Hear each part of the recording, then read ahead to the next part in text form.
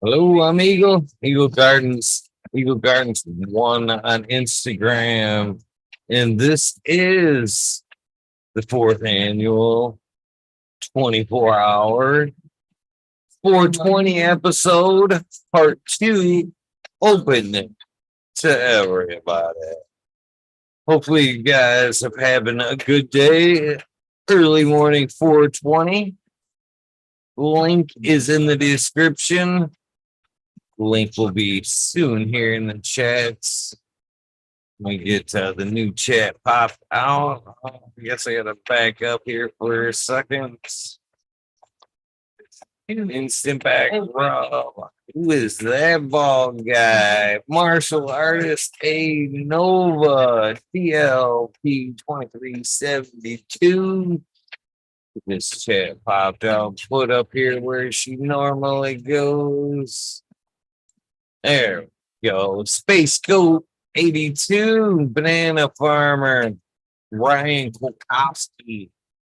Fucking, who else we got? KSIF 420, Cheapskate Rower. I like that name. Operation Annihilation. What about Bob? Cheers to you guys. Boom. There again is the link for the free for all. Let me go ahead and pin this up there just so it doesn't get lost in the chat. Top chat, the live chat. I don't believe I need these headphones yet, but we'll get them on. Ryan Kukoski back in already. Get these headphones back on. Turn this music back down. Angel side piece. Cheers and happy 420 to you. Welcome back, Ryan Kulkowski. That's what it is. A little bit more of a W on there. Korkowski. Ow. Ski. Right? Yep. Okay. We're getting it. Right. So. Cheers, my friend. So people have slaughtered my name so long it doesn't even faze me anymore. Yeah, fucked it up so long now. Yeah. Reds. Thank you for that. Let me fish off. Cheers, Mystic Marks. Christopher Big Force 54. Found this green tea for a little while. Hopefully that shit helps keep me awake for a bit. 420, everybody. I think I'm gonna go in for a joint real quick. The hash to start to kick my ass a bit. I tried playing with my cock before it was hard. It didn't really go so well for me. All righty.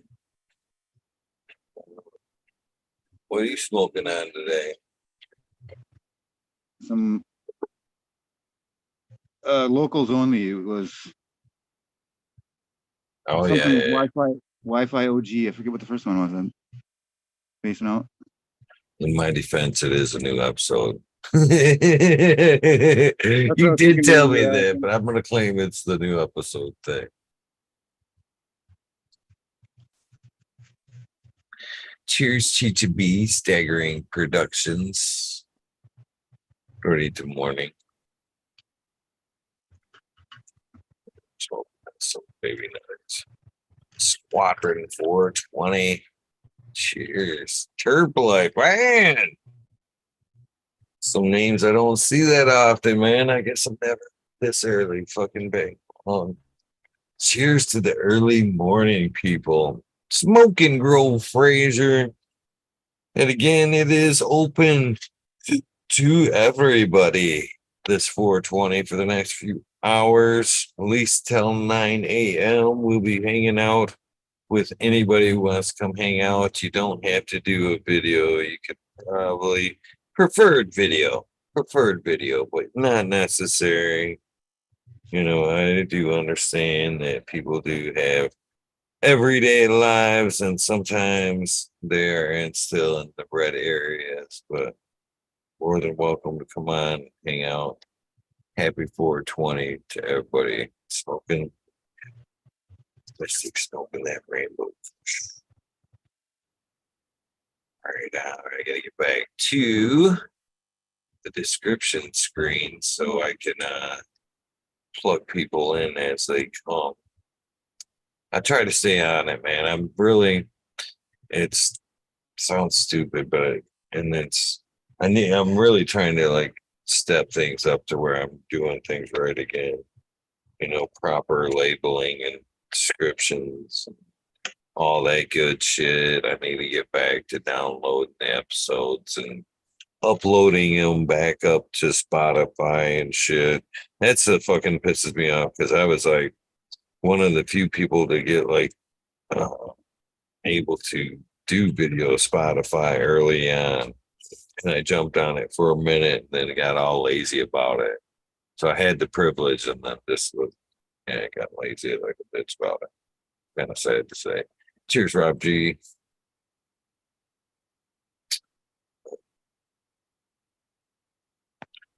It's daylight. It's a daylight work of art. It's weird seeing them when just the brightness like that, right? Yeah. It's hard to see what I'm doing otherwise when some of the things like when I'm using this caulking and shit, it's kind of hard to. Plus, I'm making little marks on here that I can't see when it's dark. But normally, I don't show this part of the process, the planning stage, where I sit and stare at it like an idiot for 4 hours. Smoking weed. Yeah. Or sitting waiting for glue to dry.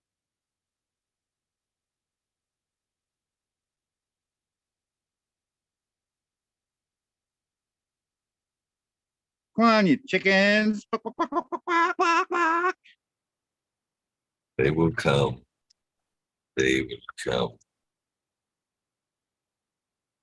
Or as I was talking about the description and shit, I started to put you in the chat there. I fucking spaced off and shit. Sorry. Here we have Digger. So we get Digger. Cheers, Digger. There you go.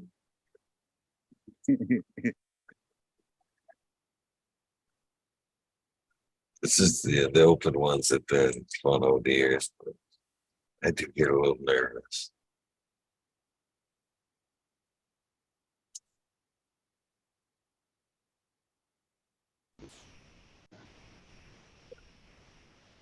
Good morning, Digger. There you go. How are you today? Happy 420. Cheers. I'm trying to start. Okay, here we go. Trying to start my video. Okay, sir. I just want to pop on for a couple of minutes. Happy 420 to you, and I'm so glad I met you. Glad I got the opportunity to meet you. Oops. What are you smoking on this 420? Yes, sir. Well, I haven't even started yet. Me and my wife moved to a no smoking community, so I have to kind of be really careful. It's the first time I've ever had any place to live that, you know, that I really appreciate being here, but I have to smoke outside now, out on the road. I can understand and respect that. Yeah, basically, I want to say hey to everybody in chat that I've met. We're all a great big community here. I love watching your show. I was on with Subcool, not on, but I was in chat and he shouted me out, and I got that loving feeling. And I've been traveling with these other shows. I have popped on a couple of them, but I love your show.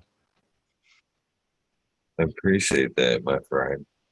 You know, that's the biggest payment I could have is knowing Yep. that this thing I is, have you know, got a lot. done something for somebody. Period. All right. We must have a little bit of a delay. Is it you that throws or me? This is not me. I don't know. Yeah, I'm seeing everyone else being choppy too. You're fine, Eagle. Okay. Well, just thank you very much because I met Cheddar Bob because of your show and a few other people in the state of Maine. I just want to say thank you and have a good day. That's awesome, man. I'm glad. Hang out as long as you'd like, my friend. Hey, what's up, Worm Digger? No, I'm gonna give everybody else a chance. I just wanted to say, I appreciate you being here, and you know that. So What's up, Digger? Good to see you. have a, yeah, okay, Teo, you're a good dude too. Thank you, thank you. I'm sure you're a great dude. It's always good to see All right, you. peace out. Have a great day. Happy 420. Yeah, happy 420. Thank you. Mr. John, what a pleasure to have like a conversation with you. Cheers and happy 420 to you, my friend. There you go. Cheers, brother. Thank you for this. Thank you so much. Happy 420, everybody. Happy 420. Can you hear me? I'm not sure. This is the first time I'm doing this, so We can hear you, you cunt. We can hear you just fine. You Oh, fuzzy fuck. bastard. Oh, Mr. Otto. There's Mr. Otto. What's up, Johnny boy? Hey, I'm doing great, brother. How are you? Fantastic, man. I'm gonna get you some seeds one day too, man. I'm gonna make it there for sure. Awesome, brother. I'm looking forward. Always looking forward. The man with the links. Yeah. He's always got the links for in the chat for everyone. On it. Always trying to help. Always trying to help. Appreciate that Yes, shit, thank man. you. So, thank you, brother. Thank No you worries. for the giveaway tonight, man. Really appreciate No that. worries. I should have been earlier. I don't know if I was the first one on 420 to give away seeds, but You were the first one. Yes. Yes, you were. Absolutely. idiot. Man. Sweet. What did you give away, Tal? I'm a pack of Amy Aces. Sweet. Amy's coming down under. She's been there. She's been there. She's there right now. Yep. I heard she's making her way around the world. He's a Right? fucking International Amy. Cheers, everybody. Happy 420. she's a slut, but Cheers, she's so mate. hot that you want to Cheers. do it without a condom. Cheers, Mike. That's what Is that Mike Mike? B. Who's speaking right now? Mike B. That's Woo, Mike Mike B. B. That's who it be. Yeah. Happy 420, Mike B. You too, Tal. Happy 420, man. How was your Best day day of so the year. far? What you smoking on? I just got off work. I'm driving home. I'm gonna go home to Midnight that Blue oil Mile. burner. Go home to Late that Blue shift, huh? Mile. Yeah, man. That night shift, you know. Y'all already know we're all night shifters, whether you want to admit it or not. I mean, come on, guys. We all stay up all night anyway. So Very why not true. just work at night?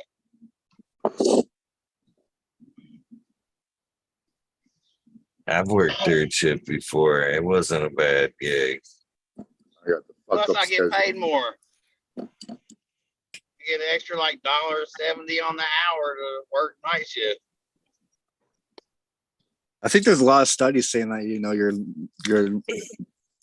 longevity fucking goes down. Like overall happiness is less. It basically life of auto. That's what the weed's for. Come on, you're man. living. Don't ruin Maids it. in general, when it's the night shift here, it's the day shift in Australia. So just make sure Yeah, I'm you're in working their day Australia. shift. Exactly. I'm working That's Australia's it. day shift. That's it, Ah, man. You see, it's all in your head, dude. It That's is, right. man. That's right. It's just night over here. Shit. I'm working day shift in the wrong spot. That's all. That's it. See, Tal, I knew you'd come through with the wisdom. There you go. The logic. All I believe it. Whatever you believe is reality. So right. Oh, we got Christoph. Christoph. Bonjour. He's- Bonjour. Bonjour. Cheers. Hello, my friend. Ça va? glad Nice. his- Ça va bien? Ça va bien? I'm glad his ça va. apartment isn't on fire. Very, very, thank you. Pleasure to finally meet you. Happy 420. Happy He only 420, speaks Christoph. English when he wants to.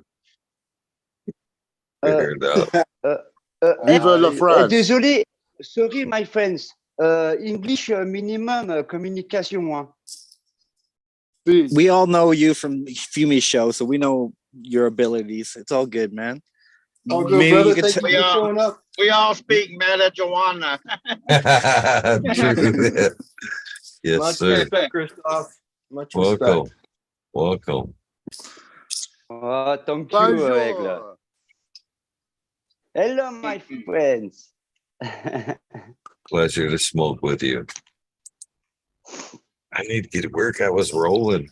I got sidetracked. Keep Um, Crickets.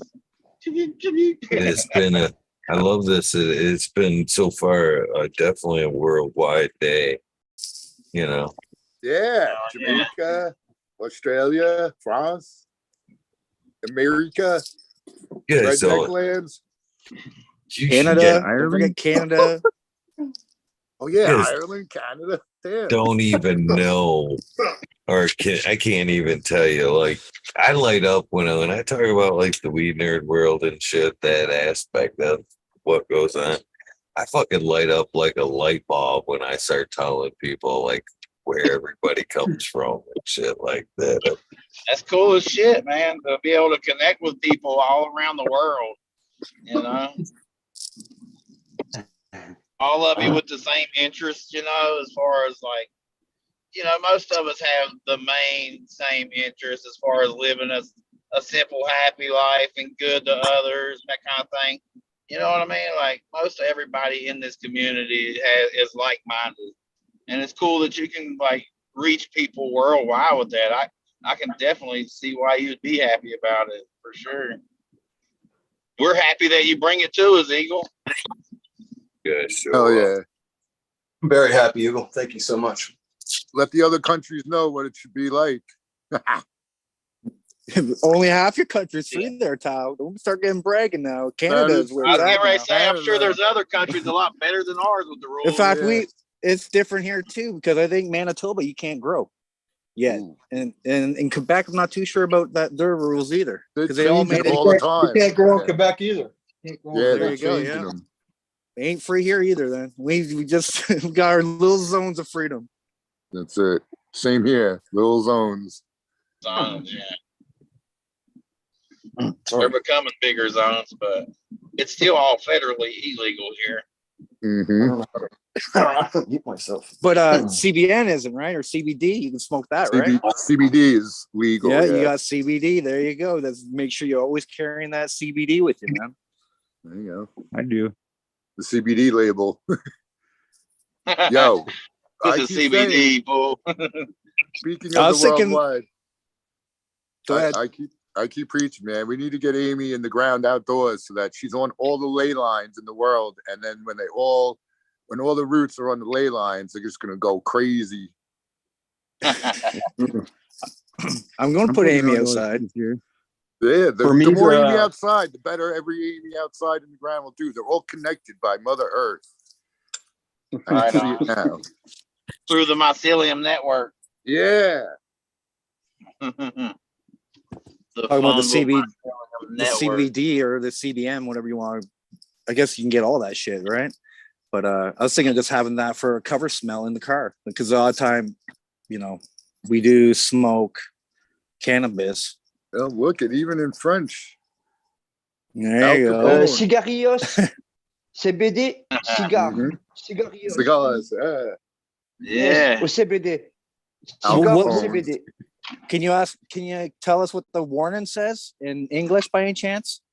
Like what the writing is, the warning on it? What does that say? It says CBD.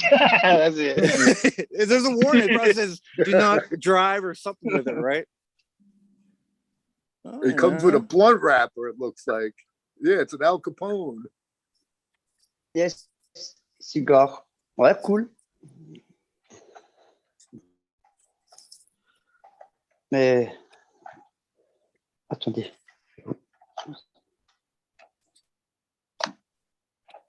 Attends, my friends. It'd be kind of cool to have a big bag of that stuff too. It'd be funny. I got big old bags of it. 0.3% THC. Yes. Oui, c'est minimum. Pas Made beaucoup, hein, in minimum. Switzerland. Made in Switzerland. Ah, Nice. Quality. ouais, c'est cool. Cool. How much did it cost? Ça vient du 27,000 Luxembourg. baht. 10 euros. Luxembourg. Yeah. 10 euro. Oui. Show us some of your dank, Christophe, some plants. Do you have plants growing? Sorry, my friends. J'ai pas compris. Come on, Ryan. Just Like I'm do your on TV show do your now. translation on your phone, Ryan. You Yeah, got my that. other phone's charging right now. Okay. I might turn. I'll see what. I might have enough juice.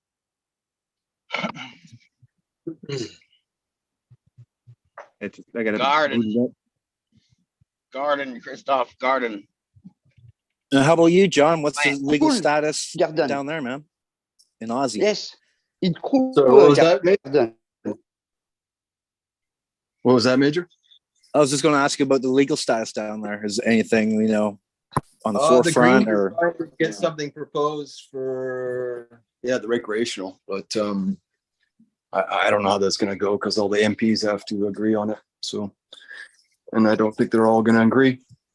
But we have medical here, so I was just going to talk. I have to actually, when I get my medical, I have to get CBD oil, to get my flower. That's what they push over here. They require you to get the oil to be able to get like reg pipe flour. You get your flour, yeah. So I've been out of like flour, needing to get my CBD. They're telling me I need to get my CBD, and I don't have $200, but I have $100 for flour, which is more my medicine has been for the right 35 years plus. But no, CBD is good. I understand what they're trying to do, but I still think. I can't go like you guys can go into a store or to my place. I can't go in just on a daily basis and go, can I choose from this flower or this? I can't do that. I have to pre-order. Over here, you have to pre-order. So I get maybe a couple months script. I pre-order all my flower, what I want. They ask me, I go through my things, and then I can get. Does it come as flour, or is it like pre-rolled joints, or what? No, you get flour. You get normal flour. It's mostly all from Canada. In my state, you couldn't get flour even for medical for the first couple of years. I think it was just last year that they allowed flour. And you can't do dabs over here. Like they won't sell that. So they'll sell a hash, but there's two types over here. And I've tried both, but they're like a dry sips kind of. I don't know how they're doing it. It's not, I don't know. It's not bubble. It still goes okay because I vape it. It's about 51% or a bit more than that. But that's the only kind of products. And then other than that, you can get some THC oil. They're not really into dabbing or wanting to try to promote that over here. is there limitations on amounts you can carry and everything like that, or possess? I haven't actually looked that up, but I guess it's all upon what your prescription is. Like, I guess how much they allow you to get, I guess per se. If I'm out and I have my stuff, you have to over here. You definitely have the containers they give you, like in Canada, same things. You have to have your prescription in there. Like if you take it and put it into a glass jar, say, and then go out and you get caught, you'll get charged. And it's happened over here. So. Even though you have a script, it's not in the even right though you have a bottle. script, it's not in the right packaging that's come from the actual, But there's no limitations on you putting something in that bottle that could be something else that exactly. Well, that's You're what I right. was So gonna I can say, get something from the black, gray market, if you want to say gray market, and get something and put it in there and go, I bought that. Get it from wherever you happen to get it from, and just put it in your script bottle. Exactly. Yeah. So just Or always make sure container, you have it however in it your is. script bottle. That's all I can say to Australians. Make There you sure go. you always have it in your script bottle. Easy You know, runabout Built on the that 8 one. bottle. I keep mine in. I wouldn't think you want to let that run out too far either. Like you said, you got like a 3 month script prescription, so like I wouldn't say let it run out very long. Maybe a couple extra months, if that, and then redo Yeah. it because they're gonna be like, hey, this is expired. Mhm. So I found That's So you're it. gonna Yeah. have to at least keep it updated. You just Here tell in them that you've been Michigan, you're doing supposed to yoga and you haven't been smoking as much. That's all. Yep. here in Michigan, you're supposed to travel with it in a locked case anyway. It has to be in a locked compartment. Yeah, and not be able to reach it Recreational. too, right? Recreational or medical. Well, yeah. Either way, it needs to be locked. So Is that in the back seat or the trunk? preferably, yeah. So there's a couple of ways I found around that, like pencil cases, lockable pencil cases qualify, cash boxes that make excellent trays anyway, qualify. But I was actually I found a gem yesterday. It's like back in the days there, like the backpack when you could carry all your jars and shit. Everybody packed their shit in the suitcase vaults, right? And they were great for jars or whatever.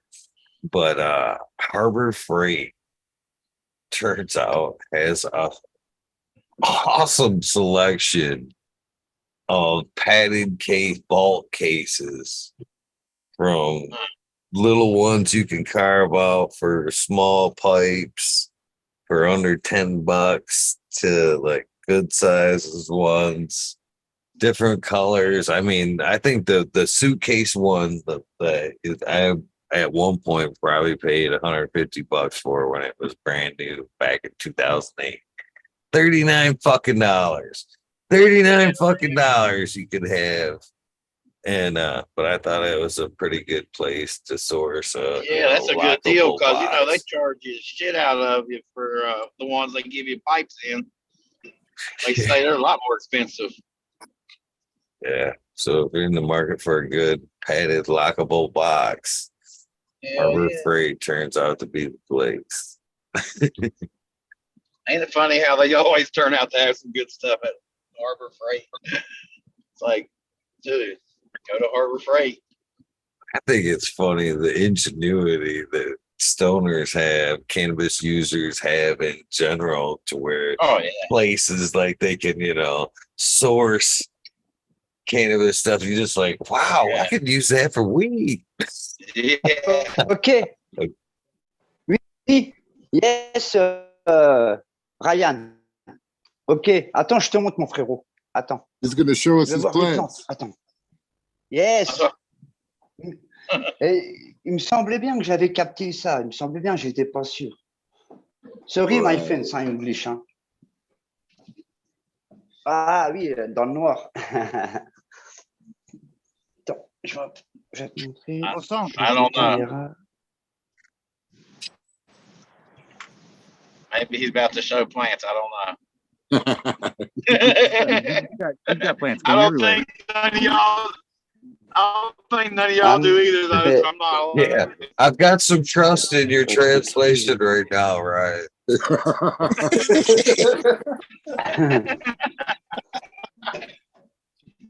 Yeah, Christoph can grow the dang. I know it. It's always dark though when he's around.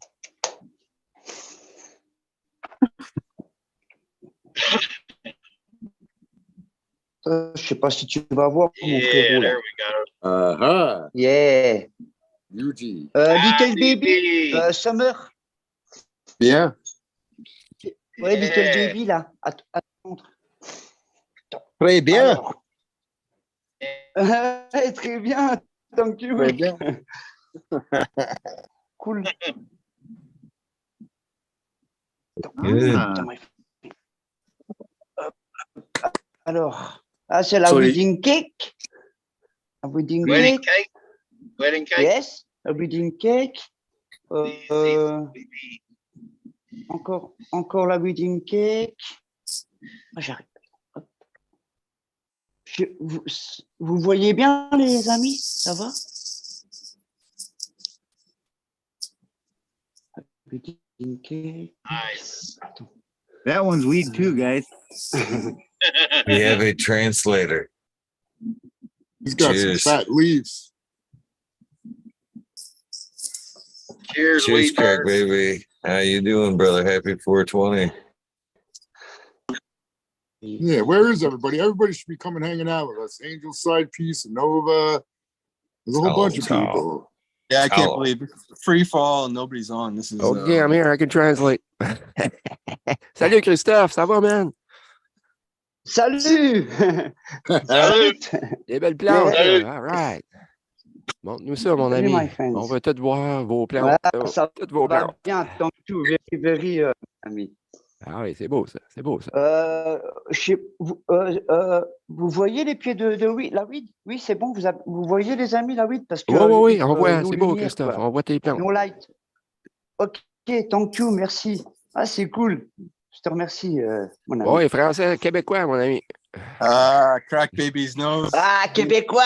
Yes, Yeah. cool le Québec. Yeah. Ah oui! Ah, Ouais, bah Christophe. voilà, les amis. Désolé, on voit pas super, quoi. Non, si tu bouges pas trop, là, ça va être un petit peu plus clair. Well, now Ok, there's a big d'accord. Ta crunch. I don't know connexion what's n'est pas going trop on. hot, là. Mais Ouais, Okay, ouais, Crack aussi, baby, ouais. you need on to voit bien, translate là. us On voit les after. petites plantes. So he's you know, he's doing it there.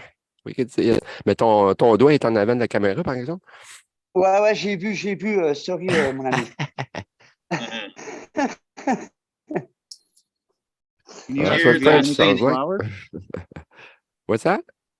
Can you ask if he has anything in flour? I know he just harvested not too long T'as-tu de ago. quoi qui est en train qui est en fleurs? Hein, qui- Non, sont ça, tous c'est en veg pour, comme ça, là? ça, c'est- Marshall, cheers, brother. oui, c'est en veg, là, c'est pour, tu sais, Ça, pour évidemment. l'été. Là. C'est pour moi cet été, quoi. C'est quelle plante, ça? C'est pour moi cet été. C'est non, j'ai en c'est quelle plante? Alors, il y a de la wedding cake, de la runs, j'ai de la gorilla glue. Qu'est-ce que j'ai d'autre? Gorilla glue? Oui, Que- gorilla glue, wedding cake, de la runs, la strawberry amnesia super skunk. C'est une seed que Those are j'avais all the créée strains moi-même, he quoi. has. Super C'est skunk, une seed que Super Ouais. skunk wedding cake. wedding cake, exactly. ouais. I heard gorilla glue. Did they say green crack? I think I heard green crack. T'avais-tu green crack là-dedans? Christophe? Non, no Non, green crack. ok. No green crack. J'ai jamais fait encore. No, I Green think crack, Wes no did. connaissance. Je connais Pardon? pas green crack. Je n'ai jamais fait pousser encore de la green crack.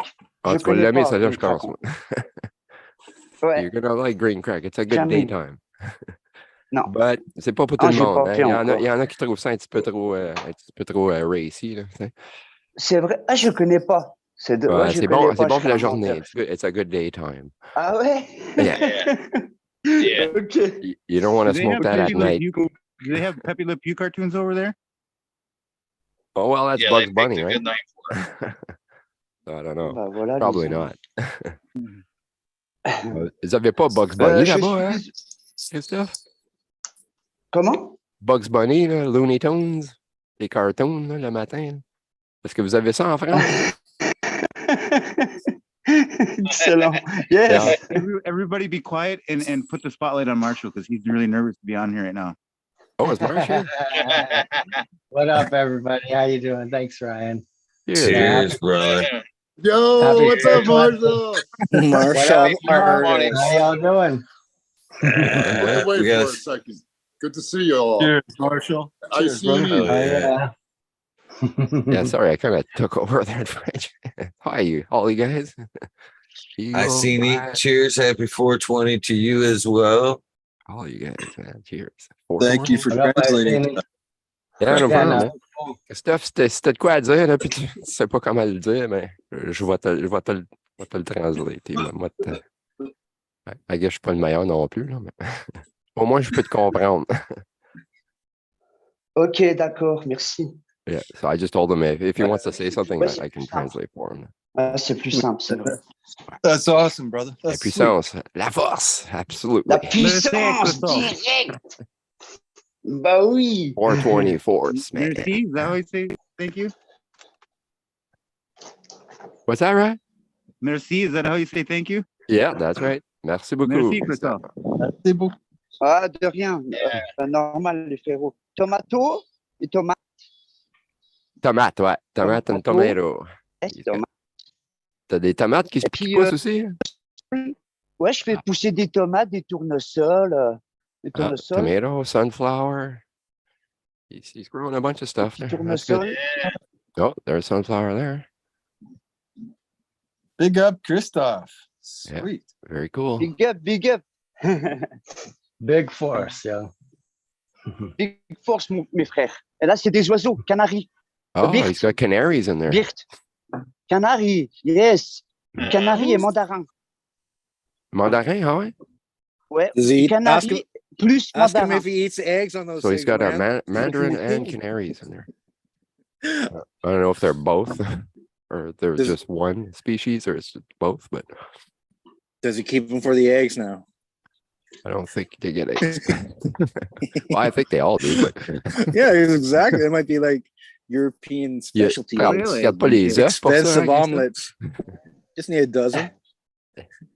Non, non. Ah, pour No, no eggs. tu parles. Non, non. Si, le All right, matin, fellas, c'est I'm about 10 to heures. pull up at the house. I'm gonna jump off real quick. I might try to jump back on before I go to bed, but it's good to see y'all. Happy 420. I hope everybody has a great day. Stay lifted. Y'all have a good one. Happy Peace, man. 420. Thanks for popping on, man. You Here's too, my Mikey D. Have a great one. Happy 420. Hell yeah, you great- too, Jeff. Marshall, Asini, All Flower, Ryan, Major, We Nerd. All y'all have a good one. Here's my. Yeah. Happy 420, man. We'll see you soon. Right on. Go Fish, grab a coffee there. I just woke Chinois. up literally. poisson chinois. Fish chinois. I'll be right back.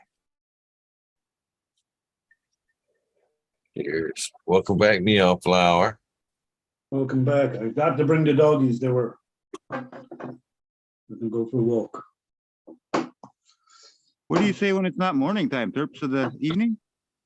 Terps of the afternoon? It's in the afternoon now. The terps are volatile at this stage of the day.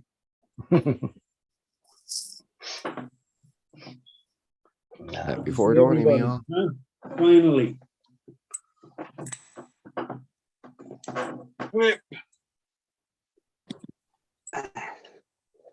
That's Mars and Mars there, yeah? Mr. Cheers, Mel. Salut, man. Good, Christoph. Happy Hello. 420.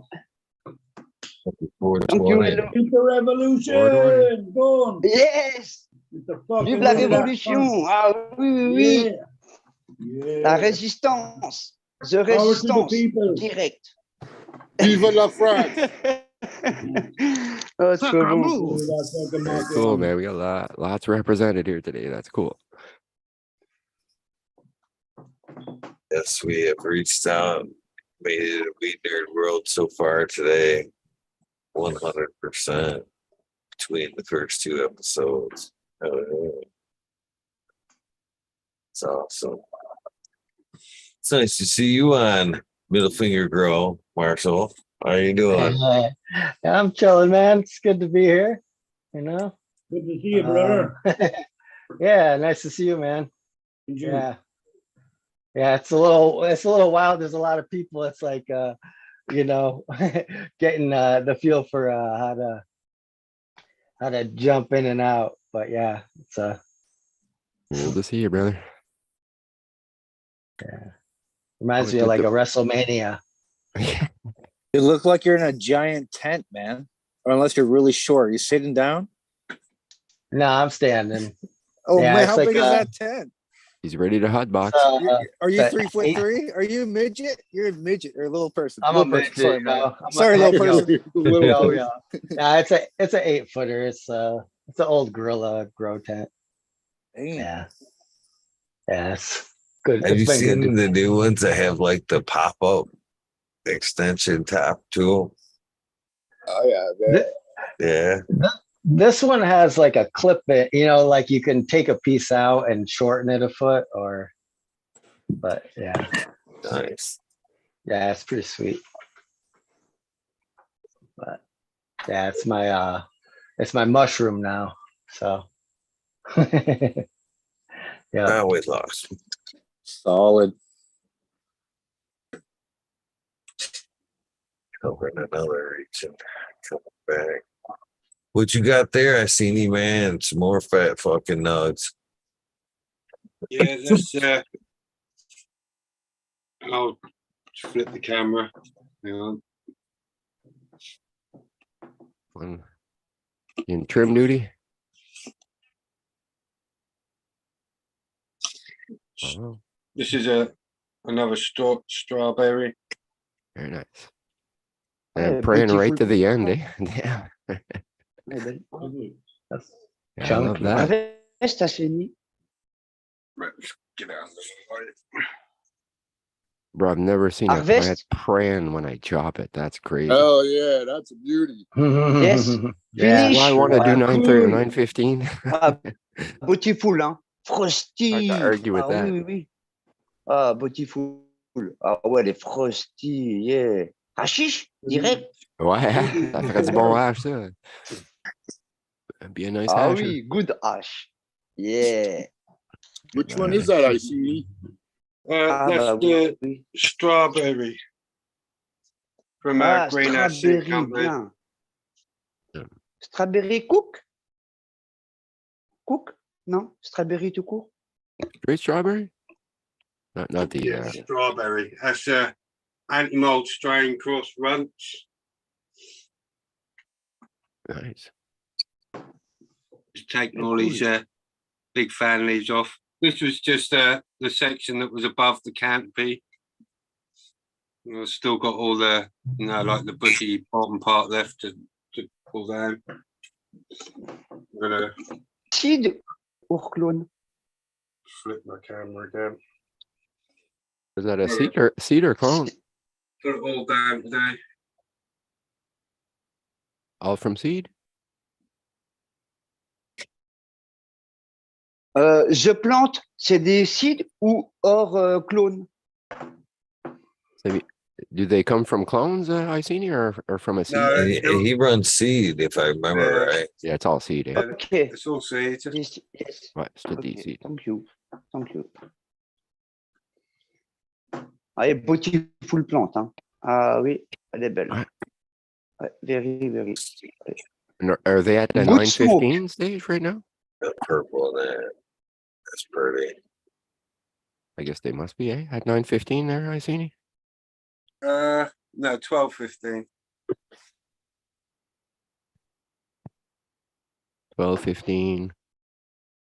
That's a right. Nice This one schedule. there is raspberry soul from Trichome Jungles. That's another nice, pretty one. That Look one. at it, eh? It's Beautiful. just, Nice. I don't know what the hell you do, man, but it's working. Look at it. Trichome. This one here. It's crazy, bro. Yeah, beautiful. Usually they're tired, you know what I mean? Like they're all, the leaves are like done, you know what I mean? They're not standing up like that. Those It's like, sugar tacos, the sugar man. it's crazy. I'm just gonna have to go on Oh yeah, I see you doing great, dude. Yeah. sorry, I'm just gonna have to jump off the screen a minute. I'll be back in a minute. Been great, bro. Beautiful, beautiful, beautiful garden.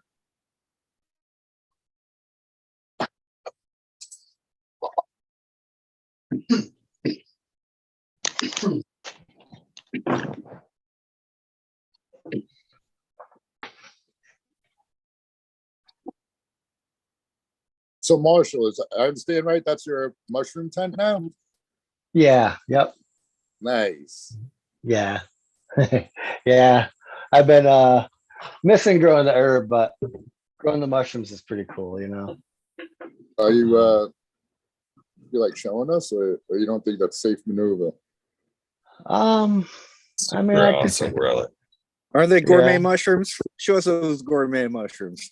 I mean, I'm loaded with gourmet mushrooms. You know, it's like, I don't know. I got some Yeah. morels going. You know, I don't know if you can see that, but yeah, Yep. they're all morels. There you go. They're all morels. Let's see. How do I don't know how to flip my camera. Oh, there's little circles on top there. There's a camera with a Like circle arrows at the top. there. arrow. Yeah. Oh, I'm I'm like an 80-year-old. 80-year-olds There you are go, better yeah. at this. There you go.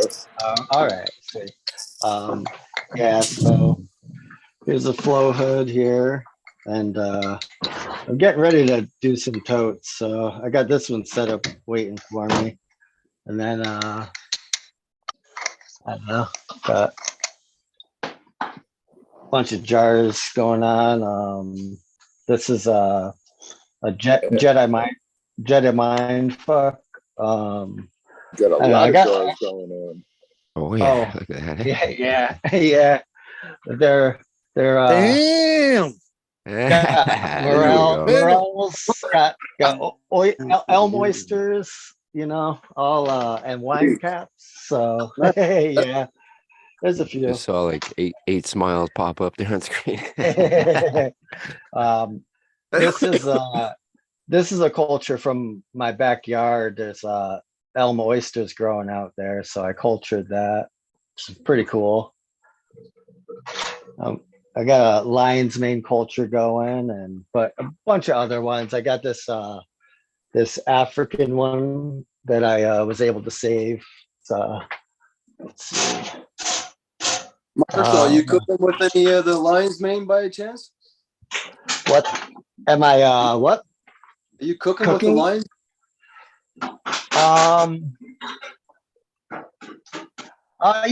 Yeah.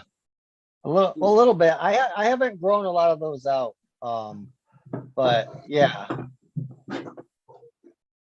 I've shit. There we go. What is the best way to you consume something like lion's mane? Say if you like found some in the wild, what would be the best way to? I mean, I'm not like an expert on. I like medicinal. I mean, you just eat them, cook them up. But Yeah. like if I was using them with like a mind to do it medicinally, I would probably make a tincture out of it, you know, and not heat it. But it probably doesn't make much a difference. I mean, I don't know, because you dry them in a, you know, it's like the Cubenzis are fine, like going in a dehydrator, and that gets really hot. So I guess it really doesn't matter when it comes down to it. Cook them up, probably not fry them, but well, fuck it. That's the way it's gonna taste the best. But yeah. Is heat bad for shrooms? No, you can boil them at, I think it's 70 degrees for over 2 hours in grain alcohol to make a tincture. Nice. But you have to keep it at a consistent 70 degrees for 2 hours. And now, aren't they evaporating the alcohol and making like a concentrated crystal out of that now? The blue stuff there, I guess, eh? Well, the blue stuff can be made. You can vodka and it's pressure steam. Like Oh yeah, okay. pressure cooker. You and can coffee distill filter. it, kind of. Yeah, and use coffee filters to catch your juice. Like a blue powder or whatever there. Yeah, you'll catch your psilocybin in your coffee filter. Nice. As it evaporates. The vodka boils that up. But just watch yourself, don't do it indoors. Yeah. But you can you can buy a lot of stuff that's out there already for, that's safe to use in your house and all that. So, preferably use grain alcohol. Me, when I make tinctures, honestly, like I make them like you would like any kind of herbal tincture where it's like soaked in alcohol, and you don't evaporate the alcohol out, it's like that's what you store, and you take it like that.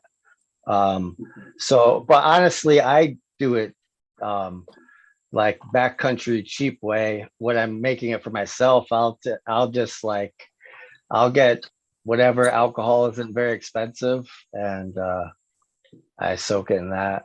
It's like I'll use vodka. I don't really, I'm not buying like organic, grain alcohol. I don't know. I think it's different if you're like using that with, so I don't know. Yeah. But for me, it's like I'm ingesting it. I don't mind ingesting a little bit of cheap alcohol versus paying a ton of money.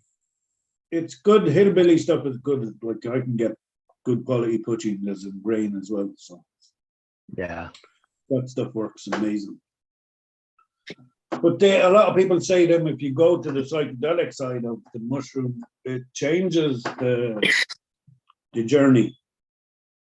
It doesn't have it doesn't have the grounding that you normally have when you take shrooms in the body. And I don't. There's a slight separation of because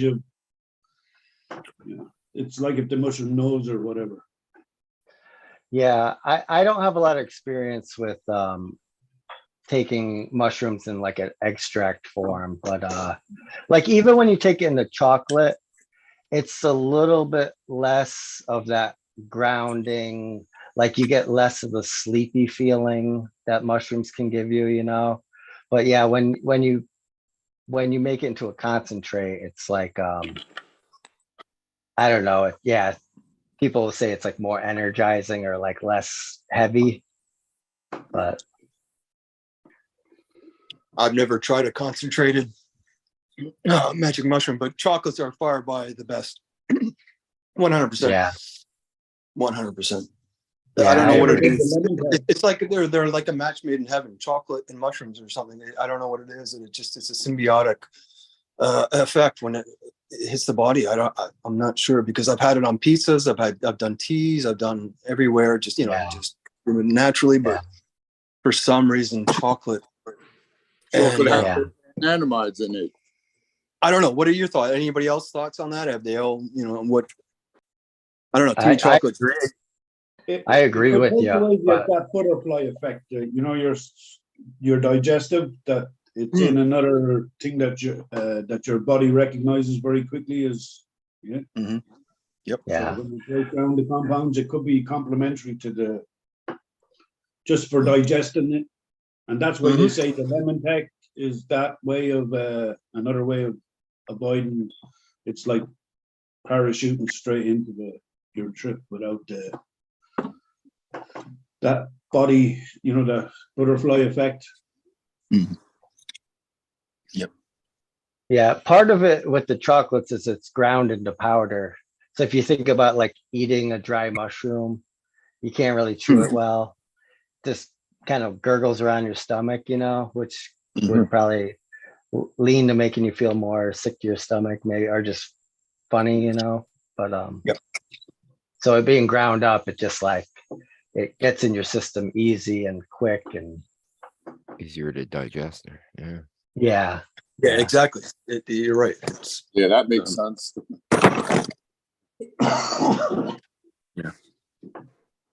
Chocolate's alkaloid as well, isn't it? It's probably the fats and oils too in the chocolates that is helping too. Bioavailability there. Right? It works with weed too, so why not shrooms, right? Exactly. That's why I make my chocolate chip cookies, because I that article says that more than one article now, science has said that the chocolate, that anandamides in chocolate help prolong the effects of THC and enhance them, make them a little more potent too. Damn. I'm go get some Hershey's. So have you done lion's mane along with doing psilocybin? Like done the two of them together, like anybody? I haven't really. 'Cause I've only grown a really small amount of the lion's mane. But Yeah, it's an amazing trip of clarity in a sense. yeah, All your senses are turned completely on. Yeah, especially outdoors as well with that extra effect of outdoors. I find. yeah. I have a bunch of lion's mane going, so I plan on consuming a lot of it. I just yeah, I've been slow getting there, but now it's ready to start feeding me. So Most people I know, they do air dry it, like they'll break it down into the smaller and air dry it. dry it And then into grind powder. it down, and then they're grinding it down. It's powder, Yep. putting it in capsules. Yeah. And it's easier kind of get a count on what you're taking in a supplement. Yeah. You get your milligrams kind of down and you dust it up. But an amazing medicine. Yeah, there's so many good medicinal ones, it's like psilocybin gets a lot of the attention, but they're all pretty major, Like major. like the major. Like the major. Good They don't morning, make Major. Happy 420. Man, those are they called the white big fuckers? Mains? Are they called mains or something like that? Those white ones, what are they called? The fluffy fuckers. Lion's mane, those ones, yeah. Those ones are like a 0.001%, right? They actually regrow pathways and neurotransmissions through your brain, right? They're ultra medicine. They rebuild your nerves. Your nerves. That's not like, not just in your brain. It's like you can get rid of plaque all as well that builds up on your nerve endings, so it gives it that little fuzzy bit. You'll There's a feel myelin it. sheaths around your nerves. well, that's where concentrates of those lion's mane come into more prominent medicine, because you can consume like 10 pounds worth in a little jar, right? You can concentrate that shit. I don't know if they could do that with lion's mane yet, but I'm sure someone's working on it. I know they sell a bunch of pills anyways you can buy that was super expensive. It's getting like that. I'm confused. Is powder better or extract? Like when consuming products nowadays, I'm always kind of, what is actually better when it comes to mushrooms and consuming, like chaga, Reiki, or not Reiki, Reishi, yeah. turkey tail, all that. Should we be taking it as an extract or a powder? What do you think, Marco? I mean, in a way, I think taking it in a powder is like the purest, sort of least adulterated. But I'm accustomed to making alcohol tinctures and using tinctures medicinally, so I do that a lot. But like I kind of look at like, the RSO or whatever it's into, we're getting like the full extract out of the whole plant, and I don't know, it seems to be helping people that way when we do it that way. So I've never seen people actually consume cannabis on just a dried form that way as a powdered form, well, I guess there is. Yeah. The most effective way is obviously with extraction. Yeah, there are certain things that will extract that are alcohol soluble, but then other things that are water soluble. So you're potentially getting different depending on how you do it, or if you do like a double extraction where you do alcohol and water.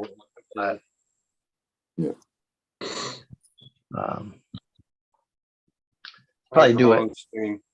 What do you use for your extraction? Like what method? I mean, I just do like a simple alcohol tinctures, so I just soak them in alcohol and then use a dropper and take it like that.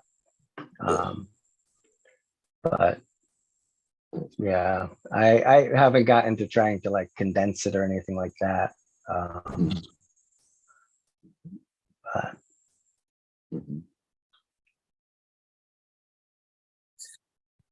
I like the tinctures myself. Do you feel that they affect you a lot quicker than say using the Fuck powder? yeah, 20 minutes. Boom. Yep.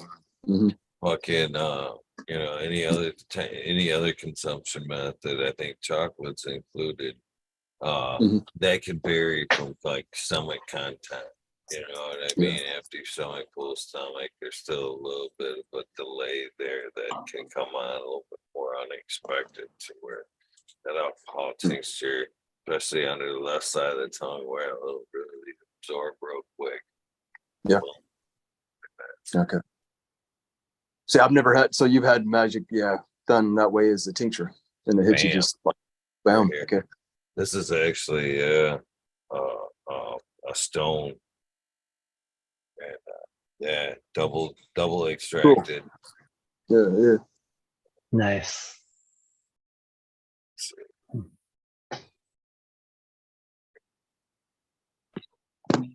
Aigle, Very nice. c'est de l'huile cannabis. Aigle. Psilocybin. C'est des mushrooms. Huile de mushroom. I thought I heard someone say about the philosopher's stone that it was like a concentrated pea or something. Was that you? Was that you, Eagle? Oh yeah. That was very me. nice. But that's from a mushroom. No, that's not pea, is it?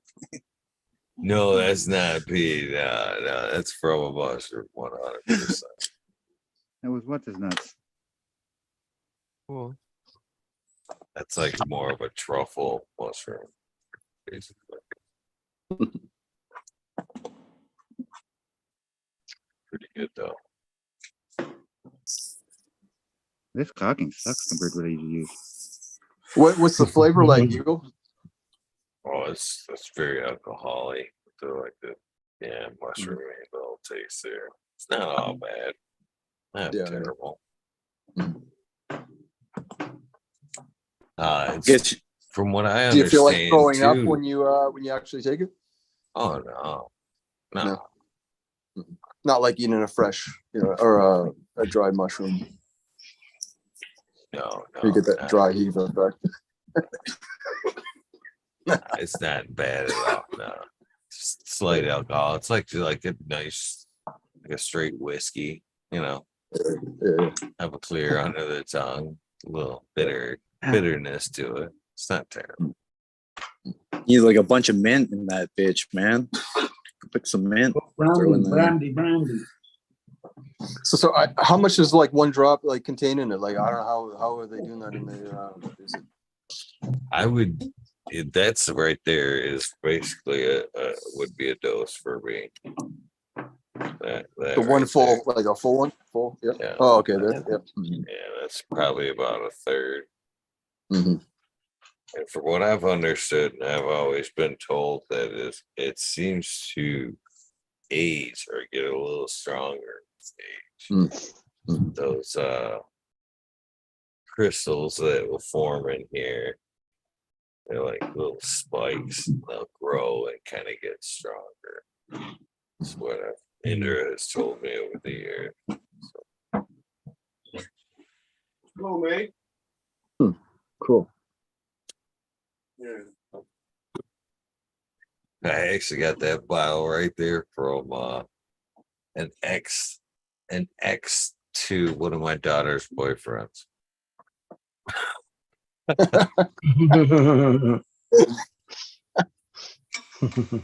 Yeah, he was that's the oldest there. He knew that me and him, he wasn't on my good side.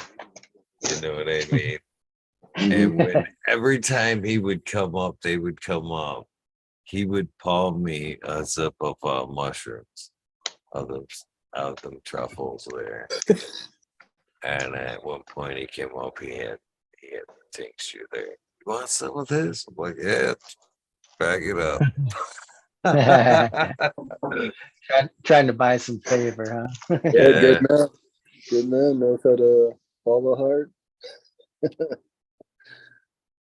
It was funny because I actually kind of like I encouraged it. Yeah, actually at one point, he was around for a few years, no longer around today, but uh still in the cannabis world though.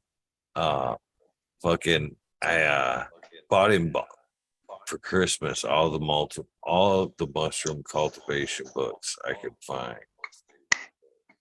And passed it. That was like a Christmas present for him. And yeah, that was quite some time ago. He actually showed me at one point he had like a little diary of notes, and it was like a little black book of cultivation there, and it just he showed it to me. And I'm like, yeah, this is gibberish. I don't understand your mushroom notes, too.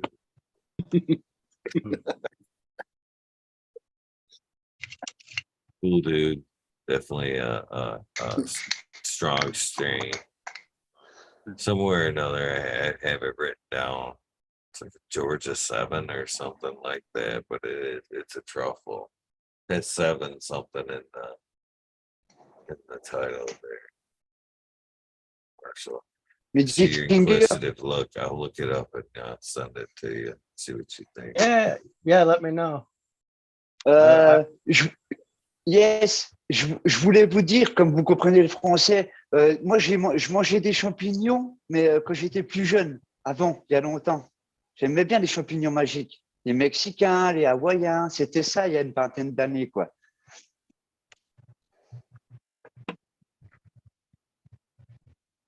Ouais. Vous avez compris? Non? Did we lose our interpreter? Hey, Christoph, if you have an English, a friend that knows English, it would be great to have you on as a spotlight.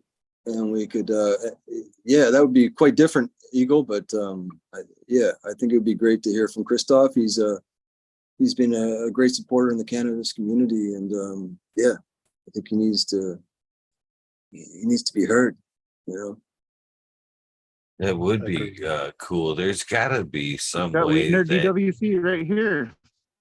well, yeah. So even maybe if we can did hook it them in up. caption, like in English, I know there's a way to like change it from, so it's like English train caption, if you will.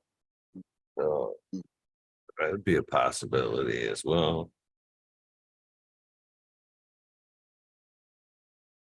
Big Force. I don't know how Ah, yes, Big Force. Ouais, je comprends là. Yes, Big Force, mes frérots. Ça va mieux dans le sens là. Bref, mushroom, mushroom, comment on dit, quand j'étais, oui, champignon magique, mushroom magique, c'est ça vous parlez? Magic mushroom, magique. Yeah. Ouais. Excuse, je t'ai parti. Qu'est-ce que tu essaies de dire, Christophe? Yes, oui, c'est ça que je disais. Je mangeais des champignons magiques dans ma jeunesse, quand j'étais plus jeune. Okay, so he ate some shrooms when he was a kid. Ah ouais. Yeah. Nice. Yeah. Ça fait-tu longtemps que tu l'as essayé ou? Ah oui, il y a quoi? Il y a une vingtaine d'années, quoi, à peu près. 20 ans. It's been about 20 years since he tried them, and me too. They're about that. Yes. Almost 30 years. But he tried them when he was young. Vas-y. Variety, yes. Variety, c'était mexicain, hawaïen, c'était ça. Ah oui, les champignons qui venaient de là? Ouais, bah, on commandait sur un site qui s'appelait Azarius. Ah, je me rappelle. Azarius. Il existe encore le site internet Azarius. Hein. Et on commandait là, et c'était la poste qui nous les emmenait à la maison, quoi. On recevait à la maison so les champignons, quoi. He would get them shipped from Hawaii and Mexico, and they would grow, I guess, the spores. He would get them delivered from there, from Azarius website. Good man. Good man. You do a lot better translation than Fumi. Yeah. Out there listening. I could speak it. All Mais la dernière fois que j'ai pris des champignons magiques, je me sentais pas bien. J'avais tendance, j'étais attiré par le vide. Je me rappelle, You had a j'étais bad trip attiré par last le time, man. vide. Ouais. Attracted by the void. Right? Yeah. J'ai pas trop aimé, quoi. I have J'avais a pas trop magic aimé. penis. Because I heard one of those shrooms you take them there. Oh no, sorry, it was DMT, where it feels like you're dying, the dead room or whatever. I don't know. I've never done it there. But apparently, that's a thing there with one of those DMT trips. One's like a trippy, you see everything, and the other one's just like black, dead, nothingness. That's what I heard. But that's not mushrooms. so that's what he was saying there. His last trip was not a good one. You know what I mean? He had a bit of a bad trip. It happens. It Yeah. does. You got to go in there with the right Oh là frame of là. mind, right? C'est toi qui décide. You decide where it goes. So you got to be careful with that. I kind of had a little bit of like an in too deep moment at the hash bash Oh, really? there. Yeah, I was like, yeah, I think I'm gonna take some mushrooms today. Fucking got back from like the diag. I'm like, yeah, it's a good time, man.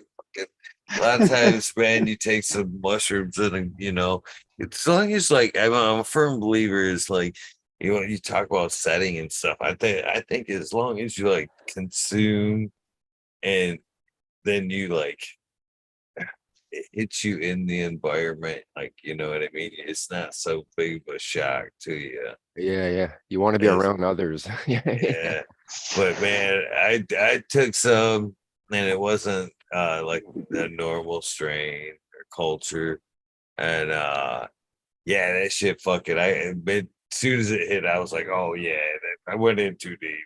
It's probably The too bad. moment there. The shit. Yeah, yeah. Had to ride it out. I'm like, yeah, fuck it. In there. Yeah. Good for Good day, outdoor, though. man. Nature and stuff there. Campfire party, outdoor or weekend party. That's all optimal setting. You're one with the trees. Yeah. Thank goodness for Choose bro. cannabis.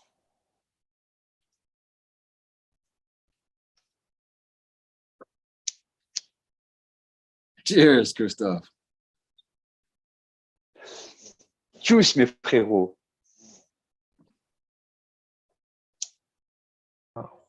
So Marshall, I don't know. Cheese. Oh, sorry, my friends. Oh my bad. If you can see in chat, Marshall, that's the strain you smoking? right there. It wasn't a G, but it's in chat there. It's P. Go yeah. I'm not even gonna pronounce it. I'm not even gonna try. You guys know I'm terrible at that. That's it in there in chat. You can read it there. That's the truffle. That's the mushroom culture. That's the it's in the texture there. Kind of. Oops. That's weird. I don't see it in my chat. Just spill a little bit of tincture on you. That's all. Yeah, I can't even do this. Oh, little baby. Oh, I'll elle go est back belle. here to Google. Google that bitch. Does that make too much sense? A little slow after smoking. That's weird.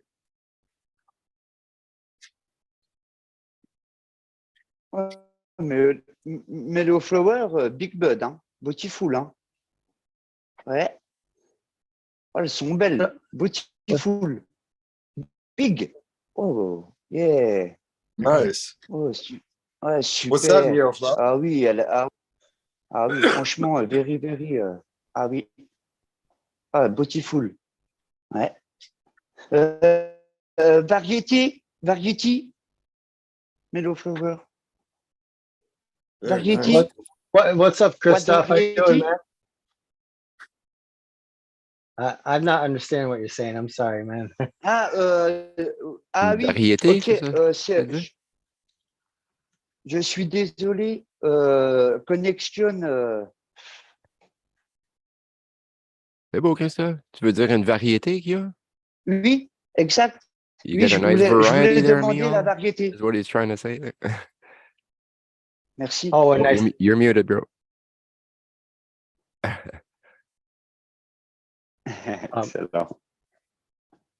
He Yeah, was lots of saying, different varieties. It's a guava dog, and it's yeah, there's maybe 5 different access to different flour at the moment. Nice. Lots of different concentrates, lots of BHO. I love lots that. of- yeah, it's flooded. The market's flooded over here. Black market. Ah, okay. Well, so you bad stuff. Stuff made black market. It matters, doesn't it? It fucking matters. Yeah.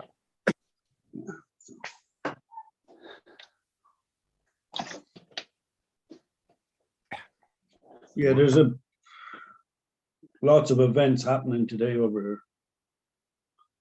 Nice. Lots of small meetups and like, yeah, lots of. All right. You're getting a beautiful day for it.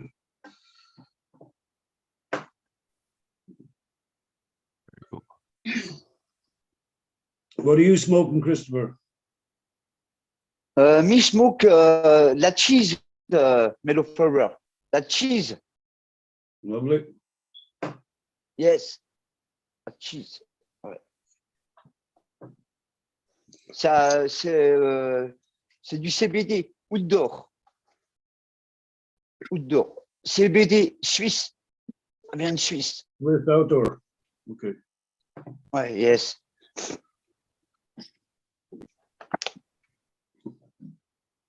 From Switzerland? Yes, oui, ça vient de Suisse. Huh. Ouais, la Suisse. Je sais pas si vous allez voir. Regardez, t'arrives Yeah. à lire? Why? All right. Okay. Ouais. That's like probably Breeder Steve's. Ah merde, genetic. c'est pas là. Probably he's got fairly big grows over there.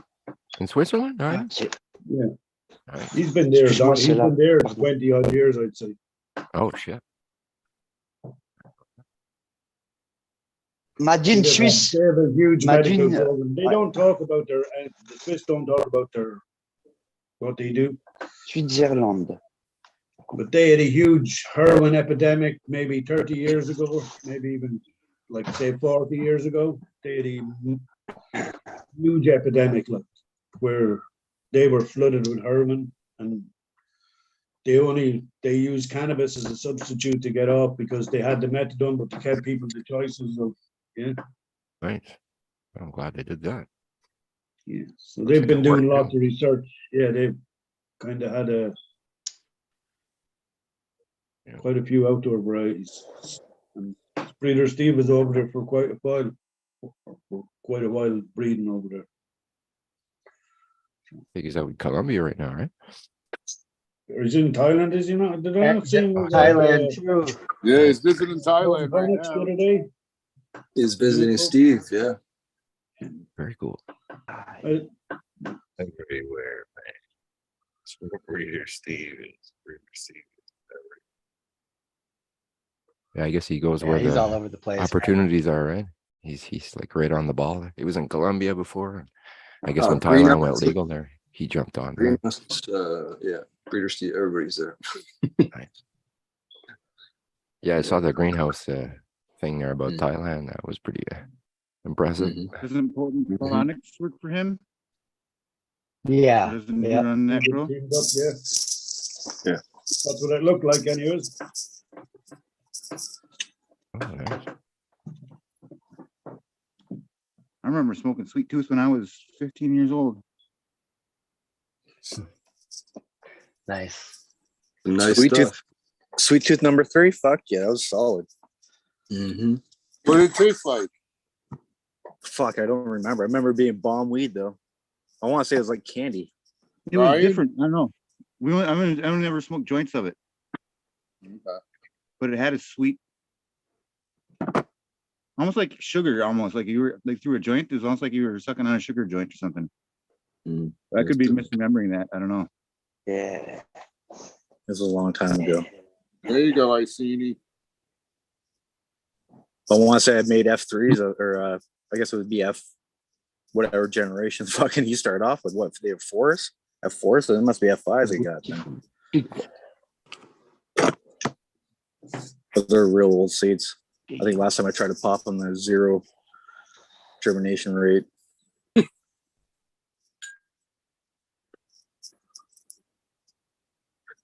I just noticed Marshall's fucking name. What's up? I just noticed your name. Oh, all right. Yeah. A finger tech. Is that some kind of mushroom tech? Yeah. No, it's more of a pruning tech. But, yeah. That's how you boof. So Caltech. Yeah. It's like instead of defoliating the whole leaf, you know, you could take leaves off of it. But yeah, it's just a funny name too, I thought. Fuck it.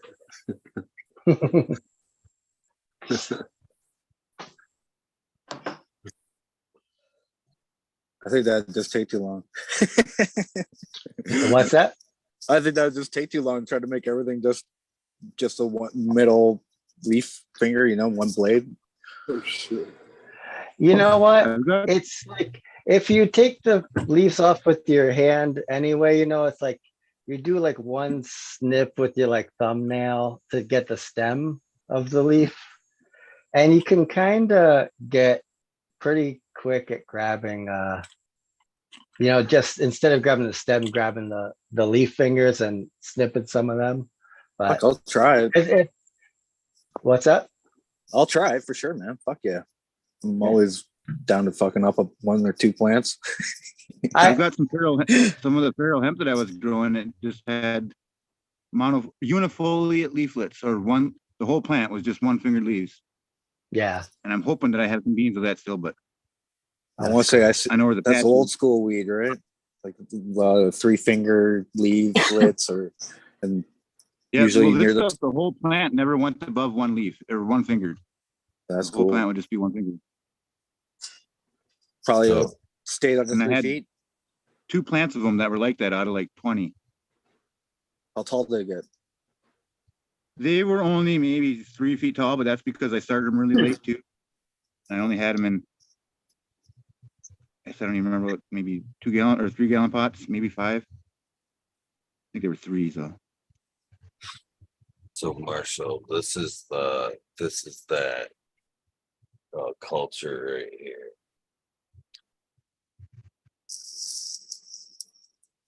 The truffle. Trying to read it. Charcoal? Can you Black make it full shatter screen? charcoal? Oh, okay, I see. I haven't grown those out, but I'm really interested in it as far as the psilocybin side. Yeah, exploring outside of cubensis. I'd really like to. It's about time to try some new stuff. It's a truffle. They're big in Amsterdam. Do the truffle shuffle. Yeah. Oh, they love them for chocolate or like desserts and stuff. But I don't know. Is there any like a? Yeah, So what it's they're a saying, it's like truffle. ultra strong. Yeah, they're definitely strong. It's a magical truffle. Is that, I didn't know there Oh, was. okay. Magic Yeah, truffles. magic Damn. truffles. I didn't even know. Ferrero Rocher. It's cool. Yeah, it's funny because they even describe it as what a 0.68% spiritual high. psilocybin. I don't know. That's not that strong. Like there's the Enigma. It's up to like 3.6. There's cubensis that go to 4. Yeah, that's the Enigma.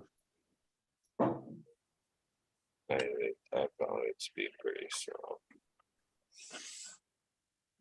Definitely a good one. I think. Look, sign up and you can get some now. Cheers. No. Yeah. Cheers. We missed 420. Did we fucking miss the 20 we did? I can't. Shit, stoners. Hey, guess what? We could hit the Thinking about it 840. 17. 840, you get twice as high. Yeah, 840, 422, baby. man. 422. 840. Twice as strong. At If you do it every 20 22, minutes, it's you do it like 420 an hour. number two. Nah, just Canadian style. 840, baby. We Twice don't as miss on nothing. strong. 423 is right on the hour. And funny enough, it's 840 kilowatt hours in a 10-week cycle. Got up the last time. I was like, oh, I'm so kicking myself for not getting some sweets. Or 840. Need some chocolate. Munchy run may happen. Yeah. You can Uber chocolate. Worst case. You know, you got a big that's- enough city. Yeah, well, we gotta. I don't know. I see signs, but I don't know about it. But I seen that the other day. DoorDash at like gas station down the road. I'm Yeah, like, everything, man. It's crazy. you can You can get DoorDash toilet gas paper. now? Wow. Crazy. I think Yeah. a Coke, bag of chips, it'd be $8 for delivery. I mean, The bag of chips is like $5. You know, you're going to be down like a solid fucking 25, bud. Ain't Yeah. worth it. that's it. Would do. A lazy man's dream. If you're rich. Rich man's dream.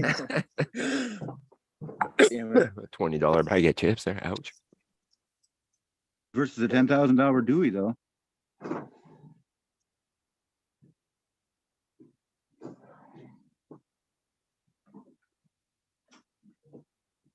Sorry for making everyone think there for a second. I didn't hear what you said. I heard Dewey. I said versus a Dewey. $10,000 Dewey. $10,000 Dewey. Who the fuck would buy a $10,000 doobie? Oh, Doobie.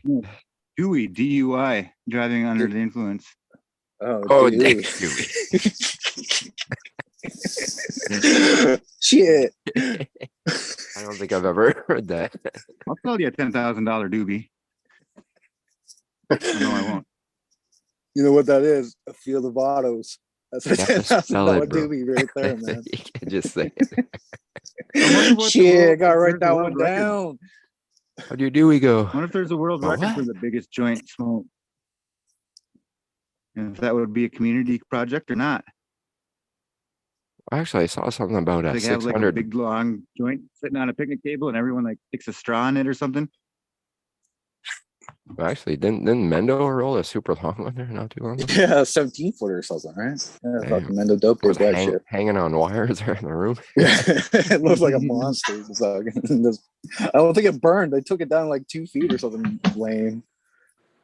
Yeah, they had that's to the cut- thing. they had It's to cut so it long. back. it's 2-foot roach and shit. You get a lot of air leaks here. Paul, No, like they a- had to cut down the whole 17 footer down to 2 feet so they could smoke it, so they could draw off the fucking joint, Yeah. you know?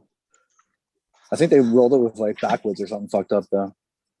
have to take like hauls for like 20 minutes just to smoke to get the smoke through the joint. You know what I mean? They should have just got those roll papers, right? Like, I'm pretty You sure think they're you like, could maybe like lay Oh. have a really big one and put straws in it or something. 'Cause you can buy paper that's in a roll, meaning you can roll a 200-meter joint. It's one piece. You know what I mean? It's just you need a roller, man. Like, it's just a Can't normal get size luck with paper. that. These are the longest ones I've ever seen. I think it's 50 meters. Yeah, 50 meters. This are one they called is rolls? 13.2 13.12 feet. Damn. I got to roll a 50-meter. So that's like 300 feet or But they're 150 not feet. as wide as like the raw version. Raw Right. versions. A little That- bit that's what wider. I That's what I bought that roll there because I bought a machine, but it was a long one. It was a long cone one. It was 120 ml or something like that. I couldn't find paper, so I figured, well, I'll take a roll and cut it to size, right? It works. It's good, but you can roll a really long one there. This one, I use them for this now. So you can roll this thing like almost like a dime-sized joint in this. It's just about 6 inches. You know, So the paper just makes it. yeah. Overlap Like you that. couldn't get like a king is like a half inch short or maybe over 5/8. 30 meters? What? 30 meters, 100 grams. Damn. Damn. 1,000 grams, man. Say it can't be 100 1,000 grams. grams, yeah. Shit. Well, if there's ever a weed nerd fucking throwdown, we'll fucking have to beat that record, man. Maybe not the heaviest joint. We'll go for the heaviest joint. Fuck the longest joint. The heaviest joint. Look The that up. longest joint Ryan. was 30 meters. Google that one, man. The heaviest joint. We need a record. So do you think that it would be like a disqualification if we nerd it and like put some kind of like motor in it so you can hit it, fuck it? Yeah, line booster in the Yeah. joint. That's a good idea, man. You press the button, little fans kick in there to kind of help you get the smoke through. Maybe we could do it like A smart, motor- like in a vacuum or something. Like a little motored touchstone, yeah. Yeah, little inline fans in the joint itself, but you have to pull them out before the fire gets to it. Yeah. No, Here like you go. Invented a roach clip that does that, Eagle, like you're saying, like one of those tube stones, what do they call it? Touchstones there. Yeah, with a fan in there, a little fan, so you don't have to suck. Yeah. A 5 pound joint, Hemp particle blades there, so 5 you pound can blunt. smoke it.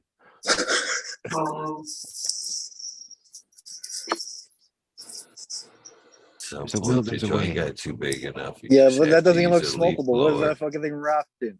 Looks shiny. Look at that, what the hell? 5 pound blunt that took 4 hours to be smoked. Yeah, how long? Yeah, How long does right. it take the smoke to get to the mouthpiece? Yeah, That's you gotta ridiculous. hook it to a Right, true leaf that. blower. True that. It's got a gun. It's got a gun handle on it too. It's called the bazooka blunt. That shit would be stale by the time it reached the No, that's a mouthpiece. Does that shotgun. look like that? Is that like some gold papers? Is that part of the weight of heavy ass papers and shit? Oh shit, yeah. Probably Cheap got a shit Oh, for pound. good sure. point. Got a pound of wrap in there. Shit. Yeah, really. Well, there you go. That's not too hard to beat. What was that? 1.5 pounds of premium quality weed? Shit. No, this is something You else. beat This is the that. most expensive joint. That one was the biggest blunt by an American cannabis company. How the hell It they doesn't make say the that company. tobacco leaf? They must have took a really big leaf. Can Trooper, where are you going? Welcome. Here, What's Ken. up? Cheers. Dude, Look good after your nappers. Oh, the world record for the biggest autoflower. What do you think? 3 inches. An inch and a half.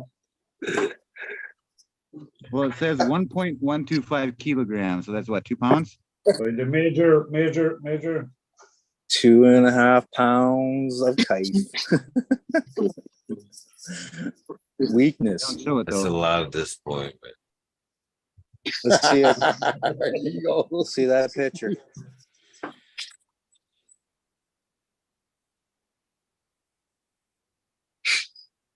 That's not it. That's more than 2 pounds on that plant. I showed you guys I fucked mine up, right? My autoflower. Oh, did you? How did you do that? I burnt the Yep. tip with my 1,000 see it. watt. metal Oh, it halide. hit the fan. Oh, yeah, you lowered You it, hit the right? light, I Smoked mean. it? Yeah, I Yeah. lowered it down on it and it freaking burned the tips. I chopped the tips off. It's still alive. That's okay. Bud topping, right? Wasn't Mother Nature talking about that? Yeah, somebody was just before that. They're like, yeah, you did that on purpose. I'm like, no, I didn't. A part of the plan, right?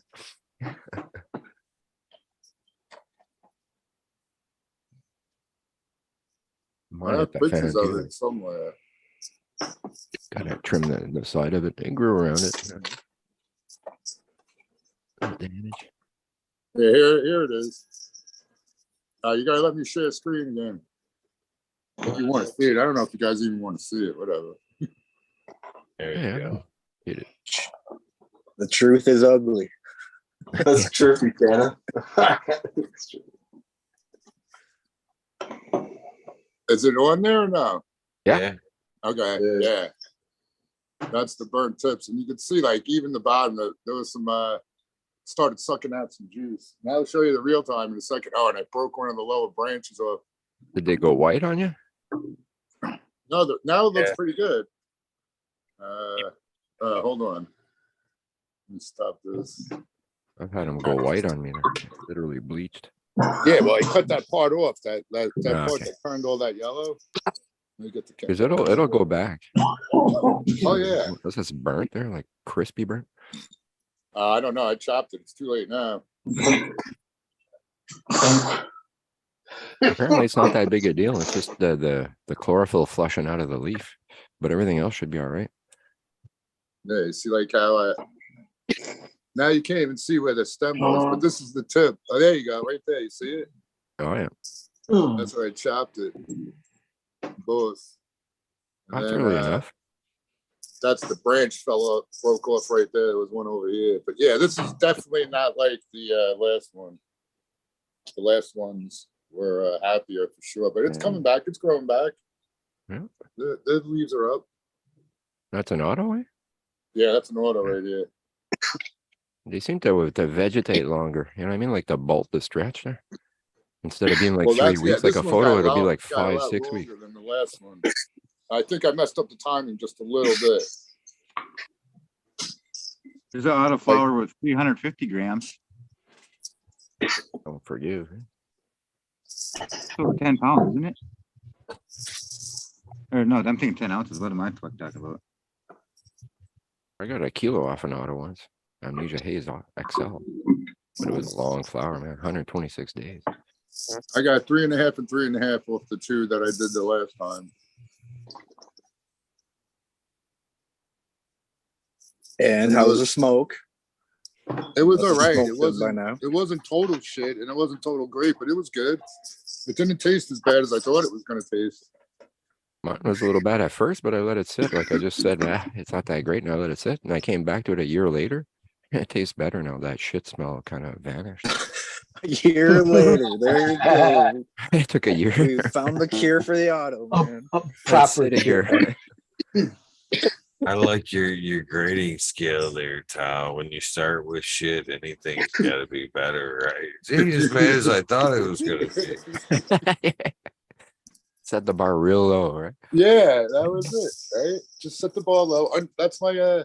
I learned this a long time: under promise and over deliver. Key to happiness. Yeah, if you tell your boss it's going to take 4 days when you know you can get it done in 3, and you get it done in 3, he's looking good, right?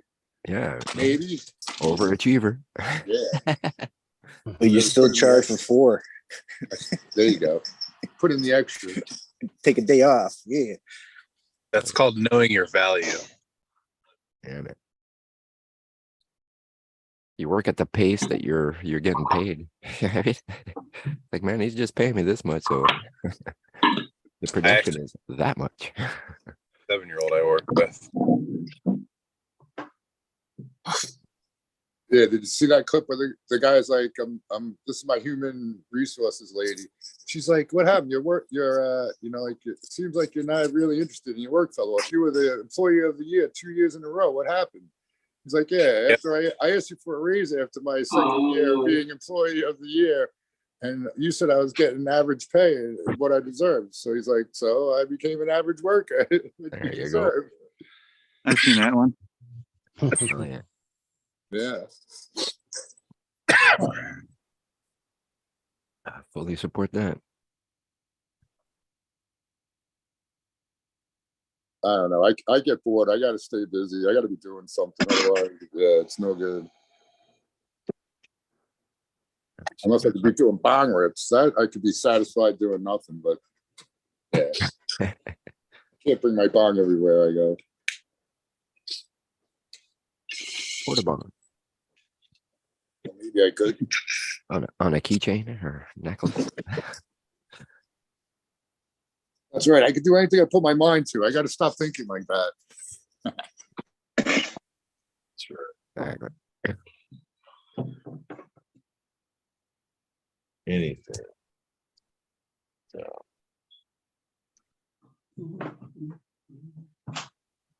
Choose You can be Mother a- Nature, share. Oh, cool. Cheers, Unicorn. Mona. Oh yeah, cheers everybody in chat. Happy 420. Hell yeah. Yeah, How do Chad, you, come on. Click how do you that see link. chat? Yes. Patty burn. Trying to get him up here. Hey John, I didn't I was like a deer in headlights. I didn't realize that that was you. I was just like there was a bunch of people up here and I'm just like trying not to be nervous, but dude, it's really nice to meet you, man. Oh, good, brother. Nice to meet you, man. Yeah, yeah. Very nice, man. Yeah. That's true. We never see you guys, man. It's cool. Yeah. I really appreciate you making that whole dead thing happen, man. That was really cool. Yeah. It was a cool adventure, and I'm glad you could be a part of it. I really do. Yeah. Thank you. Yeah. Awesome, man. Yeah. That was a deep day. That was a Yeah. deep dive day. It was, man. It was cool. Beautiful stories from both of you. I've heard. Yeah, it's so bless up. Thank you. It's rocking my hat I got from that concert the other day.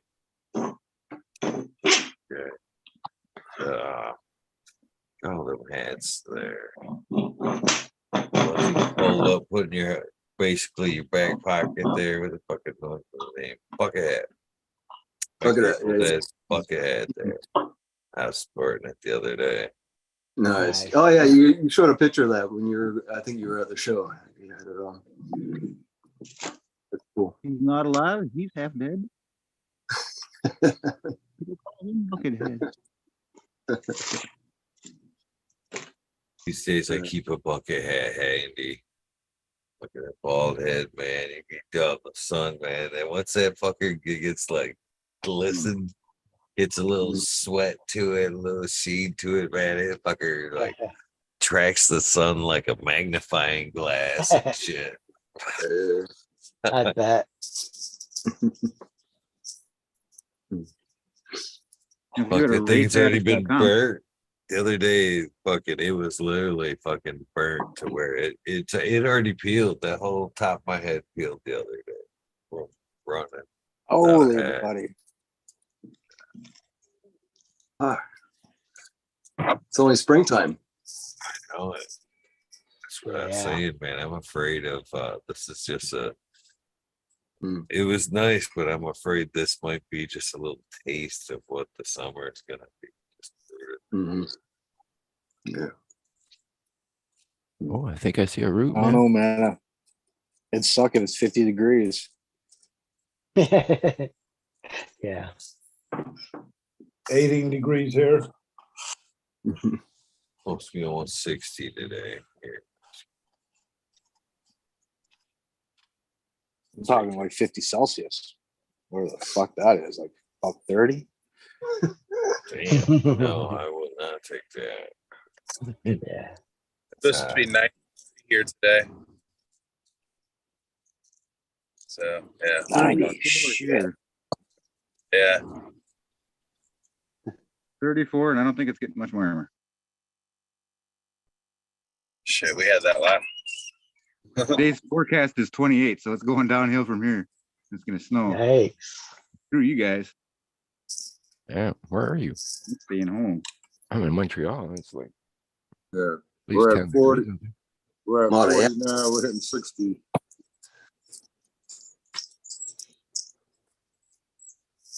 Jazz. Ever get a chance? Go to the Jazz Fest in Montreal, Montreal. Yeah, no, it's a little colder than I thought. I opened the window there and damn. One all the time. Probably like 0. Let's see how cold it is now. Chilly. Yeah, it's 2 degrees Fahrenheit or Celsius. It's 35 out there. Damn. That's cold, dude. Peter Tosh played that fest once. We're in the 60s or the other day. 70s. Yeah, we hit 70 the other day too. Now we're 28. I'm tripping on Maximi's little. Yeah, I was watching them too. Oh, crawling. That's sweet. Just crawling. Damn, It's alive. Ouais, cool. what's that worm movie there? And the Is there a worm worms movie? into The his Sand brain. Planet there. Sting? Tremor. Tremors. No. Older. No. Oh yeah, Dune. Dune. That's it. Those big worms. There. Big worm got big perm. Huge worms. It's all worms, man. Damn. There you go. You remember what I see these plants look like? It's all castings. Right, There's right. the answer. There you go. Yeah. Secret to life, man. Who knew, eh? Good ecology. It's beautiful.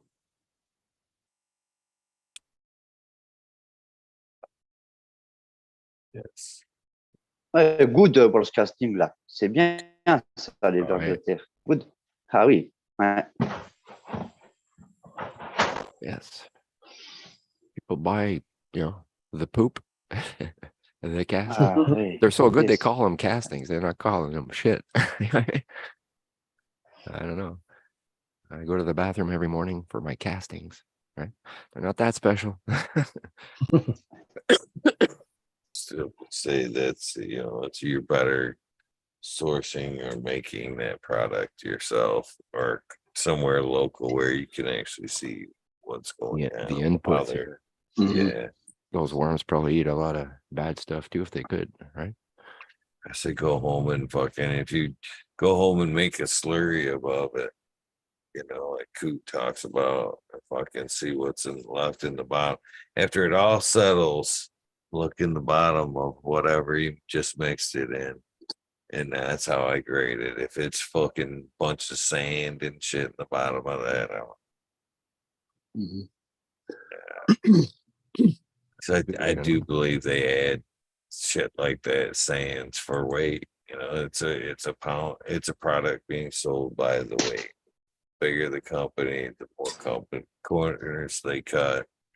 Eric Buck, that chef Eric Buck guy did that same thing. Washed it through it with water, and he was like, "Yeah, these earthworm castings are garbage. It's all sand." You can see the buff, right? It's like it's identifying the buffer they use there. They buffed Tous it tes with sand. frérots. Nice. Tous de bon. Yeah. There we go. Hell yeah. You talking about Excellent. fillers and worm castings, man? Yeah. Man, they always pull that move, Ah, man. bien, bien. Even when Very, you very. even when you buy the primo castings from like Black Swallow in Ontario, there's this fucking company that's supposed to have all this organic shit and they get all the testing done, blah blah blah. But half their shit was fucking sand, and half of it was hot that you put it on your fucking seedlings and it killed them. So it's just fresh manure they put on with some fucking cheap fucking sand and threw it to you. Don't buy Black Swallow. Cool. And I bought their what's that shit from Future Cannabis Products channel's been promoting it, like the humic from BioAg. I bought it from those guys and it came in just a totally different package. 100% different package, a little plastic container. Tell you what, if I would have ended up on the other side of the lake, I would probably be fucking full hippie these days. I just looked up Black Swallow on the internet and I got a whole different thing than what you're talking about. Is that Black Swallow from Brantford? Hoodie. You're only half 50 now, Eagle? Sorry. Yeah, man, exactly. Yep, they're in Brantford. You're in Brantford. It's look at Black Swallow Living Soils or some bullshit like that. And what was And their worm castings are garbage, and they sent me some expired neem oil. Okay. So I guess I'm far enough north. They're like, oh, we'll just send the old products. He won't complain or send them back. Fuck that guy. Either way, they lost my business. I No, don't I've keep actually buying shit from them. I've been promoting them, telling my niece to go and get their products. So yeah, well, tell her different now. So, Well, when you buy a product, you anticipate the package they're selling you, and then all of a sudden the product shows up. It's a totally different packaging. Like, just they repackaged a different product, and they're trying to sell it as this expensive product. It's just like, I don't appreciate that. I've used Kressler Farms out of Wisconsin. I think it's the old happy guy on Instagram. He's always showing off his worm bin.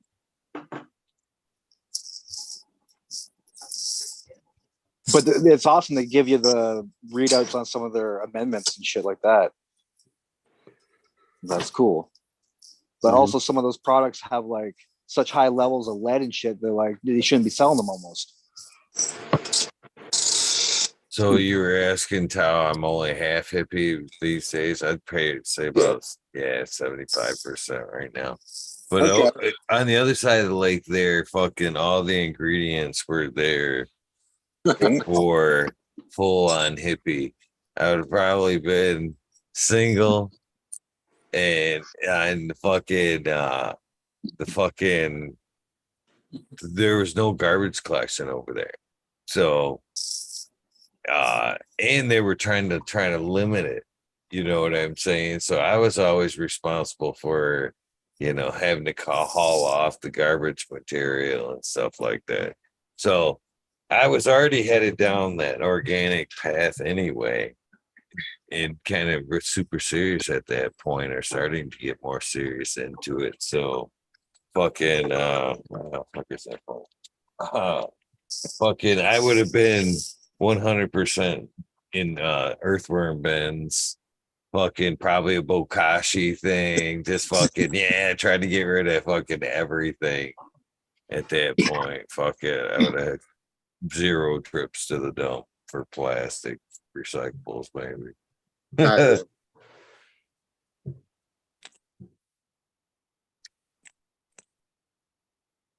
And now you don't care. Fuck that. I'm putting plastic right, throwing it in the street. No. I'm messing with you. No. But there's garbage pickup. There's garbage pickup.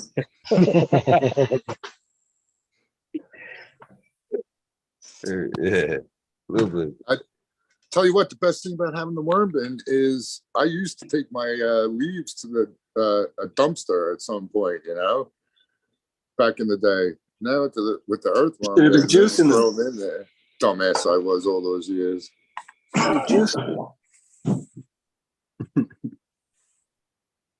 Yeah, I'll just chop it, lay it on the top, and I'll just stack pots on top, or plastic trays, maybe even just rub it a cardboard on the top, and within about 3 weeks, that's all going to be gone.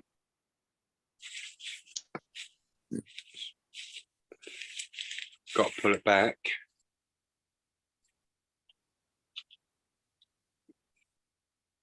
Has anybody on the panel actually done some cannabis juicing?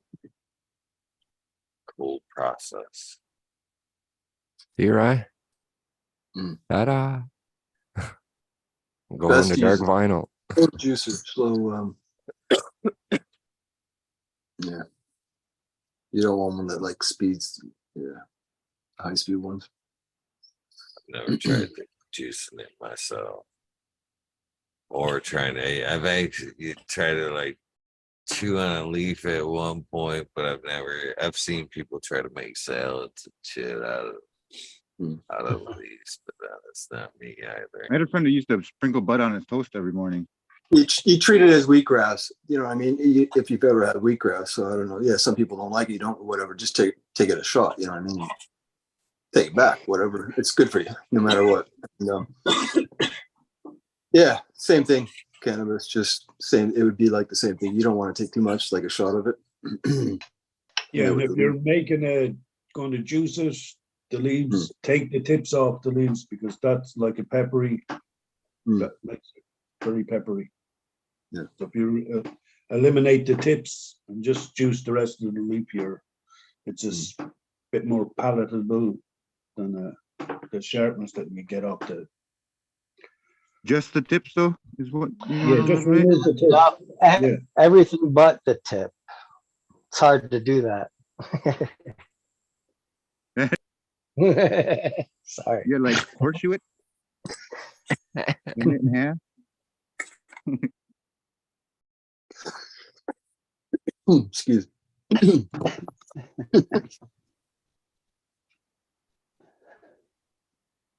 No, I never heard that actually, taking the tips off. It's like the natural repellent for animals, like this. Yeah. Yeah, there's some type of acid that it's like more concentrated in the tips, I guess.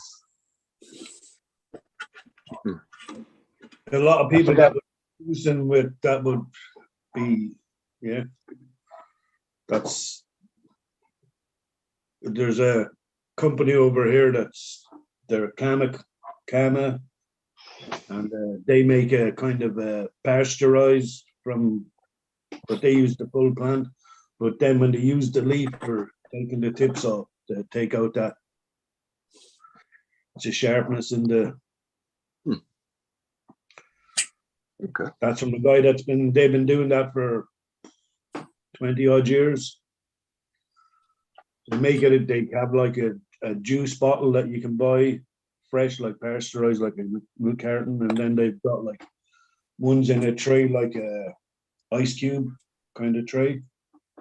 So you can just take out fresh then out of like out of your fridge and have one particular shot glass. Yeah.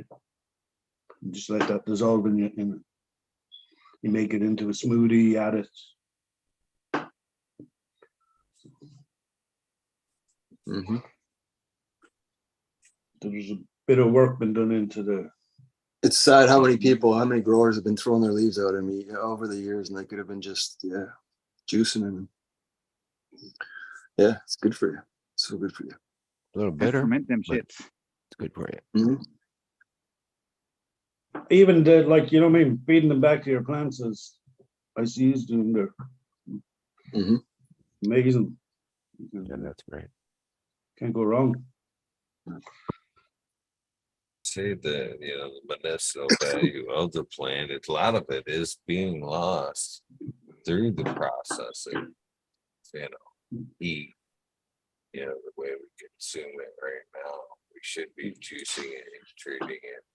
So straight up. Let's just look up that company, Kama Juice, and they've kind of got a little editorial on the, like a little white paper. Kazoo. Cheers, man. Happy 420. What up? What up? 420. Happy 420, Kazoo. Good to see you, kids. Oh, word. What up, Kazoo? A nice shirt you got there, my friend. Kazoo! Hell yeah.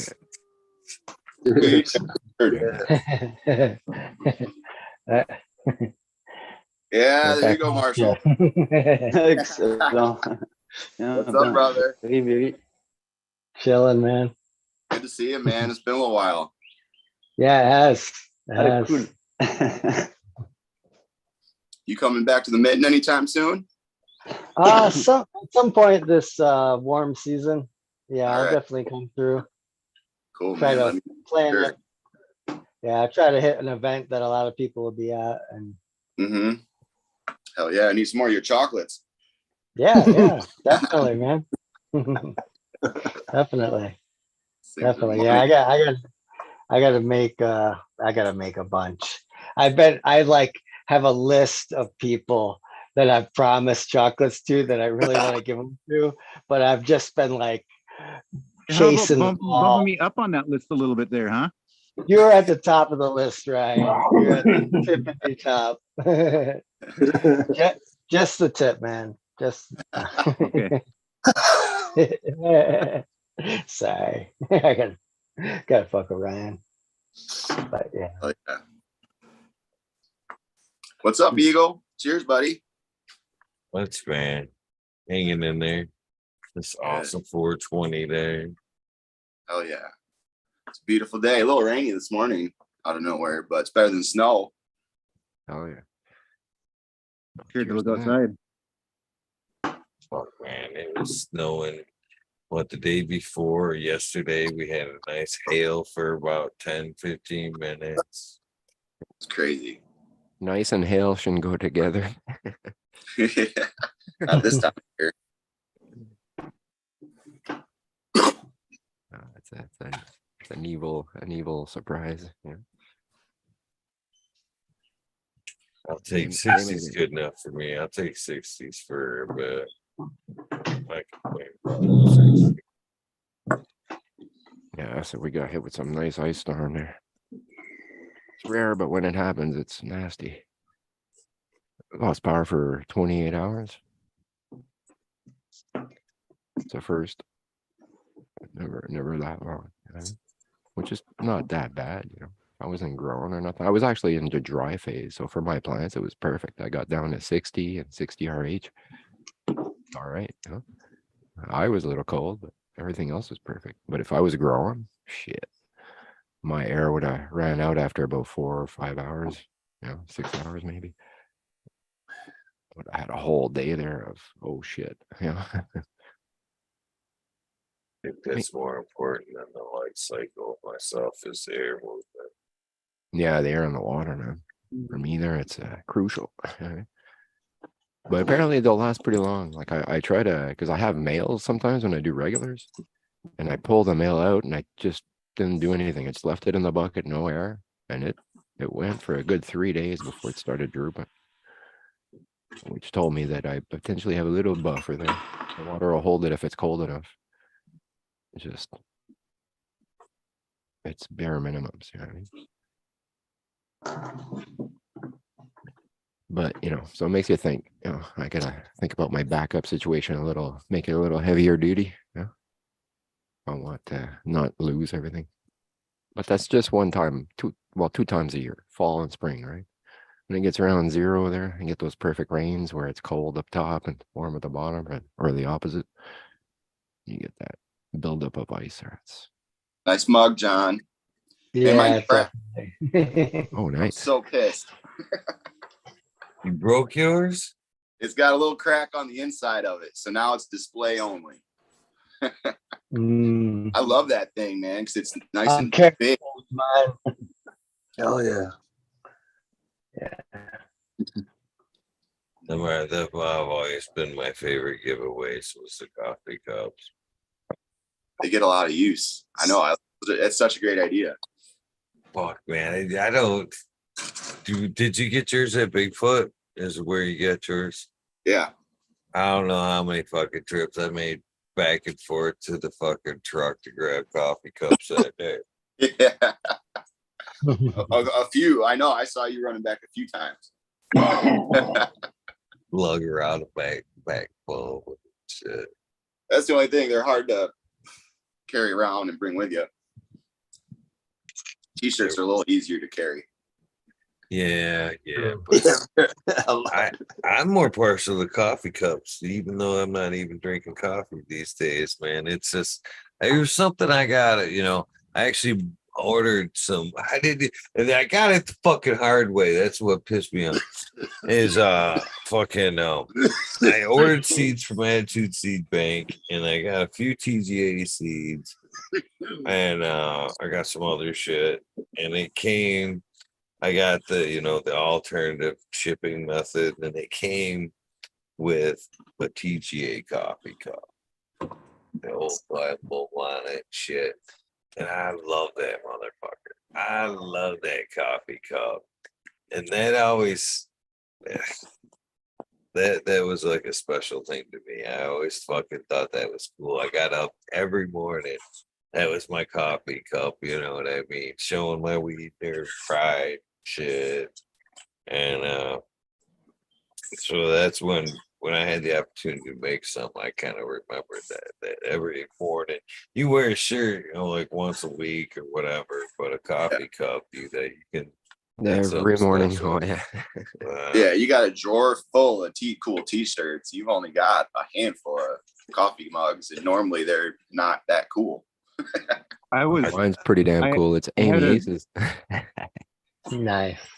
She's a nice girl. I had a deal where I was gonna make a bunch of them for my potluck farms thing before I got screwed over.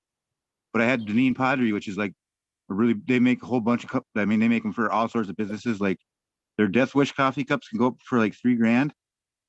But they're a big public company, and I didn't know if they would put a weed pot leaf on there, especially because Minnesota wasn't legal yet. And I've talked to the owner several times just because of asking him about his other pottery that from like back. I collect a lot of old school pottery, and he identifies it for me, which is weird because they're like $1 billion company now. But fucking, he told me, he's like, yeah. He goes, to tell you the truth, he goes, I've been a cannabis user my ever since I started this company, and kind of knew that by looking at him from his old pictures. But I'm gonna start promoting my that logo shit. is just gonna be Right on, me nerd. You like that? Yeah, man. She's I see her every morning. Actually, was even on the was featured on the Last Prisoner Project video there that you guys were. It was the advert for your Amy Aces there as the gift. Oh, okay. Awesome. That awesome. mug there, that's the mug. I shifted it around there on IG just to show it. It's a Ladder Crowder mug.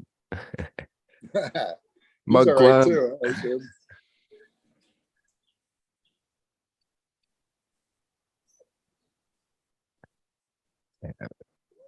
She's a nice girl. She tastes good too. Finally got to grow her out and smoke her there. Damn. Fine. It's rubber, but it doesn't translate. Like it doesn't smell like rubber when you smoke it. You know what I mean? Yeah. More into a gas kind of thing. You know what I mean? That's probably a plus, though, eh? Yeah, well, that's the thing. It was like rubber ball me, you know. I wasn't too crazy about the smell. A bit like cheese, you know. When you grow the cheese there, it's got that stank to it. But when you smoke it, it's a lot better. So I was hoping for that. It does kind of translate to gassy kind of. One of them's more fruity, like a fruity gas, and the other one's more like straight. Yeah. Actually, I've been smoking the mom, and somehow it had some fruit in it. I don't know. I don't remember ever smelling one. Fruity tinge to it there, you know what I mean? Compared to the other one, because I had two, right? So I can tell the difference. Like I'd rub one, it's like, yeah, that's super rubber. Then I rub the other one, it's like, oh, there's a little bit of a. But you know what? Yeah, that fruit probably came from the cheesequake. Anyway. Yeah. Nice. But this, yeah. Good twist. I just opened the tin up in the whatchamacallit the other day, and the chick I was with was like, man, what the fuck was that? I'm like, it's just some fucking, yeah, the mom definitely is good. Amy's mom is a good one. Is anybody popping any beans? Anybody getting anything wet? Yeah. I just popped 12 Amy wine cheeses. Got a few popped out there. Actually, I got 4 going out. I got 5 there, but 4 are out. One more to go there, hopefully. Pop out soon. It's been 5-6 days today. I just transplanted clones. Nice. It's always fun. I just finished off Smiley's Angels and Tao's Amy Aces there. Had them both going together. I was hoping for like some kind of weird cross there. Some Amy's Angels. No seed yet. Dude, was it which one was the Smileys? Was it the Sky Stomper? Yeah, Sky Stomper, Sundial, and Hippie Goggles. So any of those 3 mixed with Amy would be very interesting. Probably good, yeah. The Sundial. Sky Stomper. Pop my pack of Sundial from Smiley. Yeah, the Sky there. Like when I first started smoking it, because I took it early, right? I took 2 batches. I cut like a couple of branches off each one, and all of Hippie Goggles, and I filled the Canatrol because I had too much. I couldn't fit it all, so I figured I'll split it in 2. But instead of doing like 2 plants and then 3 plants, I decided to do like 1 and then a bunch of all the other ones, and then do the rest of the other ones to have 2 different like takes. You know what I mean? Like an early take and a late take. And I'm glad I did that, man, because it gave me 2 different. Well, it gave me a chance to try it early, right? So I've been smoking the first batch, and then I tried the second batch just the other day there. It's been maybe 2 days since out of the troll. So 10 days maybe from chop. And man, there's a difference. But the Sky Stomper, I couldn't taste the kush out of it. I could taste the diesel and the orange. It was like mac, very macky, candy-ish. But then all of a sudden, boom, one morning there, the kush taste was there. It's like, oh shit, right on top of that, those flavors. It's like it took a while to mature into it. Yeah, it's good. Sundials were really hardy. I popped my pack of sundials from Smiley, and I had them solos forever, and I had them out. I tested the shit out of them. They had snow on them one morning in solo cups, and I had 6 of them that came through real nice. I got 3 that I cloned, but yeah, those things had some really nice fruit terps on them. I'm gonna try and run a few of those outdoor this year. Load them bowls, boys and girls. Oh, Because it's I can't even see the time. yeah. Oh, is it the 20? Oh yeah, 1 minute. Ready? Yeah, okay. I got some pictures of the branches I got from there. This sundial was a monster, man. It got pretty big. What's the terps on the hippie goggles? Kush, heavy kush. Heavy kush, lovely. Yeah, man, right off the bat there. And it was like before it was even done curing. It was the first one that I tasted the kush out of it. It's like, oh, okay, good.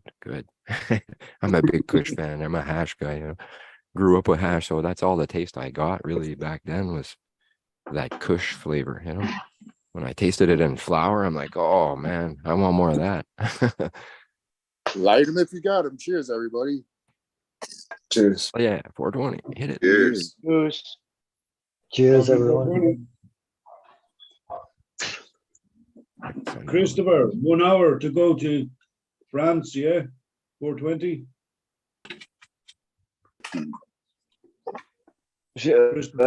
Sorry, j'ai pas compris. 1 hour, yeah?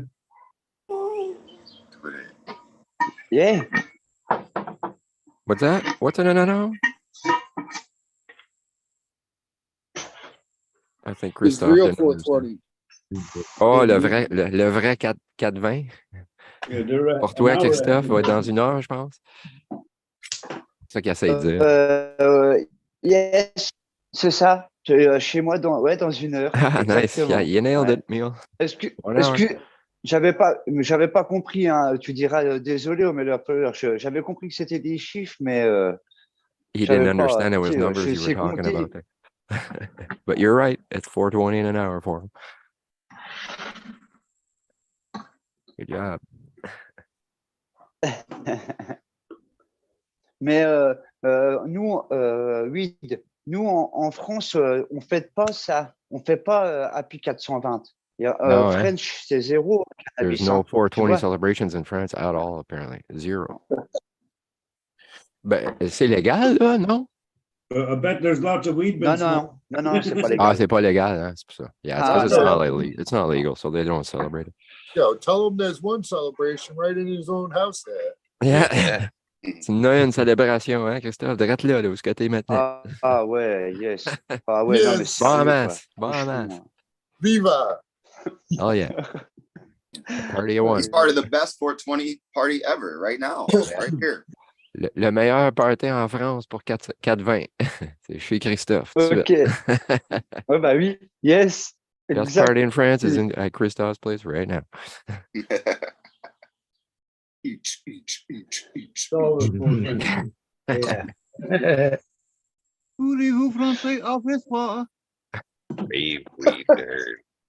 Yes. Direct. Bah oui. Sorry, Christophe. No problème. Faites de la musique. Non, mais c'est normal. Nous aussi, en France, on déconne avec ça, donc je le prends bien, quoi. Yeah, he fools around in France too. He gets it. It's all good. Voilà, no problème. All good. Piper. You can take your razor blade out this thing I before you won't start go rolling. anywhere where you can't get cannabis at this stage. Yeah, it was illegal before everywhere, and you could pretty much get it anywhere, right? Back then. You guys, I'm gonna hop off real quick, but I'll hop back on a little later today, and I'll get a giveaway together. So peace out, happy 420, and I'll see you weed nerds later. Great Hey, morning. peace out, Happy Sue. We'll catch you 420 to later. you. Have a good one. Be safe. Guys. I'm still getting that. I'm getting that that design somewhere very soon. It's one of my favorite logos right there. Gotta find a spot for it now. I know, and from both guys I've talked to about it, they're like, "Yeah, I thought that could be like a nice, simple, small one." Both guys are like, "Man, you want to kind of a little bit bigger, at least hand size." All right. Where am I gonna put a hand size tattoo? He says limited. Top of your head. Yeah, I was gonna say. Prime real estate, eh? Top of the world to you there. Yeah, no, that'd be Little head painful. nod there. Yeah. Adopt a bit of, Japanese culture. Just right on the back, so it looked like the bird skull back down the neck and shit. Oh, yeah. I Yeah, promised back of the the neck, eh? kids right here. Right here would be the line. So far, that's the line. It's the t-shirt line.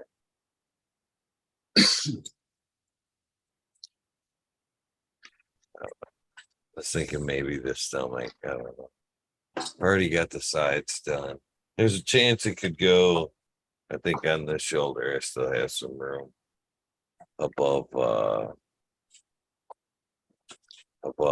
Buster Bunny there. Could always cover Buster. Yeah, I And was gonna say, are you worried about your first one? Running out altogether? You must be nervous, Eagle. You could give him a little facelift, Get his lips done. You should have seen this look I gave. There's a girl that did a little bit of work on me. She did the Buddha on my arm, and she did I have the skull with the American flag sunglasses on the back of my calf. And we were talking about the Buster tat, and she suggested, well, you could always move it. And I was like, kind of high, and I'm like, what are you talking about? That's sick. They can what? She's like, no, have it like re-tattooed somewhere. And I'm like, oh, okay, that kind of makes more sense, but no, it's not the same if you just move it like that.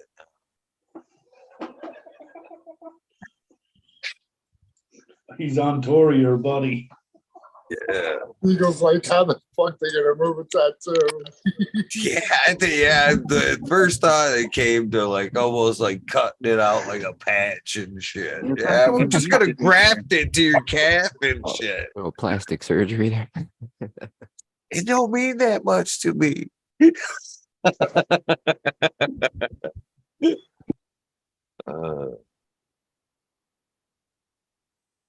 I think that's a Looking thing good, too, I where you can see. actually have I want to say I've heard where people will take a tattoo from their loved one before they pass away. I don't know if that's legal to do here or not. I suppose it would be. Would you say to have one before they die?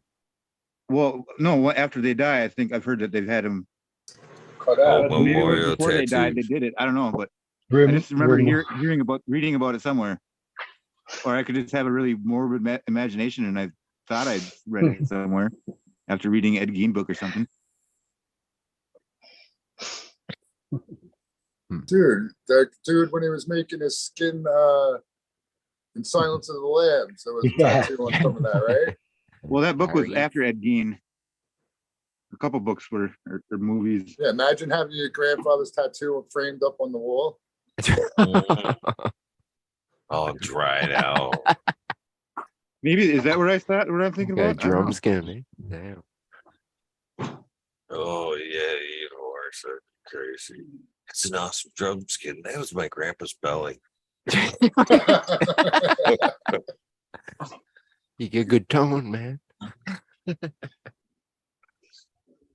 Oh, Yeah, that's that was his back tat.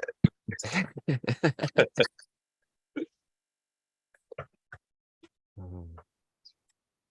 Yeah, it's getting a little weird. Laws in most states allow monuments or allow mourners to preserve tattoos as natural works of art and memorial works of art.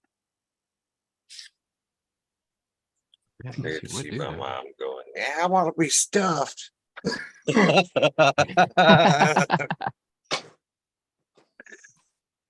Oh, That would be taxidermy. cool. Like a wax museum, but a real deal. Yeah. Oh, Save my ink forever. Company that does it. Just pour the epoxy stuff and make me a coffee table. Like like that. What was it there? Han Acrylic. Solo got in that frozen it's like block you of just whatever. There. frozen in a But you fucking use block iron. clear epoxy. You know what I mean? Yeah. Preserve forever. You'll never get through that. You're like one of them flying the ice cube Yeah, things, but yeah, you can kick you into a pool. I'll find you in 20,000 years. Find a way Where in. the hell that came from? That's I mean, It's you probably couldn't this even that drill John. bit it. You know what I mean? There was a Vice episode in January last year about people are preserving dead relatives' tattoos. It says. Crazy. Yeah, that's crazy. What do you mean? They're Nice cutting art out the with it. piece of skin? Yeah. And making a lamp out of it, like a skin lamp? Well, no, that's what the Nazis did. That's some weird Back ass shit, to, man. Curtains. Making curtains. Either way, a serious question. I got a dilemma. What seeds should I get? There's a cross at Destiny Seeds. Destiny? Yeah, Destiny Seeds. It's Wilson Mac crossed with the GG4. Or should I he made a whole line with the fucking Wilson Mac, right? Mac and cheese Wilson. He made a whole line of it. Or should I just get the mac and cheese Wilson and make my own line? Because this guy obviously liked the mac and cheese Wilson so good that he made a whole line of it. So this question, should I go with the cross or should I go with the original mac and cheese Wilson? The original. Yeah, that's what Then I'm you- thinking. I'm then leaning you- towards that then you can too. do stuff A little with bit it. of Wilson gear. Masonic. Yeah. Masonic. Yo, do Yeah. you guys know, like, if it looks like a pumpkin seed, are you supposed to put the point down or the round end down, or it don't matter? Put it sideways. You're supposed to put it, you're actually supposed to put a circle up, if I remember. No, circle down. That way, It when don't the matter, seed, just like weed seeds. no.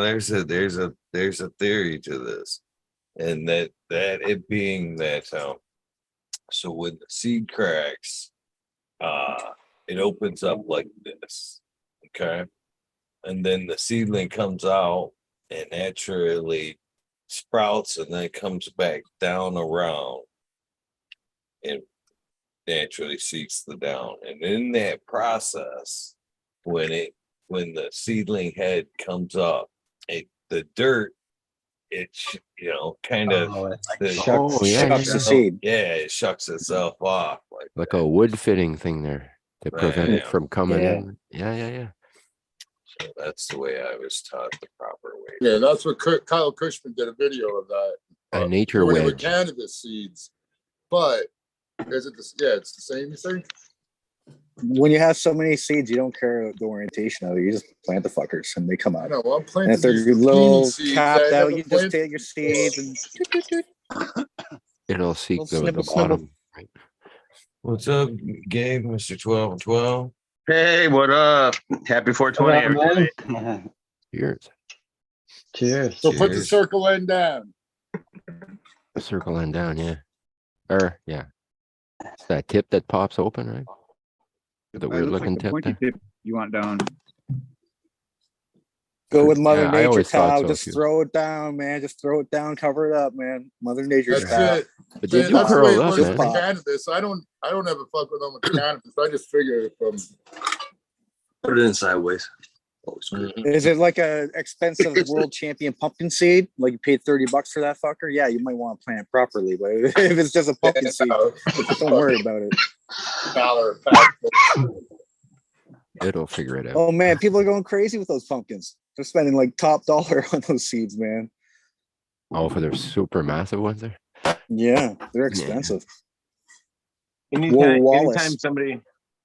anytime somebody brings up non-marijuana seeds, I always think back to this guy that I used to know that he collected super rare seeds and stuff. He was like a hoarder for seeds, and he had this clear tomato like from Russia that I was always trying to get from him. So it was just a tomato, but supposedly they grew clear. And I was like, damn, I want to grow some clear tomatoes. That sounds freaking awesome. I never got them, but You ever seen those solid black chickens? Did you ever see one? I have never seen it either. No, don't even know that is it. I didn't know it was a thing, but I believe him. The guy was a seed hoarder. Yeah. So this site saying that you want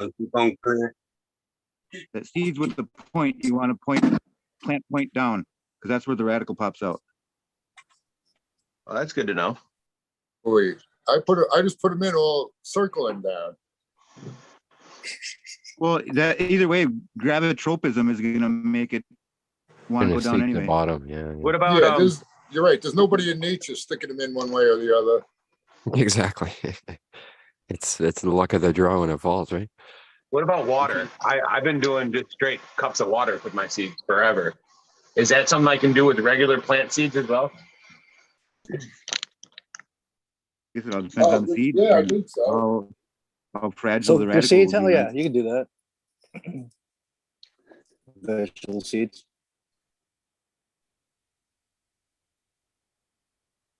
Has anyone seen the black chickens though? They're like entirely black. I had a rooster that had a really nice. It was really black. It wasn't all black, but it had a really black. It was all mostly black, and it had like a green shimmer on his feathers. That was freaking awesome. Yeah, that's kind of those are. I've seen that. He was a monster. We called him Roman because he always roamed around our property. Cool. Guys, I'm just gonna jump out a bit there. I got a bit of duty to do in the tent there and transplanting, but I'll be back very soon. Peace out. Happy Yeah, I'm 420, gonna guys. jump out there and go and get some munchies and stuff, and to be back for 420. All right. Okay. I just took a fat dab. I'm ready to talk about growing weed for 5 minutes. Only 5 minutes. Well, I say 5 minutes because that'll give me about 35, and then my fiance upstairs with the twins and my 3.5-year-old won't be too pissed. Transparent tomatoes. So let's see what's been on the tip of my mind as far as growing. Oh, okay. Let's talk time frame, right? For like trying to set up. I screwed it up so bad last time, and I thought I had it down. So you are trying to run, like I want to run 3 rooms. That doesn't matter. So let's say you got a room and you want to fill it with plants. And essentially flower those plants immediately after you pull the last room. Okay. So what kind of prep are we looking like before that? I gave myself 2 months last time, and 2 months plus 2 weeks was far, far too long. My plants got way too big, way too fast. So by my calculations, I try to go, 7 to 14 days for root, 2 to 3 days, up, like maybe a little shock to move it from the cube to the bigger cube. Then in that cube for 2 weeks to 3 weeks, and then into final home for a flip. So that's like 3, 4, 5. You're talking about pretty much 6 weeks. I mean, does anybody have a right down to it? This is exactly how I run, or is it gonna? Am I always going to kind of be struggling with my time getting these things in? I can't get it right. That sounds perfect right there to me. You know, from clone. You Very know, independent. 60 days from seed. You've got 60 from seed. Yeah, 60 from seed, and if you're 6 weeks from clone. 1 month veg is what I'm asking for clone. 30 days. That should be my stagger for my. So you're gonna call. So let's say you got a room that like that. Let's say, and so at what part of that flower period are you gonna say I'm ready to start my new ones? 30 days into that. 30 days in. Yeah, I want that. That's about where I'm at. It gives me a harvest every month. You know what I mean? So what kills me, I think what killed me is like literally it was 2 weeks.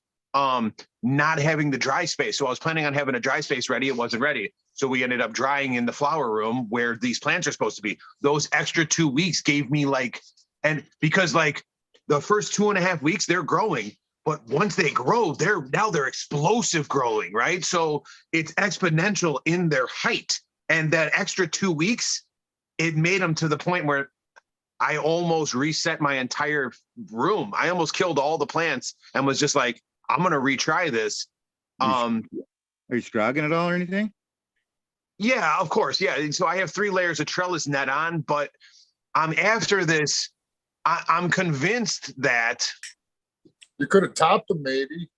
Well, so I'm on a 1 gallon. I could have topped them and I did end up topping them. But so what I'm after is I've been getting in my home grows, I've been getting very, very consistent canopies. And a very consistent canopy to me just means that all the weed in that canopy grows better efficiently. You get better expressions from that. And it's like, I don't know, maybe I'm obsessing over it too much. I'm looking at this room that I want to flip and it's like the left row looks good. The right row looks good. The middle row, I had to kill a bunch of plants. So we put some new babies in there. And they're a little stretched out. They're a little they're not beautiful like how I like to see them. And so do you spend 63 days with a crop that's it's like I'm going to struggle to get maybe I'll get 80% of what the room's capable of, maybe 75. But I want to get 120% of what that room's capable of. So in an attempt, now you got to look at the whole year, right? So this is how we did it. Where I'm at in the year right now, if I kill the whole room, I lose 5 weeks essentially. And that 5 weeks, if you look at it up through the year, equals 1 less harvest. So is it better to go in on a harvest that I get 70% of that harvest for, and I'm not super pleased? I'm like a perfectionist, obsess over my room, right? So 70% is better than none, right? Yeah. Well, you're right. that would be- 70% for the year. You're going to get the 70% of that rip for the year. And the next one will be good. The next one will be good. Or you miss that one completely, don't get it at all. And you're happy about your canopy in the room. You know what I mean? It's kind of like me battling my ego, essentially, right? I mean, I want my canopy to look good for the Instagram. Who gives a shit? You know what I mean? You're growing weed, but I don't know. This is my struggle. This is my struggle. Good struggle to have. Gotta let it go. Yeah, it is. So you're gonna have to figure out your max plant height, right? Do you have unlimited? I got 14-foot ceilings in there, bro. Not a problem. So why are you complaining about a longer veg period? So because it's the way that they look, they're not there's big internodal spacing. There's long. They look stretched out, you see? And so what I worry about is having a 18-foot, a fucking 13-foot flower plant and not getting full penetration to the bottom, getting a lot of larf nug, not getting consistent quality bud across the whole room. I have 2 rooms at my house. Everything is absolutely perfect in them. complete uniform. I know I'm going to hit my 2 a light of consistent quality bud all the way through. The room that I'm discussing right now, the last drip we had in it, I mistakenly rushed into it, and we didn't check the PPFD at when I started. The guy had been growing in this place for God knows maybe 3 or 4 years with the same bulbs. So when I PPFD'd them, I was at 120 PPFD for the first 3.5 weeks of the grow. Oh my God. So I spent $800, got new bulbs, got the PPFD to 800, 900. But as a result of 3 weeks of that, we got a little bit of stringy, airy buds on the low side. Not a big deal. I washed a lot of it. We're making do. Going into this next one, I don't want that to happen again. I don't want 20-foot plants that have a lot of low larf. I'm going to slam my lights down. I found out we got two 5-ton air conditioners in there. So I am not going to vent the lights. I'm going to take the glass off the single-ended HPSs, and I'm going to slam them right on top of these plants and attempt to stop the stretch, get giant colas all the way to the bottom, and really go. That's going to be a lot harder to do with some already 4-foot in veg plants that are stretched out all weird and goofy. So there's a lot of blue light. I could put in some MH bulbs. That I could do that. Maybe put in some blue, it might slow them down a little bit. Yeah. You feel as though the 14-foot room, like that 14-foot high ceilings, giving you that, attitude like height doesn't matter to me, so I'll just grow this bitch out. I don't care about the stretch. No, I hate that. I hate that theory, bro. I've been chasing the stretch for a long time. I lost 104 light grow. What's your max plant height? What's your ideal max plant height? Ideal 6 foot. Ideal 6 foot, and I got a 1.5 foot tray. Almost. Damn. Well, what's your opinion on penetration? What's your penetration? We're talking 24-inch penetration of decent buds, 18. I like to keep my HPS lights. I like to keep my HPS lights at least 2 feet away from canopy, right? And I'd like to see at least 500 ppfd 2 feet into the canopy, right? Something So like 4 that. feet Pretty away, close. 500 ppfds at 4 feet away. I mean, with an HPS light, you should be getting better than that. You should be getting better than that on an HPS. I would like to think at least 10 feet away, you're getting 500 to the floor. You got like a 10 lighter going or 5? It's a 12 lighter. It's a 12 lighter HPS single ended. Yeah. Definitely getting some good PPFDs. But yeah, I think still like max canopy thickness, canopy overall. I think, man, 18, maybe not height from not like just. So look, so look, I know the penetration is better with HPS. I lost a freaking 104 light grow essentially because I didn't lower my goddamn lights. And the bud was good, but it wasn't the exotic weed that I grow because I had these high ceilings and I never lowered my 104 lights down on top of the canopy. So LEDs, I know you have to be right on top. HPS, you don't. But still, I know I'm still maybe I'm overly worried about PPFD and penetration at this point. I think you're right. Probably I think I can go a little bit higher, height with my HPS rooms. I wouldn't say that you have to have the LEDs right on top of the plant. I think that's just a benefit that you can turn them down and put them right on top and get it as even as and deep into the canopy as possible. But there's a lot of times I've hung my LEDs up high and turned them up full blast and let them grow up into the light, or you know what I mean? I've seen big grows where they GMO, for example, had a bunch of panels just up high and just blasted the room. My opinion, you talk about the larger plants here. I think that the plant in general just uses the light more efficiently. And you don't necessarily see that lower larvae or bud on an LED plant that you see with an HPS. Dr. Coco, get in here. What's that, Ryan? Well, I told Dr. Coco to get his ass in here. Yeah, right.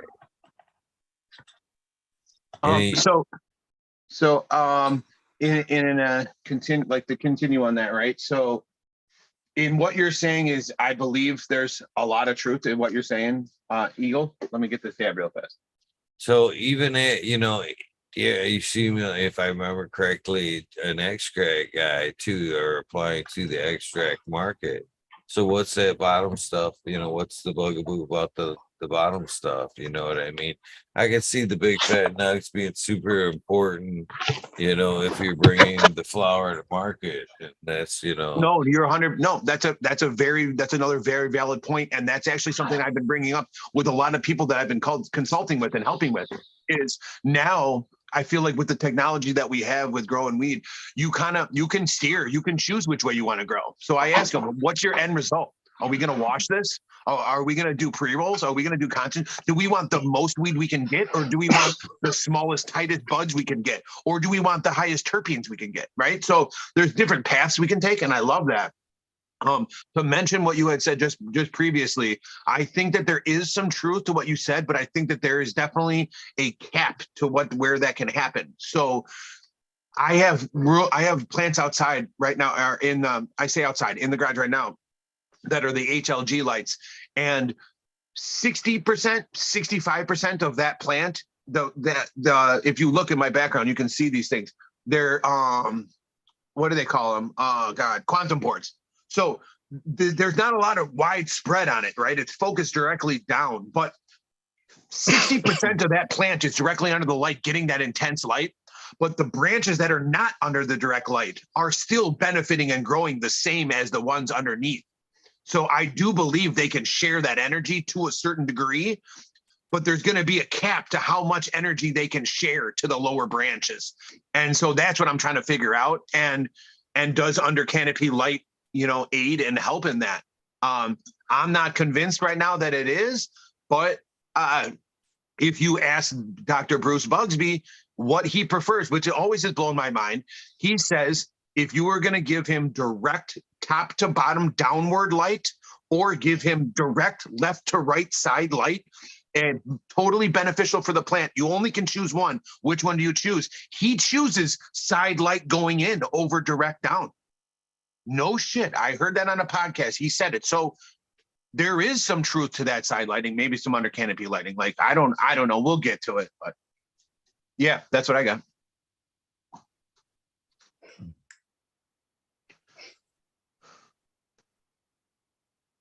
Yeah, I've always, I've thought that under the plant lighting had some kind of use.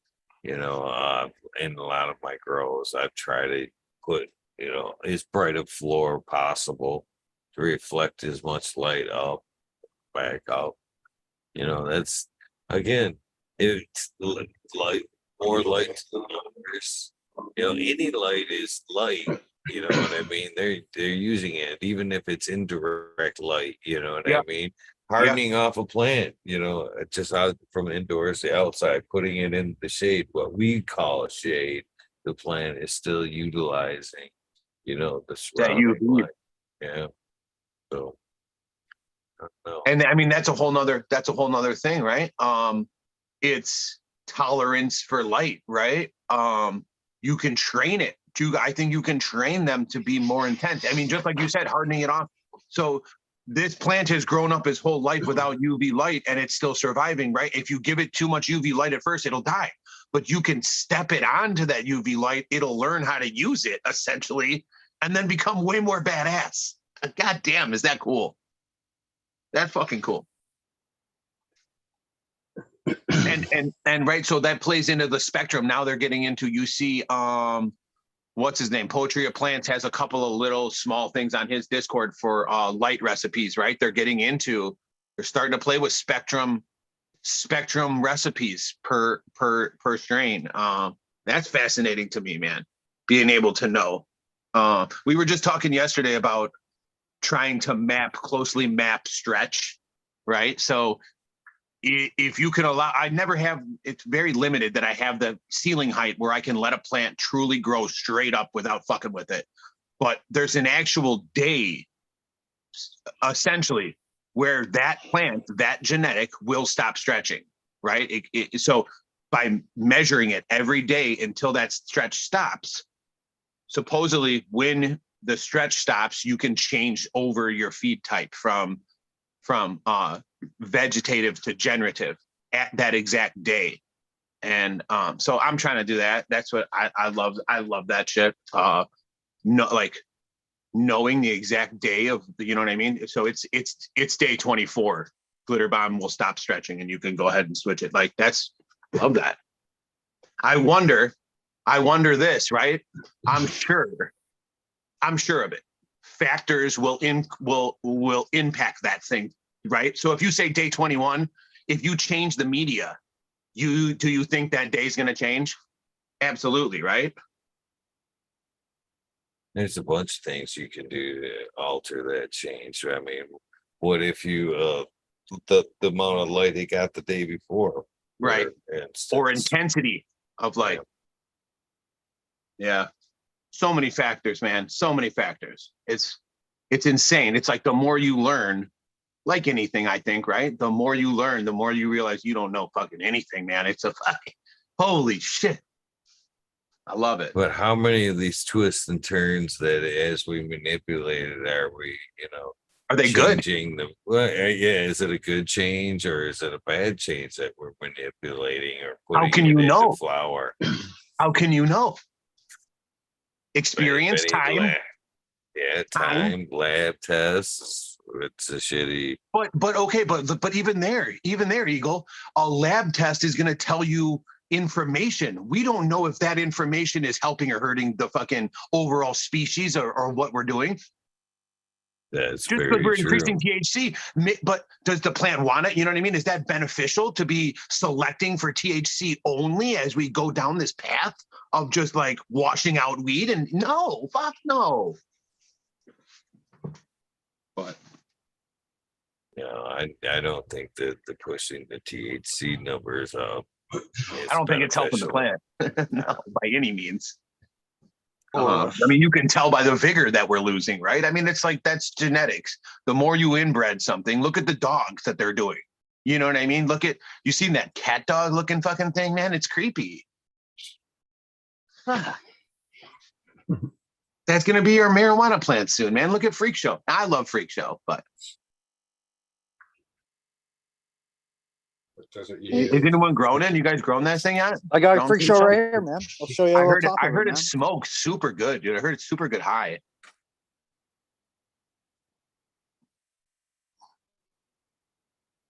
Hell yeah.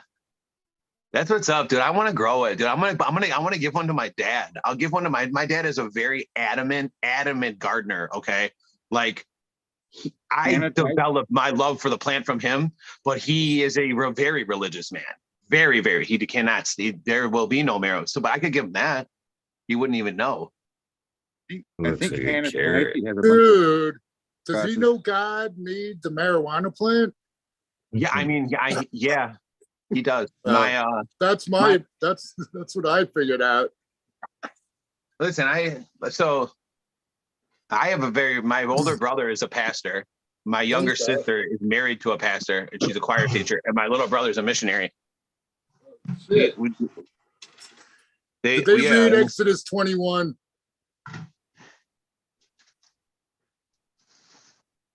I mean, I see nothing wrong with it. It's helped me stay free from drugs, for going on 4 years. So I went to Christian school until high school when they kicked me out. I mean, you go back 20 years, I wasn't even allowed to write with my left hand in Christians in Catholic school. Loosely, right? So would that translate, didn't they? So what I understand about that is they wouldn't let you use your left hand because you're the devil. Left loosely translates in Latin to evil. Has anyone ever heard that? That's crazy. I never heard that, but who knows? Left and evil are like the same word in Latin. So they're like, oh no, you're not going to be using that evil hand in our church. I've never heard that. Speaking in tongues next.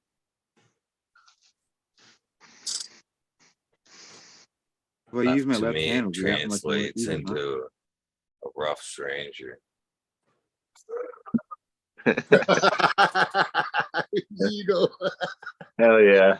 I think you and somebody else had the exact same idea at the same time. That's funny.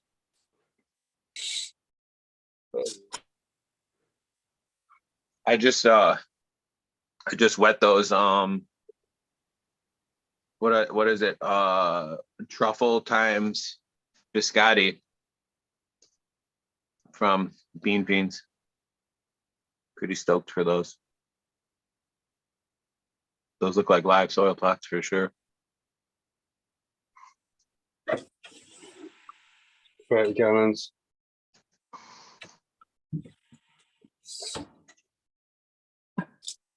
It's looking good. I see. Yeah, for real. Yeah.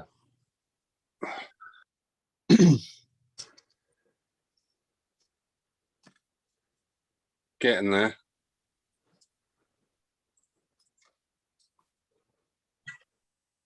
What are we looking at?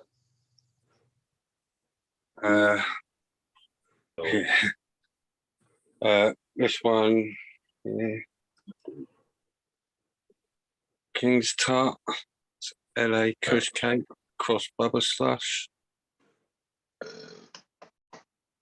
Got some strawberry in there, which is not just sort of dry anyway. Getting that way.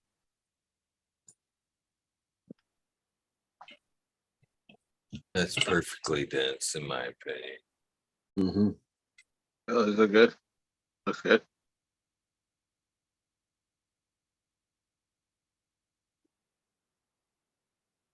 So, Mr. 12 and 12, you're talking about, learning your strain and knowing when that stretch is, quit so you can change up your feedings and stuff like that. But them kind of fun tricks and stuff only, apply when you're in a fucking, like, say, hydroponic medium or artificial.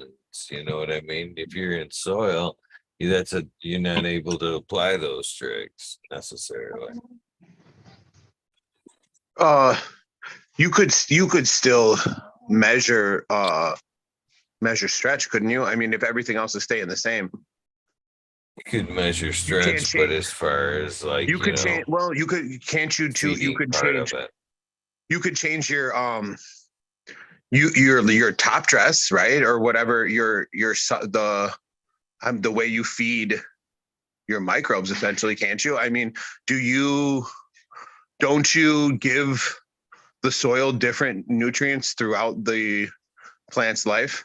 Or different, like it's the same stuff, same inputs always through flower? Different ratios. And veg.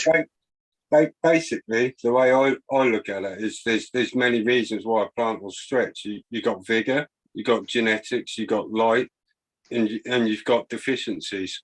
If you got potassium deficiency, slight potassium deficiency will cause the plants to stretch. That's widely overlooked, I find. That's what people who complain about stretching, they're switching their lights to flat, or they've gone from, if you've grown HPS, you probably got your full spectrum orange bulbs in there. You got to keep that blue bulb in there, your metal halide, until the stretch is done. You got to feed your bloom feeds a little bit quicker. And if that's all correct, then the only other thing really outstanding is genetics and vigor. There's nothing you can do about that. There you go. Like, see, you summed it up pretty good right there,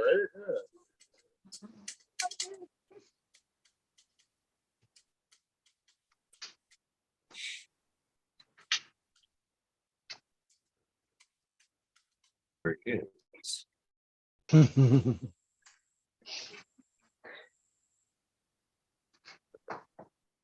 It's a nice grenade right there. That's a grenade. And that's on the 9 on 15 off as well. Not get contrary to belief. I'm not getting no laughy, wispy, fucking small nugs by giving it less light. If anything, it's getting more louder more colourful, and showing us what Mother Nature would be, reducing the light down as well. They don't remain at a constant light cycle. 9 hours on, did I hear? Yeah. I start off on a flower cycle at 12 and 12, and every week I'll just knock it down until, by the way, I'm halfway through flowering, I'm on 9 hours. And I let it rock out. And then you leave it at 9? Yeah. If I really wanted to hurry it up maybe and speed it up a little bit, I might even drop down to 8. But I'm quite happy sitting at 9. I ain't gone down to 8 yet, but I can't see it be too much different apart from saving money. That's what I was just thinking. After this autoflower is done, I might try that 12 hours of light and then an hour and then 12. Yeah. Well, the 12, I didn't do the 12 and 1 on this one, because last time I'd done the full thing. I'd done the 12 and 1, and then I'd done the 9 and 15. But I got a couple of herms, and I don't know whether that was switching from the 12 and 1 and just whether that was what fucked it up. So I just done my normal sort of 18 on right for the veg until I flipped to 12, and then I started reducing.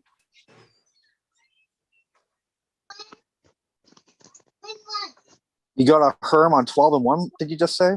I see me? No, they hermed as soon as I flipped.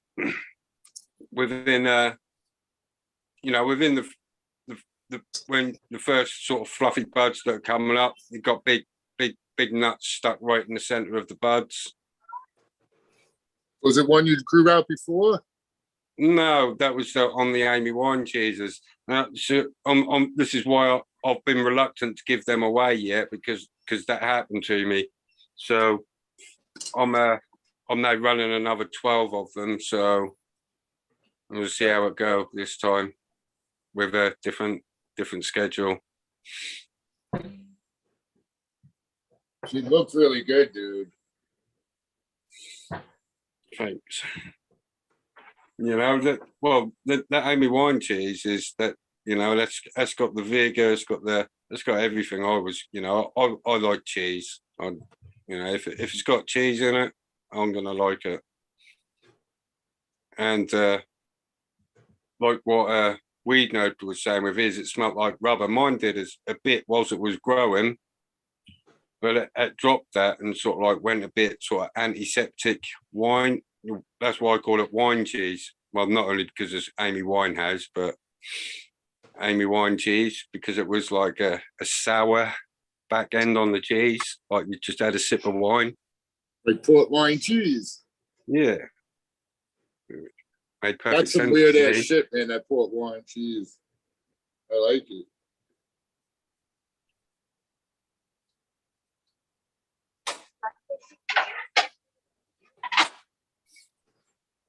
All right, boys, I'm gonna go eat some food. Cheers, Major. Peace. See you in 20. Peace out, for Major. now, Major. Have a good one. Peace out, boys. Don't smoke any autos on your way over there. It's funny as what the third that's dropped out for bunchies. I think it's sent to the. I had a munchie break earlier. I chowed down like half a bag of chips. Half I a was thing. just thinking about popping some popcorn myself. Something to chew on. I think What is this one has got another bit of time left on it. I'm gonna leave this one. Probably got another couple of weeks. That's the same as that one, just different feet. Green, purple.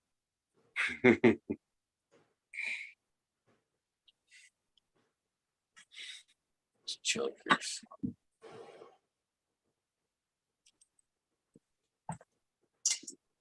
Eagle, your plant still next to you there or no? No, Okay. don't. Need to pop some new seeds, actually, is what I should be doing. Starting the next round.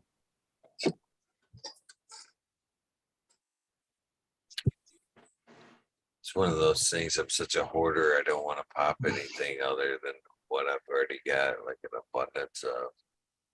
Just because I don't want to. Because I'm a hoarder, I guess. Because I'm a seed hoarder. I don't want to lose any of the genetics. I just want to pop what I have extra.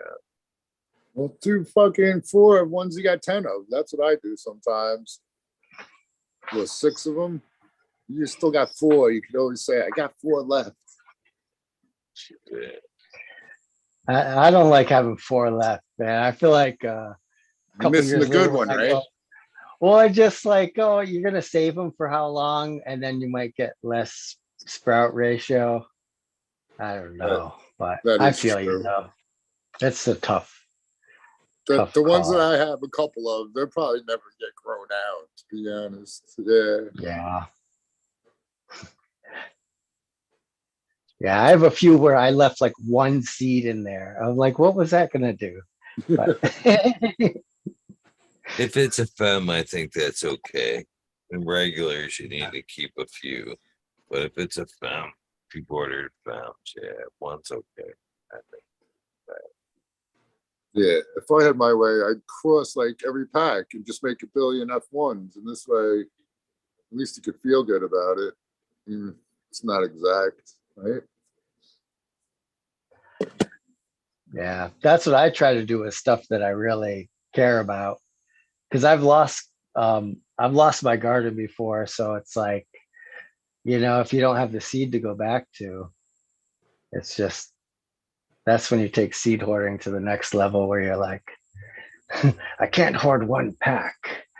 I'll make 1,000 with the pack. Yeah. I definitely got to feminize, reverse that. Amy's mom. I got to do that. Yeah. At least get some S1s, because like you're saying, shit does happen, man.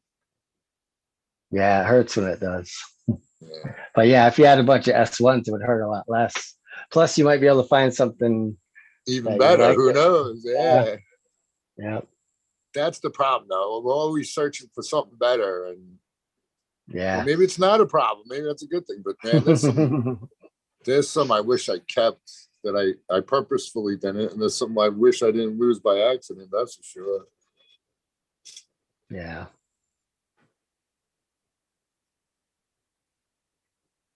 It's like a nice color scheme in that bud. Yeah, I got a thing for the reds. I do like the reds, and as soon as I get the chance, I'm going to make a red cheese and call it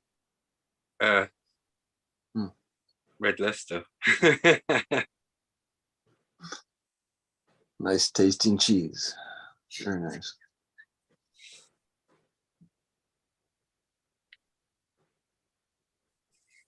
Do you grow outdoors at all or just indoors? I see.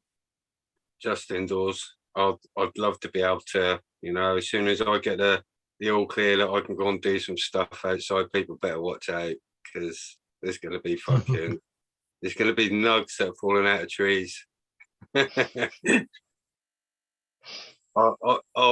since I seen Mendo, I watched my first Mendo dope video.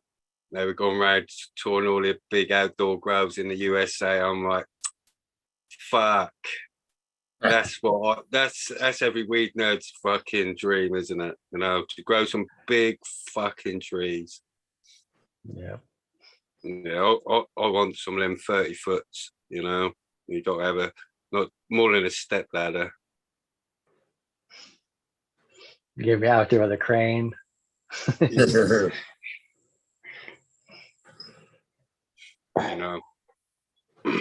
cherry pick it for harvest. But yeah, I do appreciate the sun. Don't get me wrong.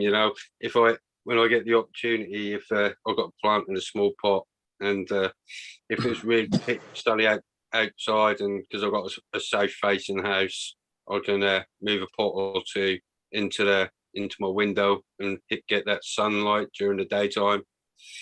and I do notice a difference as you know, it almost sort of like just intensifies the terps. I notice a difference. The sun grown.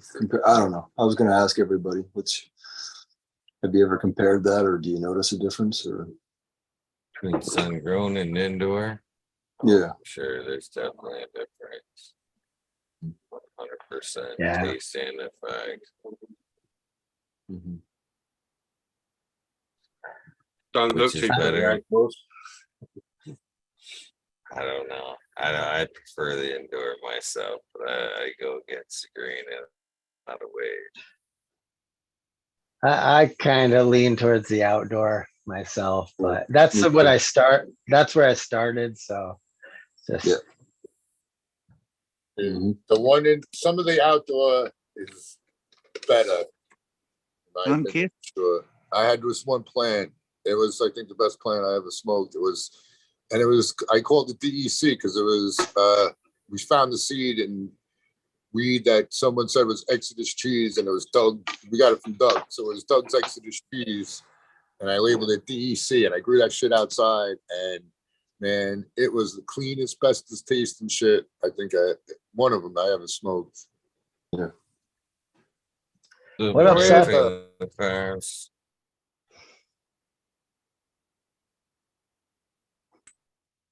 Oh, we got some plants outside already. Damn. We got the outdoor going. Dude, come Shit. on. Are you in Boston right now? He's lying. Yes. Are you in a greenhouse? What are you doing? Dude. We outside. You're Come on, You're it was just talking about you're Looney just putting Tunes. plants out. You- Sunbathing. you-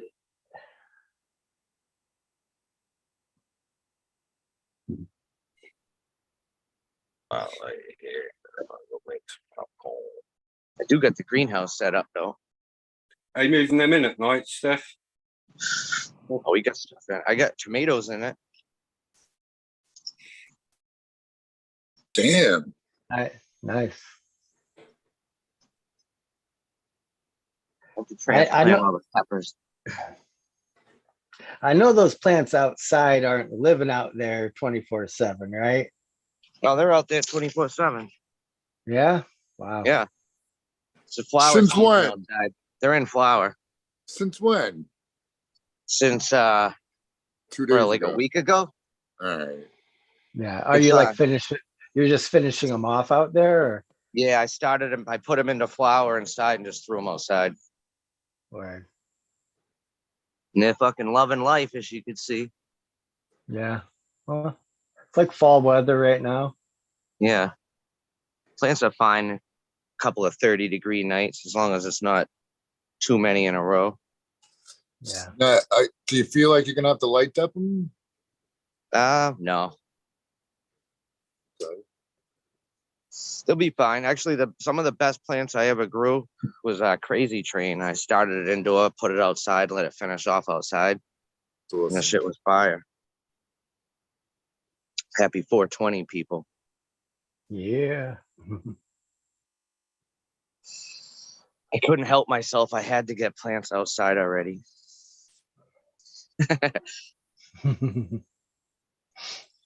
Nice. Yeah, they're doing good though. Listening. Got some little babies out too.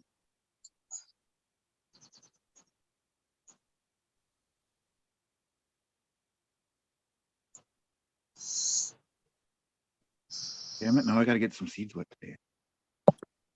Yeah, I'm wetting some today. I keep saying I'm about to, but Someone had a harvest. What's that? Said someone had a harvest. Oh yeah. Toss these things.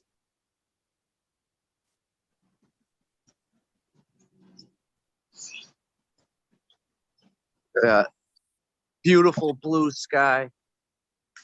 Not a cloud in the sky. No chemtrails yet. I was gonna say, where do you see those chemtrails, pal?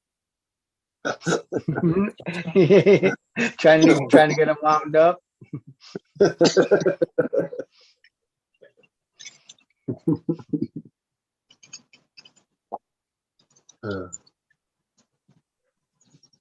Wait for my lights to come on in like a half hour. Nice.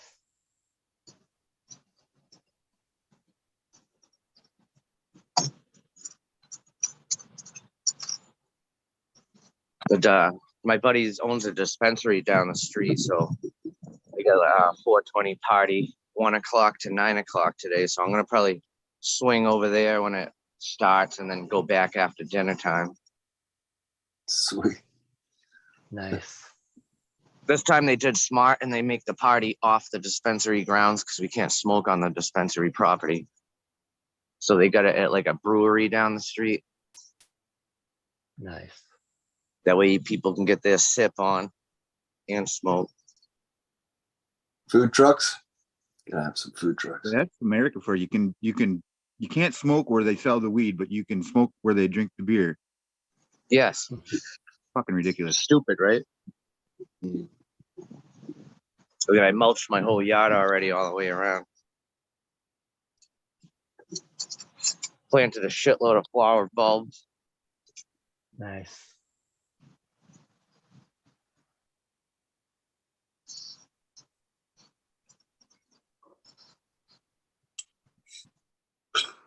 I'm turning a third of this front lawn into a vegetable garden, raised beds. So I've been working my compost pile. Kind of spread out a nice layer right there on one of the spots.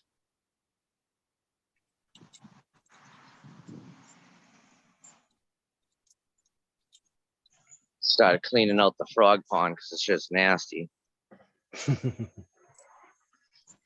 That looks like some kind of like KNF right there. I know. If it wasn't on the front street, I wouldn't mind putting a plant right in there. Yeah, some sort of plant food. I'm putting a couple sunfish in there. Nice.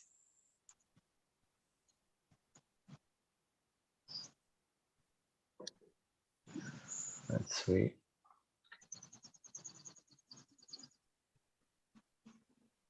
Took a nice day there. It's beautiful. Yeah.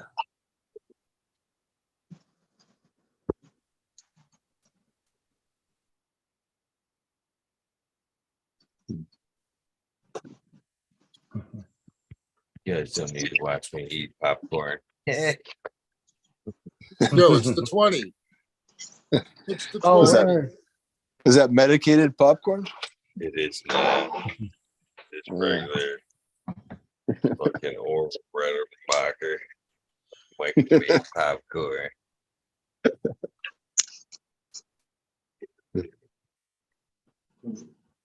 Cheers to the 20 though. Yeah, cheers everyone. Cheers. Happy mes frérots. Happy je bro.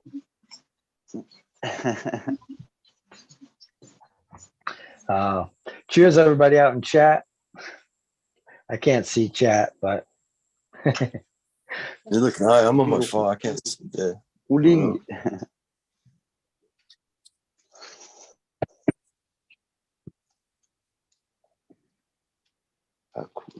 Nope. Mute myself. You guys smoking anything that you would not normally smoke? Did you get anything for? Oh, I've been all day. You guys have anything special for 420? Should about There is. that started earlier. Sorry, guys. Yeah, they're asking how many shrooms you ate already. A few. A little bit of chocolate. yeah, me too. You guys want to see a real man's aloe plant? This thing's 100-year-old piece right here. I've given off a shitload of cuts off of this thing. Wow. Yeah, that's big. What they say. What they all say. Wow, it's big.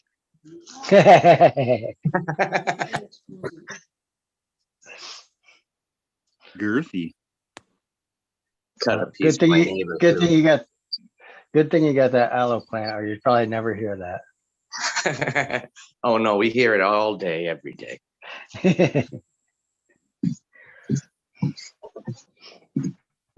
Anyways, guys, I'm gonna hop off and I'm gonna hop back on later when I'm at this 420 shit so you can see how lame it is. Cool, Peace out, man. people. Peace, homie. Happy 420. Happy 420. Have a good one. Cheers.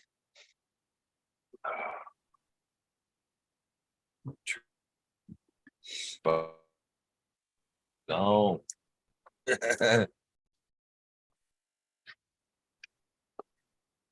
Stiffen up a little bit. Chat about says he has penis envy for Marco. Oh, nice.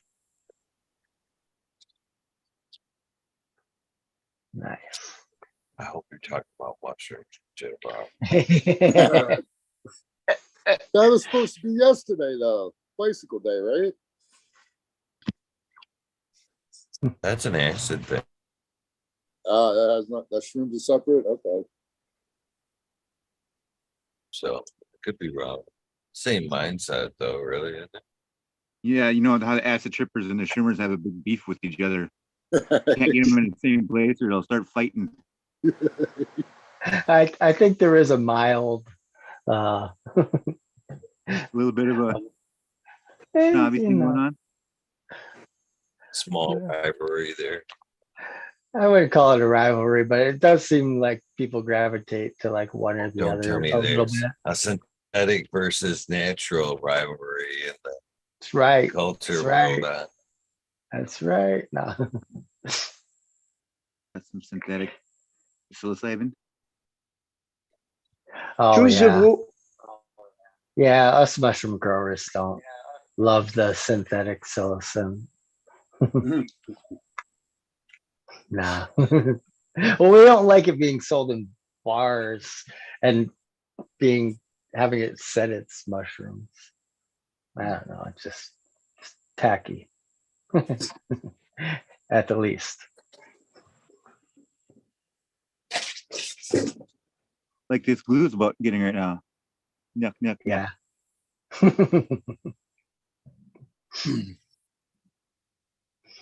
How much do you put in your bars, Marshall, when you're making them? I do 1 gram. Yeah. Which I've just like, at first I would put more in because I felt like everyone wanted to hear it had a bigger number, you know. Honestly, like 200%, that's how I felt. And I like using a gram because the chocolate hits you different than, you know, so the amount you need, or it's like when you eat chocolate, it gets in your bloods like really fast. Yeah, and like it gets in all at once. So it's like, yeah, it was a gram, but when you eat like a dry mushroom, it's almost kind of like a slow release. So it's like, oh, what amount did you eat? Yeah, but it slowly got into you. You know, where if you eat a chocolate, it's all getting into you within like, you know, a short amount of time. So you have a higher percentage of it in your blood. So it's, but I don't know. It's for people that are more sensitive to it. I don't like giving them an amount that they're going to eat the whole chocolate. It's going to be a little more than they want. So I just go with the gram because even if you eat a gram chocolate, for some people, it's like they eke it out a little bit for a moment, you know. So so that's why I do it like that. No, that's good. Oh Nice. yeah, you could get that butterfly in stomach from a gram. From what? From just 1 gram. I mean, I get a decent high from 1 gram in a chocolate. You know? But I'm like kind of sensitive with the mushrooms, so I don't need as much as some people do, I guess, or you know, or I'm not as comfortable on like higher doses. I don't really know, but I dose it for the person that is going to be more sensitive. It's like Right. That's a whoever, good idea. whoever, because whoever wants to eat more can just eat more. Yeah. And the people have a tendency to eat the whole thing. So, Do you ever I don't- boil them, Marshall? Make a I tea? mean, I've done tea, and I do like tea.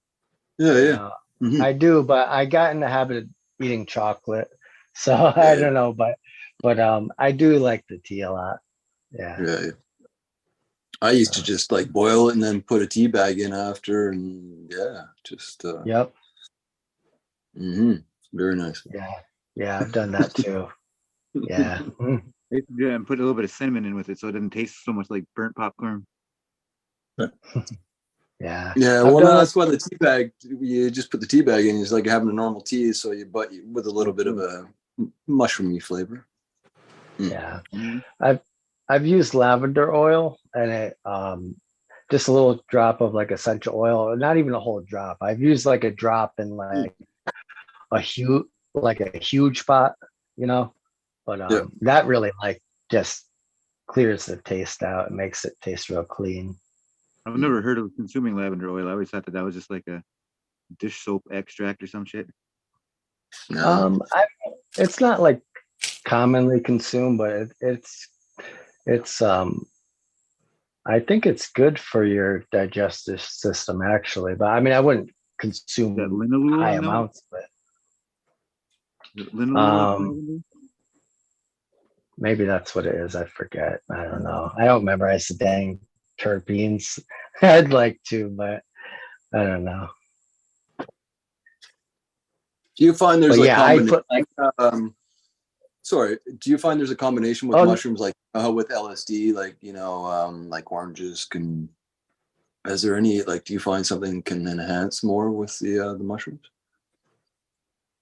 Oh, like another substance. Yeah, like taking something. Yeah. I was just wondering, combining Yeah. sometimes.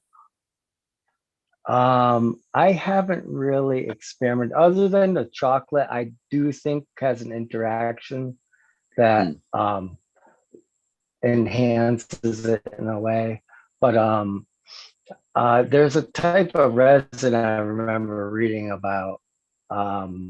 It's like I don't know. I have I think it's a Paul Stamets book. It's like psilocybin mushrooms of the world. I think it's in that book, but it talks about a certain type of I think it's like a tree resin, and I believe it said that it does like multiply the strength of it, but I forget what it is. I've never tried it, so yeah. Yeah. What types are you growing right now?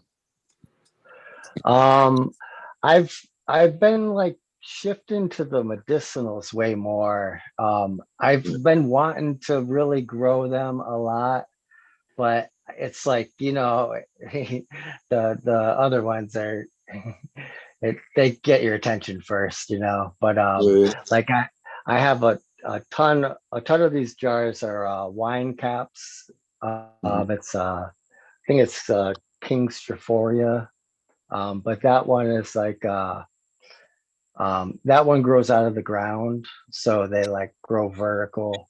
So I'm gonna make wood beds outside. I'm gonna make like wood beds with those, and then I'm doing a bunch of just mushroom logs, and so I'm growing all the cultures on whole oats.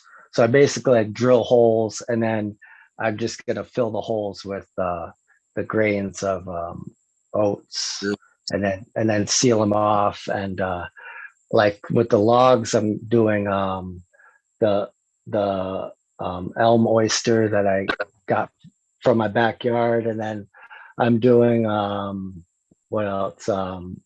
Lion's mane, and and then I'm doing morels.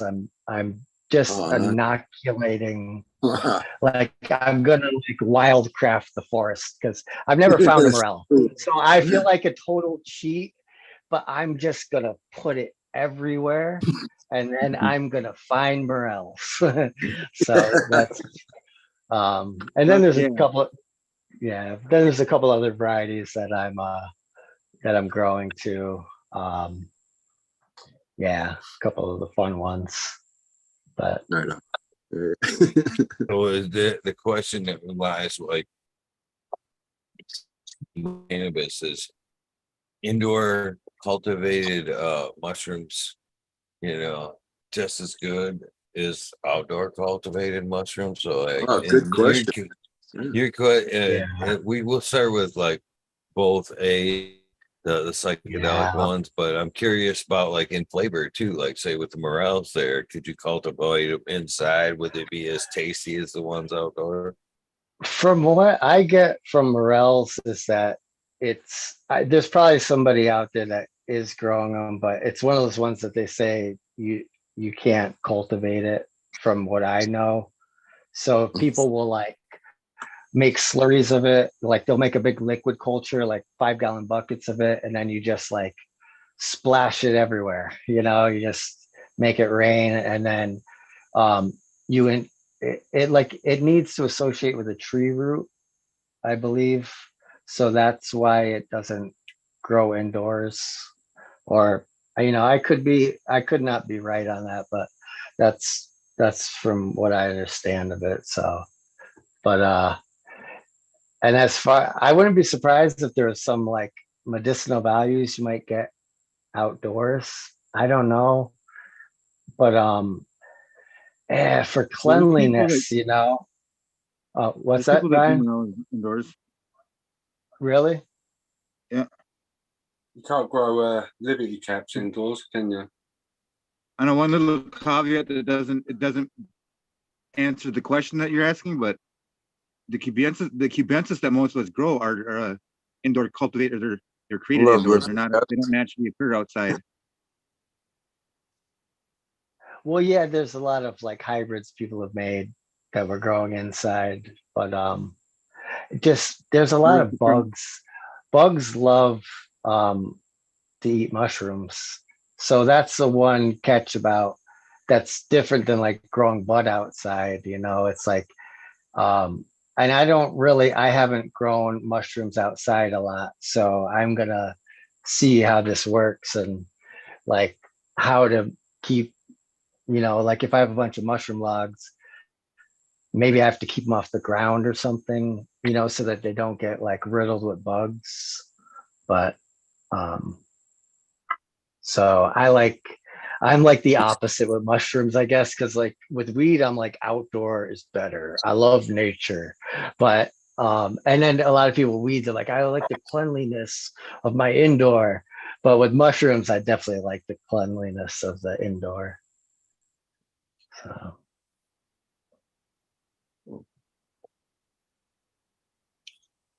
And a lot of people do the guerrilla planting spores too, like businesses yeah, that have beds of wood chips and shit. yeah. How Happy long do 420. spores like Filter around last in and a syringe? Do you think? In a syringe, they're more vulnerable, like they have a shorter shelf life because they're hydrated. So they'll like eventually like sprout or just they probably, I don't know, oxidize or whatever. I don't know what the proper term is, but a lot of them sprout. I didn't realize that because like for the longest time, all the cultures I got from a friend. So I never had like a spore syringe, and then I ordered some and I was like, oh, they'll be fine. I put them in the fridge or whatever, and I waited a few months, and then some of them I could see that they were sprouted, and then I got almost like I was lucky. I barely had this one spot of growth, and I was able to like get the culture to grow out, but it was like almost nothing grew. But the prints can last a long time. So Here's just superfood. Happy 420. Go check my first tub I've ever done a little bit here. what was that about your tub? Who's just I'm gonna go check it for the first. I put it in the sunlight yesterday. Was the first day because it had started painting, but first time I've ever done it. I'm a noob. I'm excited. I got 2 more that are ready. Or another one that's gonna go in the sunlight today probably, and then gonna make another fruiting chamber quick here because I got another bag that's sporulated or whatever. Yeah. That's awesome, man. Sweet. It's cool to see so many people growing mushrooms now. It's like, that's really cool, man. Yeah, don't be scared to do it. It's, yeah, people are making it easy to grow them. So, any little hints for beginners that are watching and starting off? I mean, if you're using like the, like the injection ports, it may like you can do it without a flow hood, if you have like like a spore syringe or a liquid culture syringe, then it saves you from a lot of contamination, so you're going to get a high success rate. It gets a little trickier when you don't have a flow hood, depending on how clean your environment is. Like, I'm in an old. Like if I get the wood, like we're gonna, just a question with that. Like there's a kit over here I can get in Australia right now, and we can do that. But I'm just trying to think, like, where am I gonna, like, preferably keep it outdoors, obviously, or no, you want to keep it indoors? Like, you can go to. There's a channel called Psychonauts. I think if you search Psychonauts TV, you can find it. But he just rolled in. Tell him, DP. DP, you tell him what's up. What's up, everybody? Cheers. Happy 420. Yo. 420. I just pulled my plus the other day shit, huh? of some mushrooms. Yeah, this is from good old Tanazi over there at Sacred 3 Mushrooms. Hooked me up with my first tub and stuff like that, and got about 3 going now. But yeah, it was my first flush of some Koi Samoys from. It's a culture out there in Thailand, so it's pretty cool. Have some Thai over here in Chicago. So I've been munching on him the last couple of days. Been nice, really nice. Just started. My hillbillies just started pinning yesterday, so got some of those fruits coming soon. Hell yeah, there's fruit spores. Ryan Kwiatkowski showing up right there. That's the y'all can hit up Tanazi over on Sacred 3 Mushrooms.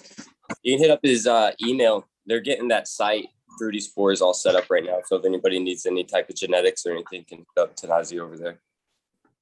But yeah, he's been teaching me a lot. Him and Green Table Gardens. He doesn't have an IG or anything like that.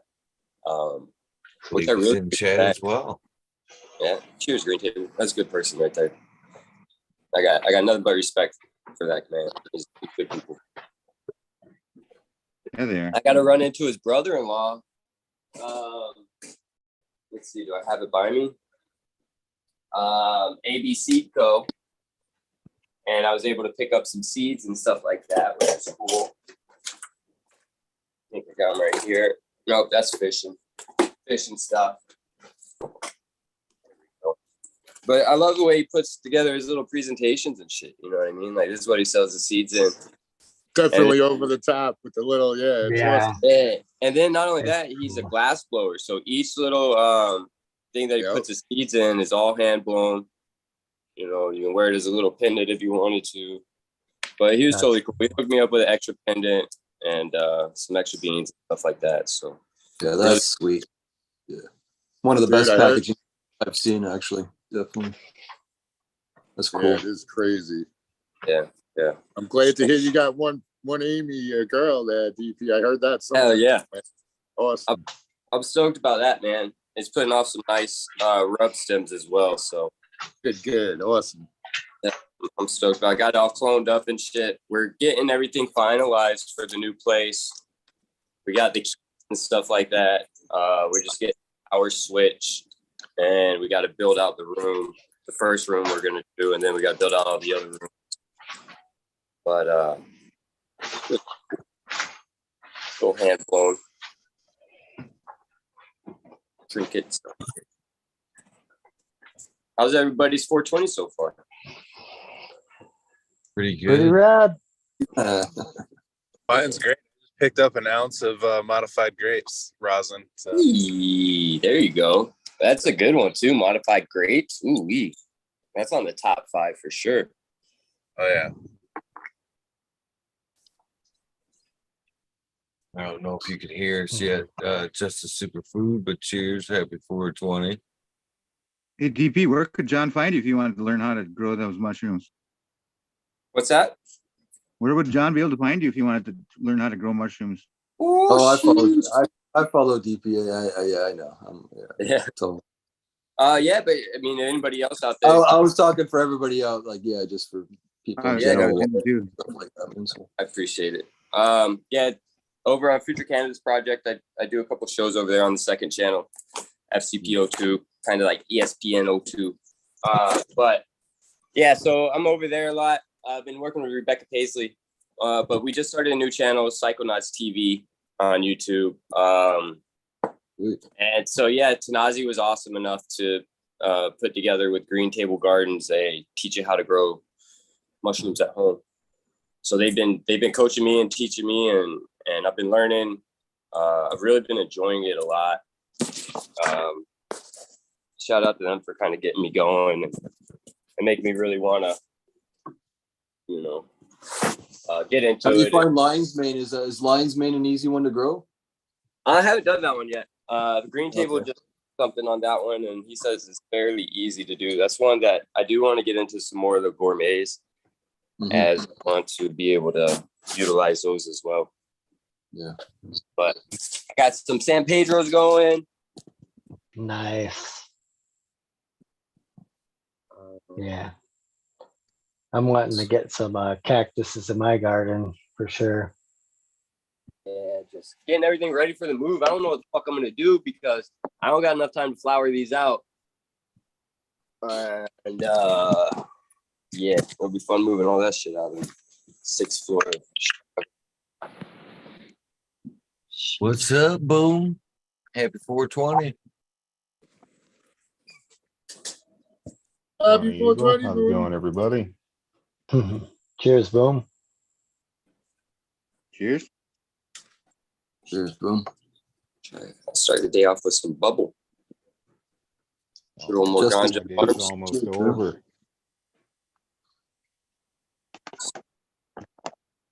So, Boom Farms.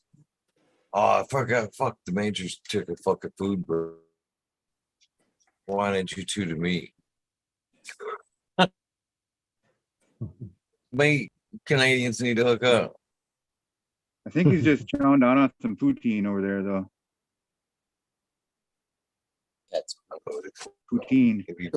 Poutine. Good shit.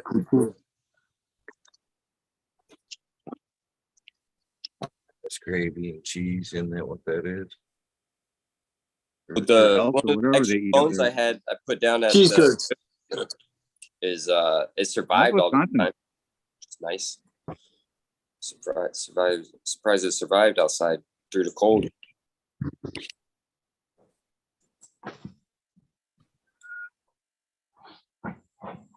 So what are you guys smoking on this 420?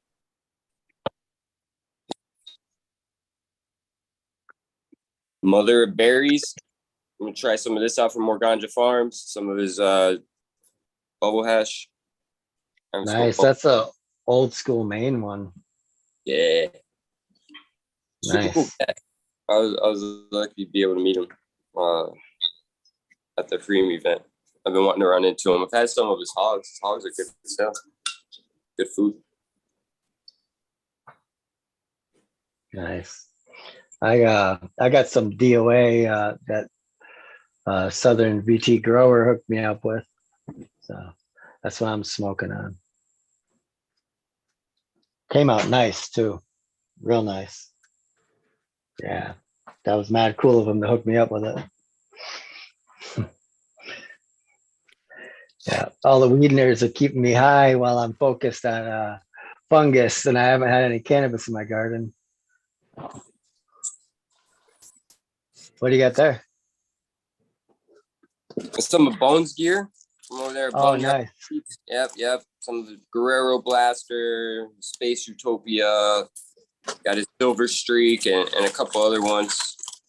Nice. That one-hit quitter? Oh, dude, that sounds fire. It's the Yeah. Space Cheese Cross the Fire OG. Sweet. Get out some of Yeah. this genetics to the people. Nice. Yeah, I'm gonna grow some of the Haze for Days this season. So, yeah. Yeah, that's definitely gonna be on my list.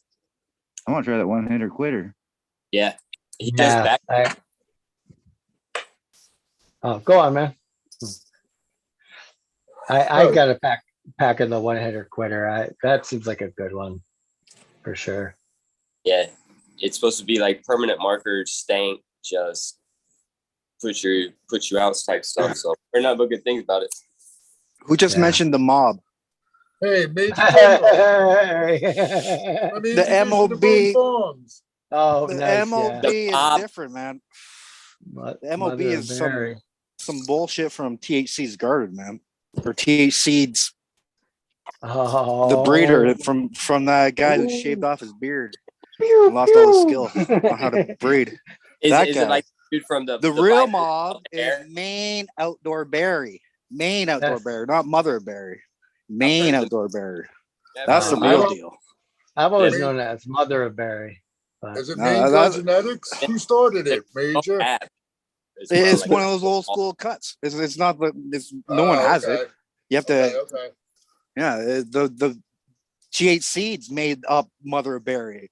It's Maine outdoor berry is a real one. That real mob.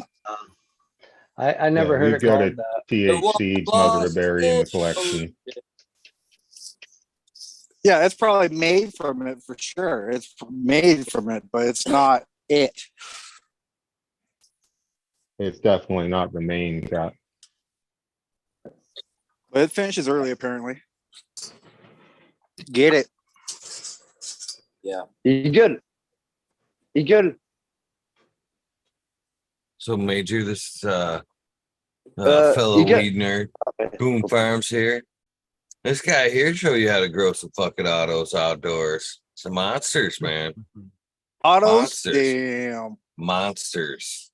Didn't you Some try sort. autos? Boom. They didn't work out, did they? They didn't finish in time. Outside, you can grow them outside up here. You can't grow a regular plant outside up here. They don't finish. They don't flip even half the time. I'm above 60. You're above 60? Damn, boy. I'm at 45 here, man. I'm at 55.9 or something like that. I'm close enough to 60. It doesn't fucking work. Damn. I got these two dosey liquors and everything else has showed sex but these two.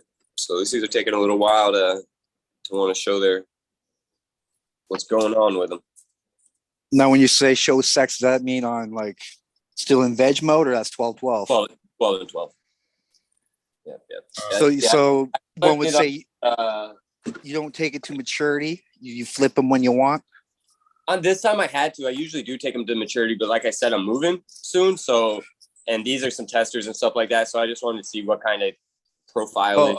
I got you on the move, man. I got you on the move, dude. Yeah. You gotta get those big U-Haul boxes, right? The maxed out wardrobe. Get those big bitches. Yep. Spray with neem in that box. Then cover your plant. You don't have to bag your plant. Right? Just throw it in that box and it'll just smell like neem, dude. A nutty. Yeah. If anything, like it'll still smell like cardboard when you get right to it. Like tape that bitch all the way up. And if anything escapes, it'll smell like neem oil. Just a little nuttiness in the air. If you're worried about that move. One right there. Yeah. That's a good one. Appreciate it. Oh man, I lived in this house and for like fucking 3 months I had to do that whole game as they were trying to sell the place. I had to fucking box everything up. Like, oh fuck, he's got a show today. I'm showing up in like 3 hours. And it'd take 2 hours to shut down the room. But I boxed everything up, towed it up. It just looked like a clean ass room. Sorry, my friends. Bye bye. Eagle, thank you. Thank you for popping in, Christoph. Thank you. Adios. Bye Of bye, course. les amis. Go join the protest, man. Big force, mes frérots. Big force, the bro. Stay safe, Christoph. Merci. Hein. What are we protesting? See you soon, my friends. Viva la revolution. Take care. Yes. Yes. I think they're Thank you. protesting how Ciao. how they extended the work your slavery another 2 years. Super. All right, they made the what do they call that, retirement age of from 61 to 62 63 to or 64. there you go, another 2 years of slavery. And the way they did that Bullshit, too, 'cause it it's wasn't like 65 voted in, here. it was just the president decided, or the prime minister decided to fucking bring it in, just did it. Exactly. There was no parliament action, no voting, just straight up. Yeah. He Let's do it. Forget sidestepped the it. legislation, and that's what pissed Exactly. everybody off. It's kind of like when Trudeau seizes your bank account.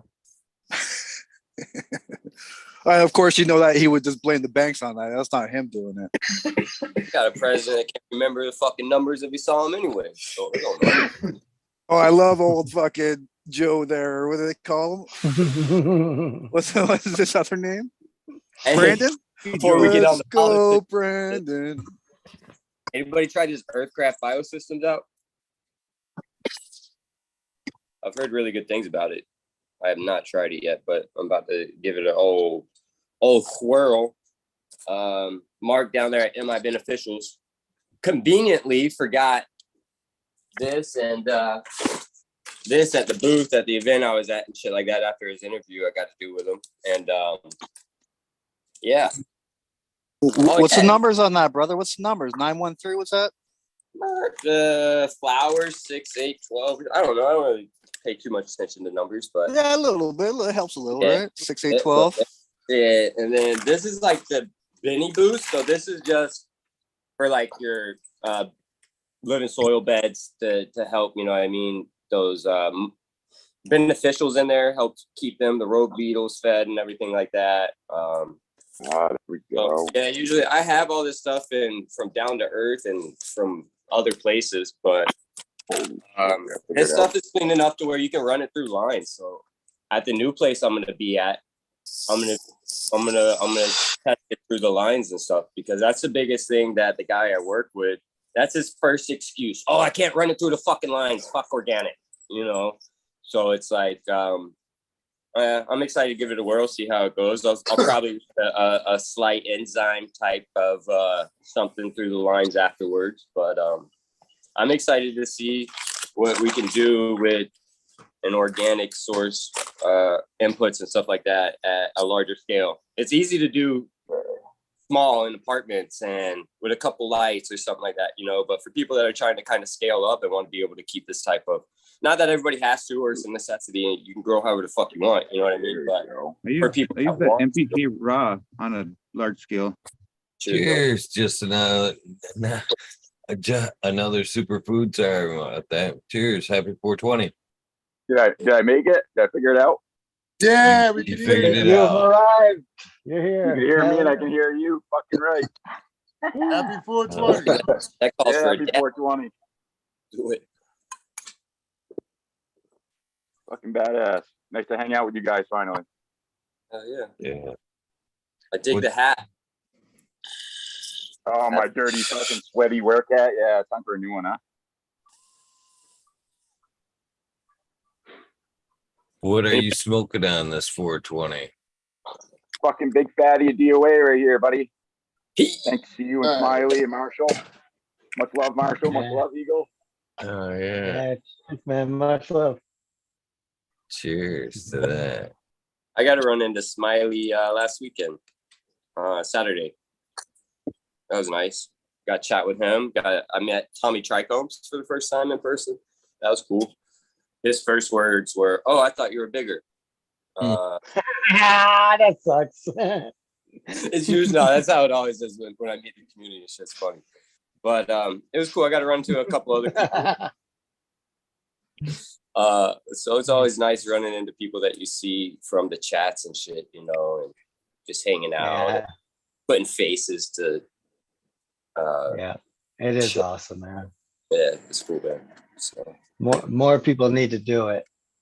I can't remember what I smoked with Smiley, but that shit was nice. It had a nice like floral, real clean, just really nice flower. I can't remember what it was. I was super baked by that time. But.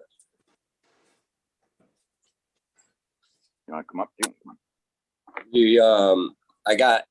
I teamed up with a media production team, Higher Art Media, and we're gonna start documenting the events and stuff like that around us, and highlighting craft growers and stuff like that. Even people that I've gone to Metric, so that's pretty cool. I'm excited doing that. We're partnering up with a couple of people that are helping make it possible as well. So that's cool that people are wanting to help support us down here in the city and kind of reaching out. And I'm excited to be able to get that stuff out. We're going to be dropping some stuff here on Future Cannabis Project pretty soon. Once we get it all edited and put together. Unfortunately, when we were there, our canopy like literally lifted up off the ground, just straight up in the air with a wind gust. And like we were holding it, but like it just like flew up. And I mean, shit, we had a shit ton of glass in our tent alone, and like all the other tents by us all had glass and stuff. So it was amazing that nothing happened to where, you know, we broke a bunch of shit, because that would have been tens of thousands of dollars. About Yeah. When you first said that, I thought Act to God. I'm sorry, I was just interrupting. Oh, I was interrupting too. Well, I would say when you first said canopy, we flew off the ground. I was picturing like a grow. Oh, I don't know. yeah. Oh, No. yeah. We're at the cream event. Hash rules everything around me. Yeah, it was a great event. They had a single source wash off. It was really cool. Really, really good. It was a good turnout from the community. That's what I always enjoy. I always enjoy going there and seeing everybody, you know, and just meeting people that I haven't met, seeing people that I haven't seen, and run into people that I have met. I'm stoked to be able to burn one with Eagle again here sometime this summer. I'm sure we'll run into each other. Oh yeah, I'm sure we will. We'll both be covering events, so we're bound to cross paths. Oh yeah, absolutely. That'll be fun. I think I'm gonna be at Gyms and Genetics. I'm not sure. I gotta skip this one. I'll be there May 26th though. I'm gonna. That's it. The 2-day one is in June, right? There's another one in June, yeah. But yeah, I think the one in May is a 2 or 3 day. It's a weekend camping event. Okay, yeah, I'm not gonna be able to make next month's event. I got this move. I gotta get this shit figured out. We gotta figure out the quarantine room, bedroom, and then we gotta get all the clones ready for the first flower room. It's a lot of work. I'm putting up 4 20 lights on the first floor, 4 rooms of 20. We're just gonna put up 2 to begin with, but not. As with anything, it's hard to trust people in this industry, so it's a very small crew. You know what I mean? And we're doing a lot of work. And as with a lot of this shit, our investors aren't exactly on the same page as us. You know what I mean? But yeah, it's all fun. It's exciting. That's I really fun appreciate. adventure. Yeah, I had this really good cat give me some really good advice. Is, you know, once you stop doing it for yourself and you're doing it for others, you got to be careful. So keeping that up in the forefront for sure. It's gonna be busy. He's like,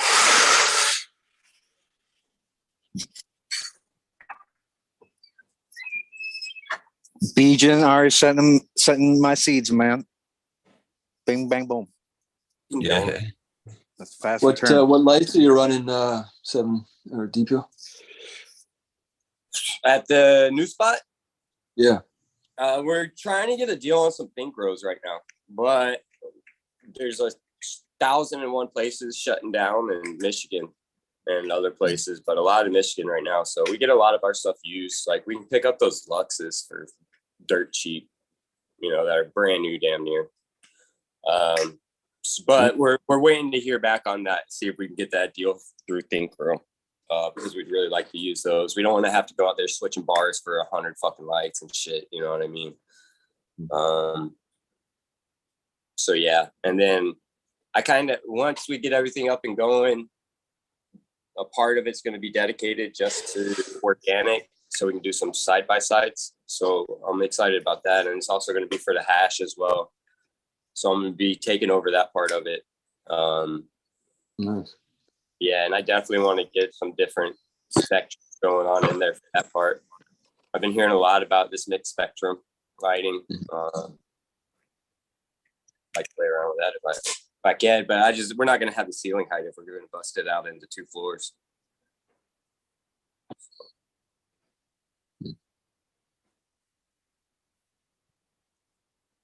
What kind of IPM you run in an operation like that, especially multi-floors? It'd be scary from trying to contain everything. Yeah, so we're going to have the very first thing we're setting up is the quarantine room, and then from there we're going on. But I'm sulfur dipping anything that goes through that door for sure.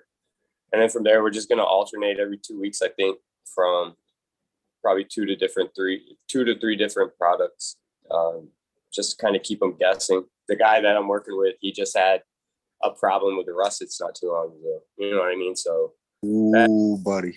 Yeah. If anybody's dealt with those are the worst things, really. Yeah. I dealt with them last year, and holy shit, I reset everything. Yeah, I'd almost want to kick your friend out. Like, how recently did you have them? We've sprayed twice so far. So far, everything's looking all right, but no guarantees. You know what I mean? We're not seeing anything in his flower room. It was contained to 2 plants in his bedroom out of a lot, but not counting them. You know what I mean? We got to treat the soils and everything. Just every time I thought I was rid of them, they came back. And that's why I ended up doing a full reset. So the clothes I wear over there, I leave over there. I don't even I live 2 small quarters in this place to risk that. I got a lot of cool stuff coming though. I got that Amy Aces I'm excited about from Tao. I got the lemon degreaser from Myers Creek, the Topanga cross to root beer from Mean Gene, the Waves, the 2 phenos I found from Raw that I really like. I'm rerunning those. And the Dosey liquor from Dutch Blooms. So it should be nice little, try to find something.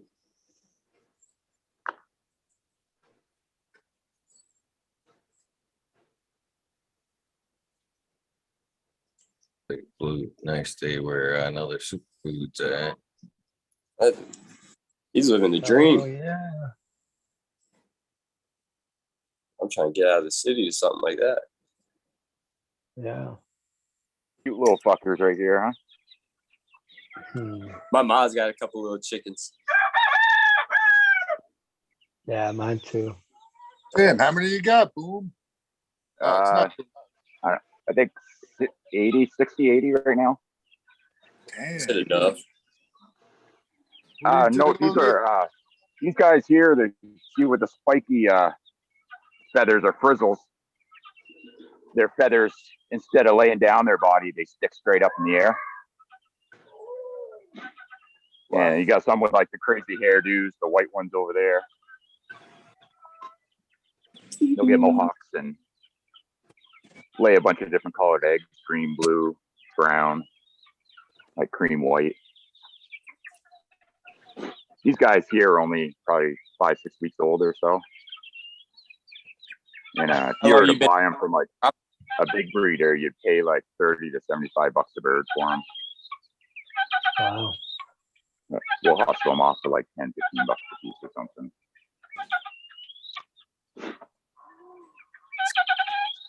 Yeah. Yeah, the guinea hens want to come out and eat the little ones. That modified grape is nasty, dude. That's just gnarly. Yeah. How long you been on that property over there? Another superfood. What's that? How long you been on that property? Here we've been almost 5 years. Oh yeah. Here, I'm always adoptable, my man. When we first moved here, that's what it looked like, just straight woods, like what you see out there. There, we chopped down shit and just turned the gravel and woods into what little bit we have right now. Hell yeah. So we got a couple gardens over here, and then in these beds. Looks great, man. And we do a bunch of planting back here on some hills and some hills we do. I don't know if I'll drop service or not, but you allowed to say what part of the region you're in? Down back there. What's that? Are you allowed to say what part of the region you're in, or are you clandestine? Oh.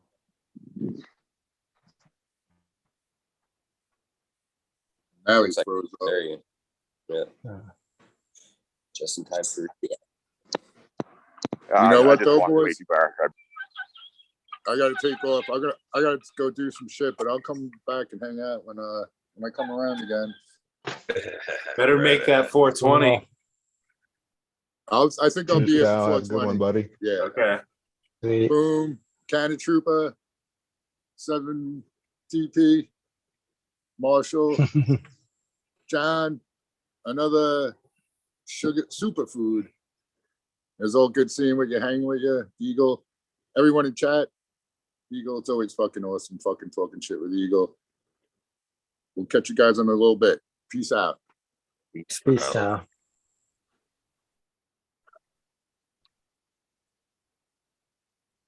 Hey DP, man, you doing this big setup? Why wouldn't you just go get some Later, Cal. TC Marshall's project. TC clones, man? Some what? Like how much are tissue culture clones, man? How much are those down there?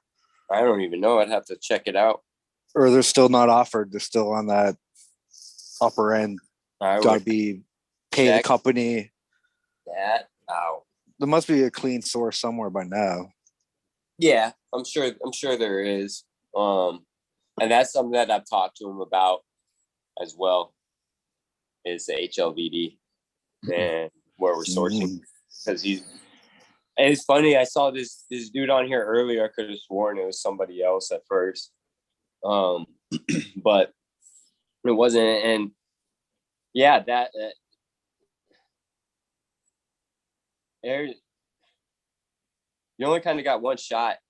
I guess you don't got one shot. You got as many shots as you can get, but your word is kind of everything. You know what I mean? So if you start doing like shady stuff and you're giving people clones that you know are dirty, you know, That's and it fucked comes up. back behind you, I don't know. That's fucked up. It's 11/11. I got my hillbillies pendant in here. That's pretty cool. It's always exciting. Yeah. Fuck yeah. I love this. Hillbilly, that yields good, man. That's a big yield of that one. All right, they're chonkers, yeah. It's about time to eat my mushrooms for the day. So Right on. I just got some Lizard King. And apparently that one was found on living in like some wood, right? So I'm going to try to grow that fucker outside in some wood chips. Yeah. Which kind are you talking about? And wood chips? Lizard King. Oh yeah. Yeah, that's the unique thing about it. Is that it's one of the few ones that actually was found growing in. Well, they say it was a mixture of wood and dung. So. Okay, because I know people. My friends grew that one, and they grew it like standard Cubensi style. I always thought it was like a dung lover, but apparently that's the advantage of it, that you can grow wood as well. It can go either way. That's cool. That is cool. Yeah.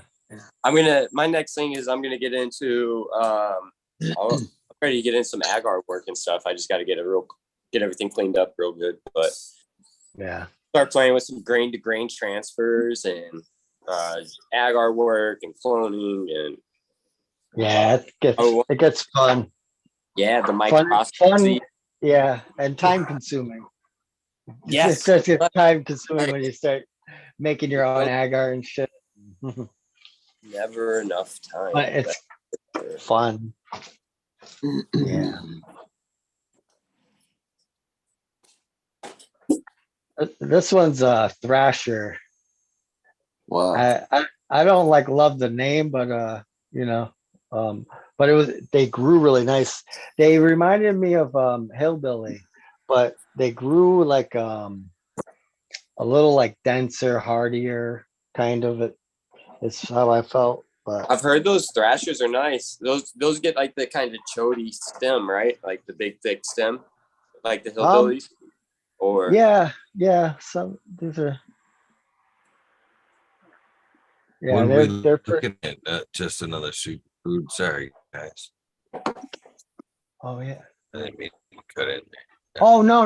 I didn't even realize that he was showing us the goods. Oh, he's showing us the goods. Yeah. What is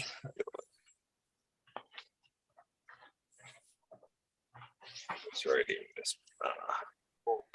yeah. What do you like Go to feed my top dress cat. with over there?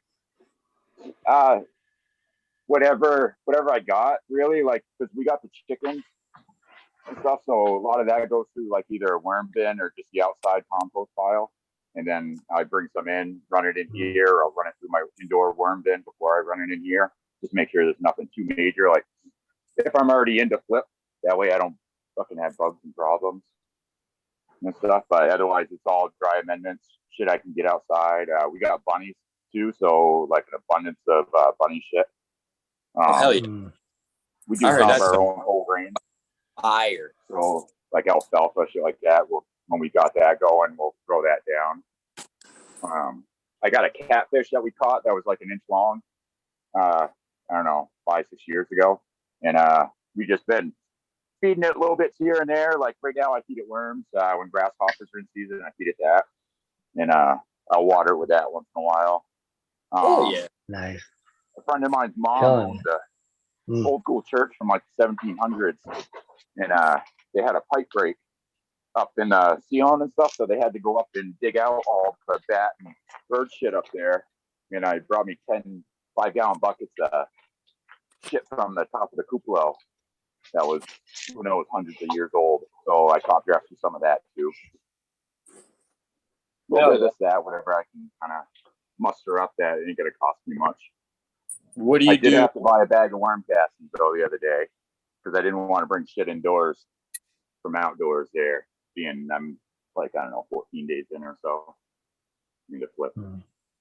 So I bought the Coast of Maine worm castings. I'm happy with them.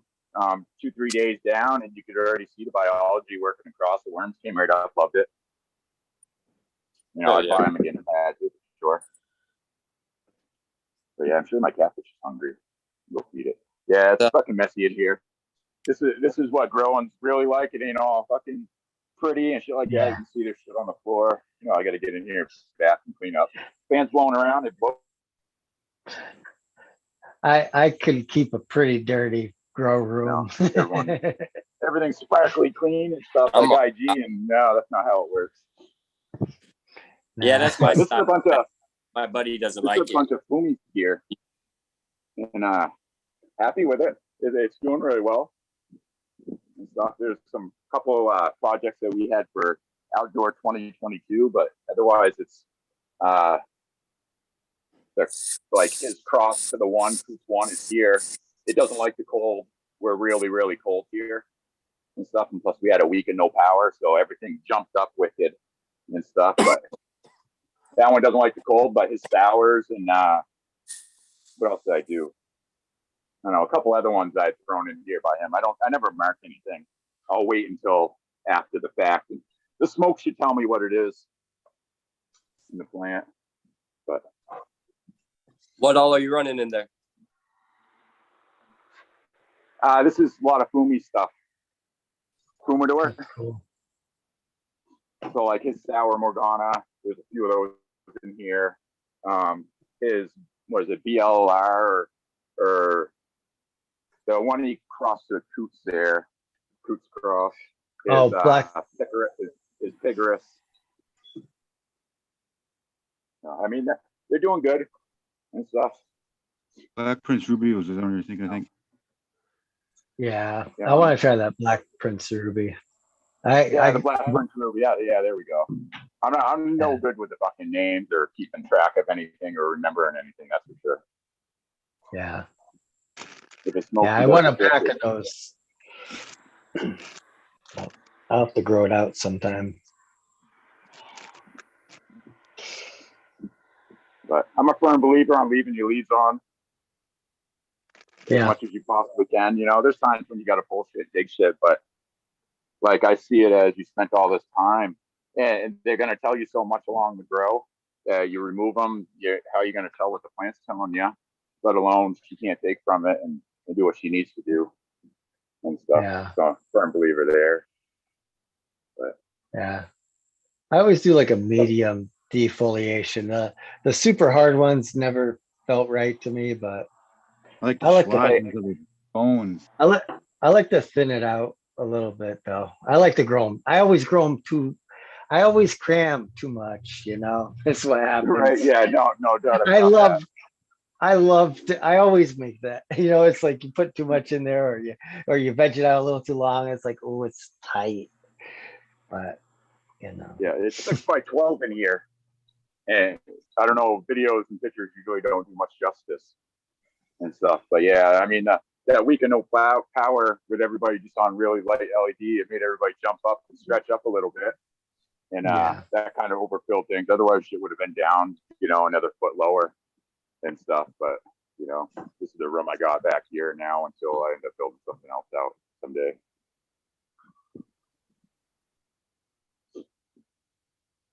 Cheers. Good. Yeah, great. It's 4:20 over here. You go. Damn, another Bum, bum, bum, 20. 4:20 from Maryland. Cheers, everyone. Cheers. Cheers, chat. Hope you guys are all having a good time smoking up. Mikey Pilot.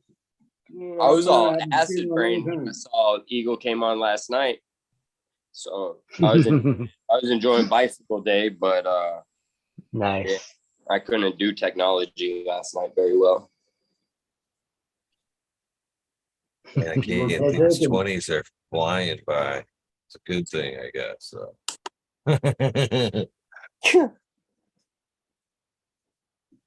What do we got? Only what? Only 12 more to go.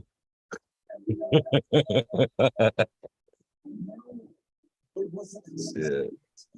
I gotta get ready. We got an event today at the glass gallery. That's gonna be really fun. We got Walmart glass out there. It's gonna be really nice. They had a real big event. They had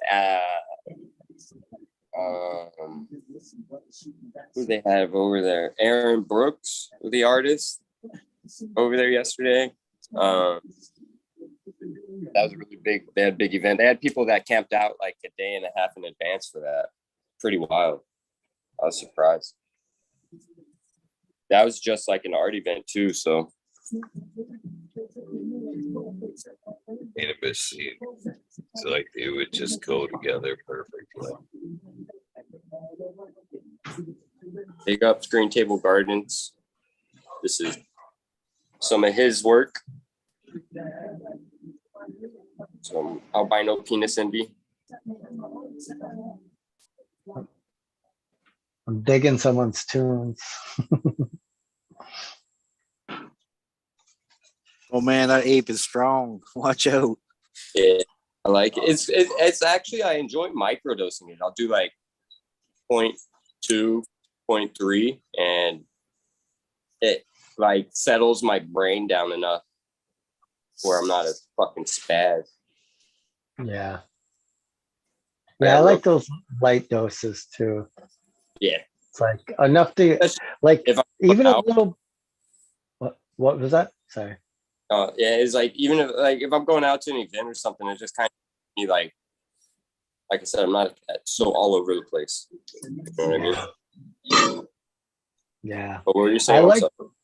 I like to take those little doses, like just enough to feel it, where I'll like start to get grinning and I can't help but grin and shit. You know, it's just like, you know, I almost feel like I smoked a bunch of herb, you know, I'm just like, Yeah. yeah, I like that.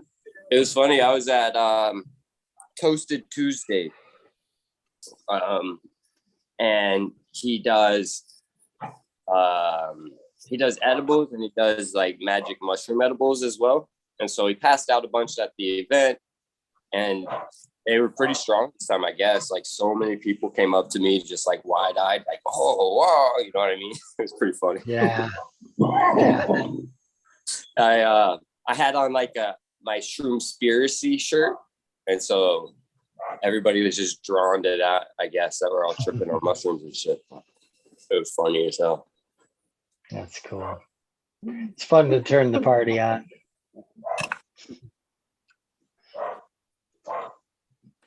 Cheers, Spiky Pilot in chat.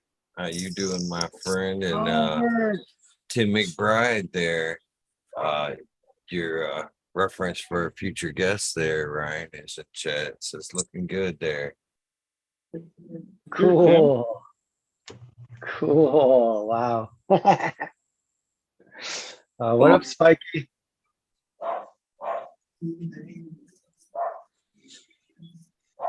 Should be a good episode.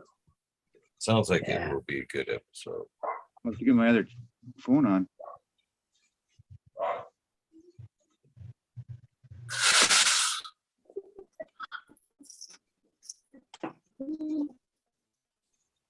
The chickens. Yeah. That's exactly what I want to be doing, just like that homesteading style.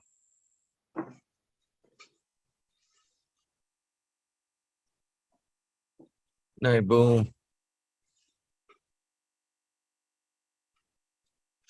Yeah, Major, he's definitely throwing down some fucking huge autos. It's really fire. For sure. All right, guys, I gotta pop out for a little bit. I gotta go do a meeting, and then I'll be back. Cool. You've been popping in and out, right? I know. He's a busy man. Yeah. Later. Yeah. Cheers. Cheers. Peace, Kenna.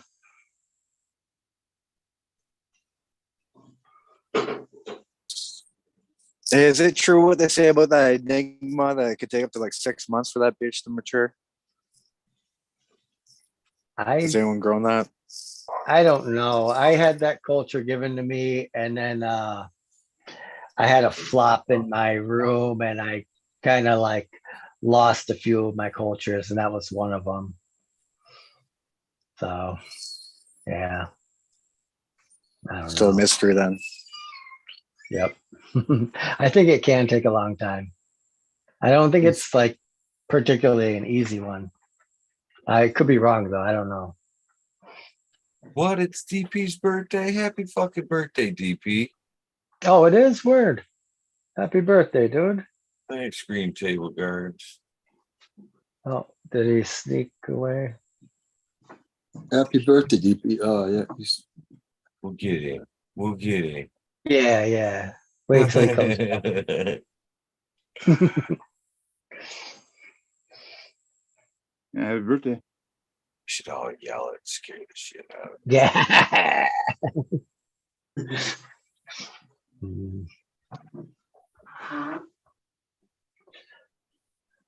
This is how brutal the roosters can be.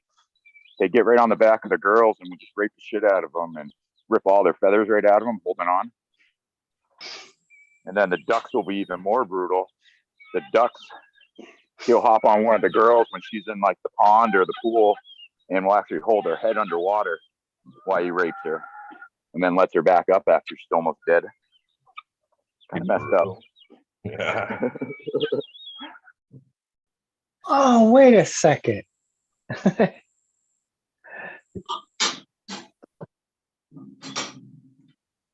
Um, hey, another superfood. Have I met you in person? Maybe. Have I met you in person? Yeah, no, you don't recognize me with all the hair, huh? Okay, I was just gonna be like, hey, is that the same name you use on YouTube? Because I didn't recognize the name. Oh no, I recognize because I heard those words before. What is up, Robert? How you doing? Nada, man, nada. Fucking just chilling, just chilling. I woke Cool, up out man. of burnt nap there from like 5:30 to 8:30 or something, and saw you on here, and I was like, all right, fuck it, we'll do it. Like, oh, you guys are almost done laughing at me for like 45 minutes. Fucking the headset, and I couldn't get it to work. It took me a moment to figure it out. I felt like I was like an old man trying to, yeah. I had to Word. talk to them and not just listen. They had to be able to do the calls as well. Yeah. Well, I've been watching your farm, admiring it, being like, that's how I want to be living. So I second This is a 2-week-old. Happy birthday, DP. Oh yeah. Appreciate it. Happy birthday. That's pretty Getting bird. old. How old's old? I don't know, 36. Oh yeah, happy birthday, DP. Birthday. Appreciate it. That's not old.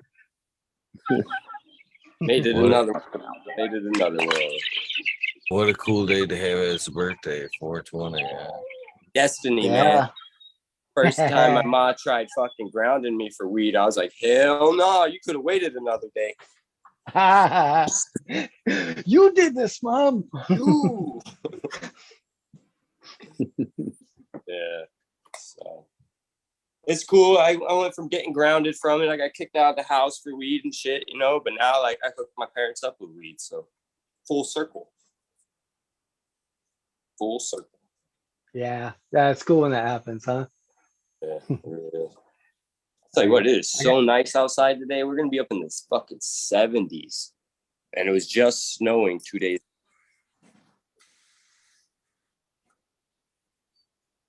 And it looks like they went mixed up our forecast too, because I was looking earlier and it was talking about like rain and shit, but man, it's beautiful so far, man. I'm hoping that it stays like this. Yeah, we're supposed to get some rain later.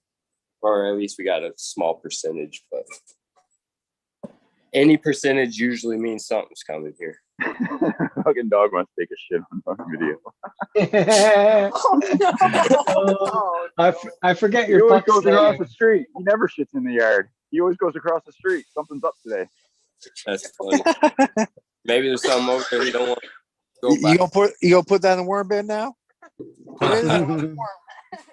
Don't waste, yo. Don't waste.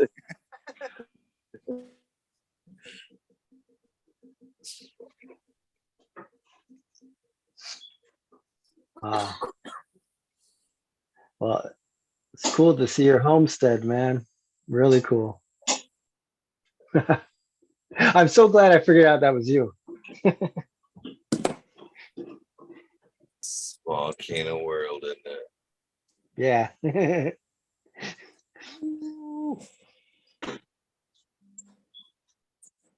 Have you guys used the mill yet instead of a grinder? They call it a mill. Pretty cool. It works really well. Instead of like samurai sword chopping your weed up, it just like massages it apart. Gives it a nice whole experience within itself.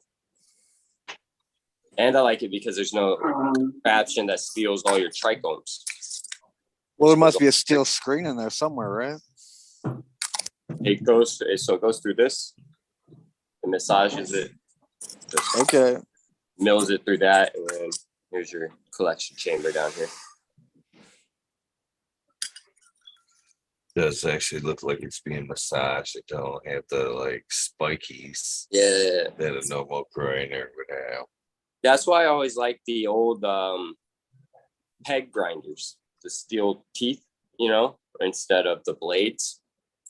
So the size of that bust depends on the size of those holes, I presume. I'm sorry? The size of the grind depends on the size of those holes. Yeah, and if you get the bigger series grinder, it has removable and different size screens you can use. So I kind of like this for doobies because it doesn't make it super small, you know what I mean? So you can That must still get caked up. That face must get caked up with resin. What, this? Yeah, all that surface area in there. That must get caked up. What, on the side right here?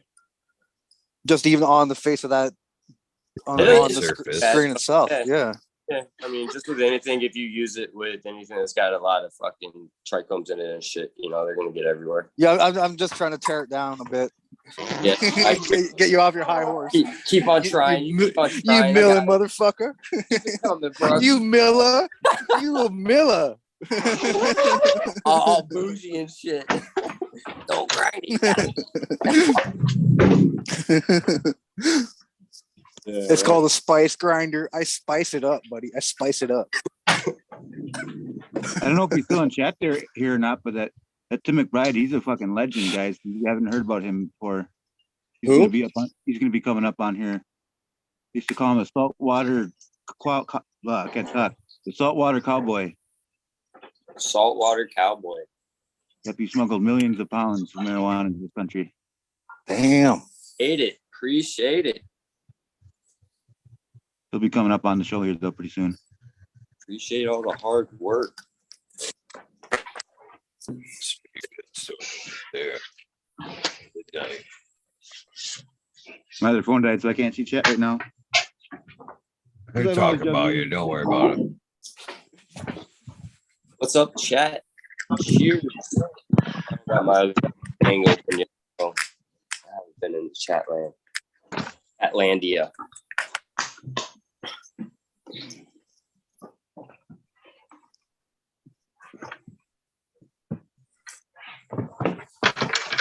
Anybody popping some seeds today? Isn't it full moon, right? New moon. New moon?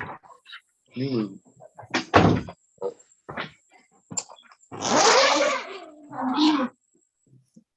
I'm probably going to.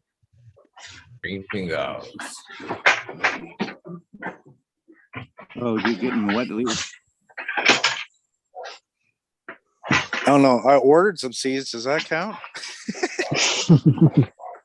Yeah. That's good. Smiley's Garden, 50% off there. Happy 420 Yeah. promo code. Same with Beejans. Beejans is the same one. Happy 420, 40% off. Oh, yeah. This is like the first 420. It's like the first 420 I haven't bought seeds. I'm not doing it. I'm not doing it. I'm sorry. Not this year.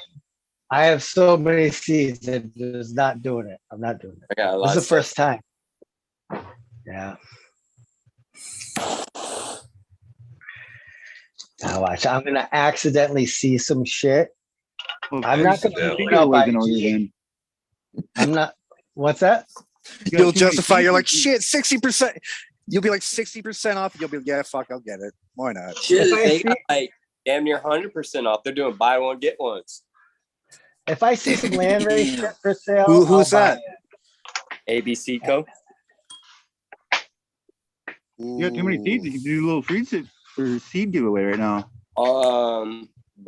Toad is as well. Boneyard Seeds. He's doing buy one get one.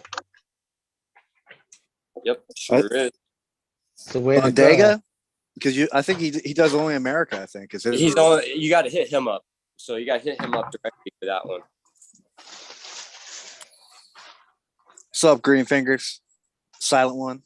Hey, I pocket somewhere in one of these chats, somewhere along these interwebs, Green Fingers. I timed you out for 300 seconds the other day on that. I don't know where we're at, but you're in my pocket. and I pocket timed you out. Sorry about that. I can't even remember what show. I think it was Toads. I don't know. Yeah, I think it was Toads too. Yeah, sorry about It Cheers, was- green finger. Cheers, baby. I just woke up. Good morning. Happy 420, Robert. Happy 420, everybody. Hey, green fingers, you milling that or you grinding that? Come on, it's the fantasy fucking best, bro. You look like a miller to me, man. Hey, that's how good these grinders work, bro. Look at that. That's all I gotta do. I think they got one on some ball bearings now that looks pretty fucking cool. Spinners. LED underlighting.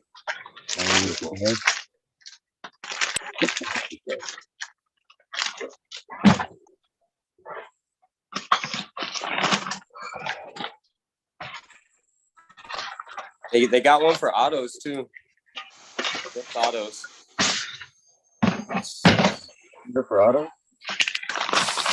Yeah, you can. They got a mill made just for autos. They got some sour stomper up here on sale. Is it the garbage can you put them in? Better grab it. That's an auto, man. It's supposed to be the best. That was the very first plant I ever grew. It was so Sour fire. stomper.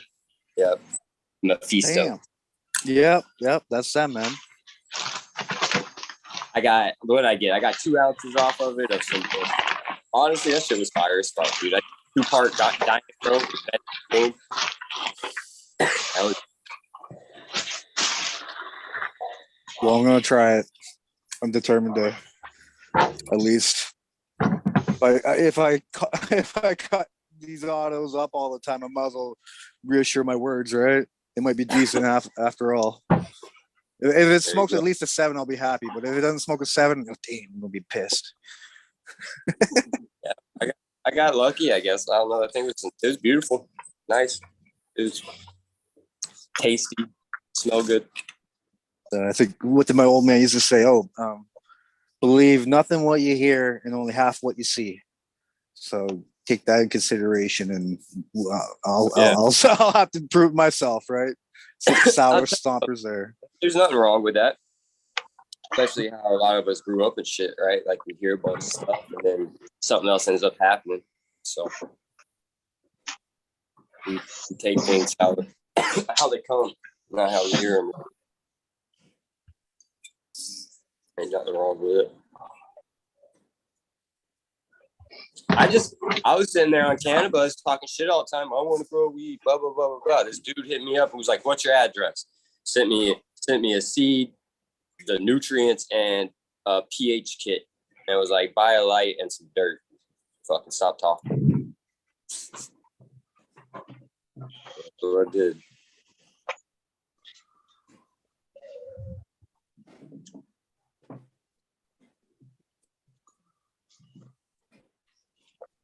What you smoking on, green fingers? Grape stomper.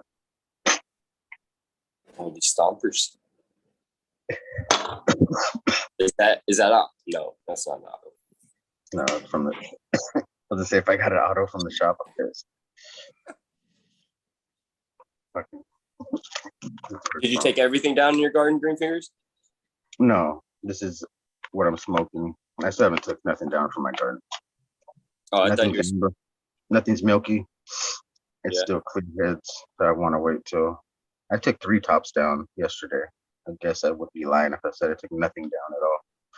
3 tops from the Tino's cookies because they were amber. So- Only one. They were Those things overripe. gotta be fat by now.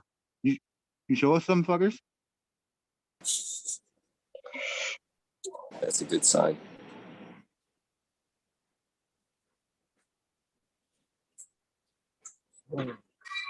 Two of them want in the box at the same time to lay an egg. Come back in a couple of minutes and we'll have 2 fresh warm eggs.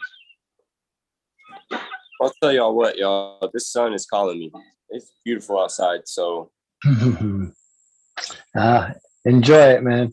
Happy birthday. Enjoy that shit. Yeah, happy birthday, dog. I'll probably see y'all a little bit later. Happy birthday. Happy birthday. Appreciate everything y'all doing. Much love. Happy birthday. Happy birthday. Happy birthday. Have a good one. Birthday. We got there, green fingers. What's that little nugget? That's the one. That's the one. Tino's cookies. Damn. Cookies. It's just one top that was ready.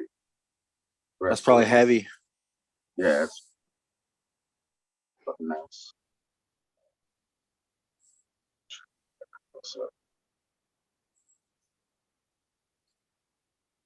Let Eagle zoom in on that. Eagle, can you highlight green fingers on that nice nug? No. Do it. Switch my screen so I can see myself highlighted.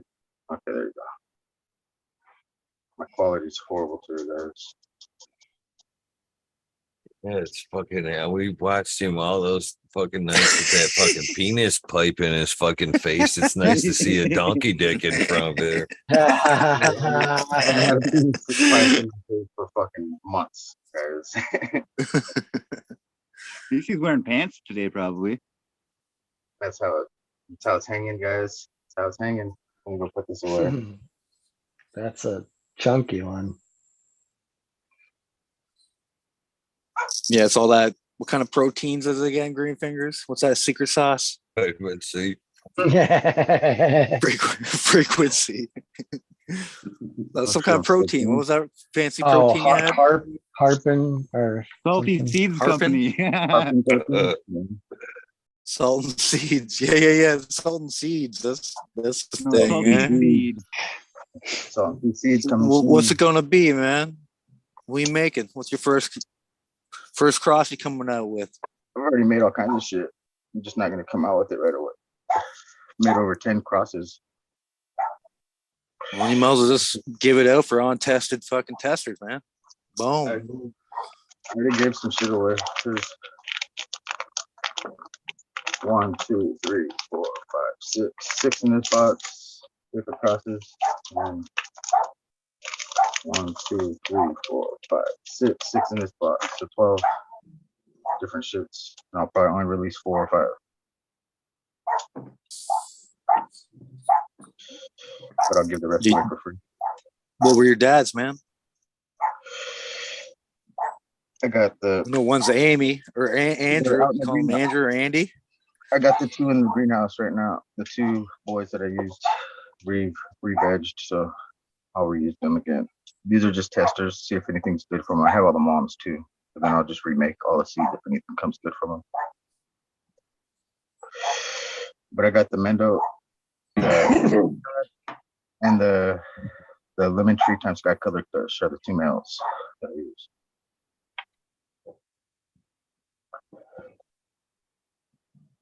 And they are the bomb. I gotta get my dog. He's blind. He's probably stuck in a bush. I'll be back.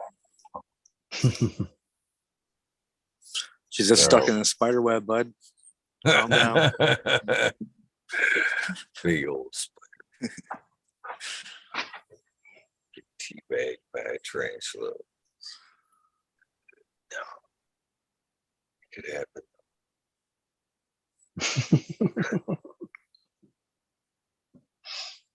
My boys are just getting up too. They were just stretching a minute ago, looking at me like, "What you doing up, man?"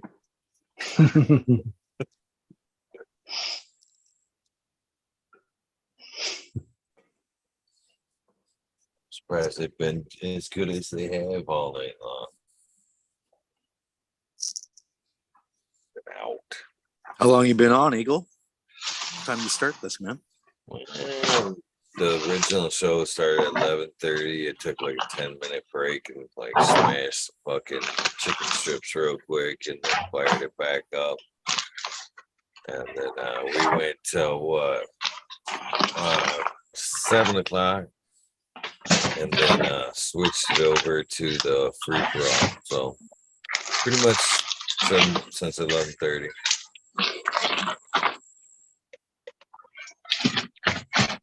almost 12 hours, a little over 12 hours. Hit that mute. So you're trying to make it just 11:30 tonight? Then you gonna call that the 24-hour show, or are you trying to make it like 4:20? I don't know. I definitely not rolling all the way back around to 420. Insane. Insane. Come on, you still got it. You still got it. Maybe 12 o'clock. You never know. You get that fucking win. Home stretch fucking win. Take us for that run, man. Take us for that run at 12:30. 12:30 midnight run. Pump it out for 3-hour run, brother. 3 hours. Just keep going. Man, I've been loving the fucking outside run, man. I fucking ran the other day inside on the treadmill. And I'm like, man, I'm thinking I'm liking the outside much better. Have you found yourself a cool trail to run? Or Not just still yet. pavement? Still pavement, yeah. But it's not a bad route. The other day, as I was kind of coming up, it was like fucking mile 3.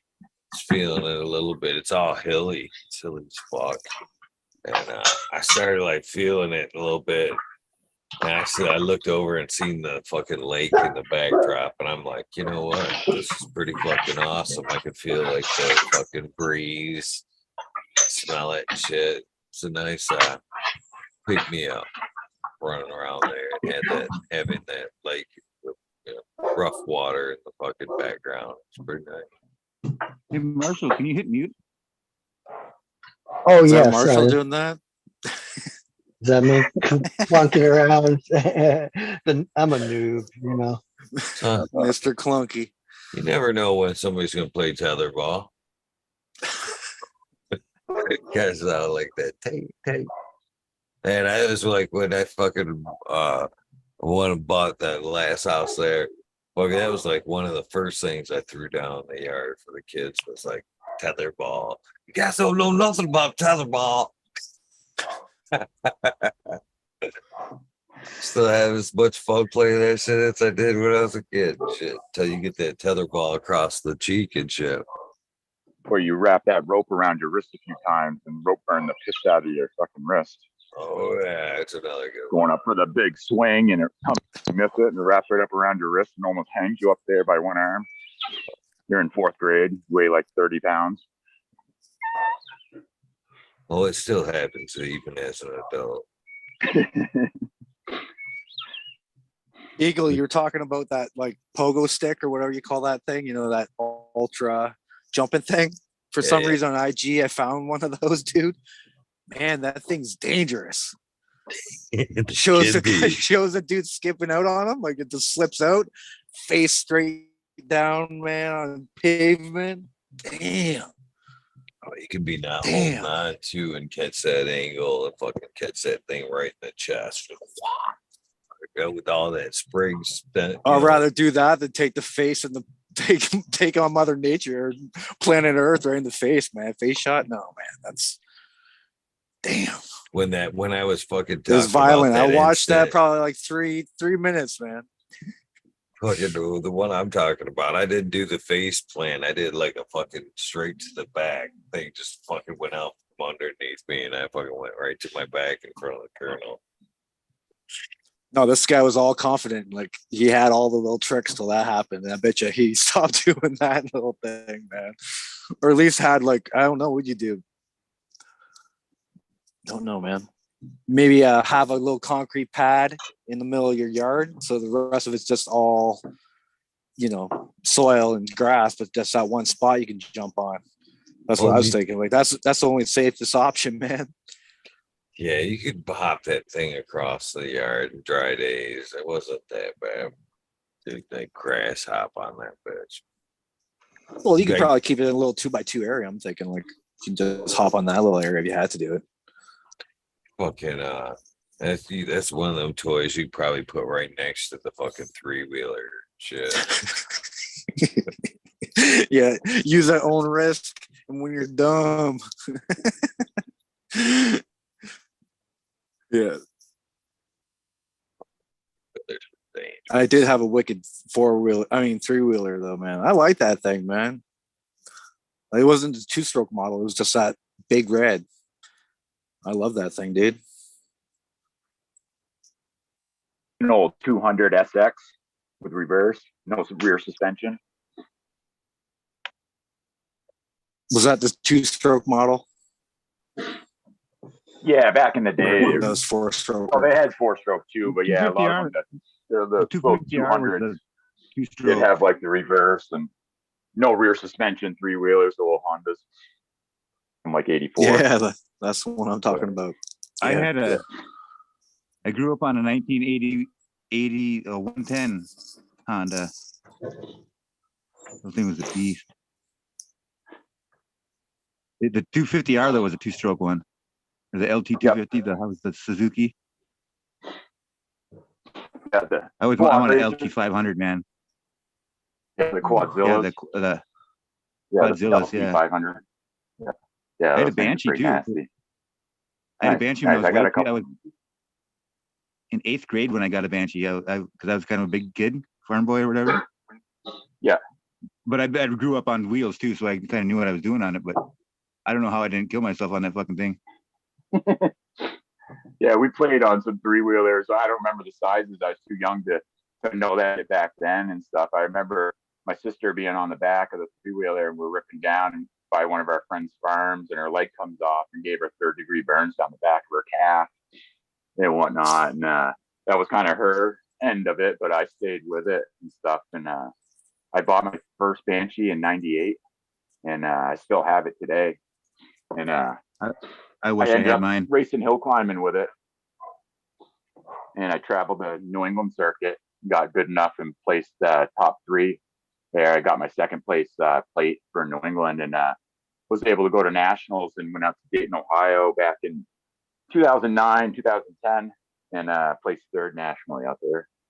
Oh yeah. But I had sponsors out of California that built like the motor and stuff. That was part of the reason, I was able to win such a strong, powerful motor and whatnot. I mean, they were fast to begin with. Yeah, I have a grandpa that taught small engines class at a tech school around here, but he for like 30 years or 40 years or whatever till he retired.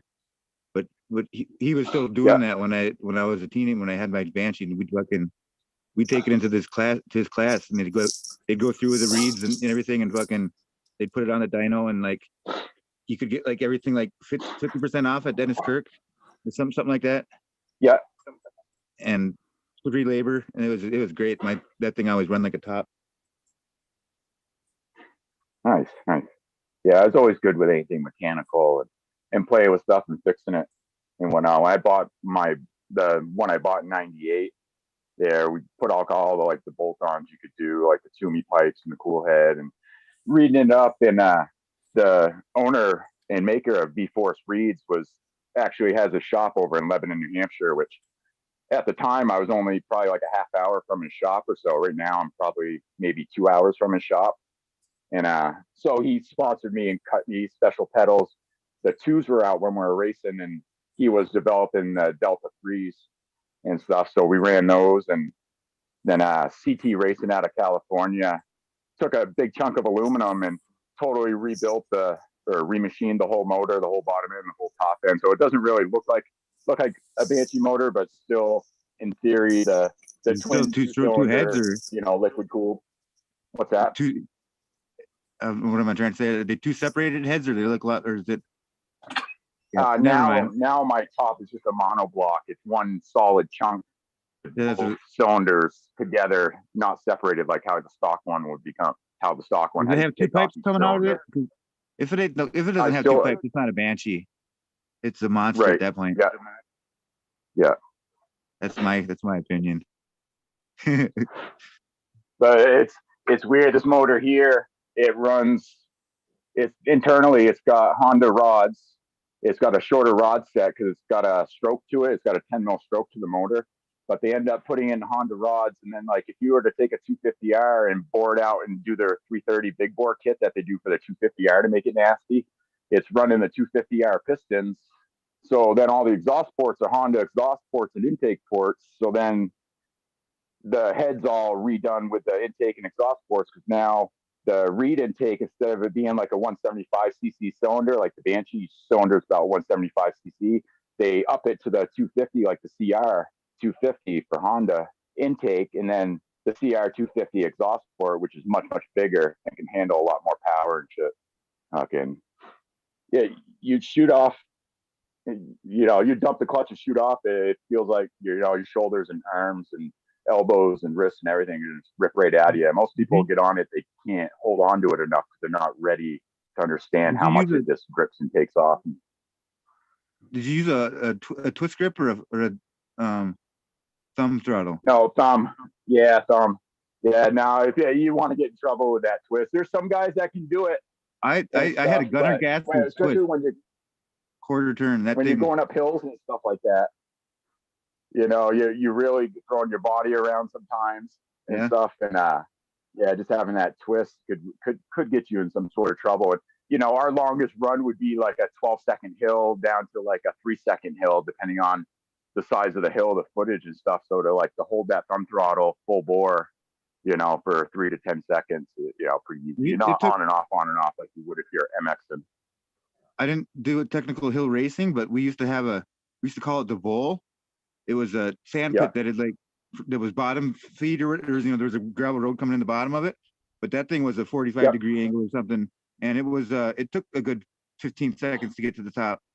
And if we were idiots, every once in a while we'd go up in a trail, with like 4 people going up behind each other, and every time someone would end up bailing on their bike or something, or you'd end up right behind them getting rocks in your face. Lead guy fucking press the top first.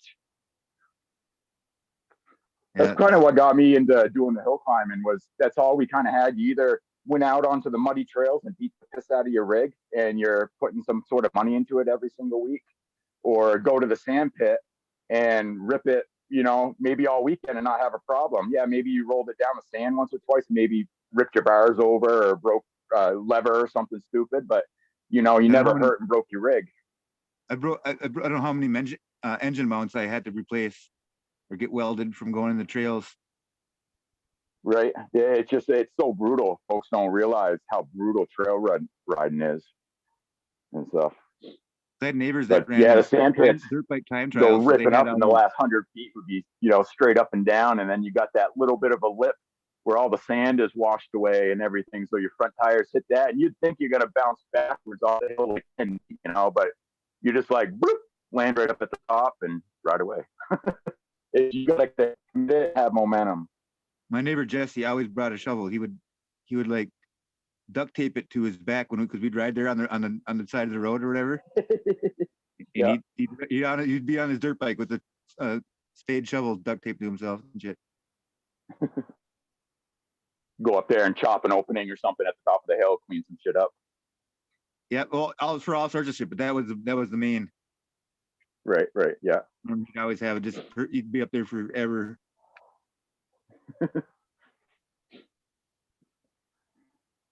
Yeah, that's what screwed my back up and stuff. I got pins and plates through my back now, but the doctors had told me back when I was in my 20s, I was pretty fucked up from a few different things, jumping in and out of equipment and just having some issues with me personally, and told me, I didn't have much time left.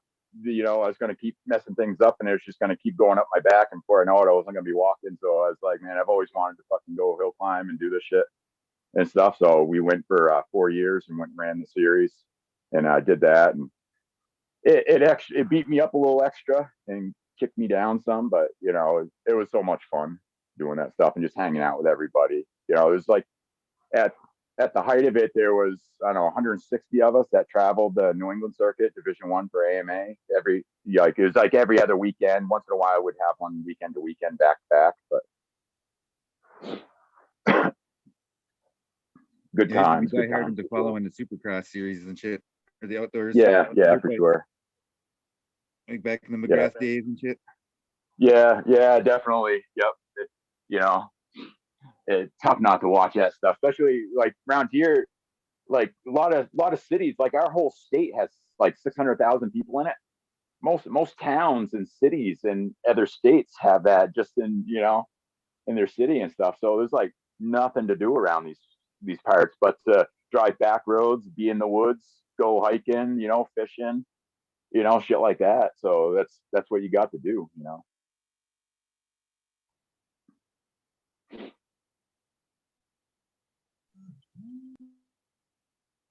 I still try to watch any Nothing given wrong with Sunday every that. once in a while. I haven't seen Crusty Demons of Dirt 3 though in a long time. No, what is they got? They got that guy that goes out now and kind of does some crazy shit. That Ron guy or something. I can't think of his full name right now. But he goes out and just acts. He actually like goes out and with the guys and does all kinds of like weird Pastrana? little tricks or heel kickers. What's that? Travis Pastrana? And he was kind of No, like the not first one to get Travis. a film. His name's Ron. Oh, because that Pastrana was the first one Nah, to kind of some get a funny film guy pit. on YouTube now. Yeah. What's the snowmobiler guy's name? Fucking Larry the Enticer? You ever see him? I probably have it. The name don't ring a bell. Oh, Larry the Enticer. He's the man. He rides enticers and he's got a mullet from fucking heaven. If you haven't seen Larry, That's kind of what this Ron guy does. He rides the CR 500. He goes out and, you know, We'll like send going through by a loop section, yeah. he'll all of a sudden come off the pegs and do a hill kick, you know, or something stupid. yeah, he gets drunk during them and shit. I think he's Yep, sponsored by yep, PBR yep. and he like slams PBRs. Yeah, I've seen that guy. Yeah, cuts off everyone's front fenders and shit with a saw, with a fucking Yep. jigsaw. Look, yeah, he hangs out with Larry the Enticer though. I think they have a video together even. Yeah, I could just be yeah, I'll making have to that look for him, check it out. Good. In the hill climb series that I did, they had a snowmobile class, and these guys were running like sick fucking, you know, 1150 Arctic Cats, 1600 Arctic Cats with like these hooper kits and stuff on them, ripping up. Like we'd go over to say like Kroger Lake, New York, and it was 800 feet up through the mogul section of the ski area. So that shit's already at like an 80 degrees, and it's got 3-foot mounds everywhere. And these guys fucking rip up there with their friggin' sleds, and you know how those things are with suspension and stuff. And yeah, they would fucking get ripping up through there and pull some pretty good times. It's pretty impressive. Yeah, Larry the Enticer's catchphrase is sometimes you just gotta send it. You ever hear people Yeah. saying that?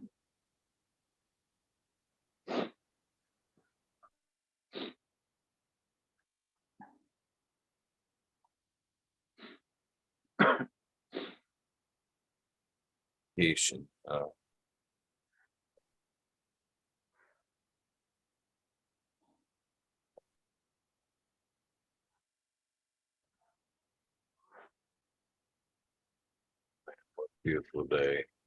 Beautiful day for 420. What kind of temperatures you got there, Eagle? We're looking at almost 60 today. I think it's like just over 50s today or right now. Take a look real quick. That's 33 cool. and raining.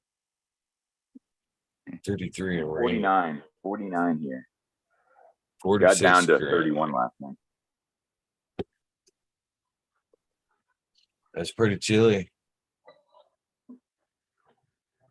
I can handle 59 though. 59 is good.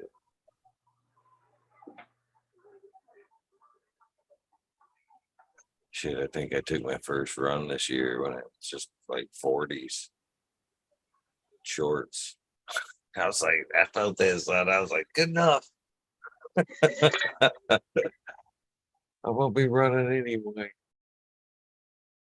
60s is awesome.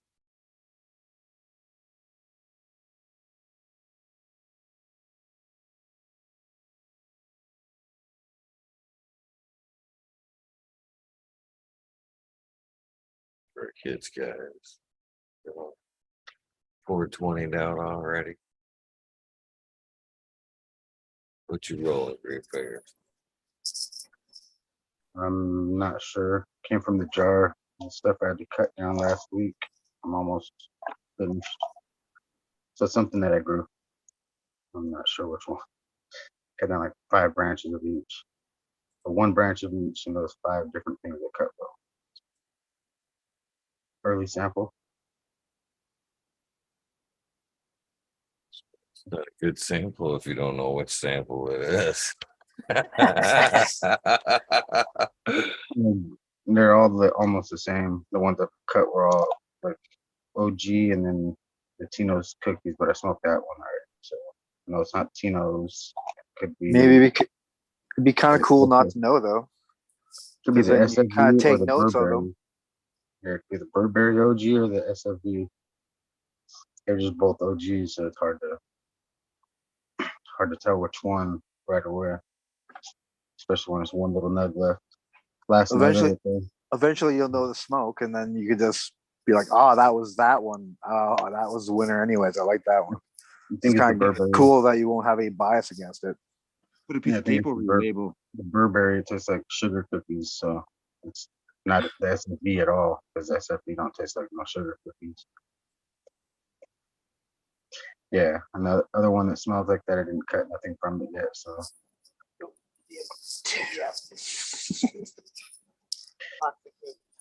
Burberry it is.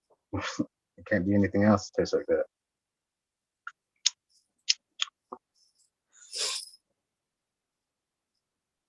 For a minute.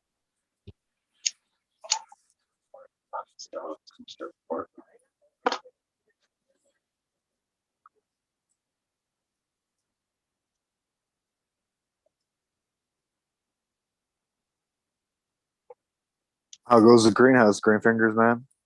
You still find a mystery pest, or you found out what the pest was? There was a giant rat in there yesterday in the middle of the Oh, day.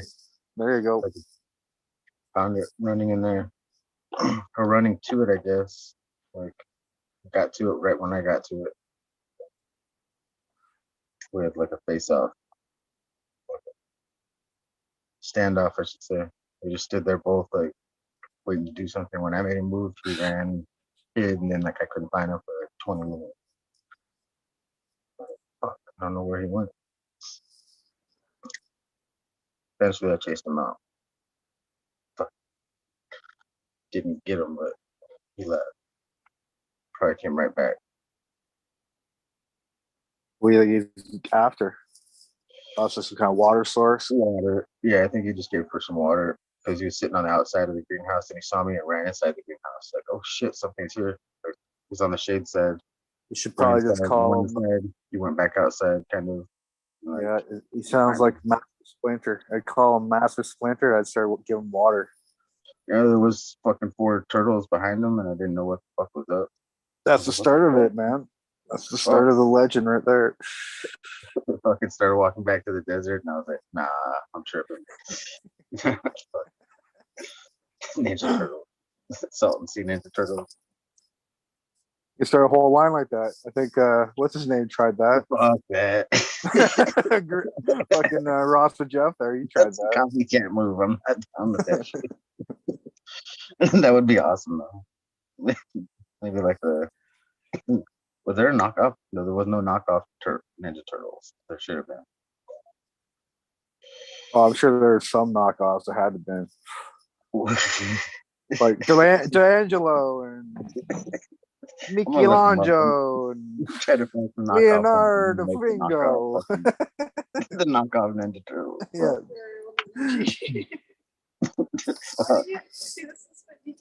I didn't do anything.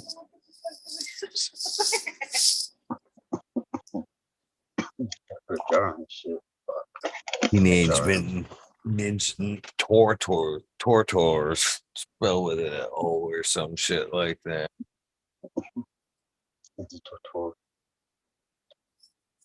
Tortugas. Ninja Tortuga Ninjas. Porpoises. Teenage Mutant Ninja Porpoises. Just make them the Mexican version or the Spanish version. I think get away with that. Or I could get away with this part. I'm not a fool. I guess I couldn't get away with it either. Fuck. No racial appropriation. They eat tacos instead of pizza? Yeah, I was gonna say Mexican pizzas or what. I had a Mexican pizza yesterday. It was delicious. I had 6 of those the other day. 6 of those, 4 of those. I can't lie. I gave some to the dogs. Damn. 4 Well, stack? That's Yeah, I had fucking like 2, 3, 4 boxes for myself, and then the other 2 went to the dogs. That's all I ordered. It's like the whole day's worth of food. Calories, I should say, not food. I'm bulking, man. What the hell am I supposed to do? It's easier to bulk that much calories.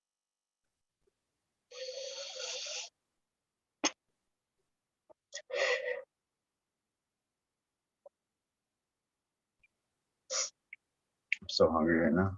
What'd you guys have for breakfast? Breakfast. Popcorn. Oh shit, we're going snacks for breakfast. Hash browns, eggs, toast, coffee, and juice. I'm down.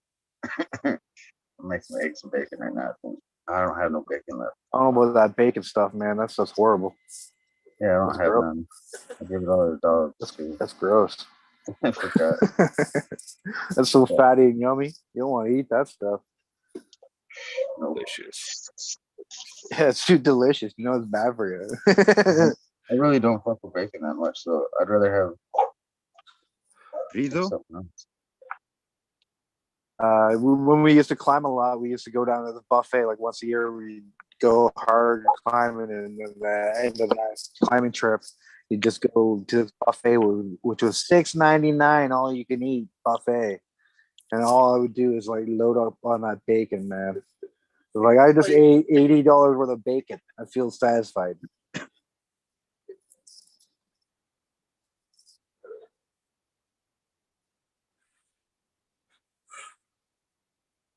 Six-minute countdown. Get me hungry with all that talk about bacon. Chicken ham. That's what you're going to get, buddy. You're getting some chicken ham. Stay healthy. Nothing wrong with chicken ham. Yeah. Delicious. Skeet. I can't rap. Yeah. Chicken. It's delicious. Turkey ham's no good though. Don't eat no turkey ham.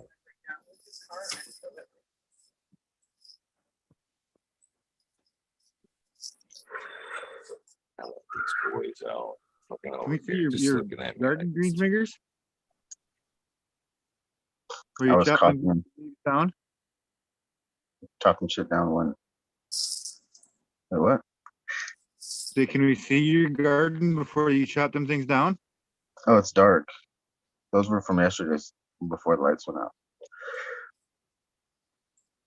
Yeah.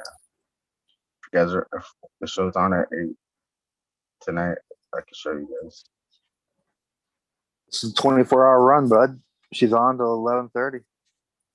Well, yeah, then the lights will be on at 8:30, 8:20. 8:20. That's a funny time. You got like a steady of- rate of hydro for like what? off-peak hours? What's hydro? Oh, yeah, that means power for you guys. Yeah. No, yeah, off the hours. Yep, no, I got it. I understood the hydro thing. I wish we had that hydro power. Apparently, they're trying to get our hydro rates to 2 cents on kilowatt so that they could get this whole car revolution going. Oh yeah, they're going to cut making cars by like 2025 or something like that, or bullshit. Bullshit. That's what I was gonna say.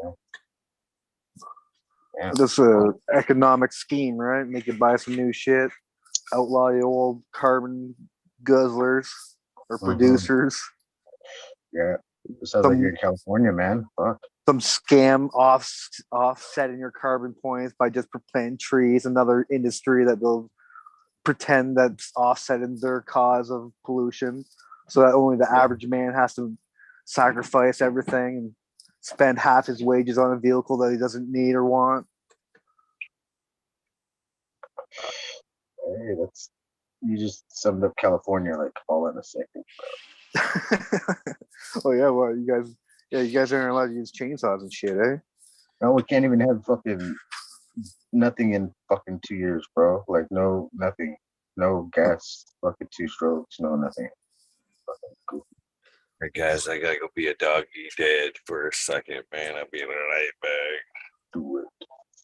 Have fun. I don't know if you guys have to pick up poop over there like we do every freaking. That's why I don't take my dogs for a walk. They poop in the front, the side yard, backyard. We use the toilet now, so we don't have to do that anymore. Oh man, shit! I got a shovel just made for it. Poop in the corner over here. I'll be back. Not for me, for the dog. Fuck. Man, dogs don't use the toilet. That'd be too With all your fucking dogs, man, it'd be kind of cool to see like a pile of it. Only You should just one's start a fucking- pile of it off in the corner somewhere. No, the bird's still the only source of food for some of these animals out here, bro. So like that stuff disappears on its own. Master splinters there, buddy. You gotta feed them something. I was Start gonna that say he got big off of that shit, dude. He got huge. He couldn't Maybe even you run got a fast. turd burglar. Turd burgers. Turd burglar. You know what they said burgers. I was like, fuck. Turd That was one burgers. of Beavis' favorite insults. Turd burglars are heavy out here in the desert. Crows and pigeons eat dog poop, apparently. Well, you think there's like flies and maggots that are in that poop that they're actually eating, or No, you I think they're think it's actually the protein. I think after they that just- dried ass dog food? I think they just found out that that's protein, that there's a form of protein. They never seen like that much dog shit before. So there was like maybe 1 or 2 pieces from the neighbor's dog that their dogs probably ate, you know, like they eat their own shit sometimes. So the neighbor's dogs probably never had enough shit for those birds to realize that's full of protein. It's like, that's protein, bro. That's why dogs eat it, because it goes right through their system and it's like easier to break down the second time. Kind of gross. It just goes right to their system. Disgusting as fuck.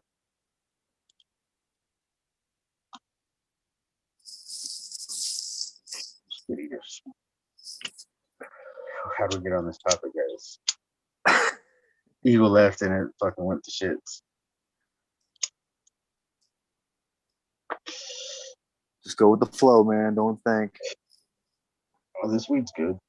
It's behind the eye high.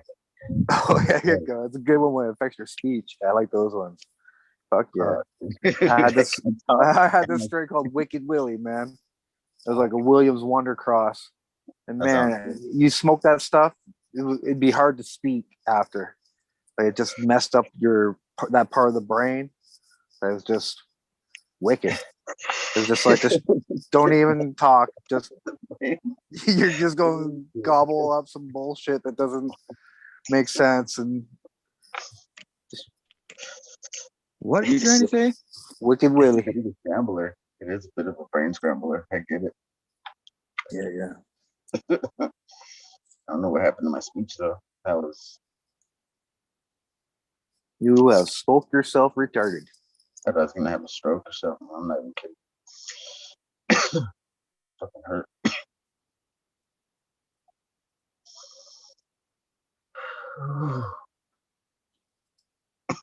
You know what else I need in my garden, man? Is that some of that CBD shit, man. CBN, some CBD, I guess it's called, right? Be nice to get that 1-to-1 ratio. I seen on Dega they got some of that. Yeah. One dude, man. What does he work with there? The root beer cross. I forgot his name. Well, root beer work and peanut work. That one dude. That one dude, man. You know, the Thanks ranch, for the raising ranch, the ranch. That guy, the ranch. The They ranch. have his stuff. One dude. 50% off. The ranch. The one dude, the ranch. I'm still lost though because I'm. He's on Dega, man. There's like 30 fucking 40 people on Target. It's crazy. He's done a couple interviews. He's like some young kid, California based. Oh, now I think I know who you're talking about though when you say the ranch. Like it's starting to come to when you say Like a lot of overpriced, untested seeds, Yeah, man. yeah. Like he was Yeah, selling his yeah. untested seeds for like 100 beans, man. Yeah. That's way too expensive. Ooh, some CSI, nice. Ooh. What is that one? You just took it off the screen. Lemon tree, yes. Ooh, damn. All right, so nice. There's Pokemon Eye. Yeah. Got some of his Triangle Kush S ones too, which I think I gotta pop those. Yeah. Trying to decide what I can pop. It's like fucking it's hard.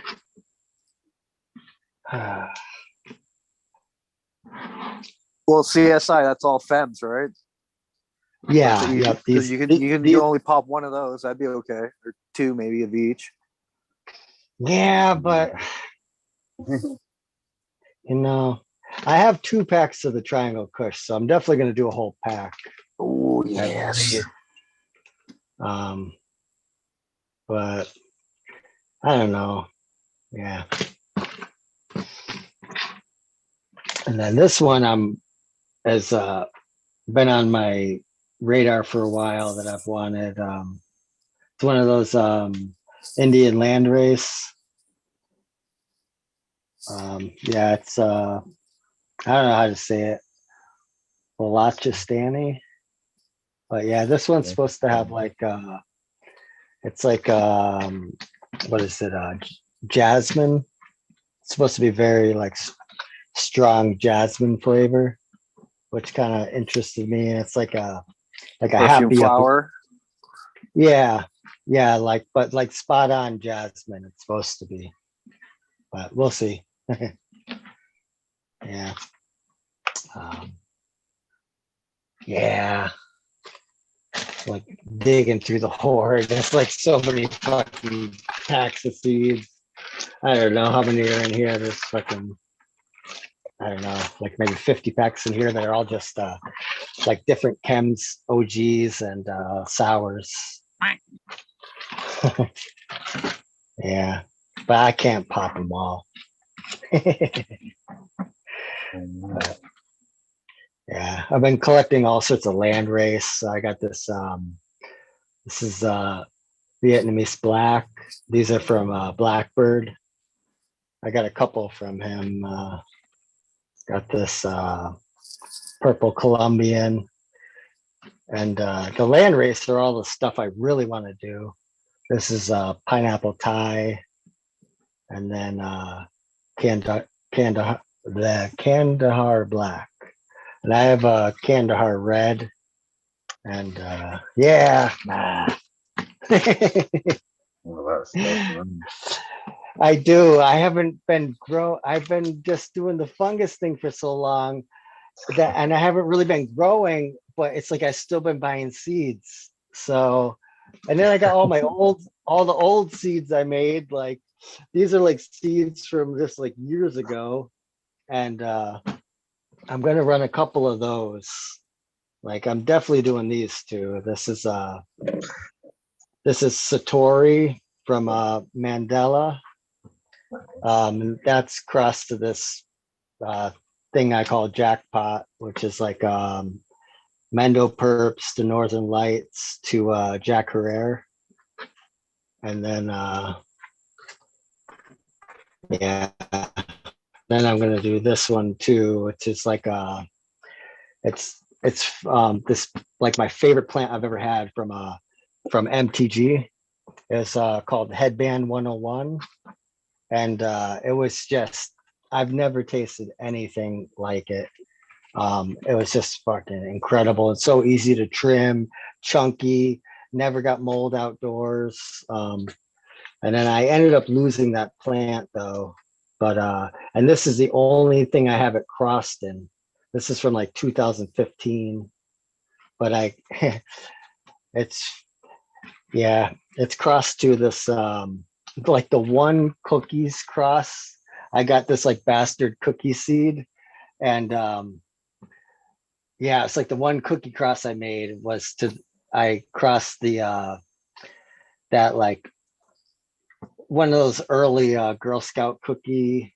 It was called Girl Scout cookie, but obviously they didn't work it, so it's probably just Girl Scout cookie crossed to something else. But yeah, I crossed that to this it was a Matanuska Thunderfuck to a Kazakhstan plant. And so yeah, so the Matanuska Kazakhstan got put with the cookies, and then I put that headband on it, or that on the headband. But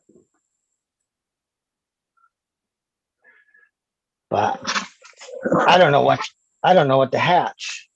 Because like all this stuff was like strategically, it's like the reason why there's like 20 chems is because I want to run all the chems next to each other, you know, but I'm not going to do that. But all these land race, it's like a lot of you can them. really get a great. What's that? It'd be nice to run them all next to each other, though. You really get a good look at, what's what. You see what's what.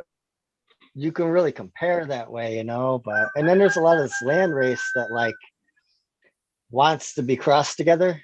So it's like if I don't sprout it around about the same time, you know. But yeah. Right. Boo-hoo. The troubles of having lots of seeds and lots of things you want to do with them, you know. It's like so sad. Yeah. I got some Dankovich gave me like a ton of seeds. I gotta sprout his gift basket. Yeah, but I don't know what to do. Triangle Kush. Do the Triangle Kush. Can't go wrong with that. Triangle. Yeah. Are you doing it outside or inside? Outside. I'm gonna run them inside too, but it's some of, yeah, I don't know. I'm gonna run as much as I can inside and as much as I can outside. It's like I feel like I'm probably gonna do more than I could do, you know. I'm trying not to, but I like to run everything outside.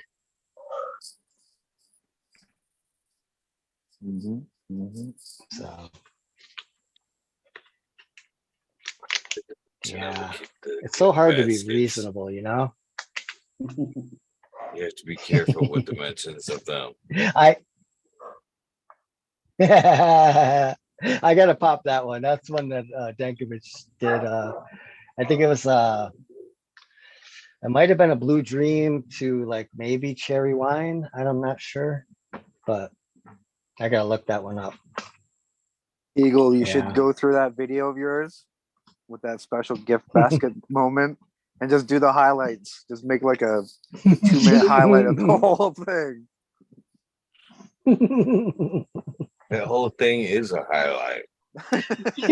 Yeah, but the True. top of the top highlights. Okay, maybe like 30 minutes of it then.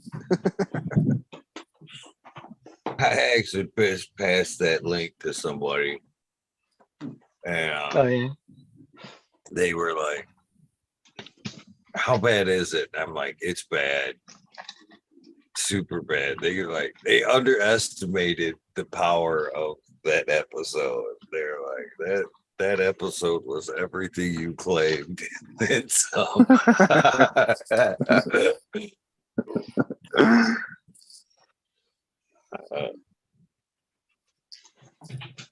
Definitely one crazy episode for sure.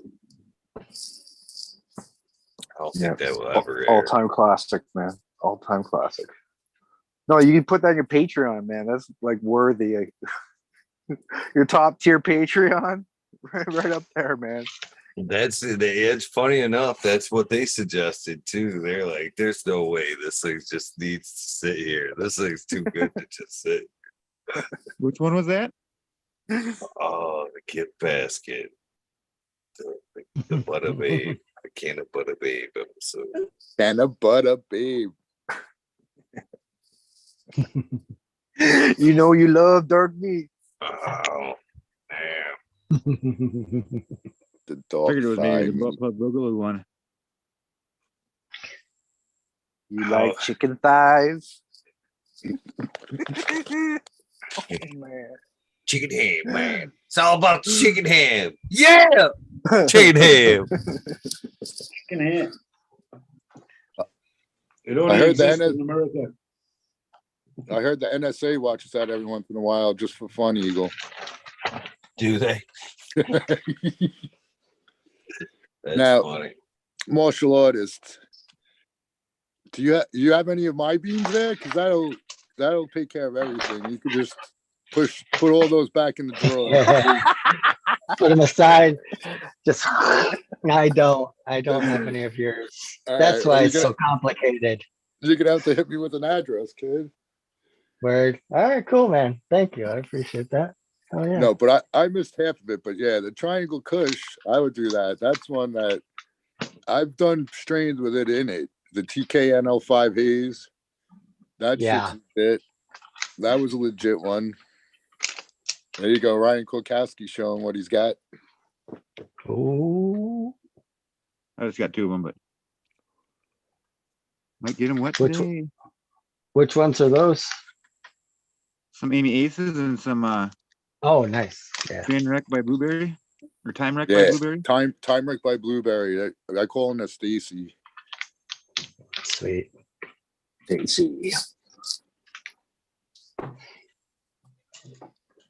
Yeah, and I got this meat wagon from Miranda Family Farms that one sounds good too. It's just like, Oh, dude, when you were saying how Dankovich, you got to start up some of Dankovich's beans. There's so many Yeah. people that gifted me beans. I almost feel guilty. I'm gonna have to start doing something because yeah. And some of them I told them I don't even know if I'll ever get to them. You know, like give them to somebody else. They still sent them to me. So it has to be in a line with what you're trying to do. You know what I mean? So if there's like, sometimes certain seeds just, it depends on what's going on. But if there's a lot of stuff you want to pop and there's like a certain flavor that you're like trying to explore and some stuff isn't in that, well, it seems like for me anyway, when I go looking for something, I never find it. If I'm just like just popping seeds because they're there, I find something better or something good, It's true. It's weird. Life is like that. The harder you try for a chick, the more she doesn't even want to know your name. If you just hang out, then they'll be all over you. It's so bizarro. Yeah.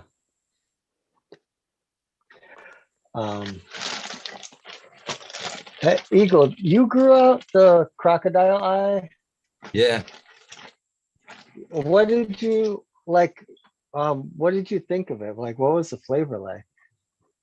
If you remember, was it like diesel-y? Because it looks like diesel's in it, or Can't really type of remember the diesel. flavor of it because it's been a minute. Yeah. It was mixed in with some Yeah. stuff. It was worth regrowing. Yeah. I definitely noted to myself that I would regrow it if I had the opportunity. Yeah. But nice bud structure. I got a pack of those that I won in one of your giveaways. I'm like, I would pop that. Yeah, that's worth popping for sure. I seen that the Milkman was on sale, Eagle. Ooh, I'd definitely grab that. That's good Yeah, a stuff. whole pack for like $30, I think. $30. $30 for a pack? That's fucking sweet. Empire. Nice. Yeah. But even they're undercutting even my cheapness. You know who else? Did any of you guys ever get beans from Joshua Steesland at all ever? Anyone ever try that stuff? Because yeah, he was giving them away pretty cheap too. Well, they're only 10 packs though. So, I think I don't know, but whatever. That's What's that? That he might have something worth. I don't know. He's been around long enough that it might be something worth popping, right? Yeah, I would say so. Yeah. Maybe it was worth like a F5 or some kind of stable genetic. Yeah, that's worth something. But if it's just some cross, I think they're only maybe $1 a seed, maybe $2 a seed. I agree that like everyone that's selling seeds cheap, they're doing it because that's what you got. That's the thing to do now. It's like people aren't trying to pay a ton of money for seeds, and there's so many people selling seeds that Yeah, it's you gotta kind of like if you're trying to make exchanges, then you gotta make it worth people's while. I need to make some feminized seeds. That's what I'm seeing a big problem. Yeah, people like femmes now, eh? Yeah. Yeah. I like femmes too. You know, And you know, I'm not I think they're a little slower than the regulars, you know, just through my dealings with them. right. But they're pretty damn close, you know, like the end product is indistinguishable compared to other things. Right. It's not like, oh yeah, that's a fem seed and that's a regular based on the smoke. There's no You can't tell. distinguishment there. Yeah, you can't tell. Yeah, and I really wasn't into it. Always been. But I wanted to I want to S1 that Amy's mom, like I was saying earlier, just in case something happens. So when I do that, when I reverse that one, I'm going to try and get some girls around that I could hit with that feminized pollen, you know? Hell yeah. That's the Do plan. that, man. I have to stop making plans. Hopefully she flips for you, man. She might not Right, that produce might any not pollen. even. Yeah, it might not even. So It probably will. But you know, it might only give you a bit of pollen. right. Apparently the Mac 1 never gives pollen. So it might be one of those situations. And even if, from what I understand, even if you hit it with pollen, it doesn't really take it, right? Too much, too easily. Or at least that's the justification they're saying for their seed price, I suppose. But It's a, whatever. they take The Mac triploid, ones, don't they? the legendary, yeah. They say it's triploid. That's why it's difficult to produce seed. But usually triploids have that extra chromosome, so they're bigger. If bigger is 2 times the normal rate, you know, like there's a reason why you want a triploid. It's a huge There's all sorts plant. of good things about them. Huge, big plants, bigger, powerful plants. But Yeah, the ones Mac Oregon CD puts out, they call them seedless varieties.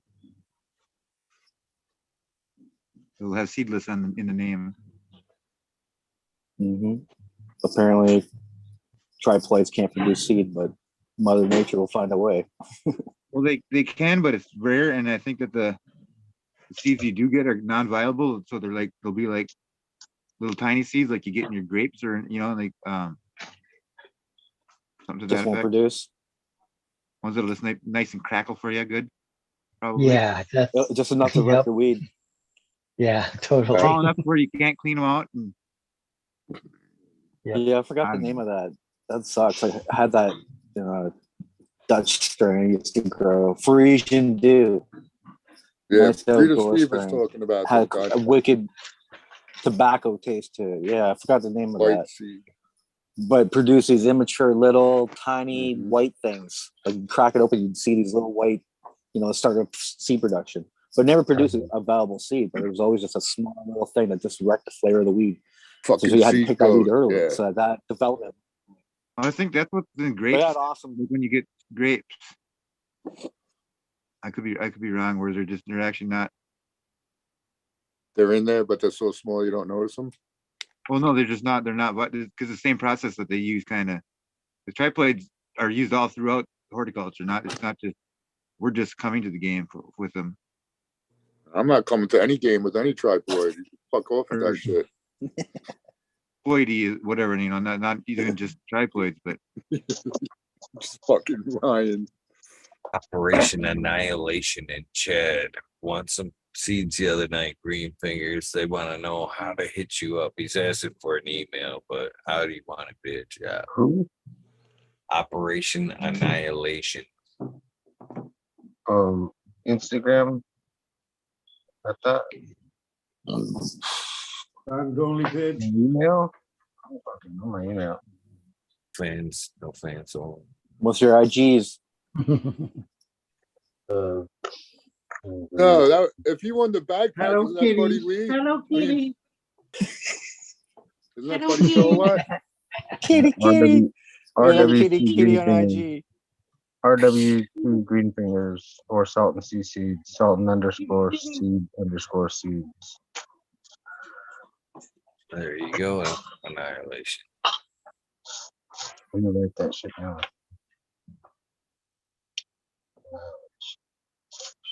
Anyone else win? Hit him up right now. He doesn't remember. I wrote down the other name. I wrote down the other name. I thought it was that gruesome for some reason, but I guess I was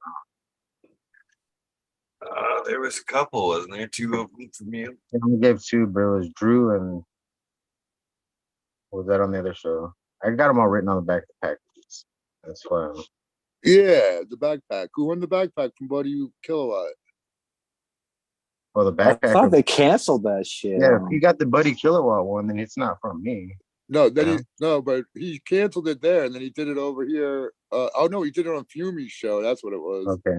Yeah. Yeah. Backpack.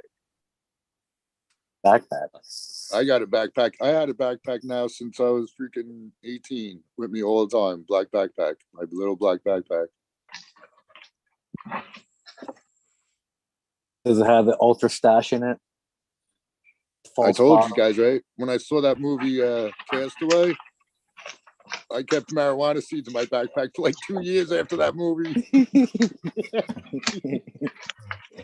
If I get stranded on an island, goddamn it, I'm gonna have some marijuana seeds, motherfucker. I'd be losing my mind without that shit. Yeah. I don't know what I would do without coffee, man. I'd have a rough go for a week without any coffee. I'm saving the coffee for emergencies later. You better start packing some coffee beans in that backpack, bud. That's in a case 3 year some green wait, ones. dude. Just in case, that's a 3 year wait. Damn. Yo, I saw this thing that said they were saying how dark chocolate, like hot chocolate, you drink 2 glasses a day, your body will start producing stem cells or some shit. What? Actually, I could probably find the IG post. Bingus was just saying coffee fucking was bad No, for stem cells. no, cocoa, hot cocoa, cocoa. dark chocolate. Yeah, I'm telling you, there's some magic with chocolate and honey and cannabis, man. Those 3 things are like magic substances that are from the gods. You can't leave out mushrooms. Yeah, true that. Can you mix honey and mushrooms together? Is there some kind of Yeah. mad honey? Yeah, I have, but yeah, I've heard it changes the properties of it a little bit, but I want to try. I gotta mix them up. Why not?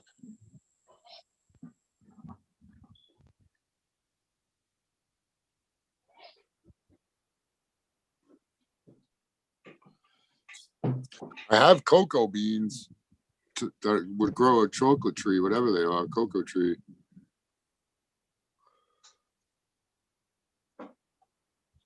Cacao beans?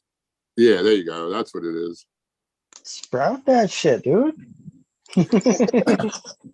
I have a dream, man. I want to have chocolate plants and a coffee tree too. I need to get a school that closes down and buy the gymnasium and grow them in there. I could grow them inside there, right? Yeah, you can keep stuff pretty short if you prune it, you know. But yeah, yeah, trees.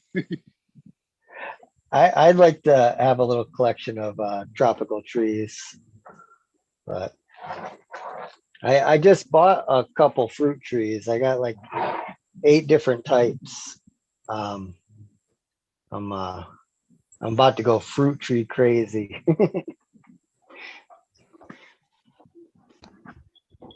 Did you get like bare root fruit trees, or did you get them in a pod? These ones were bare root. And then I'm taking a bunch of cuttings off of the ones that I bought, and then also off of like some just in the neighborhood. So, but yeah, I'm like, I've been wanting to get land and wanting to do all this stuff. And I think I finally just snapped, and I'm like, I'm making a nomadic farm until I have land. I'm going to grow trees in pots. I don't care. Yeah, but I think this got to happen quick, because or I'm just going to start planting trees just in like different places in nature. Public which- land somewhere, yeah. Which just where you knew were there. Yeah, I mean, I plan on doing that anyway, but I'd like to not have to plant. You know, I don't want to like multiply 100 trees and then like have no place of my own to plant them. You know, so but whatever. It's funny that no one, well, at least no one I can think of right now does that for their community, where it's like, oh, this park is full of fruit trees. Feel free to come pick them. You know, like you think that'd be a good idea that besides all these bushes that are pretty to look at, why don't we just start feeding people? You know, like besides spending $8,000 on some bush that no one gives a shit about, that they routinely butcher each month. Yeah, I thought about doing that. I guess that'd solve a problem though. Clearing a place in the woods somewhere and just doing a food crop, right? There's even like near me, there's a couple a lot less than they community used to be. gardens. No, but places where there's woods big enough to actually like put something. Yeah.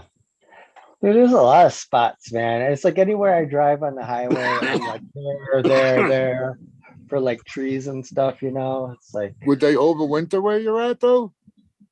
oh yeah, I bought all stuff that's hardy for up here. I got like two types of pears, or no, one type of pear, one apple, and then 2 types of peach, 2 types of plum, and 2 types of cherries. And is that like a 3-year thing before they give fruit or what? It's probably a couple years, and I think it takes a little longer in pots. But hopefully they're going to be in pots for 3 years. So, but yeah. But yeah, I plan on putting them all over the place. Like I got the idea of like, I like to go to like urban areas, and there is so much little patches of woods or like sides of train tracks and stuff, you know. I just want to like plant all sorts of fruit trees, all, you know. It's gonna Johnny Appleseed it basically.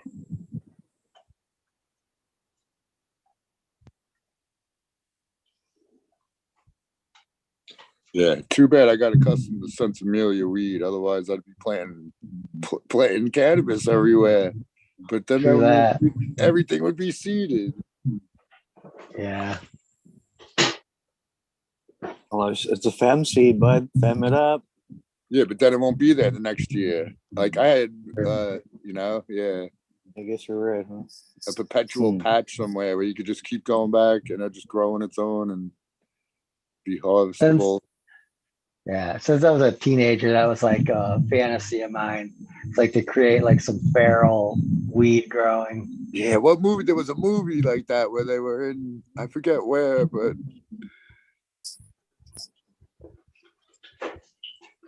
they found the fucking map to the big patch.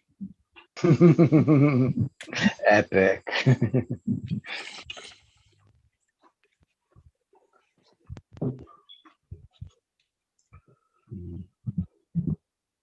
My boy Philly, when I first met him a couple weeks into it, he's like, fuck man, you want to come check out this crop? I'm like, yeah, fuck dude, let's do this up. But he takes me down this back road and he's doing all these fake turns. He's making me get blindfolded and shit.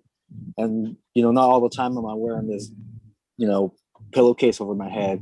So me and my smoke and stuff, we're talking, and there's a road that comes up and the car stops and we look up and there's the signage right on the road. And we look at each other like, boom. We know, I know where it's at. He knows where it's. He knows I know where it's at. Right.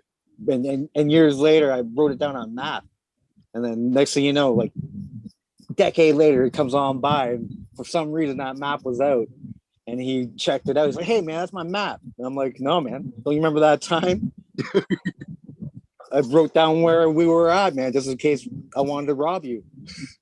Just in case I wanted to rob you. Straight up told him the truth at that point. Yeah. But yeah, I might have robbed you if it was. Is he still doing it? That situation, but it wasn't that situation. Is he still? I don't doing know. it? I never went back. It was too heat. It was like crazy spot, like going on the map. craziest Okay, spot still ever, on the man.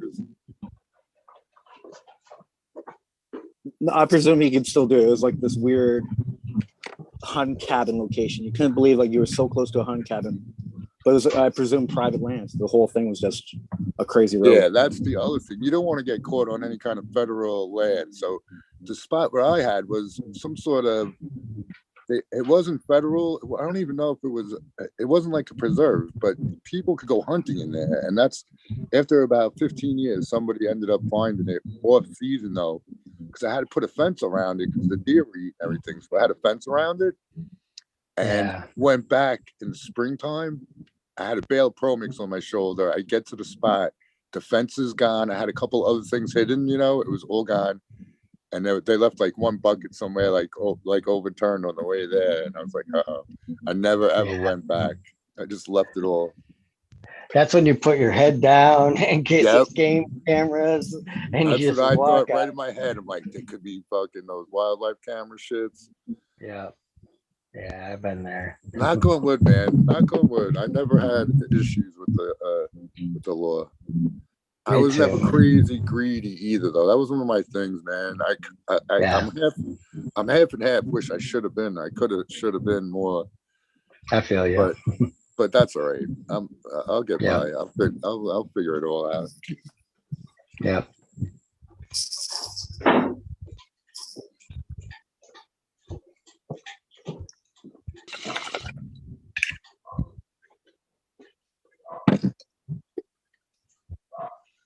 I don't know. I think the younger you are, it used to give you a rush. You got off on that rush, but the more you were involved in it, after a decade, it's like the rush is gone. Yeah, the rush is over. You're like, yeah, who cares? I got 1,000 clones. Who fucking cares? It's like the same old thing. But at the start, you're like, fuck, dude. Even 180 was like, this is crazy. This is super crazy. But now it's just right. Times have changed too. Yeah. Same old thing. Yeah, they have. Now, man, you go into the city, you get whiffs of good weed. Like, I went to go see Depeche Mode. The chick dragged me out to go see Depeche Mode at Madison Square Garden. And after it, we were walking around for a little bit. Yeah, it's pretty wild. Yeah, because you guys could smoke anywhere cigarettes can be lit up, right? Yep. So just walking around the streets, you get like a whiff. I was like, man, someone's got some good shit, dude. That's like half of the fun of going to concerts for me. It'd be like walking around and smelling all the different weeds. I remember being at a Fish concert. I'm like, man, that's the fucking shit, man. I was trying to pinpoint it. I couldn't get to it though. That's when you just kind of got to scream out, like, who's smoking that? Yeah, but everybody's Hello, smoking. where are you? Only one person smoking the super good. Everybody's smoking major. Everybody. But someone smoking the super good. I'm like, oh man, that smells so fucking good. Yeah.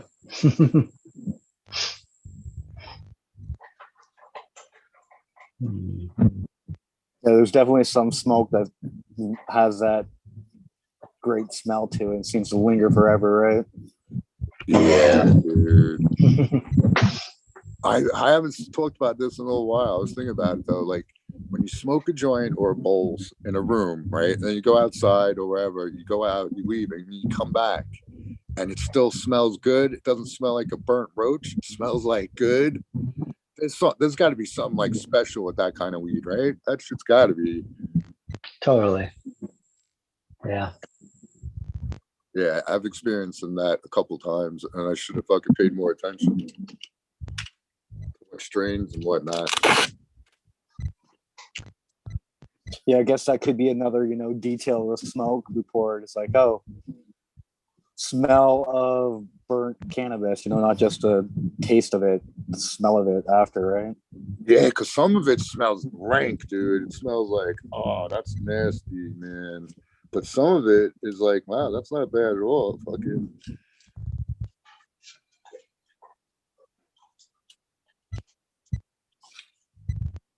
And I don't even know if that's genetics or what that is. It's got to be partially genetic, right? Terpenes, terpenoids. Yeah. But burnt terps, man. It's just like the whole nother facet, dude. It's volatile. So yeah. Such a freaking complex plant, man. Shit's awesome. 420. Yeah. Happy 420, everybody. I was smoking that shit. And remember, there's only so many that they could name. Like, there's so many that's not even named yet. Just the different combinations like that. The different combinations of cannabinoids is probably, endless. So something special. Yeah, it's real special. Not only that, we're dealing with something's like 0.1% of the whole thing. You know, it's like, what the hell? You don't think that could have a significant change in it, but somehow it does. So when the combination of 100 of these elements get together and equals 2% of the fucking plant, or even up to 6%, that's gonna change the game for sure. Yeah, it's crazy. Yeah, like people are hitting 6% terps, and you hear some people hitting double digits. I don't know how real that shit is, but apparently some people are doing that. I don't know how, but freak genetics, likely some kind of lab error. But Yeah, I guess that's why everybody wants to keep buying seeds. We all got that FOMO. well, I want to just get all the flavors, right, and then combine all the flavors, like garlic and tuna. What's garlic tuna equal? That might equal something that's not garlic tuna. It might equal something that's complex that has no title. Where's Miranda? I got some of these too over here. That's what. This one's going good. Wow. Healthy. Have a little aloe competition. Yeah, everyone show your aloes. Let's see your aloes. Yeah. I'm on. I'll go check mine. I think I got one somewhere. Pretty sure.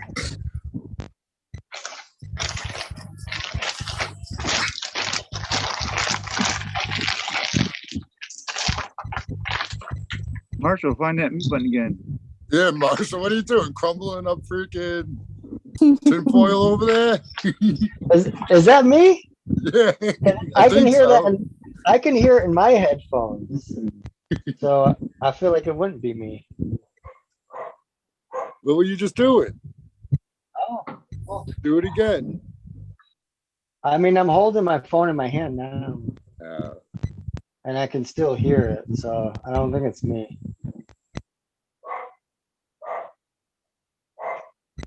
What can you hear? Yeah, I don't hear it now. I hear wind. It was wind, but you sound like something crumbling up good.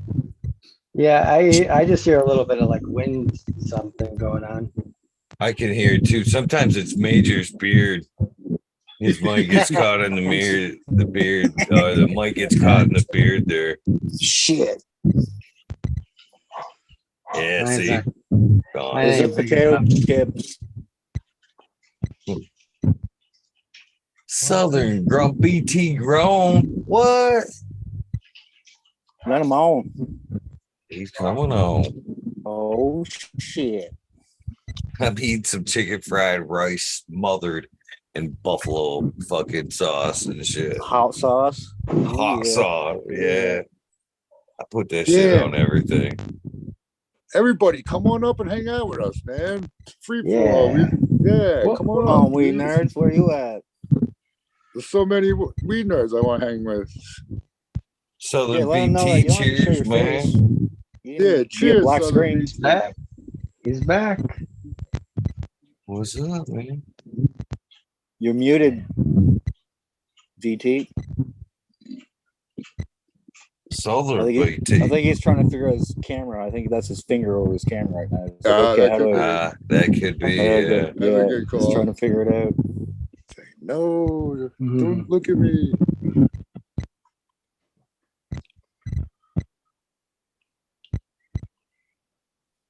I got it. What you call it over mine all the time. The suspense is killing me. He was on just a little bit ago, just with a different name. Ah. Oh, All making he's sense the now. superfood now. He's not superfood. Yeah, guy. yeah. Oh, okay. It threw me off. I couldn't recognize him because my phone is tiny and my eyes are like beat. But And you, when he talked about when he talked about the ducks and the chickens mating, I was like, I've heard that phrase before. I was like, oh I shit. suspected it when he said he was smoking the DOA there. Yeah, nice. Here. You only dropped the paperweight reference. He's gone again. Ah.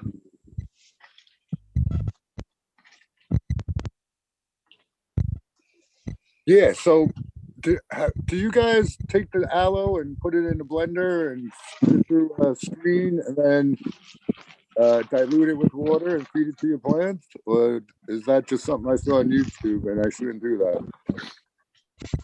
Sounds No, I good think to me. I think the benefits are in the skin of it, right? There's a lot of, a lot of people just use the inner core of it, but I think there's a lot of benefits to that skin. I don't remember benefits to all of it, exactly right? remember if that's aloe or not, though. I want to say it was. I love Mule's dog, man. That dog has a face. I figured it out again. I'm back. Sweet. Food. Yeah. Cheers.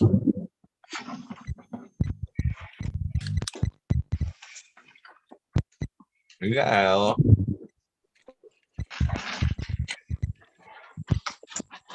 So dusty. He's cleaning. The dog's eating the other dog.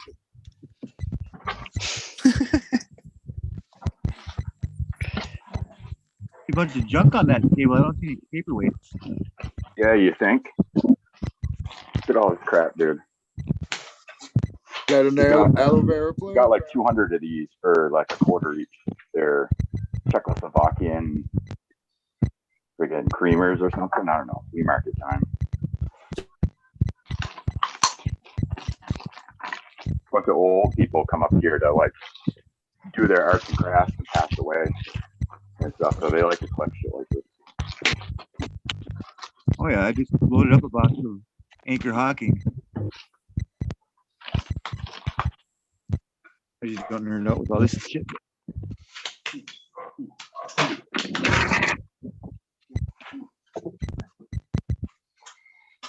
Got a dozen of these bad boys for a piece at the thrift store, and they'll sell for 15 a piece, I think. Nice.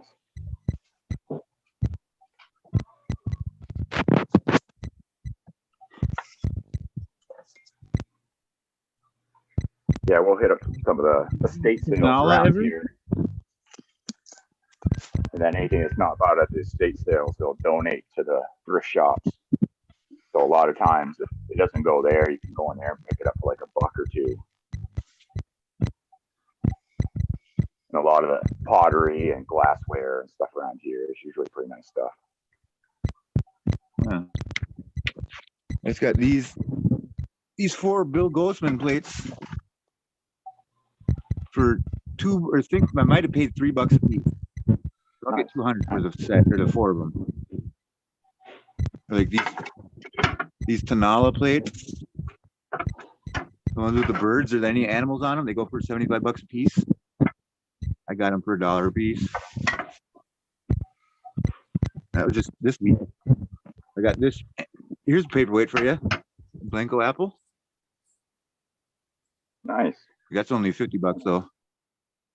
Yeah, paperweights are going down a lot right now and stuff. I got my eye on. There's some in an auction in New Hampshire, and I don't know. It's probably like 4 or 5 lots that have anywhere from like 5 to 10 in a lot, and they're only getting somewhere around $20-$30 a lot for them right now.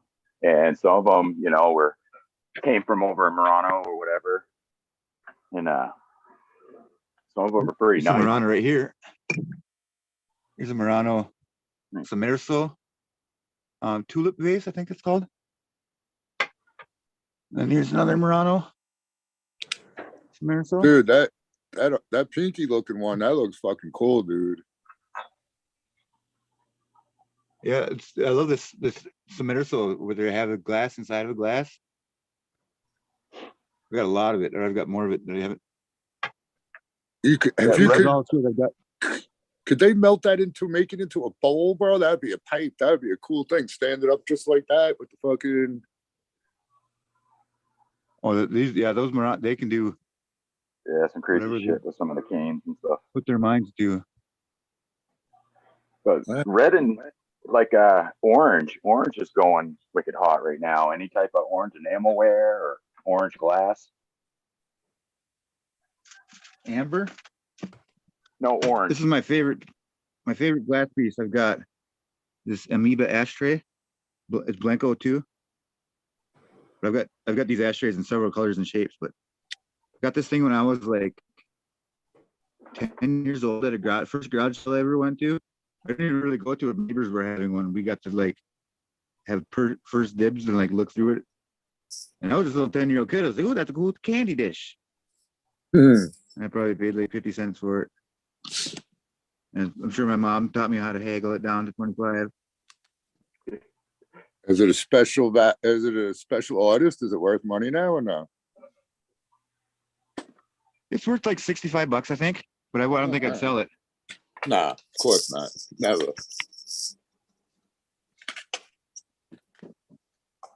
I thought about it a couple times, but I've never got to that point. I don't know what the There's oldest other item I own is. nearby. That's bizarre. I'm not sure what this is. It was like a gift shop thing at a fucking pyramid or what, but like hand carved out of marble or some shit. There's no writing on the bottom. You got red felt on the bottom. Funny, the oldest things I own is around my neck. It's my show it on. I'll cover the camera. It's this thing right here. Pretty little badass little thing, the earring holder. Top That hat. little ring. It's my it's my grandma's. It's her actually I believe it's her mom's. Wait, yeah, Francis, my grandma. It's actually dated. Inside, it's got my grandma's name and my grandpa's name carved in it. It has the date of the proposal. It's like something 1947. I want to say it's like 1947. How old the ring is? 1947. I have some hands. I guess I have some hand planes, and it might be over that. Oh, I have a book from 1857, but I meant like the oldest thing that I've owned that I like. He's got the ashtray from when he was 10 years old. Like, oh no, that's not the oldest thing. Well, so it's what that's pretty cool though to have something from that that was yours since you were 10 years old. You know what I'm saying? Yeah, it's something that it's the thing I've owned the longest. Well, technically, I suppose there's like a baby blanket that I have from my mom, my grandma or something. But I've got a rock it's a 3/4 groove hammerstone that my dad found when he was picking rock out in the fields when he was like 12 years old or something like that.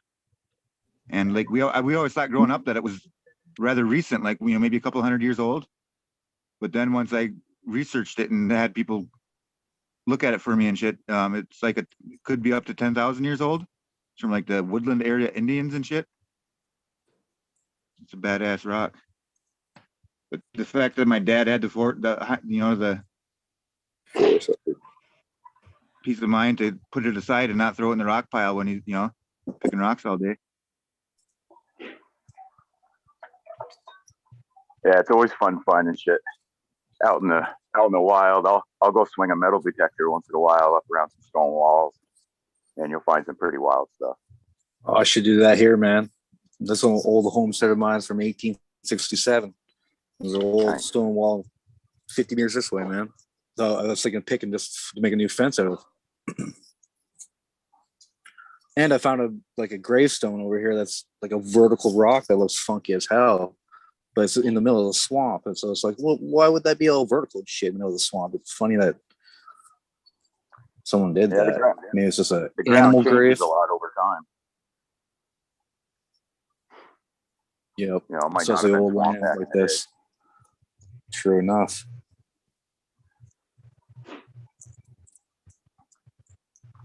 This was a pretty cool item. We, like I said, hit up state sales.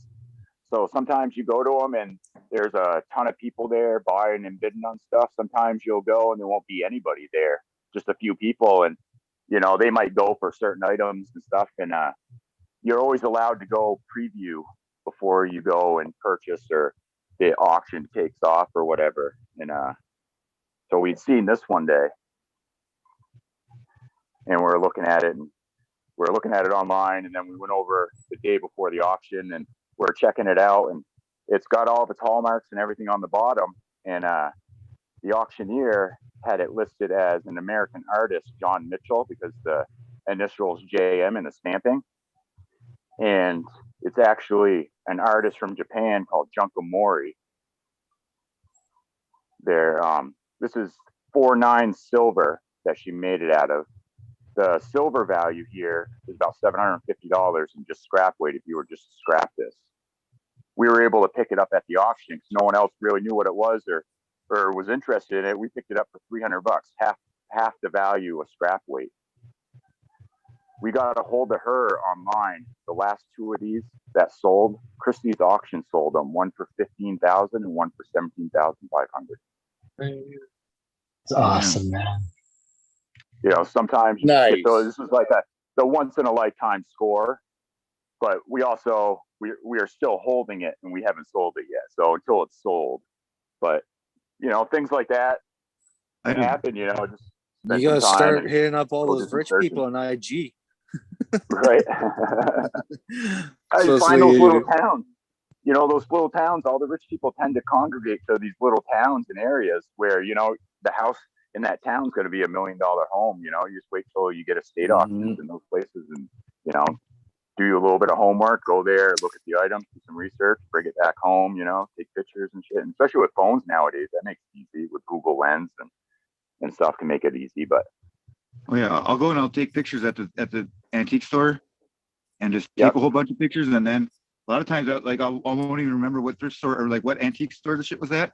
Right, yeah, you gotta take a picture of outside before you go inside and take your pictures. Like this one right here, I just picked it up 2 days ago. I think I just showed it on the other show too, but Oh, the evil cookie jar. Yeah. cookie jar, but yeah, those are good scores, man. The cookie jars are popular right now too. they're like $450 for this thing. Crazy. But it was just one of those things where I looked it up and I thought when I was at home flipping through my albums and I found out the price of it and I was like, there's no way that thing's still wherever it is. And then the other day I was walking through the one thrift store or antique store and like, oh, there's that little guy. Took her home. Yeah, I always feel kind of odd sometimes sitting there searching at the store. Or sometimes I'll just be kind of quick with it, and sometimes I'll kick myself in the ass. I won't look thorough enough and stuff. So I'd rather just take pictures, go back home, sit down, relax. Or if I'm at the Goodwill, and a lot of the ladies that work there know it. If there's something that I'm not sure, but you know, I'll buy it and I'll go and I'll sit out in my truck in the parking lot and research the shit. Yeah. And then if it's not worth shit, I'll just walk right back in there with the receipt and say like, oh, this one didn't work out. Yeah, I never thought about that. Yeah. Seeing if they did returns and stuff. Yeah, it's only in-store returns, but usually like they'll give me a like a voucher or a card thing. Yeah, we got a couple of Goodwills not too far from us where you can buy the stuff by the pound too. I don't know if you've been to one of them stores where all of a sudden, a certain time of the hour, they'll come wheeling out these monster friggin' carts and trays of all fresh items, and people are all standing against the wall, and it's like the mad dash of 50 people diving in, getting the fresh items. You buy everything by the pound. And a weird thing about our local one is that they don't sell any jewelry there. It's like all the thrift stores and stuff do, but our actual Goodwill, they must sell it all online or something, or bring it, you know, or the person that owns it, or the manager or whatever must hoard it or something. But right hoards it or something. Yeah, because all You that guys stuff ever is donated. you ever see bongs and shit in there or vapes or anything? No. Every once Not in a while, really. I'll see something glass that I'll look at. I have to look at it twice, but there's Right, some wine right. bottles and shit that look all funky. There's some chick online that's what she does. She gets old shit and turns them into bongs and sells them online. Yeah, it's called usable China or something like that. I don't know. I just noticed her scrolling one day, and I don't even know if I followed her or not. But she had Yeah, I like think- cats. I'm like, she Yeah. probably does good, like cat bongs. You know what I'm saying? It's the All the same cat one. people. Yeah.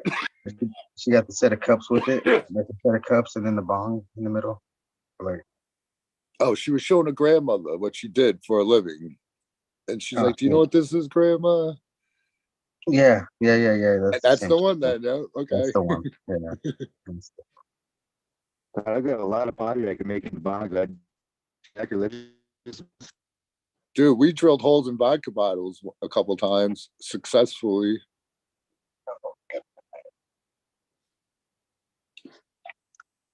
Drilling holes in wine bottles is pretty easy. Diamond bits, no problem. What's the moon boots? What were the moon boots? I never heard of moon boots. It sounds like a good one though, right? Moon boots. Right? I never heard of it. It sounds Natural selections. Sound fun.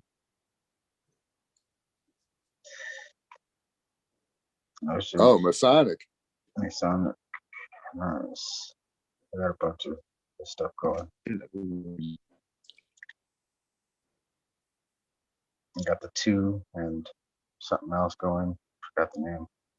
Moon boots were the fucking coldest boots ever. You guys remember wearing moon boots? Some fuckers weren't. Oh yeah, and you break your ankle with them too because they had no siding. Were they like little springs or something in the boot or elastic bands? Is that what you're talking about? Moon boots, Eagle? No, they were just like more like knee high, and they were like really fluffy, almost like foamy on the sides. You wore those before? When I was a kid, yeah. Oh, I don't remember. Yeah, I don't remember I don't remember those. Yeah, I was too. How do you know? I got lucky. It was. Oh shit! They were Wasn't kind of quite a spongy. spring, but not weird. But the sides were like almost like a t-shirt where you could almost roll the sides up and down. Like they was just the fabric. There was no Yeah. structure to them and shit.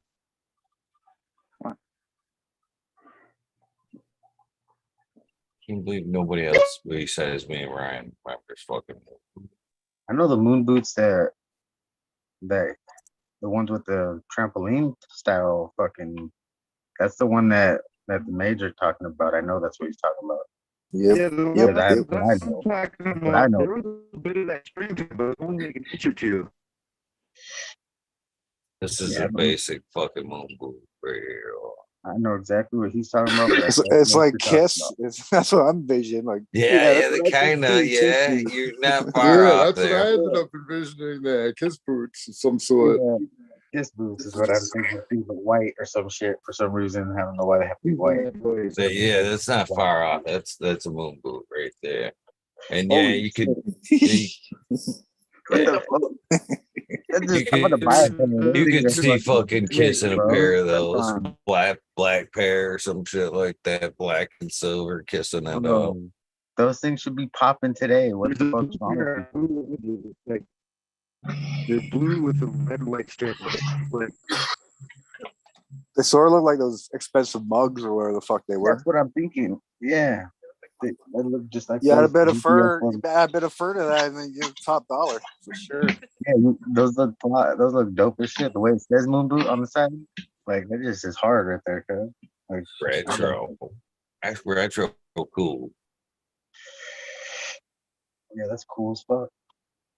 They All weren't right. warm. They were not warm at all. Your feet are like, you might as well have been walking in the snow with the bitches. They were not warm.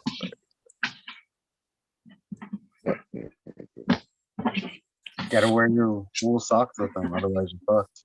Yeah.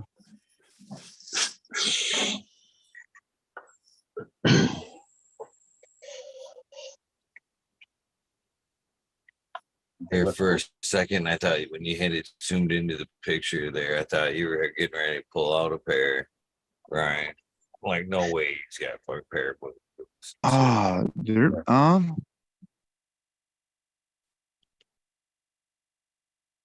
I don't think so. Genetics coming back. Crack baby's coming back. Man, the open list here is getting pretty long. Crack Good, the babies more are, the yeah. merrier. Cheers, I'm back. If you What's guys up? Oh, modern. Cheers, We man. nerd and modern. Cheers. Cheers for that. We got SVT here. Is SVT still in here? Middle finger Yeah. attack. I don't think I met this dude. Yeah, that's I met this Marsh. dude. It's Marshall. Cheers. What's up, guys? What's up? You tired, Eagle? Not too bad. I'm hanging in.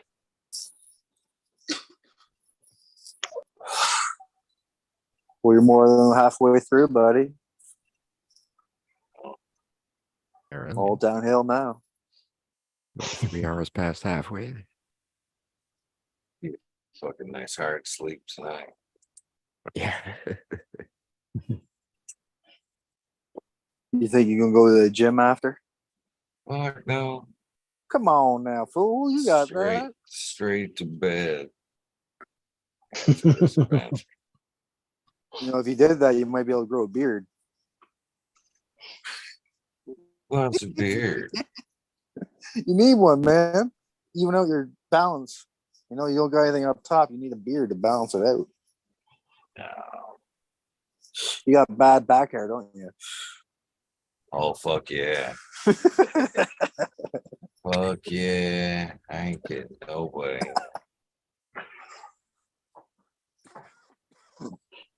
Yeah, practically fucking fire up a fucking pin the fucking belt sander on, fucking pin the trigger and fucking just back into that bitch and let it just fucking shear that shit up.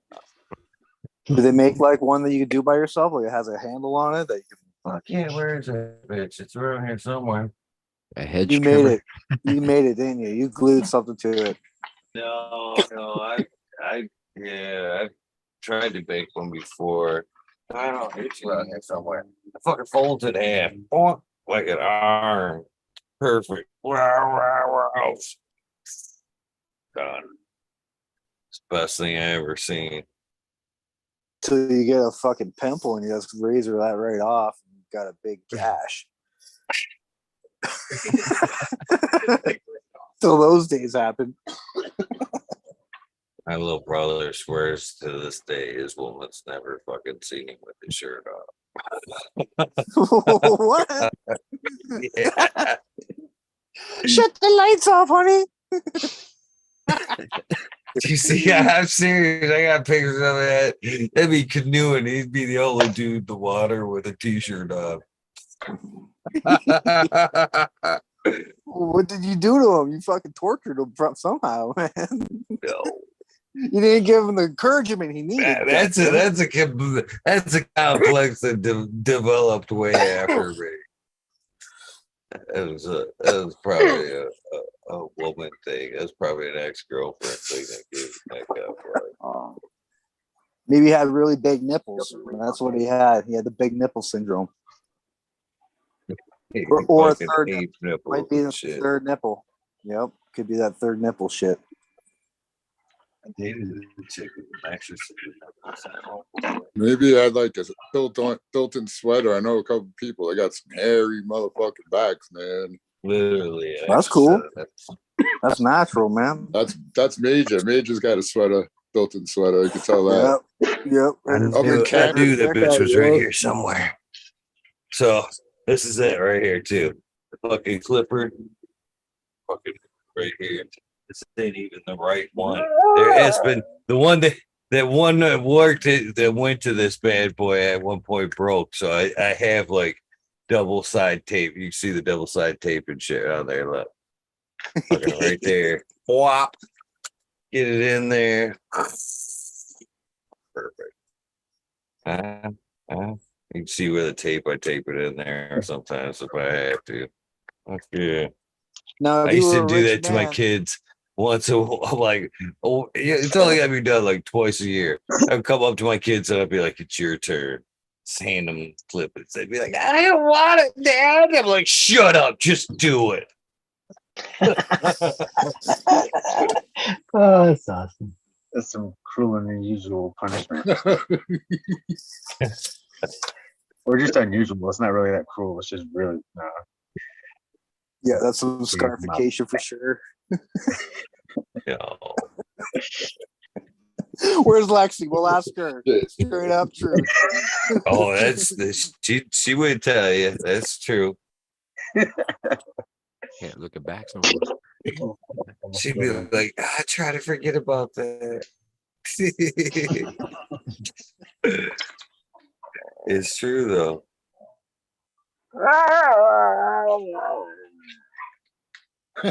Damn. Puppy. You think so too? Yeah, he can have an attitude sometimes. He'll get mouthy, talk back when he doesn't get what he wants. Good boy. Dad ain't giving you enough attention today. Reset going, weed nerd. Hey, crack baby, you got What's that? fucking you got reset going. It looks pretty clean. Yeah, Looks no, like well, I had that jar of water there, but I took it out because it's a little problematic the way I had it set up there for later on. You know what I mean? So I just took out the glass and put everything. I had to up pot a couple plants there, so now I got 3 in the buckets and 2 in the in that tray still there. 1 popped, so I was hopeful, but still waiting on the other one. But yeah, man, it's rocking along there. You're real good speaking French. Thanks, man. Don't get to speaking much. Yeah, you kept speaking like that. I thought you were French. What's that? You kept speaking that. I would have thought you were French. Yeah. You know some French down in Michigan, or? Nope. No. You're the closest I know. They're pretty rare, and they're pretty much East Coast. They're Coast Ontario, Quebec border. You know what I mean? No, is there And the West Coast French? of it. What's that? Is there different French? Well, there's France French and there's Quebec French. They're quite there's different. Louisiana French. Yeah. That's the older French, but that's they probably don't talk it too much. You know what I mean? A bit like there's a place in New Brunswick there where it's all English people. Nobody talks French, but they have a French accent. It's like if it's a French guy trying to speak English. Right. They don't speak a word of French. It's crazy. Acadians, I think they were. But yeah. No, it's pretty different. I remember going to Daytona Beach there when I was younger, and we met up with some French guys that were there too. They were 4 guys, we were 4 guys, and we were talking amongst each other, and they were talking amongst each other, and you couldn't make out shit. You know what I mean? I'm sure they didn't understand a word we were saying, and we couldn't understand a word they had their own slang. You know what I mean? We had our own slang, and it was just totally different. And even though we both spoke French, we didn't understand a word we were saying. You know what I mean? We had to speak it proper, like the dictionary, and then everyone understood. You know what I mean? So it's kind of, yeah, I guess English is like that too. You know, you get different slang. Let's know French, Spanish. Oui. That's about the closest to French I get. Yeah, me too. You always hear the sexy French in the movies there. You know what I mean? That's more the French. You know? Croissant. The women like the men talking like that, I guess. Proper French. Yeah. Mikey Pilot, what is up? Damn, dude, where you been? You busy? Been all right?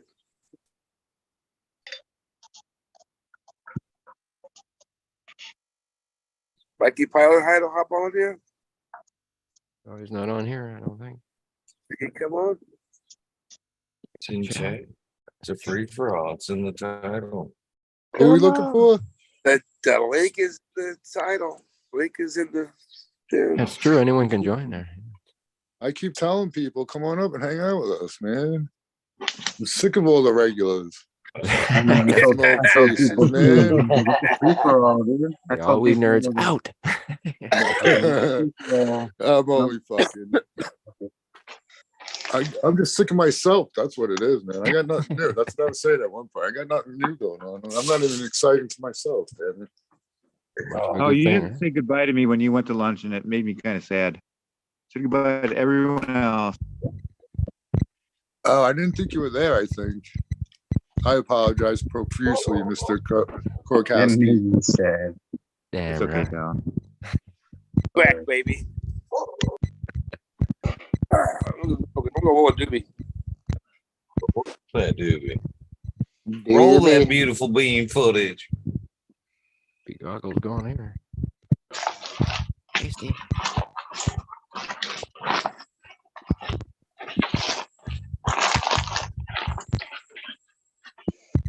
That's the noise. Yeah, that's me all, I think. Yeah. He's it got was some me, cellular network activity. The government Yeah, tapping in. Sounds like the hear ya. NSA is in on us. I don't think it's Yeah, we him. can't hear you talking, Meow Flower. We can just hear like some background noise. Yeah, we can hear you talking. There's something weird with your maybe your microphone somehow. Ghost in the machine. You have a Bluetooth thing. No, I think it's Marshall. It's Marshall, yeah. Was it Marcel? Maybe No, you 'cause I- crack Mark I- always We can't hear me all, but he's muted now. I muted myself before and then I still heard it. Yeah, so it's not him. No, because I saw the light go on there when Meow was when nobody else was talking. Meal has like it sounds like Space Invaders or something, but the What's that crunchy- weird cellular sound there? You know what I mean? There's always that. Yeah.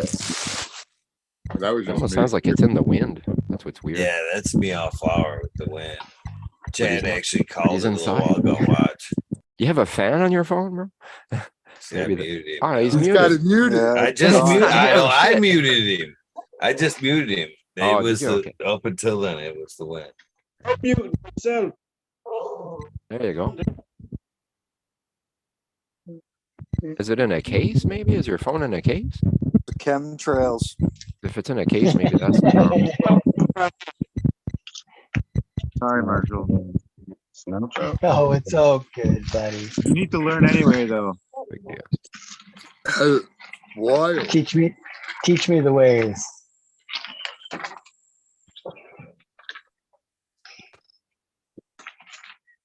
Delicious. What's up, Red Set Farms and chat? 422. Where's the chat? Yeah, I wish I could see chat. No, you don't. They're talking about it. Yeah, you fuckers. Yeah, I was gonna say. You can actually see chat. You just go back out to YouTube and watch it through there. That's how I do it when I need to. Automation is freedom. On a phone, you can be Yeah. on Zoom and then Yeah. also be watching YouTube. Yep. Oh, I've got Yeah, everything I'm doing it possible right to do, now. but it works. Be sure to turn Yeah. your volume off or pause it right away. Yeah, mute yourself Oh. first, and then that's the way Yeah. to do it. oh, Otherwise, yeah. Yeah, you Like- mute the YouTube, then join. Yo, anybody come up and hang out with us. oh yeah, Automation is freedom. Marcus Green Thumb. oh I yeah. see Oh, you yeah. again. Cam the man. A little tricky at Red first. They Setup. ask you for iMedic. permissions and stuff. Weed is Dankovich, where are you, Dankovich? Come Supreme on up. Bros. Yeah, man, thanks. E-Zombie. Calling Dankovich out. Get up Dude, on here. that's an awesome name. Operation Annihilation. iMedic. Yeah. iMedic. After Operation Annihilation, got to call in iMedic. Yep, Ba-dum-bum. I call iMedic. I call iMedic. Think of his kind. I bet Nico doesn't even eat Nico. bacon. No, we don't. I don't eat bacon, bro. Shout out Nico D. I could go for Even a though we pile won't of be bacon seeing you right now. today, it's all cool. Beef bologna is what I had today. No fucking pork. No pork on my fork. Oh, Detroit Riverette's working. I thought he was Yeah. retired. Come on, Detroit still River work. Rat. Time to give One's up. never retired. I thought he was going to spend the rest of his days fishing. It's the want work, not the have to work. Yeah. It's one of those. There's a big difference. Mr. Burns' boat on The Simpsons is gone fishing. It's hilarious. Like anything you have to do, if you have to do it, that's like, yeah, no good. Well, few of us have that position, Wow, I think, man. right? Like, I'm not that blessed to choose that time. But mind you, half my life or half the year I'll be free, but half the time I'll be a slave. But I'm cool with that. Man.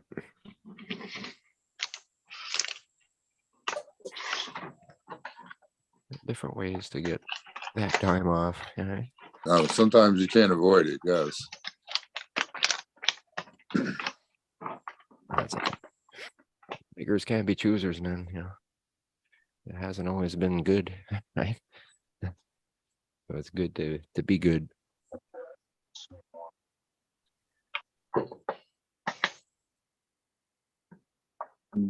Especially now, saving fucking fortune. Now that you're saving all that money, you can buy another Canatrol. Well, you know, Spend $1,900 on that thing, or how much did that cost? it was $1,550 US. So for me, it was like 2,400 there when all was said and done. Damn. Canadian, yeah. Like, you could have got a nice cold Right. box, set up a whole room, insulate it, Like $400 on duty there. It's crazy. humidifier set up, automatic top up on that thing for that price, man. You could have No, a that's whole the thing. It makes you think twice. But then, 8 you by know, 8. how many times do I have to do that, right? So the Once. troll after 4 or 5 times, it's like, yeah, it pretty much paid for itself. And not to mention, it's phenomenal every time. You know? So I really can't complain. It did better than I thought. Like I did good on a few drives there where I just nailed it, and I thought, okay, it can't get better than that, right? But it was by quite a bit too. So by that machine, you think that it's more of keeping it consistent? Yeah. Nothing to do with temperature, because the temperature isn't controlled in it, or it is controlled. Well, the temperature is more about the time it'll take, right? So the hotter it is, the faster it'll happen. You just don't want to overshoot, but that's a machine, and it measures the dew point, so you can go right at the limits. That's why they do 68, because it's so fast. 8 days and you're jarring, right? No burps, nothing. So, and the beauty of it is, because now, man, I open my sea vaults or my jars, they smell like shit. They don't smell like anything. It's funny because I had a buddy came over and he wanted to sample a bit of my stuff, and I said, okay, well, just smell the jars. And he's like, man, you know, I don't know. He liked my old stuff because it smelled good, because you could smell it. He didn't realize that. No, man, look, break it, grind it, and then smell it. It's like, oh, damn. You know what I mean? Because you don't smell it at all. It's like it's all still in there. So when I realized that, I'm like, shit, that means it's all still there, man. Like nothing came out. When you open the jar and it still smells like green, like nothingness, that means it's still all in there. If you open the jar and it smells super good, guess what? It's gone. It's in the air now. So I guess that'll happen later then. But Or at least a good portion of it is in the air, you know, that whatever could flash off in that jar. exactly. There's only a certain amount of air in there. If it's packed tight, then it'll Right. happen less. But near the Right, it'll happen halfway less, through but the it'll batch, still happen. Right. Yeah. you know, it'll And like start they to say, say, if you're smelling it, that means it's in the air. That means it's You not on the lost bud anymore. Yeah. Exactly. And But, that you shell, know, that just- trichome shell there, it cracks and stuff. It gets like a disco ball and it cracks and it leaks. And that's how the res balls you get, you know, when you look at your bud after a while, there's a bunch of little globs of resin there. That's basically all the trikes that leaked. And so everything that came out of the shell has been basically vaporized. The terps are vaped off because now they don't have that waxy shell to protect it. It's exposed to the oxygen and everything, oxidizes, and boom. So the cannabinoids are still there, but all the smell, all the flavor is gone, or most of it anyways. That's why you smell it. So even older weed, even if it was cured in a canitrol, it's still going to do that eventually. You know, that trike shell is going to disco ball up there and it's going to crack and leak. And next thing you know, you're going to smell it. So I want fresh. It's, you know what I mean? Because I think when we dry, like the way we do it, it does it a little too much and it cracks the shells. That's why you smell it. Because I know I've done a few where I didn't put it in the canitrol, just put it in my bathroom there and let it dry in 30 RH. And man, the smells, yum. You know, it smells really nice, but I mean, when you smoke it, half of it's gone. So that's pretty impressive, man.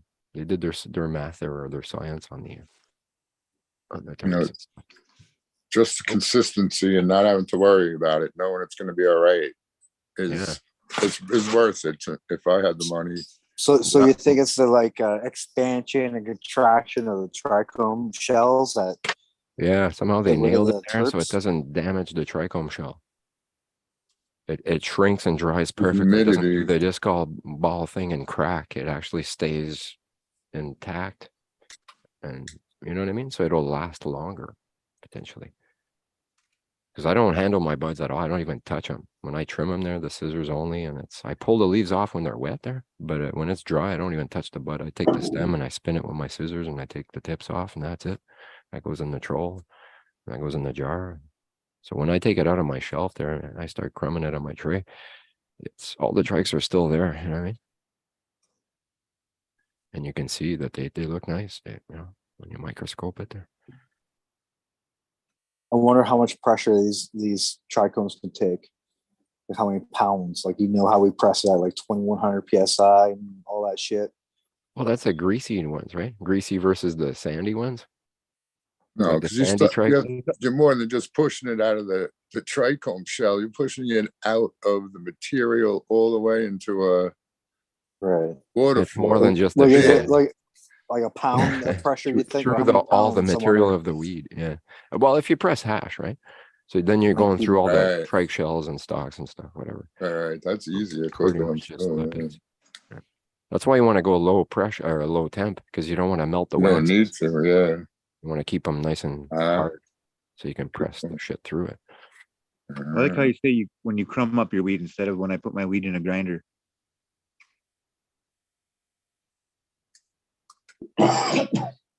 Maybe Miller. That's what I do. I He's use a a buster. Miller. I don't want to break the Is that- seed if there's a is my seed in it. sound cleared up? And like Eagle said there, it gets so gummed up, man. Like, man, you're cleaning your grinder every week there, and you got like a half gram of hash in there. You know what I mean?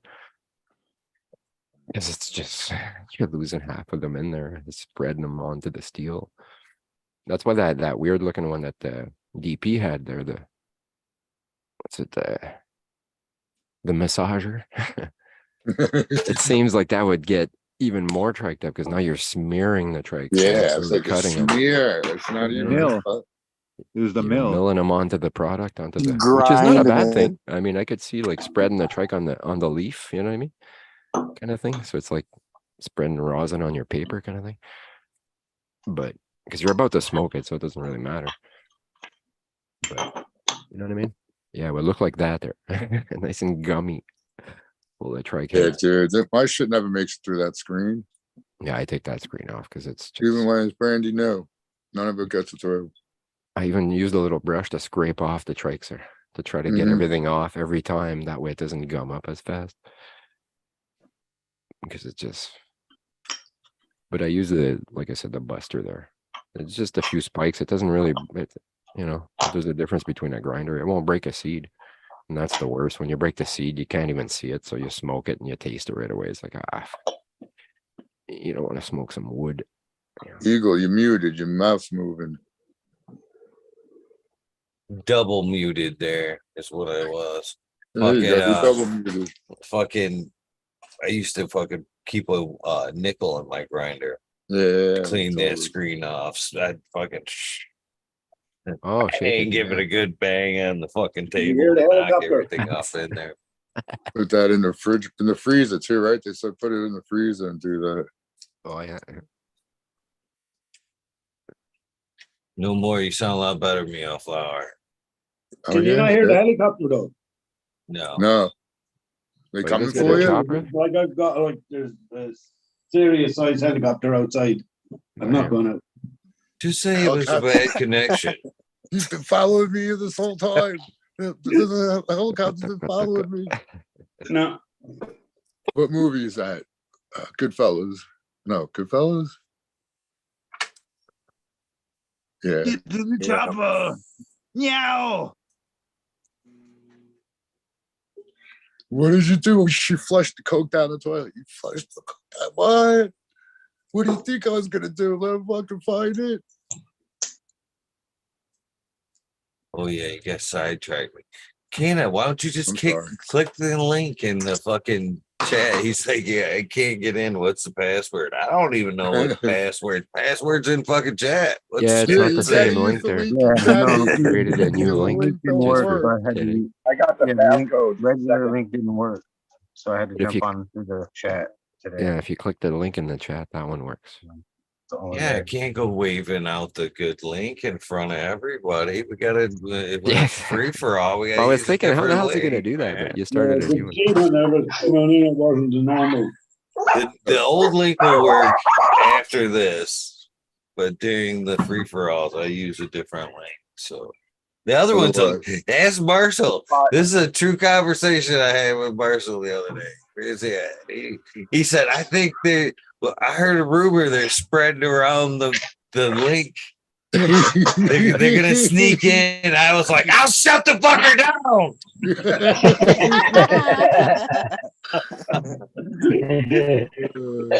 Yep.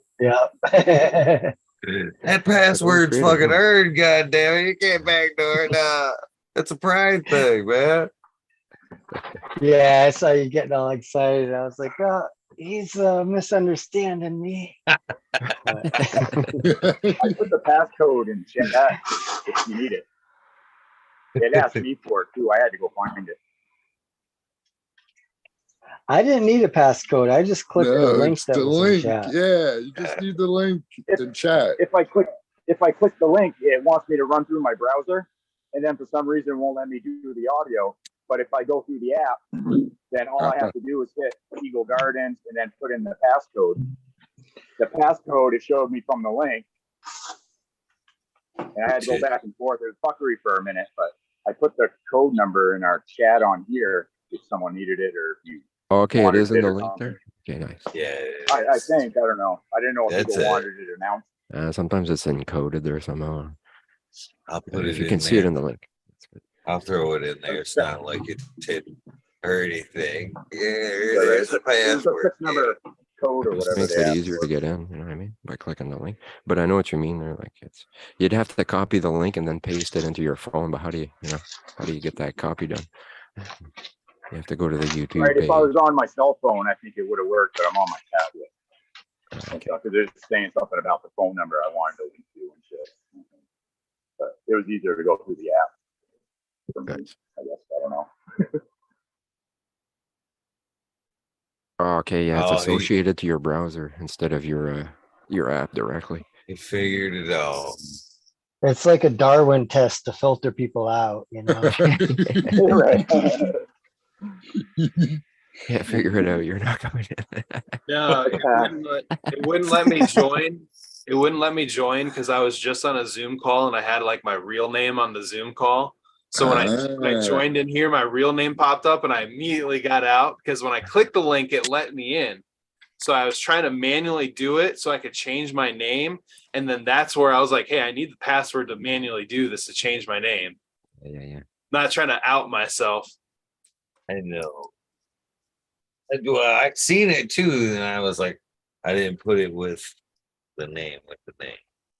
Yeah. Usually I'm pretty good about that, but I slipped on that. No, you're all good. You're all With good. it being an open mic day, I was like, maybe they don't Yeah. care. Yeah, exactly. It's all I didn't good. know. Yeah. It's all good. I have a pretty generic name, so good luck finding me, motherfuckers.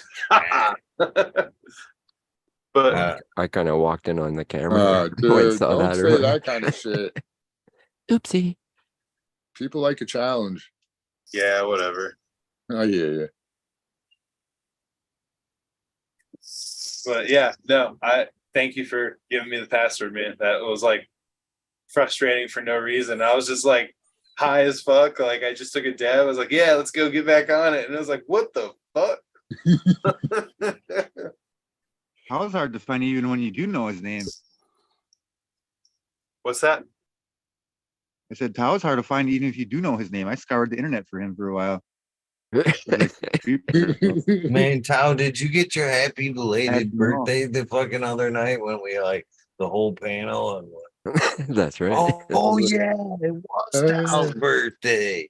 I thought it was that day. I'm like, what? It's all good. I still have another 110 of them. Let's give or take. Nice. No It worries. was the 18th because I remember somebody pointed out that it was 18 days late. I said that. I was like, what, only 17 days late? You're like, oh, yeah, 17. Yeah. Not that bad. Didn't wish you happy birthday. Happy birthday, bro. No worries, dude. After 16, it didn't matter to me much. You know what I'm Happy saying? Oh, sweet 16. These people are like, yeah, it's my birthday. Like, yeah, that's not me. But thank you. I appreciate the well wishes. Yes. Oh, my birthday up until I want to say like 22 is in my world a fucking national holiday. I took a fucking week off, fucking with vacation. I took back soon. Seriously, I've been to like Canada, I've been to Ohio, fucking the southern Detroit on some like week-long birthday trips. But the funny thing about that was like literally I get to Canada and I'm like, what, you guys ain't got the memo? It's my fucking birthday. yeah. That's awesome, Eagle. I love that story right there. Yeah, it's good times. Everybody should be that way with their birthday, damn it. Yeah, it's after like 40, 45 there. It's like, oh no, not another one. Shit, already? I'm about that. I'm like that for like National Airborne Day. I don't really give a shit about my birthday. I'm like that for like 420 and like National Airborne Day, where I'm like, I'm gonna go do something. This is like, I didn't do anything this year clearly, but you know, like I was like taking meetings and Thinking about it's a work week and shit. So yeah, I almost went to DC, but I'm kind of trying to save some money at the same time too. Who was saying that they would do tours around DC? Tours for think- what? I'm Eagle, maybe? I think I might be thinking of Smash on Hume Show the other night. He was telling someone if they wanted to go to DC, he'd take them to the Smithsonian and shit. I just want to go to DC, get blazed, and go chill, like smoking right in front of Abe Lincoln. I want to do like the Nicolas Cage tour, go through the library, find the secret passages. Let's do that kind of shit, man. Let's look for all the fucking what is it, Mason symbols. Let's go. Yeah, that's it. Bro, they're everywhere. You know, I'd rather go walking around the Vatican libraries and shit. That shit's got to be whack, right? You know they got some whacked out shit in the Vatican, right? You guys all know that. Oh yeah, Smithsonian too. And, the real Bible with the reptilians and the freaking statues of the alligator head peoples. The cone heads. Stolen artifacts from crystal native cultures, Egyptian Some of the- cultures, whole bunch of stolen shit for sure. Some of the oldest recorded porn is in fuck the Vatican. I believe it. Eagle knows facts. Eagle knows certain things.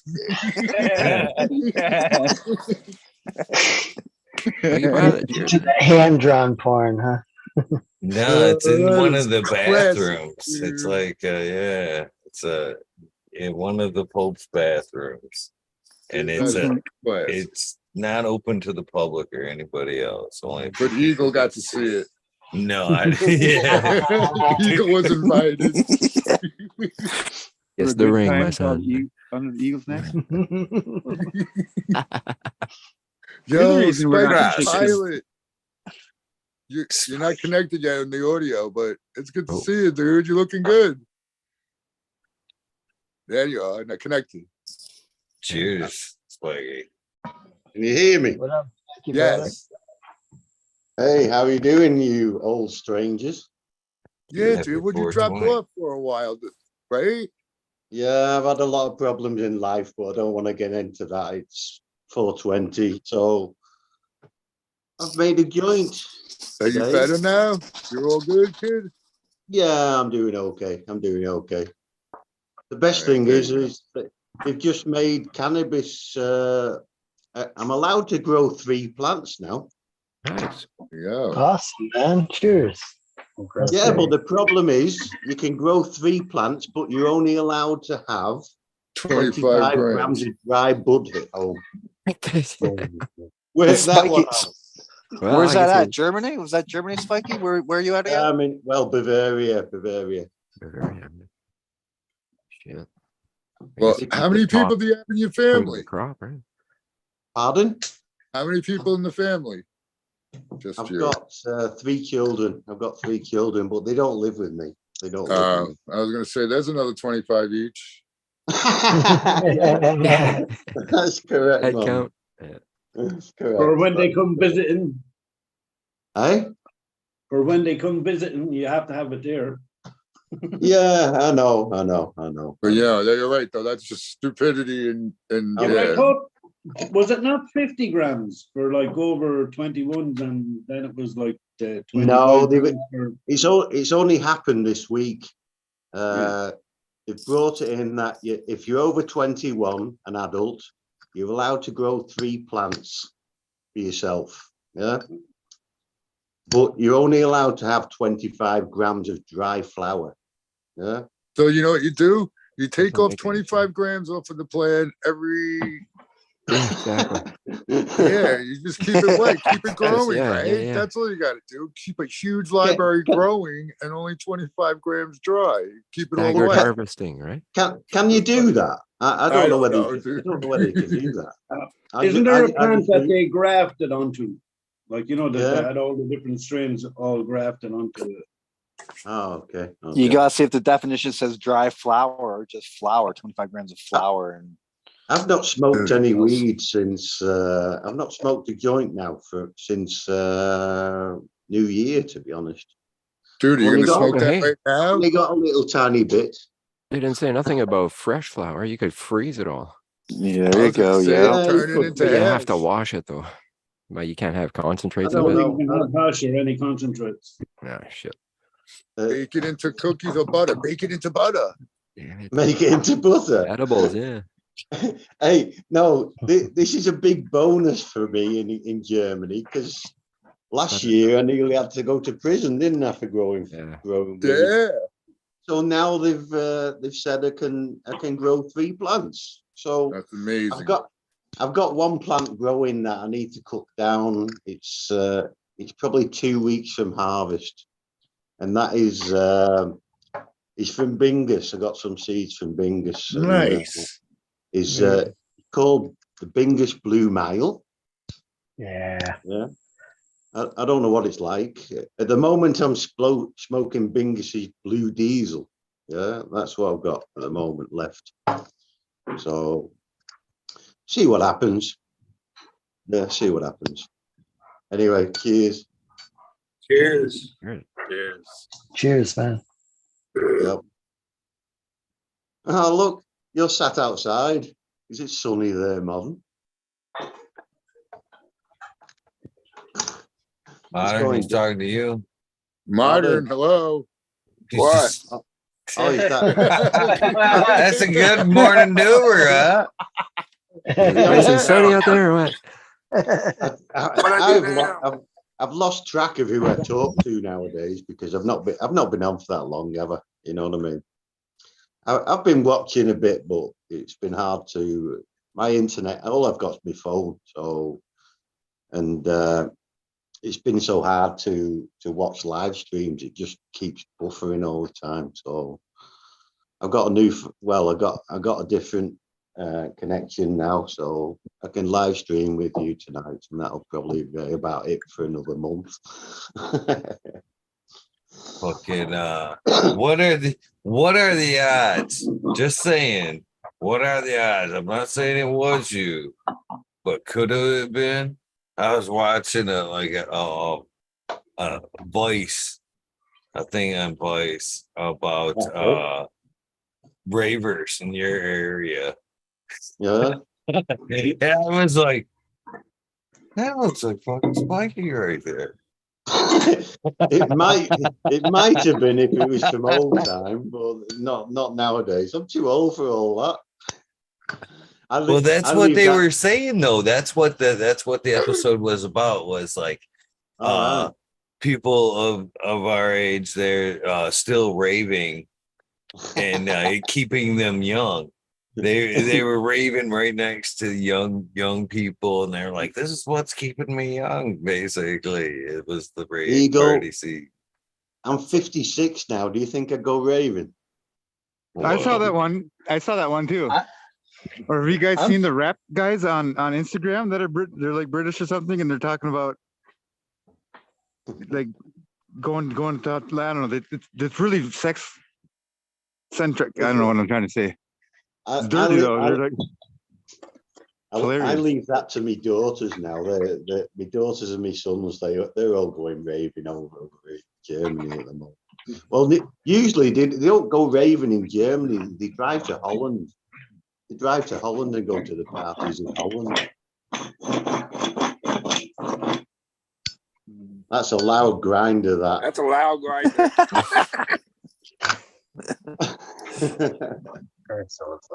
That's the helicopter, damn it. Yeah, the helicopter.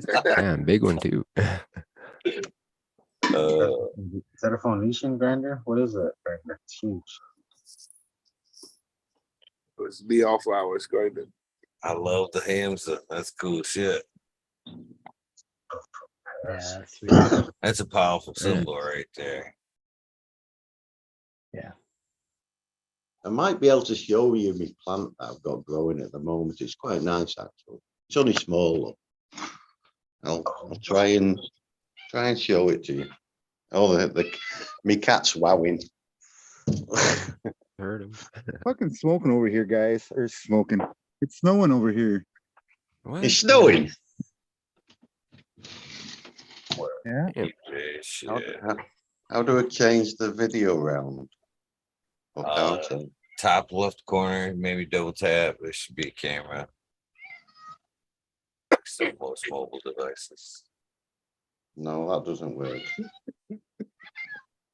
On the rave tip, I'm 46, and you get the right DJs, and you'll find me there. And I dance circles around all them young people too, man. They don't even really dance. How do I change the camera round? If you tap the screen, usually it shows up. At the top left, there'd be like a little box with a couple of arrows in it. Right next door, it says live. Me cat nearly just ate me plant. Wow, shut up, you noisy little bugger. You're See where it says live in the top left corner? BT. Yeah, I'm curious what plants VT's got there too. I don't know how to change it around. Oh, okay.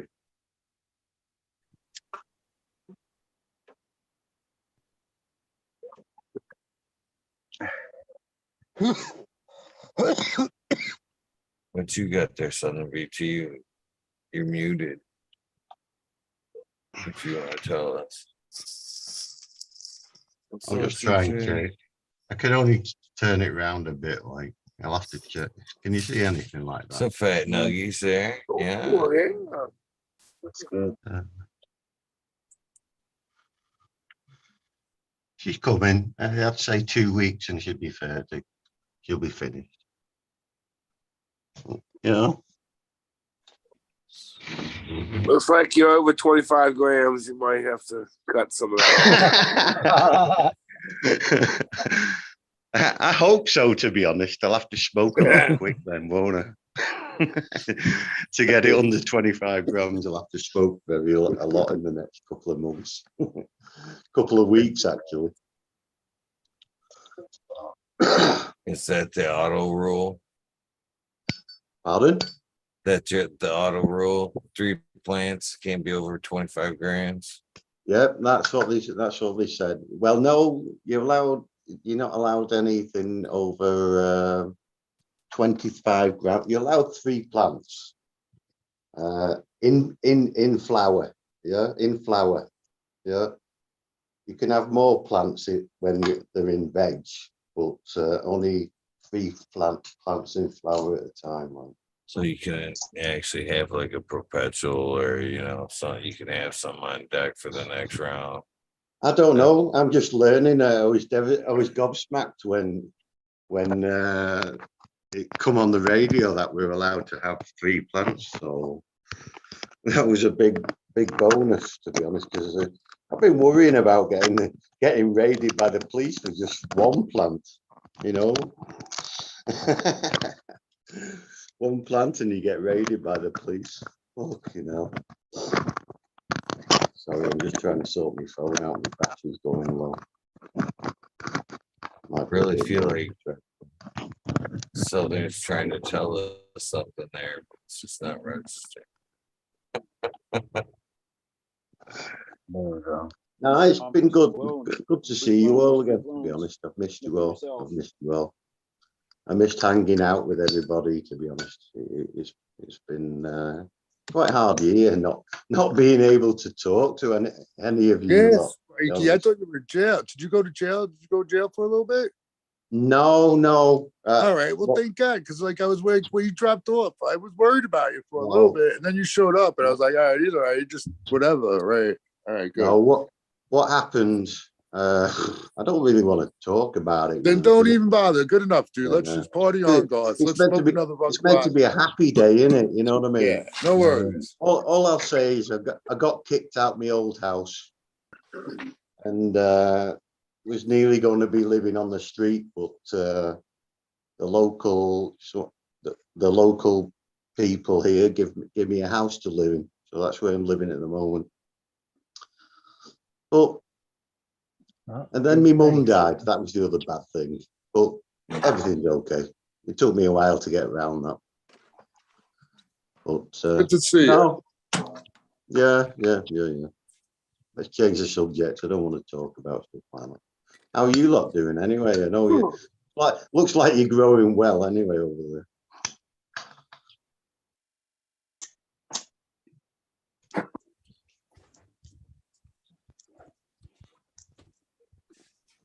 Come on, everybody, stop talking. I'm trying to peep Ryan's 420, man. Everybody's baked.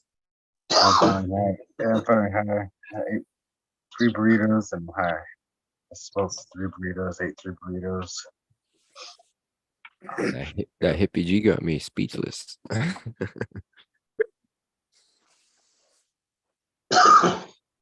Somebody at the door.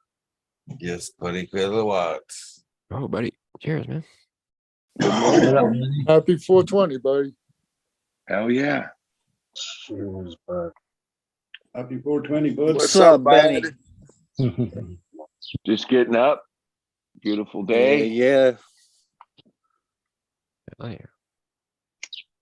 Oh.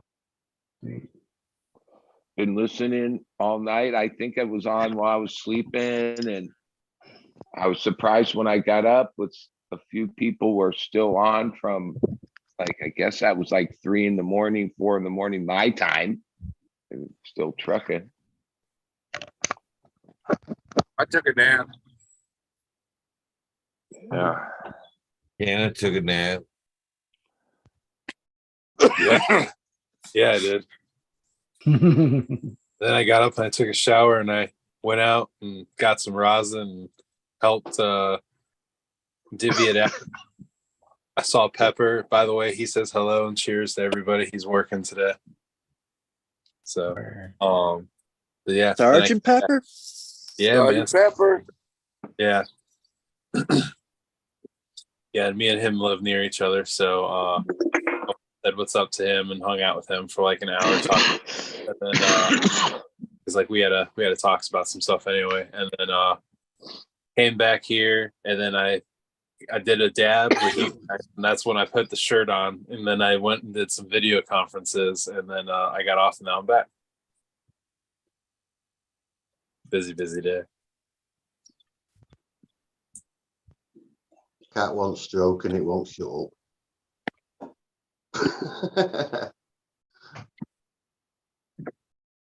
Yo, Southern VT. He's freezing up, that's why. But look at that.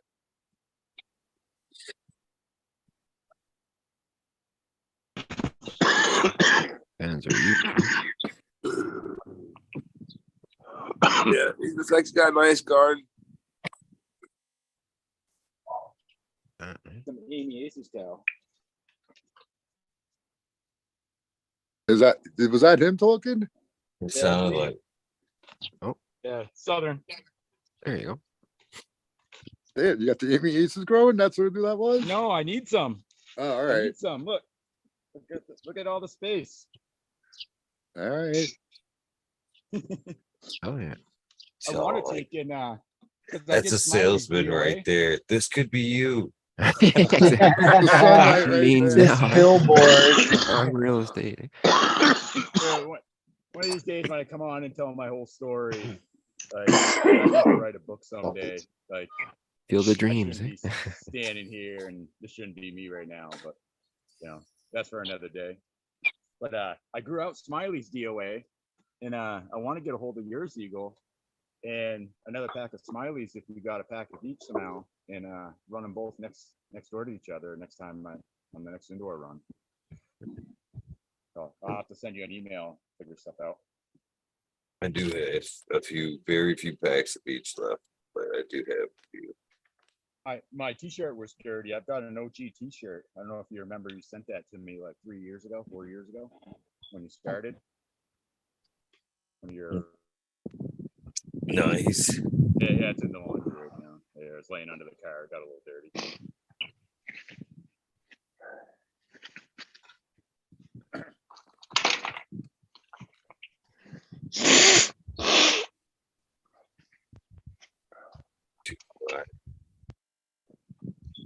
Well, Southern, hit me up with an address.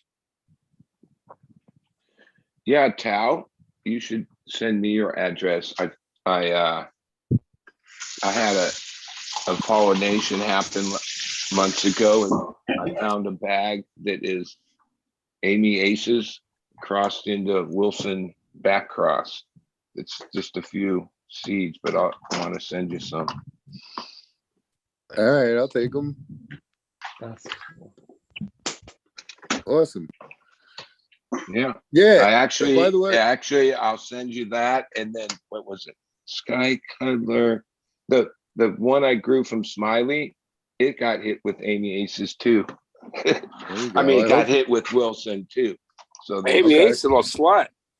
I was gonna say, not only does she get around, but she's fertile, bitch, too. A whole bunch of people I know had some got some babies out of her.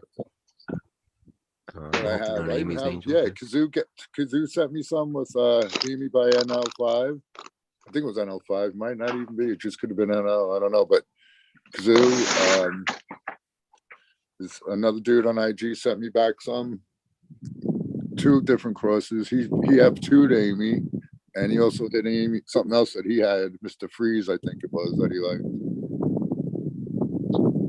She gets mad and she gets knocked up.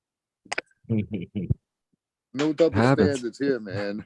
Yo, yeah, did you? Truthfully, you gotta enjoy this weather. What? We're enjoying the weather. Oh yeah, I am. Dude. There, I sent you a chat on here, Cal. Said that. Southern. Okay. I don't know. Nobody knows my voice. Is Major still on here? Yeah, I'm here, buddy. Yeah, I got you one of the free bags from Seed Day, and I'm going to send that with the autos this week. I might get it done today. It's Connor. Yes. Yeah, That's I fucking told you I cool. would. I got an extra handout bag, and I'll spiff it up with some other stuff. Much appreciated, brother, man. I'll definitely pop them all, man. I'm going to go crazy this year. Hot bastard. A lot of seeds in them bags. I got the room, man. And you have the well, you definitely work them. Like some people don't have the ability to crack so many different seeds. Me. Well, lately I've been cracking so many that I've been relying on my re-veg game, but my re-veg game has been sucking large. So a lot of my keepers recently I haven't really been able to keep. That's just part of the game too, though. And of course, a lot of these are just based on looks, so it's like playing that whole look game as well. It's like I didn't smoke it. It's just like, oh wow, that one looks awesome. It's finished in time. Perfect. I haven't smoked this. It's based on looks and that's smells, never the right? best one. It's never the best one, man. The smoke's the final say. It always happens to me, but Bud, do you have this dead poster from '95?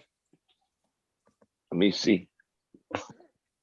Probably not from 95. One of the limited editions that they did on That's tour? a nice one. that's Yeah. pretty wild. Yeah. Cool. I have a lot of like inches of posters stacked up from all the years. I haven't This has like a really thick, gone through like a it thick feel. lately. I don't collect these. I just happen to come across it. And when you look at the value of them online for what I had grabbed it for, it was like a no-brainer to pick it up and stuff. But Well, if it's from yeah, it has like a real 95, thickness to it. that's their last year as Grateful Dead, so probably you got have a little everybody. more value. Shit, yeah. There you go. Is it for a particular show or a particular tour?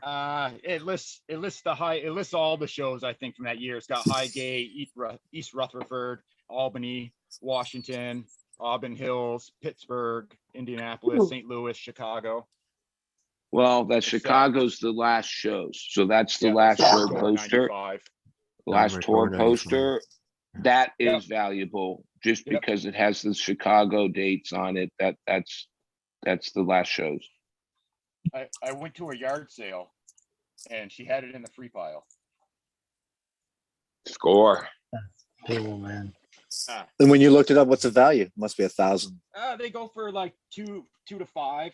There's people asking more depending on where you are numbered wise. Like this is 18,895 out of 25,000. 25,000 of them. Yep. Fuck yeah, man. Look them up and it all depends. Free to out of, like, 250 works for me. All like memorabilia stuff. Yeah.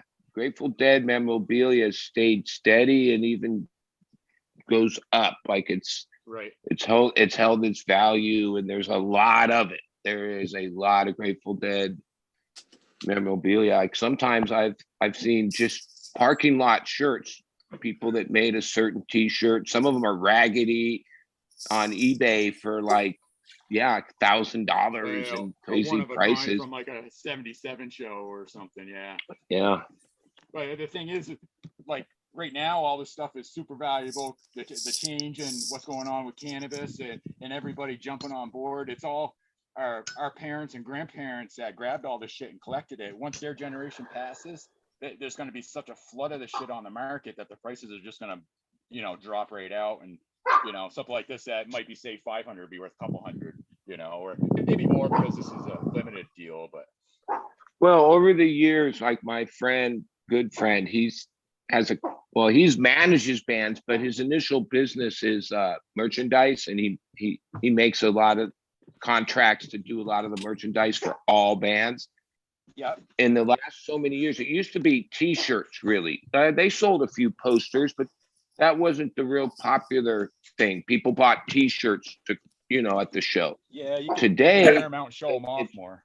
it's all about these posters, and they usually make it limited. They don't, to make them worth something, it has to be a, limited amount. Yeah, some of the poster art is probably where all the yeah, there's a lot of money in the poster art. And most of the posters are pretty good in the scheme. So many people bought the t-shirts, so really there's not as many posters really out there. And then, you know, everybody hangs them on your wall, you put tacks in them, roll them up. Well, like when I was on tour, like posters, yeah, there were a lot of cool ones, except that you needed a tube. Like by the time you got it home, it would probably be thrashed. And so I never really was like, I always trip out on the people because they're limited. They line up like right when they get in the show and buy all the posters out, like before the show even starts. And then they have the poster for the next 3-4 hours in the show. That would be a pain in the ass, but yeah, for sure. if you want it, that's how you have to do it. Some venues set up the poster vending booth outside the arena before the show to allow people to buy the poster and put it in their car. That's the way. Some of these ones, yeah, they're pricey too. They do the Yeah. 3D ones and different ones. And if it's like a 3-night show, a lot of times they there's suck you in to come look at them. They're beautiful. You know? yeah. And the item Massey, there's a few the artists that work for a bunch of the bands that, yeah, they've made a name for themselves pretty big with their poster art. Right, yeah. It's whoever drew this one, same deal. There's like Grateful Dead has like 3-4 real popular artists that do most of their work or something. Well, and the ones that are really valuable, if you can get a Mouse or Stanley or Rick Griffith, those were the original artists, guys, from the 60s and 70s. And any of their stuff is super valuable. Stanley Mouse, he does some good art.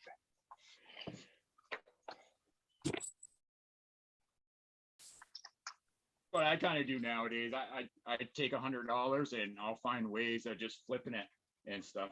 You know, a lot of times I'm driving somewhere to run an errand, and we live in an area where there's a lot of older folks that are passed away, or they don't like to do the yard sale, so they'll throw free shit on the sides of the road or something. And you know, you drive down through and, you know, bring it, pick up this, pick up that. Next thing you know, you bring it home like $300 worth of copper pipe on the side of the road because they didn't want to do anything with it. They just threw it out there. You know, 10 lengths of it haven't even been soldered or anything. It's like they don't even try to return it. Just, you know, rich people just grab shit. You know, we'll go do flea markets and whatnot, try to hustle some of the shit. You know, buy up stuff at auctions or whatever.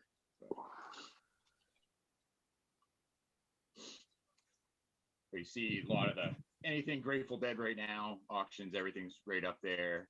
Any of their records are going for fucking ungodly price. And stuff. You could probably get like $100 per LP, you know, vinyl. What is it's? I'm amazed that like in my musical thing, we start records were obviously when I was a kid and cassettes, and even 8 tracks. But then, and I was a Grateful Dead taper for a lot of years, so even those years we were on cassette.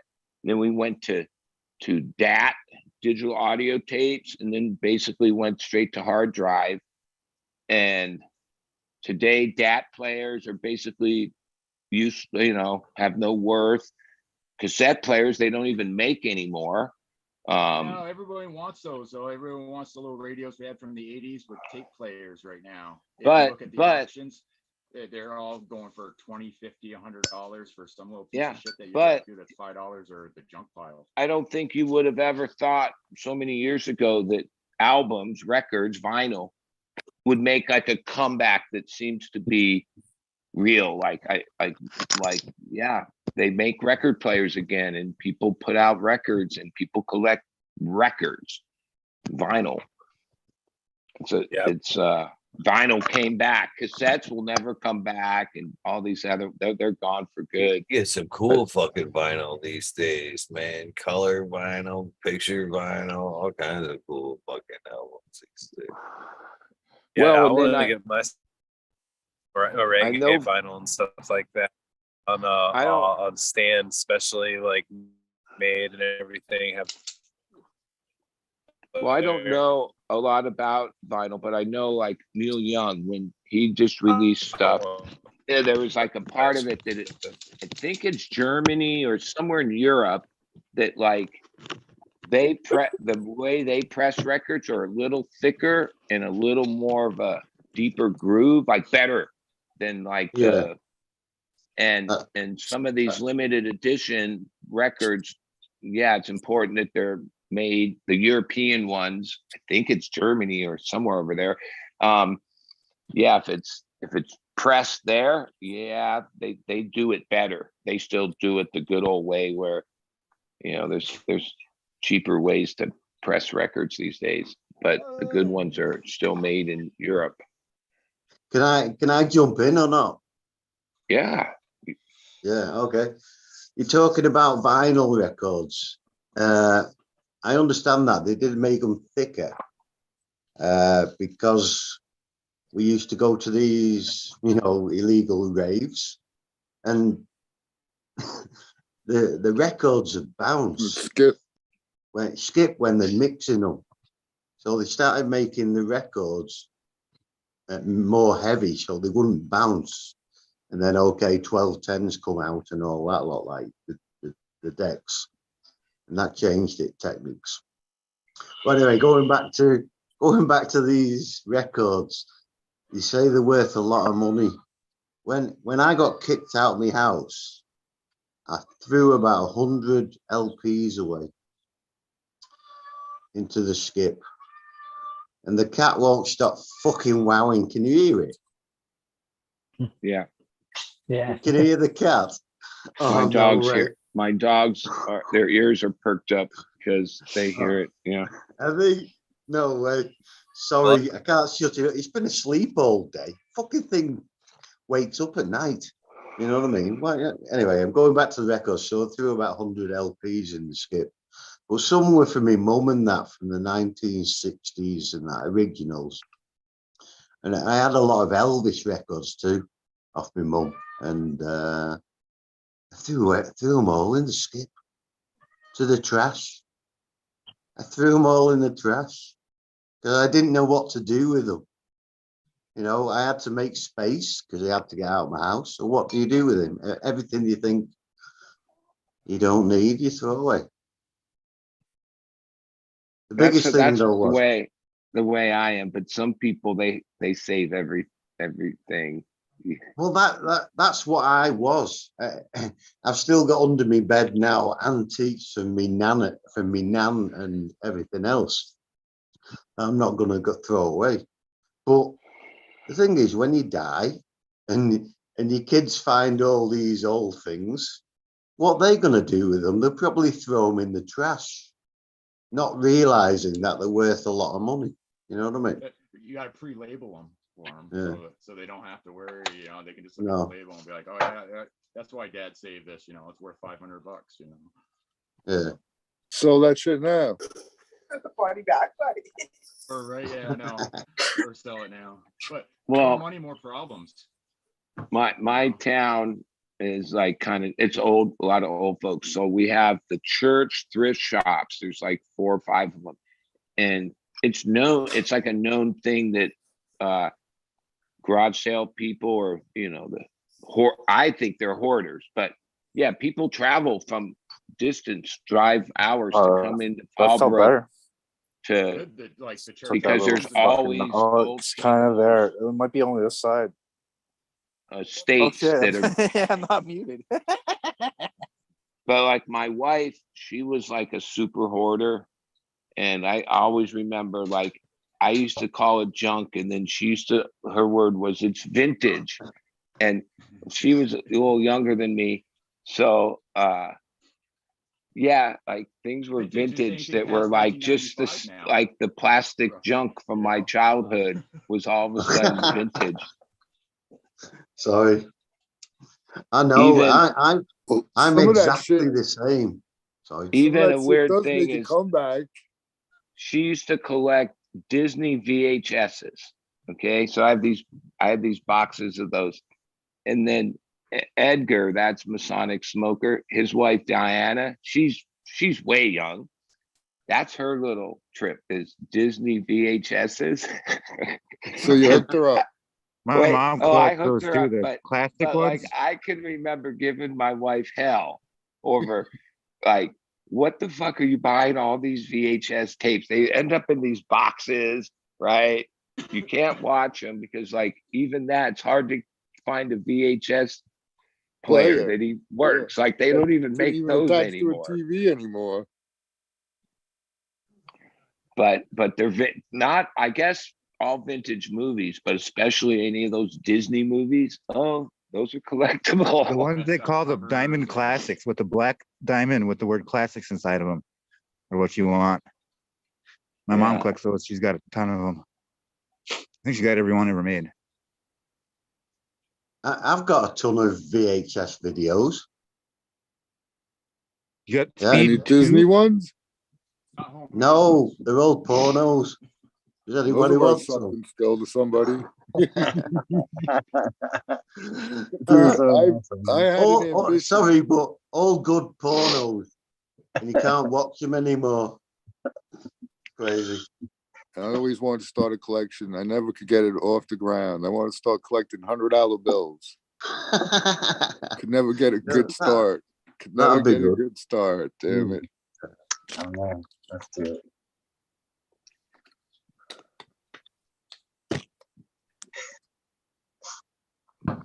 Fucking hell, that joint's blowing me head off. Good. Yeah, it's a good feeling, to be honest. I've not felt this feeling for a long time, to be honest. Enjoy it. Take the time to enjoy it. Hey, Green Fingers. Close your I'm eyes. curious. Have you started to harvest your crop yet? No. He's lying big time. No. I remember that you also like were hesitating on turning it back. Remember, like I get the sense that like yeah, that's like a pattern. Like not that you're lazy. It's you just don't want like, this moment to end. Yeah, that's it. You got it, Eagle. Yeah, I get like that in stages of life. When things are going good, you don't want it to be. Because I looked at some Instagram pictures, they must have been over a week ago or longer, and I thought, wow, these look pretty done. But they're not. They're just not. They're not. Well, done. I know, like given in those extra days, which a lot of times, that's one of the hardest things in growing is not cutting things down before it's time, you know? Yeah. Because when I tried to cut it early, I was like, yeah, that was way too early. And now I cut some stuff and I was like, no, that's still not right. So it's like, and then there's some seeds in there that I need to finish out on the bottom branches. So I'm just going to take tops anyways. So those bottoms are finished and then take the seed branching again. I only turned it back on, March 3rd. I turned back Banana God into Wilson, and that's one of the ones that I gave you. And last night I was checking it out, smelling it. It's not near done, but I was waiting for your smoke report. I figured you'd have it done, cured, dried, ready to go way before me. But actually, I might, like at the rate we're going, mine's only a couple weeks done until done. I'll probably beat you to the finish. Might be a week. Mine's a week done. Mine's a week away from being finished. Yeah. Right on. Cheers, Tony. Go, man. Cheers, everybody. Happy 420. Cheers, Tony, man. happy 420. Cheers, man. What's happening? Here's happy In 420. time for the fatty. Mr. Rockefeller. Mine, anyway. What you smoking on? Me, Sunset. What's that? Did someone ask me a question? What you smoking? Oh, me, platinum garlic. Ooh. Good to see you, Stoney. What's up, Stoney? Don't see you that often, but I'm Platinum glad garlic. to see That's you now. from in-house, right? Good to see all you guys. What's happening? Everybody good and stoned? Yeah. Yep. Put up some sundial. I'm a chauffeur for the next 3 days. Is that My a daughter- garage? My daughter's in the play Oh. every morning, so we had to go start at 8 o'clock this morning. I had to get her out there, so we had to leave her at 6. And then I get to go back at 5, drop her off for the night show, and then tomorrow morning do it again. Dude, leave them garage doors shut and put a couple lights in there. Where? Right where you're standing. This is my garage, bro. That's what I'm saying. Not a good spot. I do. Well, I do have shit out here all the time, usually. What? Yeah. You got the high ceiling that absorb that heat. Oh no! You know, Tao, I'm sure that he has his drum kit set up somewhere, and shit, probably right a there, a man. 4x4 or 5x5 tent could fit wherever he has his drum kit too. Good point. Garage. Nice. Yeah, Mr. Boy. Oh, is that the boy? Yeah. My NL flat male that I just harvested pollen from, and I'm that I actually was just going to kill us off because on hammer, but that's a I big turned plan. it was fucking cold like 3 weeks ago. I didn't fucking water it for 2 weeks, and it still kept going. So I'm like, you know what? I'm gonna harvest some pollen when he's ready to blow and stuff. Nice. You said it's 9-pound hammer? Yeah. You'll get a lot of pollen off of that. Ouch. Yeah, it'd be fun.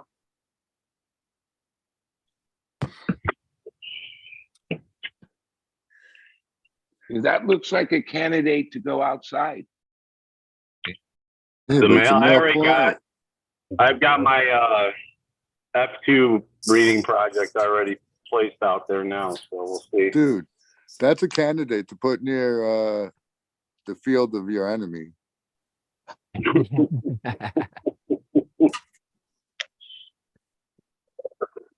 Well, if some pollen flying out, 10:05, he's busting loose, so.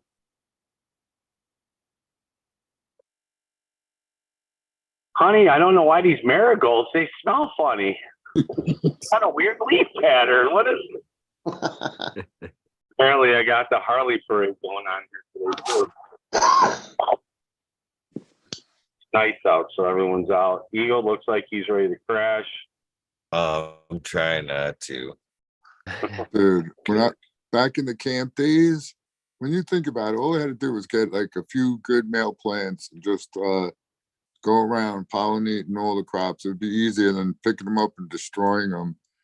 And if all that shit was totally seeded, the people probably would have just left it anyway, right? Right. No, they would have smoked it anyway. It would have still made it to market. Yep, Probably. people still would have done it. Probably. Because we still bought flour when it had seed in it back in the day anyway.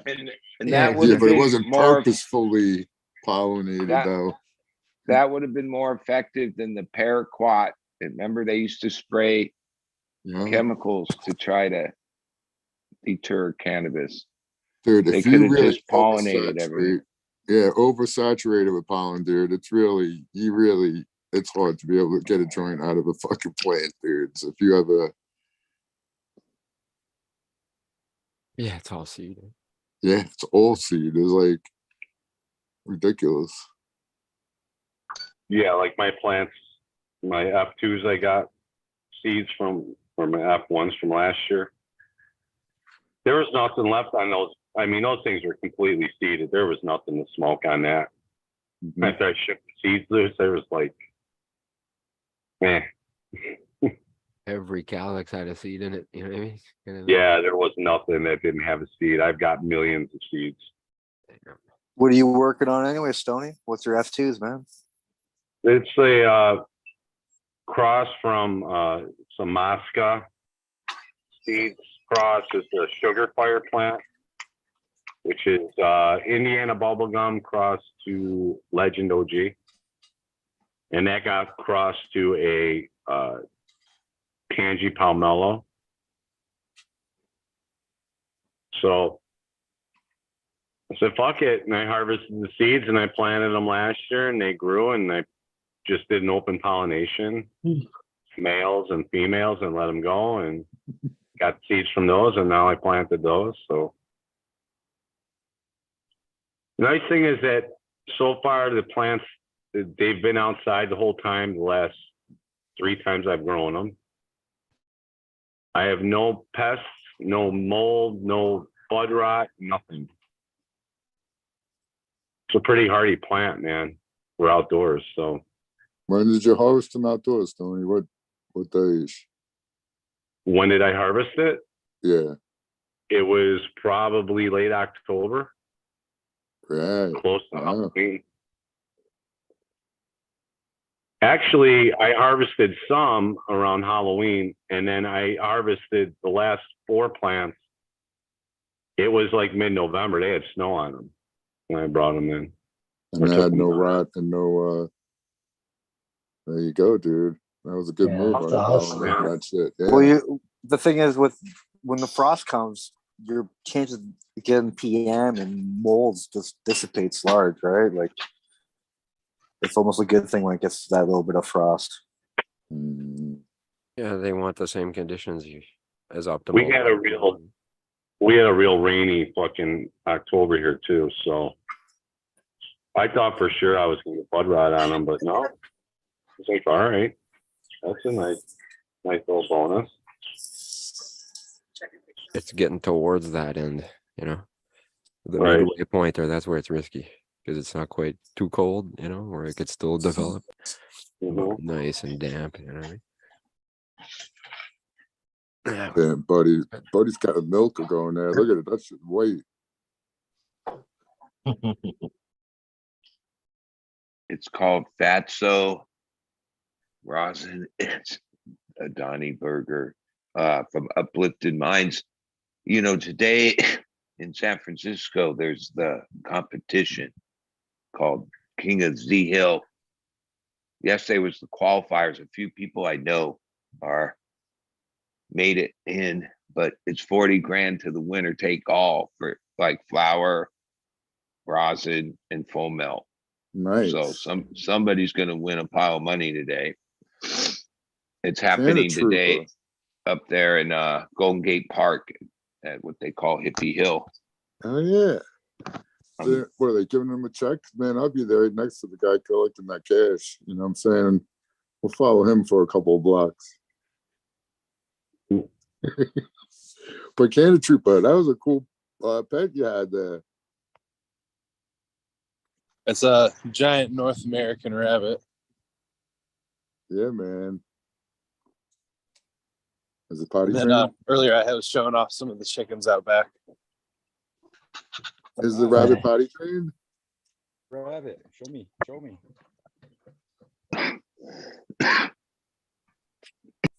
What's that? Is the rabbit potty trained? trained? I'll have to go back and check it out. That's cool. Yeah, the rabbit is potty trained. There's actually a litter box in there.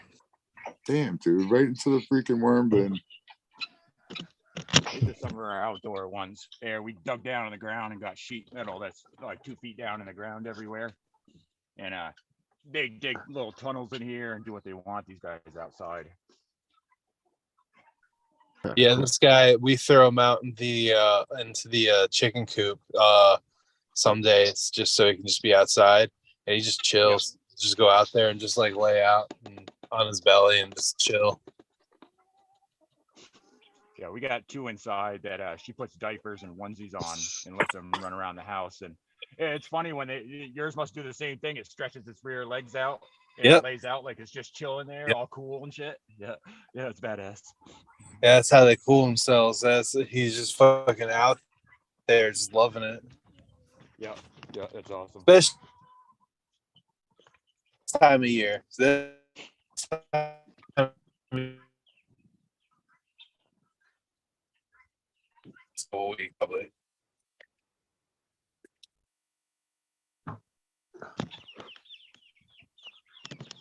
Breaking up.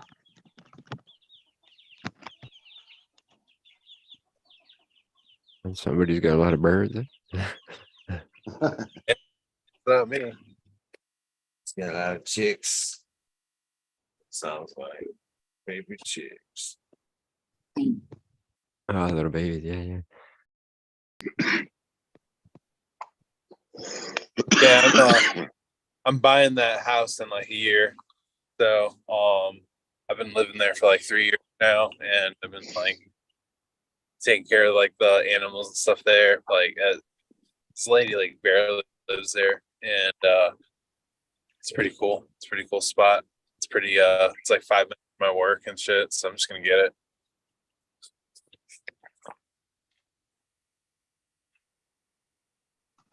That's totally cool. Yeah. There's so many things that I would change if it was mine. So I'm gonna do it.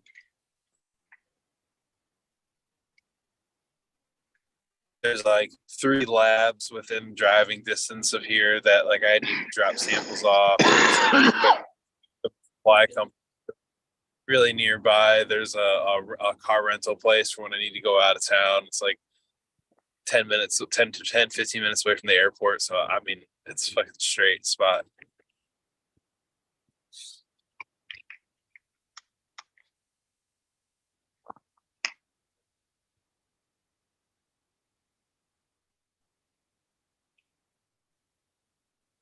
Chickens when you need them. What's up? I said, where's the chicks when you need them? Put the silence there. No crickets. Good chickens. Yeah. Joint's too good, man. I'm fucking stoned. Yeah. I'm baked right now. I'm actually gonna go to a Korean barbecue place and get some food. Guys, I'm gonna make some more coffee. a month. Korean barbecue sounds real good. Oh, don't start talking about food, please. Oh, it's already begun. The seed has been No, planted. I'm so hungry. We cracked the glass, it seems, with the Korean barbecue right there. That got me going. Oh yeah. I got a food boner now. Well, Korean barbecue, I could go for some just straight up on the grill fucking barbecue chicken. Oh, stop, please. No Oh, yeah. more. A nice brisket at the Just put the steak grill. And great briskets awesome. Figured I had to have one more grilling time in. You ever guys ever barbecued a perfectly good steak? Just to barbecue a perfectly good steak. Yes. Yes. It's Yeah. delicious. But I'll tell you honestly, man, once I learned how to do it on the stove top, you can't beat it, man. Unfortunately, so you could really do it good in a frying pan on the stove compared to barbecue. It's a totally different flavor. I mean, you know, sometimes I just prefer the barbecued steak, you know, just it's got that charred flavor. It's well. Oh, Plain broiled. Something about it snowing out makes me want to barbecue. So you're killing me now. You really are killing me talking about steaks on the grill, crispy on the outside and medium on the inside. Yeah, but then in a pan, you cook the best steak in a pan. You do. Oh, The best steak grill or London broil. Some asparagus, man. Lightly olive oil, asparagus grilled on the fucking grill. Fuck yeah. Let's do some cream spinach while we're at it, man. I don't know. A ribeye, right? What kind of steak we're talking about? Porterhouse, Oh. dude. Ribeye. Porterhouse? Give me that All fat. Porterhouses all day long. Bacon wrapped filet. How much does a ribeye steak cost in America then? How much does it cost for a pound or 2 pounds? A ribeye steak, a ribeye steak, a ribeye steak. In SoCal, It's like Yeah. 15 a pound right now, 14, 15 a pound My for decent God. meat. Yeah. It's expensive as hell right now. Yeah, prices are way up. Yeah, We're, these cows. the ribeye steak over here, you're paying like 45 euros for 500 grams. Holy shit. Oh my God. Well, No, 500 grams is a pound, right? So, but still 45, man. No, yeah, 500 grams is a pound. It's half a Fuck, I might kilo. start growing cows. Yeah, that's what I was gonna say. Who wants to start growing cows? I know. They all grow pigs over here. That's the problem. You can buy a good side of a pig, and you only pay like 40, 50 euros for it. And you know, I'm just eating some top round, so it's pretty cheap shit. But it was $1 a pound. But yeah. I eat pork steak, pork, yeah. Oh God, if you go to at the moment, chicken's gone dear over here. Chicken, a 1.4 kilo chicken now over here costs you €6. When last year you probably paid 3. Yeah, well, chicken, a fucking chicken. We have some kind of egg shortage thing going on, so you're paying like $6 a dozen for eggs. Because of the feed, they put some shit in the chicken feed, and the fucking chickens wouldn't lay eggs once they ate the feed. As soon as they went off the feed, they were laying eggs again. So they're fucking, and they're blowing up these chicken plants all over the place. Just they're all on fire. You know, amazing. I never buy any eggs or chicken that is not free range. Spiky. You gotta open up your own barber shop. The barber price sell. of eggs. I live in San Diego, so we get border news, and there's like a warning story basically telling people, because there was an uptick in people smuggling eggs over, and that they were basically explaining in the PSA that the penalties for this is no different than narcotics and everything else, because they showed like beat up pickup trucks loaded with as much eggs as you could ever put on truck, and they're probably just as good or better eggs, but they're not. You know, the eggs have to go through the FDA or whatever to be approved to be sold. They weren't inspected. That cocaine shit. Let's do the eggs, man. Yeah, that's what was happening. Smuggling eggs, yeah. That's exactly what was happening. There was money to be made.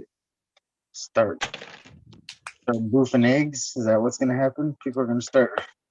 He brought out though that it was the. Oh, there's a few IG posts about that, wasn't there? It's like, hey man, I got some eggs, man. Eggs. And you notice they brought that up right when winter came, right when chickens, all their egg production drops off like 80% at that time of year. Yeah. And with the new homesteading shit going on, there's so many new people doing it out there that, you know, sometimes the first thing they hear, because they're new at it, that's what they kind of believe, or, you know, until they do some more research and stuff. But like, well, and in the middle of all that, the biggest egg chicken coop operation, I forget what state it was in, but it's the biggest one in the country, burned down. It burned down. Yeah, that happened to a couple of them, and then they all got bought up by, I forget which big conglomerate that's all China bullshit.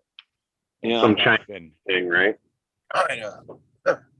Yeah, and the hidden fact is the only people that are willing to work inside the chicken coop and do the nasty work are immigrant workers. Like that industry uses a lot of immigrant stuff.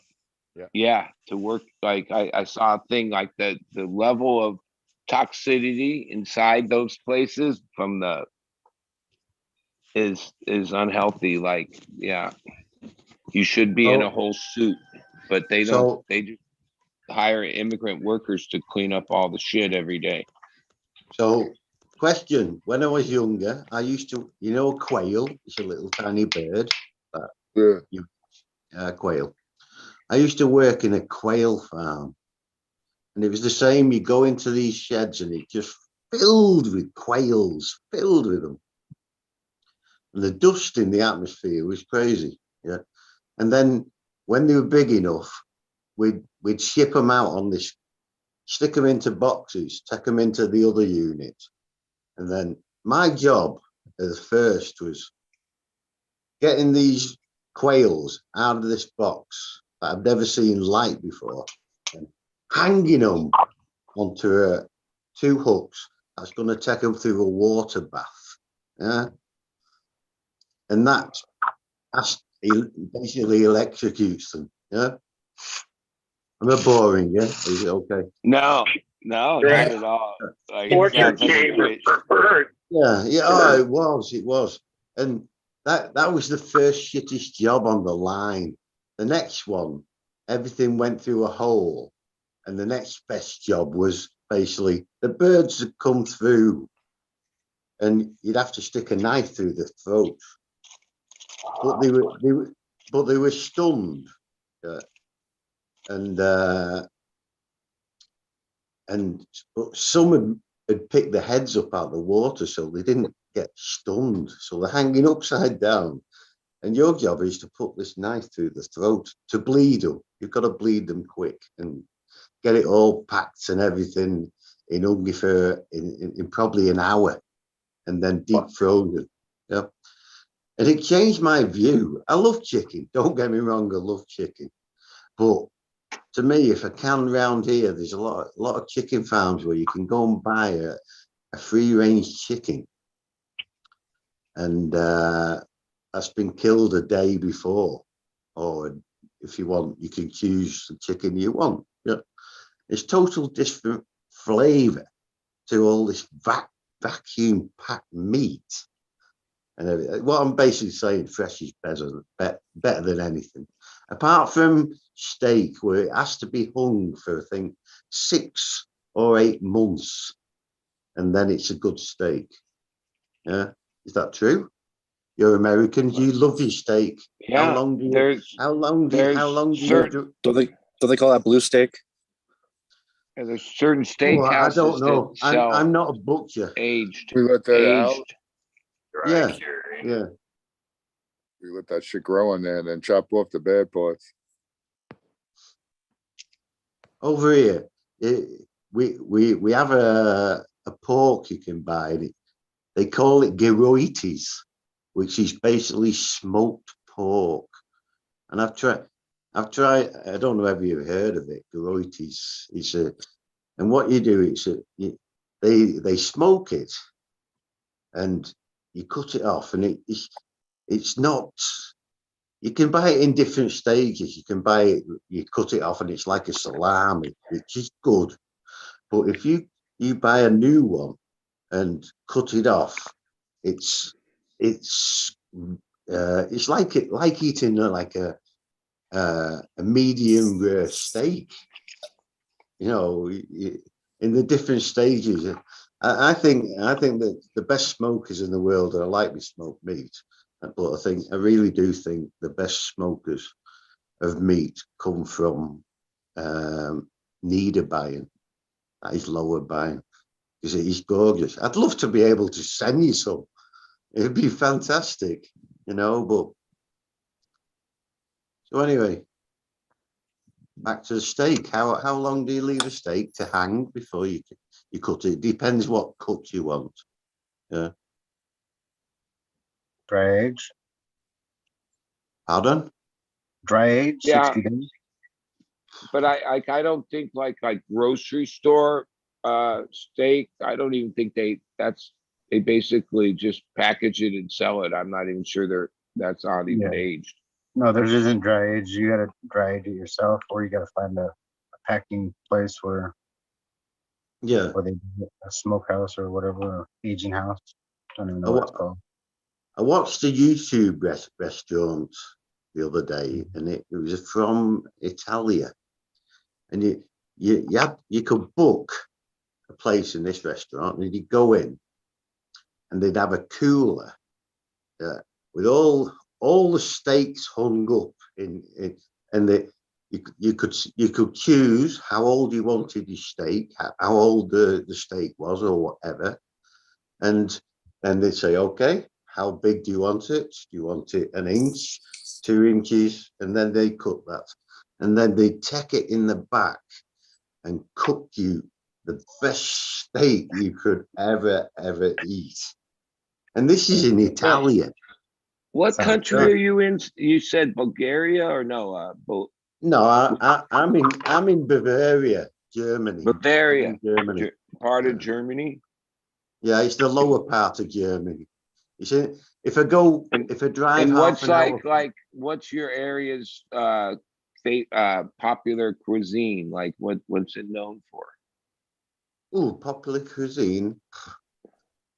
Probably they call a schnitzel.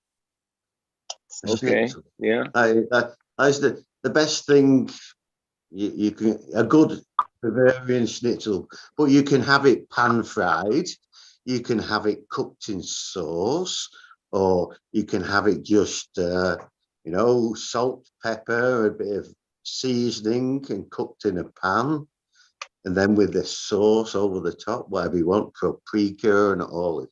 I think that is a good. And most restaurants are like owner operated, not corporate. Yeah, round here, everything, you where I live in this town, well, it's like a village. There's only 250 people living here. Yeah. Okay, that's small. And then you go down probably about 2 or 3 miles down the road, and there'll be another little village where like 200 or 300 people live. And that's what it's like. I live in it's called, in Germany, they call it the Bayerischer Wald. It's called the National Forest of Bavaria. And it's the biggest forest that's left in Bavaria. And I live in the middle of it. But it's all on Black Forest. Pardon? Do they call it the Black Forest? Do they Yeah, call it the Black Forest? Yeah. They're known for making hookahs and stuff. Sorry, you're breaking up to me. I had a carved wood. I had a carved wooden bird from there. That's like from the 1800s. Oh yeah, yeah. Sorry, And I then, think so that forest is protected, meaning there's no like cutting down the trees and all that stuff. Well, that is the problem at the moment, because round here, you only really heat with a Holz oven, yeah? So they're cutting down the trees, but for every tree they cut down, they plant 20, yeah? And they'll only cut the trees down in certain areas to thin it out a bit. So basically what they're cutting down, they're putting like 20 back. And that is good. So when the place is getting thinner, I must admit, in trees, but they are controlling it. You know what I mean? Because for a pine tree, in 10 years, it's huge in a pine tree. Yeah, because that's all they are really around here, pine trees. Okay, we have oak trees, hazelnut trees, all that. But and the only thing that I love round here, a squirrel. A squirrel? Yeah. Oh no, the animal. Yeah, the animal. The animal. Yeah, squirrel. Yeah, squirrel. What happened in Europe was the Americans, had a grey squirrel, yeah, and it come over onto the boat first to England and then to Europe, and the grey squirrels took over the squirrel population, yeah, because all we ever had was red squirrels, and they're so klein, so small, not aggressive. All they do is pick hazelnuts and stick them in the ground, and then sleep for 6 months. What a life! But So the then damn Americans came in, just like in yeah, the and then the Americans come in and brought this bloody squirrel with them that has basically killed the population of Europe and yeah, of Europe. But outside my house, I have to say, I've got one living in a tree with his wife next to the house, and he comes out in when all the nuts come out. You'll see him come out, and he'll dig holes. I don't know how they remember how, because they planted thousands of nuts. How did they remember where they planted them? He must be a very clever animal. Sorry, I think I've had a little bit of a rabbit hole speak. Oh no, that's interesting stuff. We have that thing where certain areas, even like somebody had a pet that got put into the lake or the river, and then it's become an invasive species. And yeah, terrapins. You have a problem with terrapins in America. Them shells animals that everybody thought. You're going back to a story earlier on. You're about a whole on about Ninja Turtles. So everybody went out and bought what they thought was a turtle, but it wasn't. It was a terrapin. Yeah, yeah, it was a terrapin. And what they did was flush them down the toilet or stick them in the river and everything. And these Ninja Turtles multiplied in America. I think you have a lot of them over there. Yeah.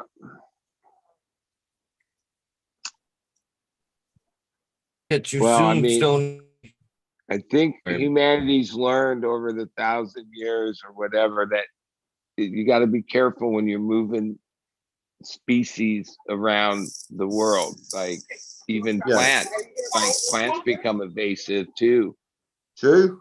Take over and wipe out native stuff.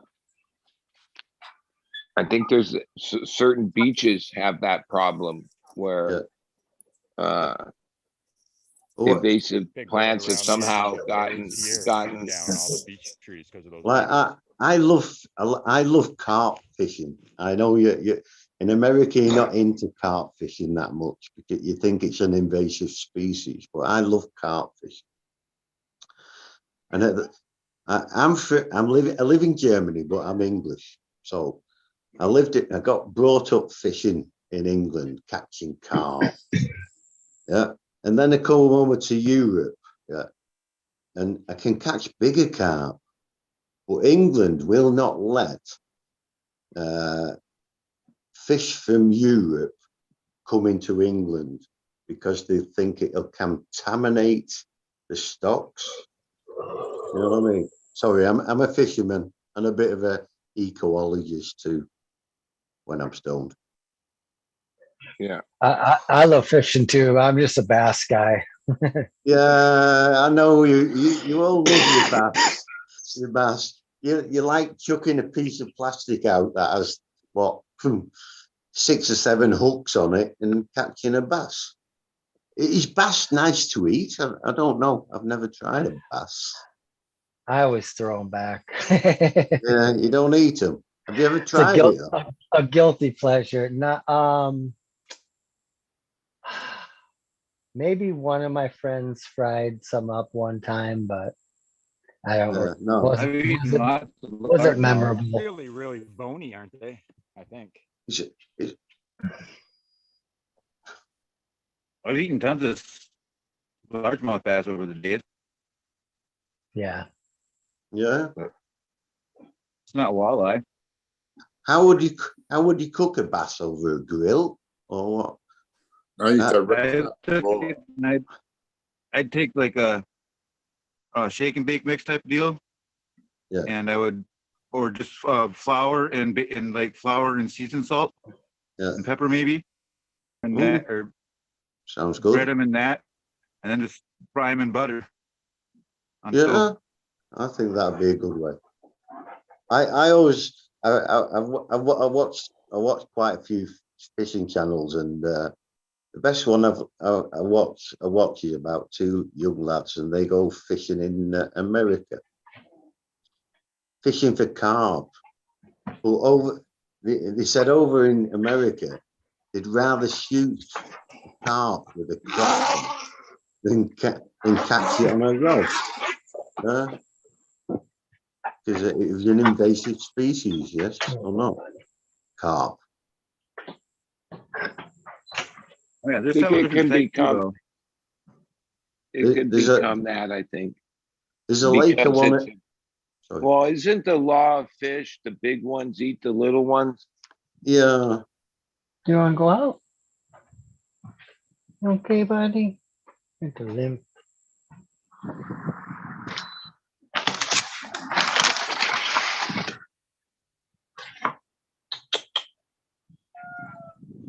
Oh.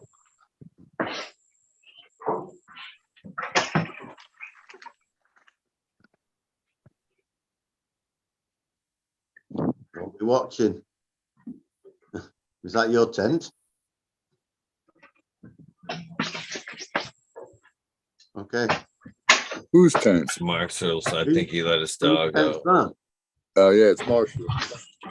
Oh, okay.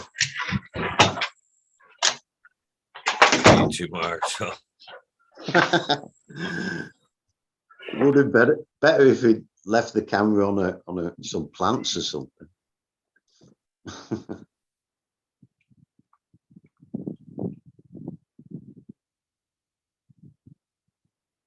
Oh, Where you, were yeah. we up to in our conversation, or I'm boring you? I don't know. I think Absolutely not boring me. No, no. Well, there's one lake I'd like to go and fish for carp. Yeah, I don't know where it is it's in America. It's called Dale Hollow. Has anybody heard of Dale Hollow Lake? Or What state reservoir? is it in? Huh? Do you know what state or what No, area? I don't know. They didn't tell you that on the YouTube channel what state it's in, but it's just called Dale Hollow Lake. Huh. And it's one of the biggest lakes in America, so I've been told. Kentucky. It's in Kentucky. Takes you about 2 days to sail across it. Yeah, Kentucky. In Kentucky. Yeah. Kentucky. Yeah. The other lake I'd like to fish though too is Lake Michigan. There's some big carp in I live Lake next to an 80,000 acre lake. Oh, it's a big. You'd 21 get miles lost lake on shore. that, wouldn't you? I wouldn't even You know. said Lake Michigan? Yeah, Lake Michigan. And there's That's a huge big- carp, old carp in there. Yeah, there's huge carp in there. So Huge. like when a carp is huge, how many years old is it? Like they get Oh, pretty old, right? Yeah, probably 40, 50 years old. They can Yeah, grow. so- And I think the maximal is 50 years. At the That's moment, the record in Europe for the biggest carp, yes, is 107 pounds. 107-pound carp. That's a big fish. Yeah. It's like what, 50 kilos? Yeah. A big fish. And you in Lake Michigan, there's fish like that, but they don't really go out and fish for them in America, do they? They don't fish for carp. They think it is a Well, nah, fish. there's probably I've a few people like it's I got not a as bunch of friends and popular. family that- Bass fishing and Yeah, different things are more popular, but I imagine there's a group of people that are enthusiasts for that. I've got a bunch of Yeah. friends and family that spearfish them, and they actually even have like crossbows with spears on them that they can really fish them with. And you can actually, there's laws I think where like during the season you can spotlight them at night too, which Yeah. you can't do with other fish. So they'll do that. They'll go on the lakes and they'll spotlight them when they're spawning, and they'll just shoot. Literally, I mean, they'll have 50-gallon buckets or 50-gallon garbage cans they'll put on their boat, and they'll shoot until the garbage cans are full. Oh. And then they smoke them usually if they do feed Yeah. them at all. Otherwise, they just bury them in the gardens. Oh no! If you're gonna kill something, you've got to eat it. That's the way I look at it. To me, I'd never kill a carp in my life. And when we moved to Germany, my son went to a day's fishing with the school, and he come back with a carp that he caught. And if it's under a size over here, you have to kill it and take it home. Yeah. So he brought. I nearly died. I'd had a couple of beers. We sat next to the grill, getting it going to cook some nice burgers and ribs and chicken wings and all. And my son comes back with a carp, and I looked at it and thought, right, there's only one thing we can do with this. We're gonna I had to fillet it and cook it on the barbecue. Yeah, tasted nice. It was nice. It's a bit like cod. It's a bit like cod. What do you think about Yo, 2-minute warning. that? Okay. Keep flying by fucking. I've had some pretty good fucking carp or catfish nuggets. Have you? Yeah. Catfish. Yeah. Over here, what's big is we have catfish that grow up to, they call it a Wells catfish. And in Europe, they grow up to like 230 pounds. It's crazy. I'll tell you what, it could eat you if that catfish wanted you as something to eat. That catfish, 200 odd pounds, could swallow you whole if it wanted to. So they have a big mouth. Well, I don't know what that style's called, but there's a way that people fish for catfish where they use their arm and they basically Noodling. Noodling, yeah. Noodling, yeah. Noodling. Some clips of that. It pretty and I'm much like, is though. That's pretty gnarly. That's fucking gnarly. I Because go some of short- these I go catfish short are fishing pretty like fucking that. big. Not only Oh, that, yeah. there's big snapping turtles and shit you gotta deal with. Like the odd time you get hammered by a snapping turtle, man. Ooh. That's crazy. That'd have your hand off, wouldn't it? Yeah, It they're would. over there fucking throwing down and shit. Shit, can I show that again, will you? Make everyone hungry. Hell no. No. Oh, that looks good. Yeah, it Korean does. barbecue. I ain't Oh. looking. Yeah. On this last weekend after Free Seed Day, 11 of us went to Korean barbecue in this area of LA that you just look at every corner, everywhere around. And all it is Korean barbecues. But we had been to this one before because someone referred it. It's one of the better ones. Yeah. I love that. You can't only do that every once in a while though.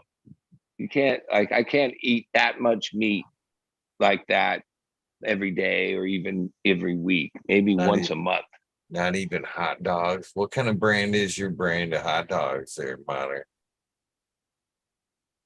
You're muted. You're Marty. muted. I hope you say a good That was German that was a bratwurst. ballpark, but I like to change it up. You can't beat a good German bratwurst. You can't. I know you Americans love your hot dogs, but a good German bratwurst is a bit smoked. It's a good wurst. So Yeah, you're like a certain recipe for your hot dog there is that bun got to be steamed and shit. Fucking for a grilled hot dog, for a steamed hot dog. You give a shit I if eat it it's all. I eat boiled. them all like that. You'll eat a boiled hot dog. Mustard and ketchup? We used to Before you had microwaves, you put them on the stove with water, boiled water. Boiled till they Yeah. rip open. Yeah, I still like them that way. Yeah, I'd still eat that way happily. And craft dinner was the old school method too, right? You chop them up and put them craft dinner, or mac and cheese for you guys down south. Fucking boil hot dogs and you fucking make macaroni and cheese in that water. In the water. In the water. Hey, that hot dog water while you play it. In Germany, we have something called a Leberkäse, you know? And it's basically like all the inside of your hot dogs. Get the fuck out of here. It's ground up into like, it's all ground up, and they stick it into an alu container, and you cook it in your oven for like an hour. But you've got to treat it like a plant. You've got to give it a bit of water every now and again, else it'll dry out. And the first time when I come to Germany, I tried this, and I just thought, you know, luncheon meat. Yeah, You know, luncheon meat. Yeah. Luncheon meat. Yeah. Yeah. It's like a luncheon meat, and but they cook it up to like 4 kilos in weight, and if you get a good Leberkäse, stick it on a fresh bun with some mustard, you know, not sharp, not hot, you know, in the middle, and eat Yeah, that. we call that bologna. No, it's not a salami. It's bologna. No, what do you call it? Bologna. Bologna. Bologna's a I big don't hot know. dog. Bologna, you like bologna? I'll have to look at that. I just had beef bologna. Yeah, No, bologna is but- just a really Yeah, how big to make hot dog. They cut in slices. No, Yeah. we cut this about an inch thick. Yeah. Oh yeah, we don't really. Yeah. I don't really No, cook it. no. When I was a kid, my mom we go Fried to the bologna. butcher shop and she would buy bologna that was like thick sliced, and then she would fry it. And Oh yeah. I used to yeah. like that with eggs, or that with like Yeah. fried bologna. That was one of the things my mom made me. But it wasn't like, unless you could go to a butcher shop and get the real bologna sliced like thick, which I don't even know. Like in my area, I don't even know where a butcher shop is. They don't exist anymore. It's the grocery store or Costco. You know, that's We it. still got a couple good butcher I shops. can go down the road, and I could probably go to over here. They call it a Metzgerei. That is a butcher, and I could go to probably 5 local butchers, and probably the local supermarket. It's like what they do is that they rent a place out for the butcher in the supermarket that supplies all his meat and everything and all that. And it's good quality. I forgot what I was going on about. I've had a squirrel hole. Yeah, well, not everywhere in the United States, but in a lot of places, that's the businesses that went away, like butcher shops, like Small bellies. yeah, like when I was a young person, there was butcher shops, and they had all the meats and everything, and specialty stuff and best grade. Yeah, now for the most part, it's just prepackaged stuff. Even though grocery stores claim to have a butcher back there, this is the guy that stocks the meat in the cabinet. Like, he cuts it up too, but they don't really do anything for you. No, Everything's already pre-done. No, this is I'm talking where I live. It's everything's. If you want to go to a good butcher, that is a family-run butcher where they have their own abattoir, and then they process it, and it's a total different flavor to buying pre-packs. You can even you have it. Over here, there's a lot of reindeer and stags and all that. So you have one man has the control over the forest in so much area. And he's called a Jaeger. He's basically the hunter. And what he does is go out and control all the wild boar and the deer and keep them, else they get up. There'll be too many culls, and and you can order the meat from the Jaeger. Yeah. So say you want a joint of deer, stag, venison, whatever. You can order it ganz fresh or hung for a bit, like costs a bit of money, but the taste in it is totally different to buying anything pre-packed.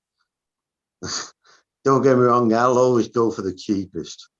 I'll go to Aldi and buy, or Netto and buy me meat, but it's like a family butcher that has just rented a place in a bit of a, you can't call it a supermarket. It's probably like a shop to you, to all you lot. I've seen the size of your supermarkets. My God, it's like a shop. Me personally, like being like I'm 60, I look back. Those are the things I miss. Like this, like I guess what we call here. There's some movement of people that believe in local economy, right? Yeah, correct. And correct. that's really what that boils down to. And yeah, we have next to no local economies happening. Or that's what's been phased out in our growth or whatever. In England, when I lived in England, I'm a builder, and my profession is a welder and fabricator, but I can build you anything you want. Because when the steel industry went knackered, build me a woman, make a started building. Pardon? Build me a woman, make a 6 foot tall. Oh, hey, there's plenty of them over here in Bayern. and they're all blonde with big tits as well. You want one of them? Wrap a couple up, send them on over. Okay. Do you want it first class? Because that'll cost extra. No, that's right. Send them freaking business class. Okay.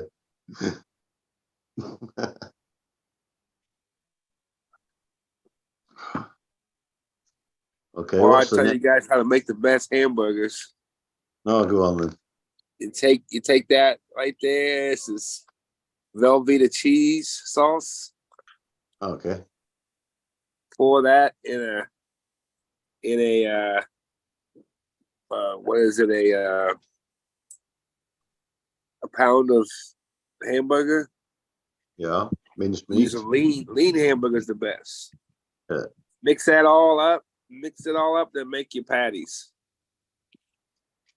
The best fucking hamburgers. Don't get mad. Oh, well, last year, well, about 3 years ago, sorry, am I butting in? About 3 years ago, I bought a burger press. I never used it until last year when I'd had an accident with my leg. So I thought, right, I'll try this burger press out. So I don't know what you put in a patty, but I put, we call it mincemeat. It's a mixture between cow and pork. So I chopped the onions up fine. I like to mix the onions in with it, and a bit of whatever, salt and pepper is important, and whatever flavor you want to put on them.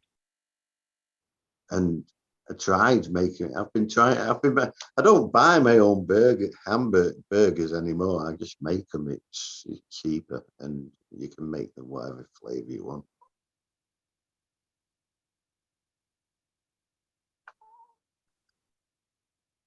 Yes, Americans don't know how to make anything anymore. We just buy it from You're the still store. down with that, Marshall? Yeah.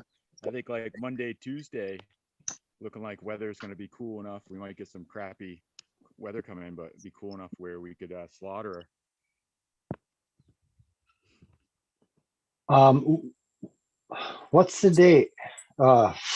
Today's like Thursday, right? Sorry, it's Friday. Yeah, the only day I got on the 24th, I got something going on. Other than that, I'm good to, yeah, I'll come over and help you. Nice, awesome. Yeah, she needs to get done. She's definitely overdue. We should have done her. I should have done her last year, but I had the boy, did the boy, and we like we'll brine our meat and then smoke it, soak it and smoke it, or cure it in the fridge for the bacon and stuff like that, and then smoke it. But I've never done any dry type curing or anything with any meats. With dry curing, you just cover it in a lot of salt, don't you? Yeah. Yeah, they do that and like hang it and stuff. Yeah, and we have hang a it. spot where we could do it like in a root cellar type idea and Yeah. stuff. It just, yeah, I don't know. I've never tried it. I guess I'd have to just give it a wing or talk to somebody that's done it and just get some heads up on a few things and, you know, I think give it a go. I'm interested in all this smoking and all that, and I've been looking into it. Yeah, I've done just cold smoking. Cold smoking. Yeah, I'll brine like the hams and Yeah. the quarters and stuff like that, like the hindquarters. Oh, and stuff, okay. and like the bacon and stuff, I'll take it and do dry rubs on it and just let it cure, and then take it and do a cold smoke on it. Do you inject it? Do you inject it? The hams I do and stuff to be able to get the brine close enough down into like the bone. Yeah. Given the fact that yeah. like this one, she's like probably like minimum 6, maybe 800 pounds. And like the boy we did at 350, he was 350, 450, and like his quarters could barely, when you did the hams and stuff, you could barely like 1 5-gallon bucket. So I'll have to use some Rubbermaid containers this time for him to soak the brines. But yeah, she's a little big, unfortunately, but we have a habit of that. We do a fair over in the state of New Hampshire, doing a logging demonstration, doing cutting like planks with Alaskan mills, the chainsaw mills, and it's an agricultural fair, so there's all kinds of animals and shit there, and they do a pig scramble every year. And I don't know, there's something like 500,000 people that go there. There's a couple thousand that enter the pig scramble, and they pick 7 adults and 7 kids and let you run around this rink, and you got to grab a pig by the rear leg with one arm, pick it up, and you can't let your burlap sack drop. You got to hold your burlap sack the whole time and put the pig in there. Now these pigs are somewhere in the range of like 20 to maybe 35 pounds or so. So they're pretty good size. The kids ones, they do a little bit smaller, but they're not like tiny. They're not easy to catch by any means. But for some reason, my daughter and I have a habit of when we enter getting drawn for them. So we still have 5 pet pigs over in a barn in New Hampshire that range like 1,000 to 1,500 pounds. And we just pretty much, they live there, do their thing. We got in on like a bread factory where you can go get like a 1-ton load of bread for like $40. So they just chow a shitload of bread and they go out and they free graze what they want here and there, and they get leftovers and scraps. But that's what they've been doing for like the last like 10, 15 years. Them guys over there. Very good. Monsters. We got pictures of like my daughter, like the stalls are 12 by 12. 2 of them lay down in the stall, and it takes up the whole area of the 12 by 12. They're about 10 feet long. Well, they live on basically a lot of bread too, you said? Yeah. Which ain't good for them by any means and stuff. But they're still alive. Big, fatten them up pretty good. There's no right? way you could grain feed something like that, you know. What's up, automation and freedom? Hey, cheers, everybody. Cheers. Happy 420. Cheers, everybody. Happy 420. Cheers, automation. Happy Peace. 420. Hey, Good to see peace, you. Smarter, and good to see you too. Yep, just got home, walked the dog, took her for a little walk so she could do her thing, and decided to come down here and jump on. Say hello to everybody. Nice. Awesome. Happy 420. Happy Happy 420. 420. I like this shirt. Yeah, thank you very much. Fits good too. Fits good. Yep. That's awesome. Completely awesome. Thank you, my friend. Hey, there's I called my dad for his 91st birthday, and right now he's in about 30 miles north of the Mexican border. I think in Arizona or New Mexico. I'm not sure which one, but he when I called him for his birthday to wish him happy birthday, he says, "Oh, I got a call from those people up in Utah, up on Eagle Lake." So I guess it's northeast corner of Utah. There's a lake about 8,000 feet above sea level, and he went up there last year as like a greeter. So just say hello to everybody that came to the campground that's around this lake, and then showed them where to go. And for those services, he gets free electricity, free Wi-Fi, and gets to stay there at the campground for free. And since it's starting to get hot where he's staying in New Mexico, this is a perfect time for him to roll up in his RV and head north. So yeah, he's really happy. He says it's really beautiful up there, feed the deer apples and stuff, and just the wildlife's incredible. But by September, everybody closes down because he's not gonna stay up there in 24 feet of snow. But yeah, he's found this little community, and he likes living this nomad. No real. I guess my sister is his closest permanent home in Texas, but he's hardly ever there. Just be able to talk to him and say hello. So thought I'd share that for all you older men that think, wow, man, maybe I can't, maybe time's running out. My dad's 91 and he drives himself. He still thinks for himself. And when he gets to the campground and he gets he's got a small RV, little one. But once he gets it all hooked up, he doesn't want to unhook everything to go into town. So he's rigged up a little moped that he hooks up onto the back, that he ties to the back of the RV. And so he lets it down, and then he drives that thing. He's got a picture of himself and his girlfriend on the back going into town to get groceries and shit in a little basket up front. He's That's a trip. awesome. Yeah. That sounds like my stepdad. Right. He's 92. And he's got a sports car that he built himself. He used to be a farmer, but he can't do that anymore, so he rents the land out. But he repairs at the moment old Jeeps, Willis Jeeps and that, like. That's his hobby. That's and they repair them and sell them. But to be honest, I feel older than him. I see him running around the farm and everything, he's fit as Larry. And I'm here with arthritis. Yeah. And I'm only 56. There's something to that farm living, though. There's really something to that farm living. Because my great grandmother, she lived to be 111. My great grandmother. My God. And my father lived on a farm too. He grew up on a farm and had his own farm, except for when he was in the army, and then had his civil engineering business there for a while. I don't know exactly how long, but yeah, for the most part, he was really a farmer. He just liked doing his own thing. I'm so glad. Great granduncle founded a 4-H club. I think that's the best life you can get, to be honest. That's the best life you can get. My father-in-law, he's 80. I got to brag about that as much as I can. His 22-year-old daughter just graduated college.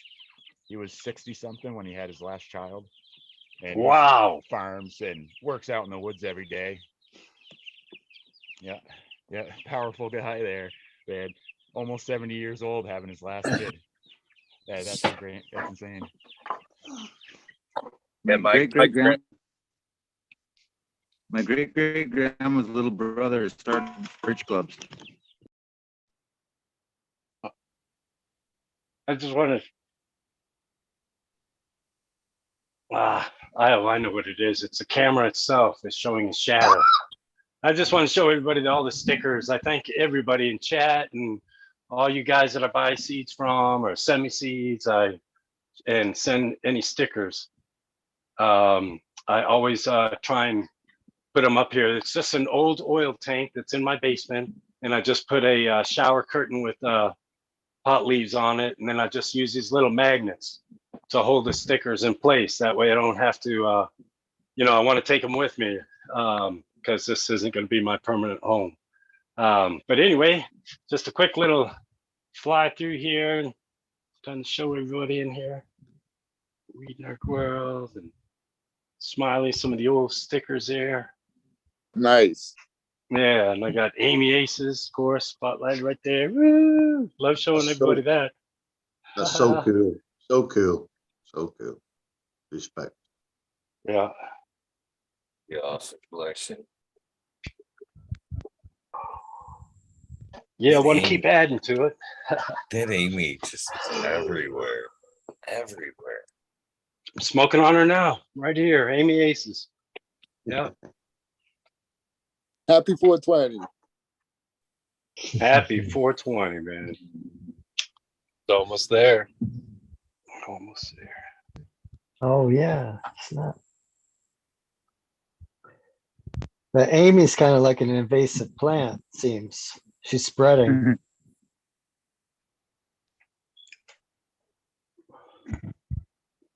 Invasion. Some would almost say a home record.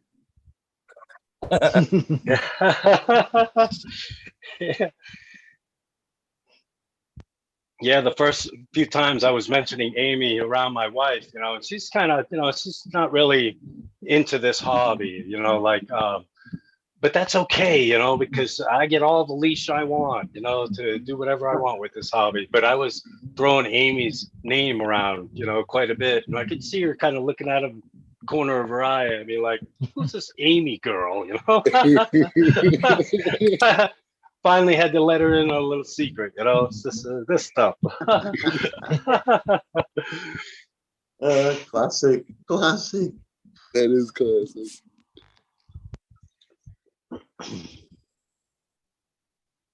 All right, I gotta go take care of my life today while it's still daylight.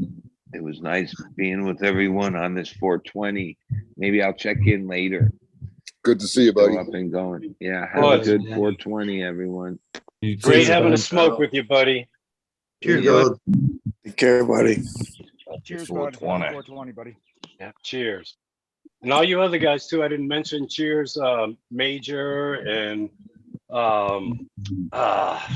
Robert Greenfingers, and of course Modern and Spiky Pilot and Cannon Troopers on there. Mihal Flower, Ryan with his paintings. I think that's so cool, Ryan, man. I love seeing you add that paint, putty, whatever it is. It's awesome.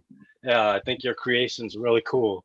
And I love seeing everybody's garden that comes on here and shows what they're up to and how their garden's doing. And it's just really uplifting, and I can't seem to get enough of it. And it tends to allow all the stresses that you might pile on yourself just kind of melt away for a while and just kind of chill out a little bit and relax. And yeah, I really appreciate all you guys, man. I sure do. Everybody, all the women too, Mother Nature and some of the other ladies that pop on there. It's really cool.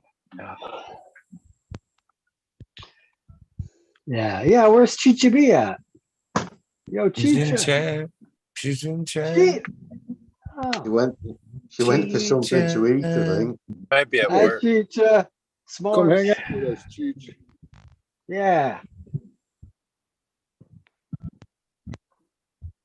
Yeah. Little peer Yeah, pressure says there, she's man. still in chat. I can't see chat. You're Witch's for- poo. What's up, Ganja Ghost? You back? Cheers to you. Yep, Ganja Ghost. That's right. Cheers. Yeah. Yeah, hug too. Come on up. Hell yeah. Yeah, so I'm still getting over a little something. I don't know if it was COVID or not. I didn't, or I don't know if I'm even supposed to use that word, but I didn't go get tested. But whatever it was, it hit me really hard. And boy, I was just really going down. And then I took some ivermectin paste. I haven't grown a tail yet, and I hadn't started to he like a horse. So I guess I'm not getting any of that. But every time I do take it, whatever's in me seems to die. Like I can't go out and run a race. Like I'm not 100% by any means, but I feel, I can tell I turned. You know, I can tell that it doesn't have the best of me now. I feel like I'm on my way back. So yeah, still feeling a little bit. And my shin, for all you people that saw my shin little escapade there where I fell down the stairs and I was headed down. I have my stairs near the bottom does a little L turn. So I was sliding down the last two and I thought I could catch myself on the 2x4 right there and kind of balance myself and regain my balance and just kind of swing my body around to the bottom. And but no, that it didn't help me at all. And I knew I was going to go down on my face onto the cement down here. So I just kind of put my arms up over my head to protect my head. So I didn't get hurt on my head at all, which was good. But my shin, oh man, I opened up like a big gash in it. And after I went upstairs and then cleaned it out, I put some RSO right on it. And it took the pain away. Like in about 5 minutes, I didn't feel any more pain, which was great. And over the next few days, you know, it really helped. And the last trick, because I don't really like going to the doctor. I just don't. And I know they're necessary in some instances and stuff, but you know, for something like this, I wasn't going to go sit in a doctor's office. So my wife got online and she found where you could use a banana peel on an opened wound like that. I know it sounds fucked up, right? I was like, are you sure? And she says, look, all these people. So I said, all right, whatever. She said, she's got one. So we undid the banana, put the peel around there, put an ace bandage around it. And I'm telling you, in like 24 hours, the thing had scabbed up. It was, I've never seen such an amazing progression in such a short period of time on such a big cut like that. And I didn't have it. I probably should have got it stitched. I'm sure it was wide enough and deep enough to have it done, but I stopped the bleeding and felt like it was washed out good enough, and I just thought I'd let it heal on its own. And I bet when it heals, I have no scar. I just feel like when you do use the RSO and stuff, it does, I don't know, it does tend to do things. There's no white paper. I just did it on a hunch, and so far it seems to pay off. Yeah, really. You know, my son, right? So 2 years ago, or maybe 3 years ago, my son was like 12 years old. He's walking over to his neighbor's house. They're gonna paint the clubhouse in the backyard. So my wife, what's she do? Oh no, you're not wearing your new sneakers. You got to wear your old sneakers. So she had him put on his old sneakers and went over there. And when he came home, he was limping. By the time he got upstairs, he had a raw spot right on your Achilles tendon, right on the back part of that heel that touched on the Achilles end. And it was about as big around as a quarter. And it was deep. You could look inside and see the red in there. And so my wife had cleaned it up for him. We put him to bed. It was, you know, getting late. And so I just made some RSO and he was asleep. So I said, go get me a Band-Aid. And she got me a Band-Aid and I put an RSO on the pad. And so I went and he was still sound asleep and I replaced the Band-Aid with the one with the RSO.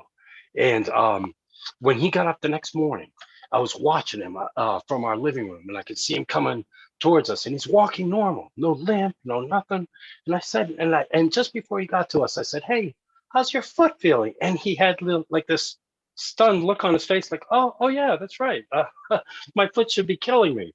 So I wasn't able to leave it on there as long as I wanted to because he was going swimming. So, you know, the Band-Aid was coming off.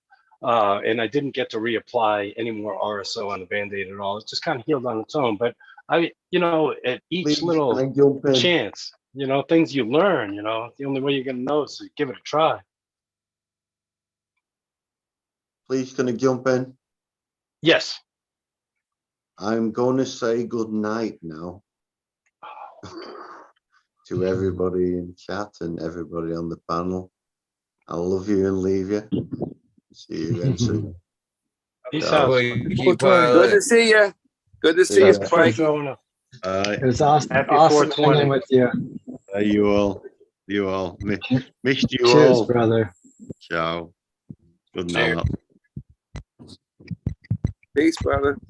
Be interesting if I can know how to get out of this. So. No, it is kind of tricky. If you're not used to it, it can be tricky. Oh, fucking hell.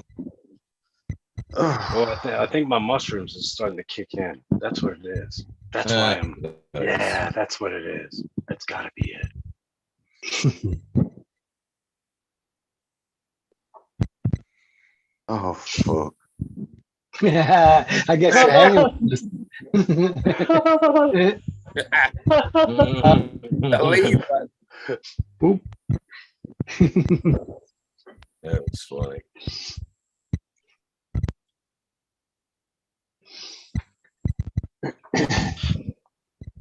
It's a nice country view there, Southern BT. Yeah. Yeah. I love that outdoors. I almost came live when we were taking my dog out for a walk because it's so beautiful outside. Bright, sunny weather, and it's cool up here in New England. And it was a real nice view looking over the water, the harbor where I live. If you walk up on the old cemetery where the original fort was built for the pilgrims, you know, when they landed here in Plymouth.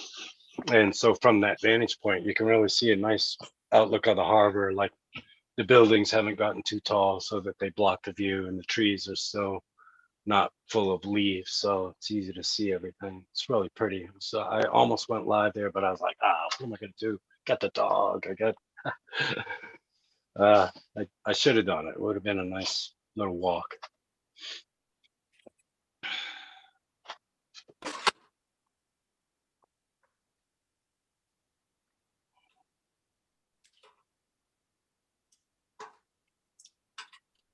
Motherfucker, I was at the wrong trap house. I want this man to let me in. Ding dong. Ding dong. Who hopped in here? Cheers. Snares and ganja. Cheers, we got. Fuck you, Top Chat. Cheers, Smashed.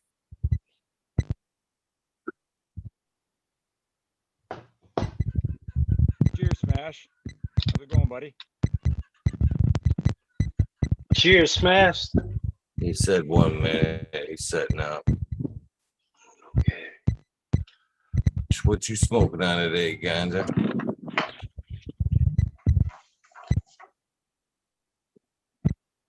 Hello, anybody? I am smoking, what is this? Ghostberry jelly. Appropriate.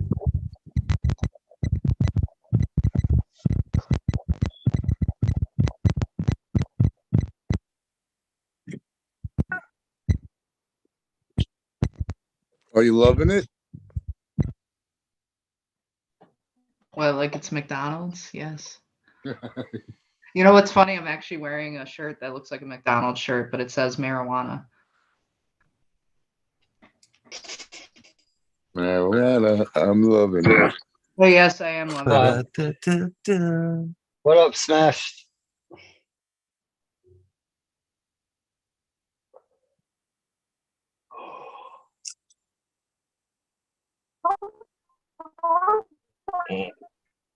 There he is. Hey, Smash.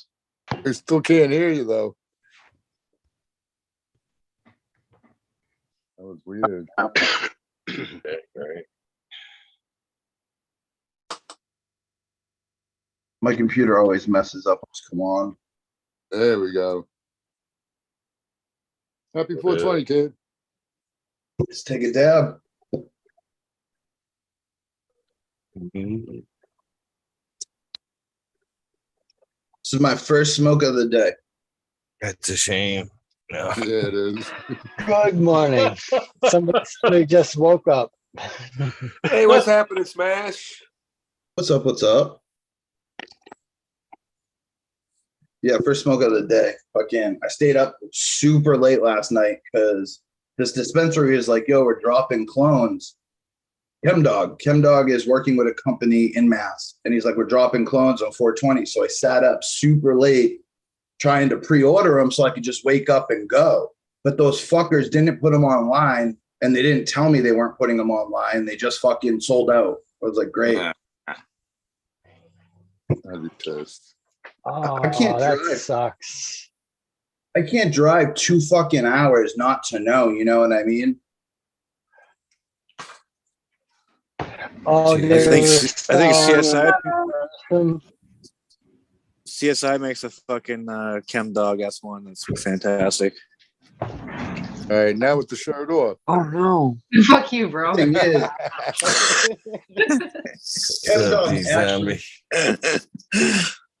Chemdog actually has a garden in Massachusetts, and Chemdog's selling clones of Chem 4.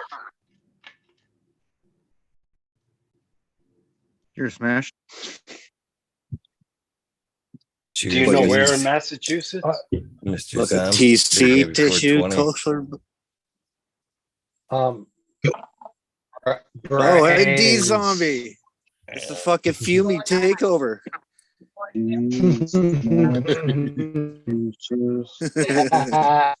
Brains. What's up, D? What's going on, everybody? Happy 420. I thought I'd just come in here and have a quick smoke with you because it's going to be my 420 next. Coming up. Giddy up. Word up. Yeah. 20 minutes. This is just my pre-joint. Pre-420 joint. Yeah, See, Smash, that's how you prep for a 420 right there. Pre-joints, pre-joints. Red Pill says 2 hours is nothing. It really is, and I don't mind doing the driving, but I don't want to show up and then be sold out. Normally they pre-order online, kind of like the dispensary. I was going to get me, Charlie, and another one, and then I have a couple people that have thrown down. They trust me enough because I've had really good success with cloning plants and keeping them. They trusted me enough to get the chem clone, grow it, and send it out to some people. So it's not just for me either. That's the shitty thing. Yeah. Is that Chem 4 still available? They said, all right. Put that out already? I had Charlie call and I called and I was like, what happened with the clones today? They're like, yeah, we didn't put them online. They just sold out super fast. They're like, give me your phone number and a name and I'll text you next time they are going to be released. I was like, all right, cool. They said probably within a week or two. That's fine. I called Charlie right away and I was like, yo, call the place and get on the fucking waiting list so we both get a call. Right on. Let's talk to and get them today. Those smashed. But what can you do? It's all right. Shit happens. Yeah, man. I'll get it. It's the supply and demand. What's up, D? Who that? That's Modern. Oh, what's going on, Modern? Make a Sorry, smile. there's so many people here. You have to like scroll up and down now. Yeah. I'm not used to that on the other show. Cheers, D. Cheers, How you doing, everybody. buddy? Love, brother. 20-minute warning. Shout out to Bud Kilowatt, by the way. He was here earlier. 420, you guys should be smoking all day long. Just chain smoke the whole time. So Bud Kilowatt did a fucking huge giveaway. And that's the only right answer, Ganji goes, sorry, 420 smash. Oh, no, I was just saying Bud Kilowatt did a huge giveaway and I won, man. I was so excited. There's so many packs of seeds in there. Well, you're the dude who won? Fuck yeah. There you go. Yeah, we were talking about that earlier. It's not fixed or anything. Don't worry about that. That was pretty cool. I may no, I'm just kidding. I hacked the duck race. May have rigged it. Yeah. You know how to rig the duck race. You're a millionaire. Won twice this week too. That'd be the right one to rig. You won twice, great fingers. Control As it with well? the second controllers. I won last night and I won the night before. Or the week before. Last week sometime. Quack. Nice. Fucking And then you win like a cool backpack. What's up with the backpack? Penny pack. Yeah, So, like, that's the hard to funny get. thing. Fanny pack. So right before like we did the giveaway, I was like, yo, whoever wins, because we have a lot of older gentlemen that watch the show and ladies, and I'm like, they're not gonna wear that backpack. I was like, I'll buy the backpack or trade you something for it. And then all of a sudden I won. I was like, that's so dope. That's awesome, buddy. That's cool. You want it.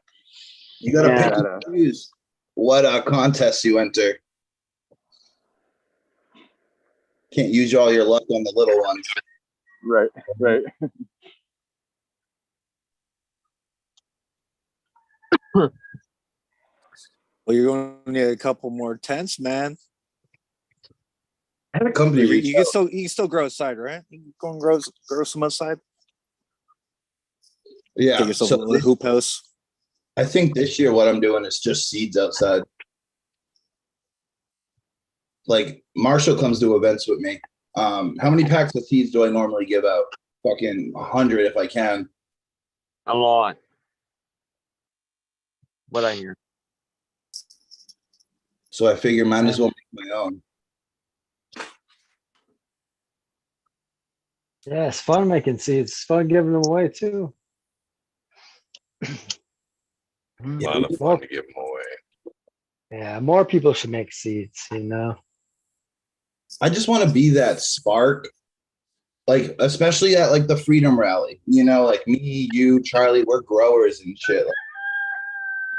Like a lot of the people that are there are just college kids or just into weed. They go to the dispensary. So I like trying to be that spark that gets them to grow. Yeah, right on. Yeah, totally. Cheers, Scarecrow. Cheers. Happy 420. Happy 420, Scarecrow. One. It's a good day today. Every year on 420, it's a better day for me because it's my wife and my anniversary. Nice. My That's condolences. I mean, congratulations. I can't bitch about that.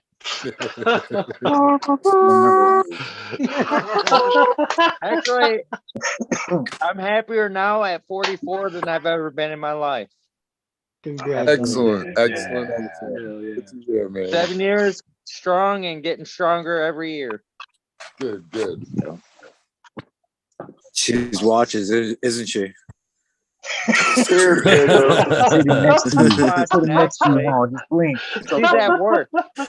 Blink if you need help twice. That was fun. I get it. Congratulations, man. That's awesome.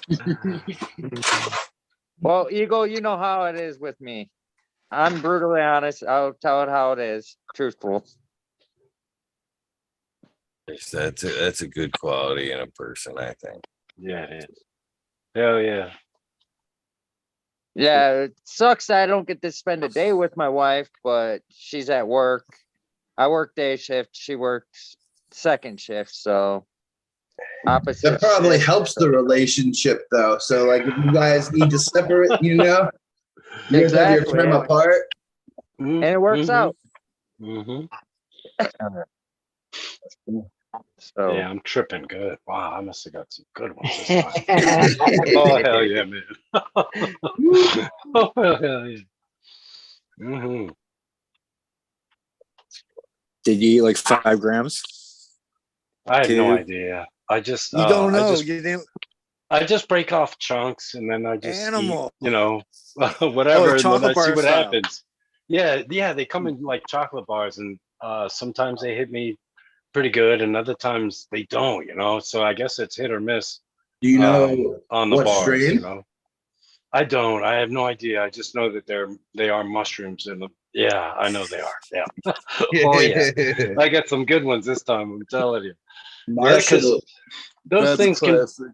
Yeah, I'd like to hit up somebody local because although I did invest in a little mushroom cloning thing. Yeah, so I might give it a try. I did do it once and did grow some penis envy mushrooms that were pretty good, and but I don't know. It's not much work, yeah, but with everything I got going on, I just can't do everything, so these I bought, and they've been sitting around. I thought I'm gonna do some on 420, you know. So I did my normal amount, and yeah, this time I got a good two squares. Actually, there were three little squares along the bottom, and yeah, they're hitting me good. You know, so I didn't get let down because sometimes it's just such a letdown. Right on. Isn't that how it usually goes? Yeah. You get your good times and your bad times with shit. Well, mushrooms, I'm big. I'm a bigger guy. I'm almost at 300 pounds, 6 feet. It takes a lot of mushrooms to really get me to a point where I'm like tripping balls. So like I was always scared of acid, but nowadays I'd rather do a tab than eat a half ounce of mushrooms. The thing is, I'm weird. I'm a freak of nature. Acid does not work on me. Oh. I cannot trip, period. Interesting. That's a Yeah, problem. no matter how But- much mushrooms I eat, I won't trip, ever. Wow. No Wow. matter what type of acid I've tried, of many years of trying it, never worked. So I won't That's a ever try it crime. again because it don't work for me. That's a So why crime. should I waste my money trying to get it when I can't do it? So for a So I'll long just stick with time, my smoking weed. Have you ever tried the gummy mushroom Yep. scarecrow? Okay. Scarecrow, by the way, not crow. Sorry. Sorry. it took me a long time to find good Sid. Everything I got was RCs before, and my best trip was probably my last one, and I thought I got burnt. Legitimately thought I got burnt. It was like an hour later, and I'm like, dude, this shit is not hitting. And all of a sudden, boom, like a truck hit me. I'm just tripping balls. Lucky you, because everybody else that I've done acid with got to trip but me. That's how You I don't know I'm a feel- freak of nature, because they all had the same acid as me. So same LSD. You don't feel anything? No, I don't. Wow. You should try some of your mushroom extract. If you ever come to the East Coast, hang out with us. We'll get you to trip. I'm in Michigan. Try.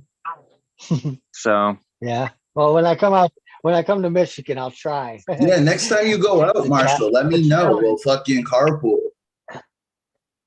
Yeah, man. Totally. Oh.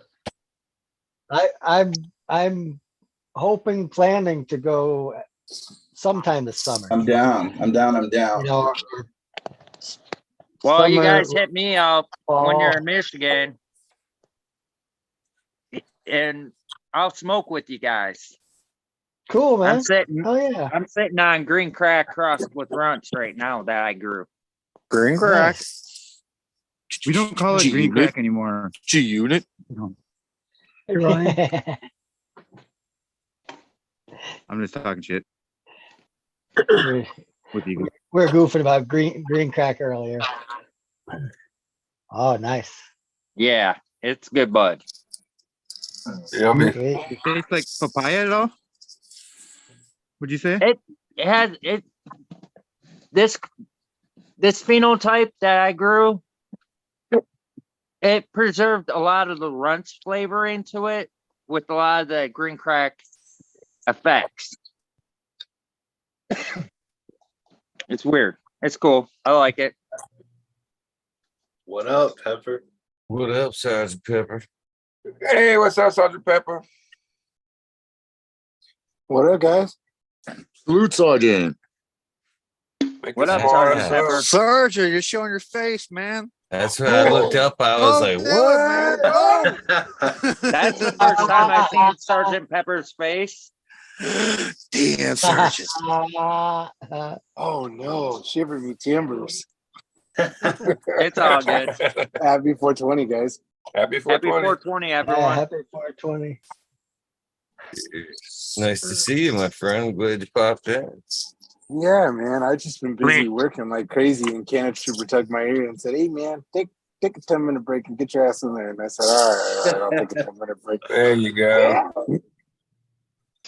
I think later tonight I'm gonna be making some fucking mushrooms. Or I mean, not mushrooms, gummies. Nice. Nice. I That's got what's all up, the man. oil extracts and stuff to do it. So, Sergeant, man, you gotta tell us what's the latest and greatest, man. You still with Fluence, I presume? I was still with science, actually. Science, Things sorry, are good, man. It's all right, man. Tomato. You're not hurting my feelings. I didn't design the light. But no, I'm still working over there, man. Actually, been doing a lot of R&D and stuff like that, coming up with new recipes, some new exciting products that'll probably be coming down the pipeline, probably the first quarter of next year. But nothing that's going to reinvent the wheel, just more to cater to tech nerds like me. and tech nerds probably like me too, considering I build grow lights here in Michigan. Oh, sweet. I'm a Chill Tech associate. Good for you, Chill dude. grow Chill LEDs are awesome, bro. They make a really good product. Yeah, it is. It's very badass light systems that I have. Eagle, Yes. would you like me to show him my chilled lights? Sure. Don't what, man? Sure. Don't be afraid to show off your stuff, man. All right. Yeah, bro. I always Be like proud. looking at new tech.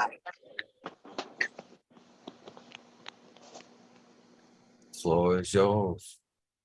I like that light. I need a new light.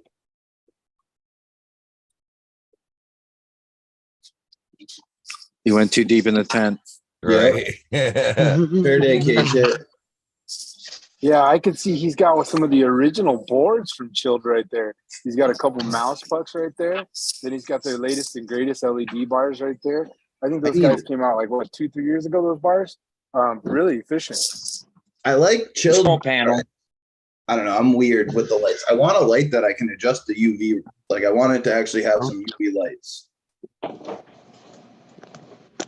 I mean, dude, I'll tell you, man. The thing that now a lot of people do is they just throw the UV bars between their bar lights, and what a lot of companies won't tell you, the reason for that is UV diodes actually do not have that long of a life shelf span. So they usually only last for about 2, if you're lucky, 3 years. So you'll never see really a warranty on them for past 3 years. But the nice thing about the bars is if one craps out, you just pop it out, get another one, and you're still going, These are my chilled lights and my veg. I was saying that the other day, like, I don't know how I would replace an LED on my HLG. I'm pretty mechanically inclined. How you would change it? Sorry, can you repeat that? So, It's like, not if that one, bad to do it. yeah, if one of the little LEDs went out on the board, I have the HLG 600. Right. I don't know how to change those. So you would actually have to remove the actual diode, take the circuit board right off the heatsink, and then from there you could probably get away with putting some thermal paste and putting it on there. But to be real with you, the proper way to do it is to print it out. That's how all circuit boards are printed out, and then have the diode put on there. But I mean, it's really not worth it to replace that one thing. If it were me, I would just rock the board as is with one diode, and then when a couple more burn out, then replace the whole board. It'd be a lot more cost effective that way. I would suggest too. Yeah, it's just if it's still working, man. It's just got a little character. You know what I mean? One diode ain't gonna hurt nothing. I think at the beginning of it, then wasn't there a theory of like thermal runaway or something like that with different boards drawing different power, or was that with the old? That was more with the old, right? Because they have constant. They had the blue diodes at like the red diodes, and if they were on the same driver, they could go into thermal runaway. But now more so, you'll be sticking with the same color diode. It's not like you're gonna be changing the diode, so it shouldn't be a big issue like a thermal runaway issue. I actually had my HLG hit throttling it. So when it gets too hot, it will dim itself down. I was so scared I broke it. I was like, what the fuck is going on? And I checked and my heat just spiked up. Yeah, actually, our lights have that. Our science lights. A lot of our customers, especially commercial customers, they actually like doing heat treatments in their rooms, especially during resets. So they'll get the room up to like 120, 130, trying to make sure they kill any pathogen in the room and bake it. And that's old tech from like back in the HPS days. People would do that. And the problem with that, with our fixtures, is they actually have an internal sensor that once the room hits about 115 degrees of heat, doesn't need a control or anything. By default, it automatically just dims down. So I've had guys call me like, man, your lights keep dimming after 115. I'm like, because you're not supposed to do that with the light that's got a microprocessor on the board. That's why. Exactly. Well, all my lights are controlled by the chill drives. So if I wanted to have the thermal switch to onto the lights to read the temperatures, it would automatically shut my lights off if they got up to that. And I like your 2 joints in your mouth, dude. That's awesome. I'm ready for 420. Yeah, Yeah, 2-minute warning. Oh yeah, it's almost here. It's gonna be my 420 here in Toronto, Canada next. D, try to smoke one before 420. Quick. I'm gonna smoke Toke them her both down at the quick. same time. Hotbox it. Yeah. Can you hotbox your box? Who Uh, can hotbox their box fastest? You should make it a contest, and then you get free seeds. Mine's cloudy as it can get. She smoked out. Joke's on you fuckers. I have a smoke machine. I win. 1 minute. I don't know. I can't get some big head. You know what? I'm gonna join you Yeah, I guys, can't but I'm do gonna it. turn off the camera for half a second because I gotta go outside. Yeah, my Take boss us to is work back. with you, Good Mother job, Nature. good sergeant. Oh my God, Doobie, ready to go? I'm already going. Damn, there's 16 people Yeah, we're out ready here. to go. Ready to I go. know we can have like 50. Come on, chat. Eagle Flex on the premium Zoom Pro Come on, account. You know, I I'm got liking 50 my on this smoke. premium account. Yeah, I was in a Zoom meeting earlier that kept ending because they were using the free trial. Yeah, you only get 40 minutes with the. Yeah, we Eagle busted don't it got twice. time for that, baby. He popped the chair on that 40 minutes real Get quick. to that shit, bro. Then no doubt. 2, 1, cheers. Oh, Cheers. 420, everyone. there you go. 420 on 420. Happy Woo! 420, everybody. Going for some boobies. Woo! Here's your boobies, Tom. Modern's got you. Happy 420, y'all. Happy 420, Eagle. Happy 420, chat. Happy 420 to all y'all. Happy Joe, 420, right there, everybody. Cheers. Cheers. So Cheers. Cheers. Cheers, I guys. have 2 packs of high desert seeds, Northern Lights 5, to Skunk 1, Open Pollination F3. This one's plant 35, extra skunk, and this one's plant 21, Mango Funk. And I don't know if Eagle wants to do a duck race or something, but I'm down to give out a pack or 2. Well, that's a lot of people in the duck race. That'd be crazy. I'm gonna jump out and get this number in. Yeah, we do the But number Eagle- thing around here. Eagle, Yeah. I'm gonna jump off. I gotta go do some stuff. I just wanted to jump and chill with you guys for 420, smoke with you. But I gotta go take care of some stuff for the wifey. You know, it's our anniversary. I gotta do shit to make her happy. You know. Good on you, man. It's nice to I'm meet gonna you, make a bro. hookup with you one of these events. Later, this year in Scarecrow. Michigan. Here's that Scarecrow. Yeah. Thank you one for of these popping in, events. brother. You have a good one, Eagle. Peace. And Peace by the out. way, if anybody wants to get a hold of me, I'm on IG a lot. Scaregirl 420. So Peace, Peace buddy. out. so, rock on, everyone. Enjoy the day. I'll try. Cheers, brother. Later. Anniversary. You think he's going to give the old Bic? He's going to Bic it up.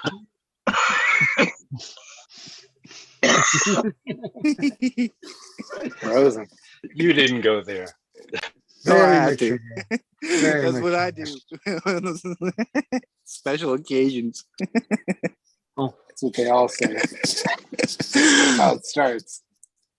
So that's awesome. You're willing to give away some gear there, Smash. Yeah. Don't do the duck race around here, but we do the number thing. Oh no. So, Mr. Sergeant Pepper, you're why not you, my friend, to pick that lucky number? It says we got 93 in chat. So what is that? It's like 342, something like that. 0 to 342. Fuck it. 0 to 420. Yeah, obviously. 0 to 420. 0 to 420. Yeah, I could text you the. Good luck, I got everyone. 69. So yeah, I'll let you pick. You can have Plant 21 Mango Funk or 35 Extra Skunk. Yeah. So, let's see. I'm just There waiting to you see go. the chat light up with 420s. I just All threw my right. number in the Zoom chat. Everybody's got 420, just waiting to press it. So the lucky number is in chat. You guys in the panel, if you want to fucking help keep an eye out for that lucky number. But for those of you guys in chat, you have them from start till stop. One guess only, please. If you see your guess has already been taken, multiple guess or another guess is all right. Multiple guesses though will get you disqualified. Numbers must be, your guesses must be between start and stop. Any other conditions there, Smash, as far as where they I'll can send them go? in. As long as you're not going to get beheaded for having them, I'll send them. Smileys are just like fucking it up too. Philippines, you're out. Everybody said fuck your rules. Those Good are luck, your, people. yeah, Smiley, those you are know your how. conditions. Good luck, Hey, guys. Vegas, what's up? Hey, Bingus. Good luck, everyone. Happy 420. Happy 420. Happy 420. Got it. Found it. Cheers, Already. Bingus. Winner. Jeff. Yeah, it's a party now. Jeff got it. Someone picked it. Yeah. No? Jeff McMahon. Oh Jeff, yeah. Jeff McMahon got it. Yeah. Congratulations, Jeff. Stop. How far in there? Somebody already got it? Like a couple Yeah. numbers. Wow. Damn. Damn. Cheers to you, Hacker. Jeff He's a McMahon. hacker. Fourth number. Oh, smoking hacker. What's the hacker? Hit me up Oh, on there was some close ones.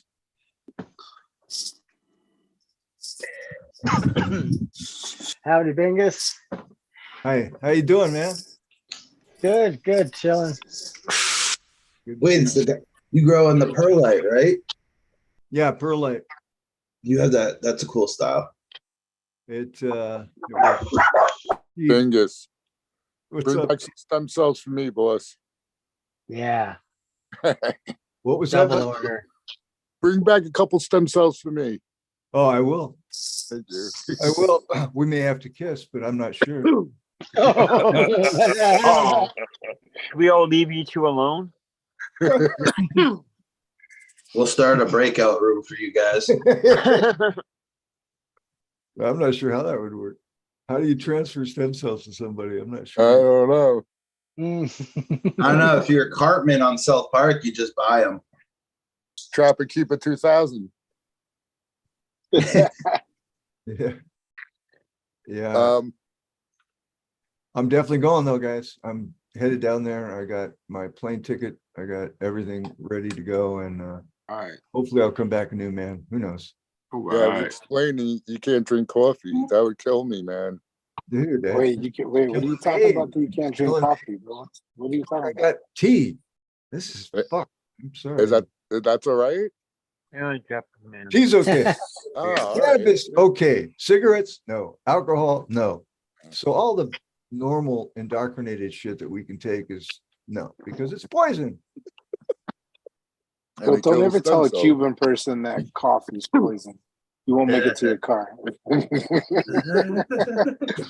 It's like Italians, bro. You can't take away coffee from them. There's no way. I think there's a mistake. They don't realize it's good for you, really, bingers, but that's okay. We'll let them. But tea is definitely good for you, though. Tea is definitely good for you, and a lot of tea has more caffeine than coffee. Actually, I think Yeah. people drink more coffee actually out of just habit. I know I'm guilty of being one of those people, but I do enjoy a good cup of tea. You know, I'll be honest, I feel better now that I'm not having that one cup, which is really 2 cups because my cups are fucking huge. Right, they're huge, bro. They're like pints. Yeah. Right on. I am feeling better. I mean, so I don't know. That's good. Something to do with the adrenal gland is what they were saying. So I'm just saying whatever it takes to get rid of There you go. the neck pain. Yeah, man. At Fuck. the end of the day, whatever you got to do, you got to do. I'm Yep, just cracking do what they jokes say. here. I'm sure they know better than me. Uh-huh. But I also do believe whatever you believe, like, is real. So I'm gonna be 28 next year. No worries, kid. Yeah. So if I have some seats, if we're doing any giveaways, I have Oh, there you go.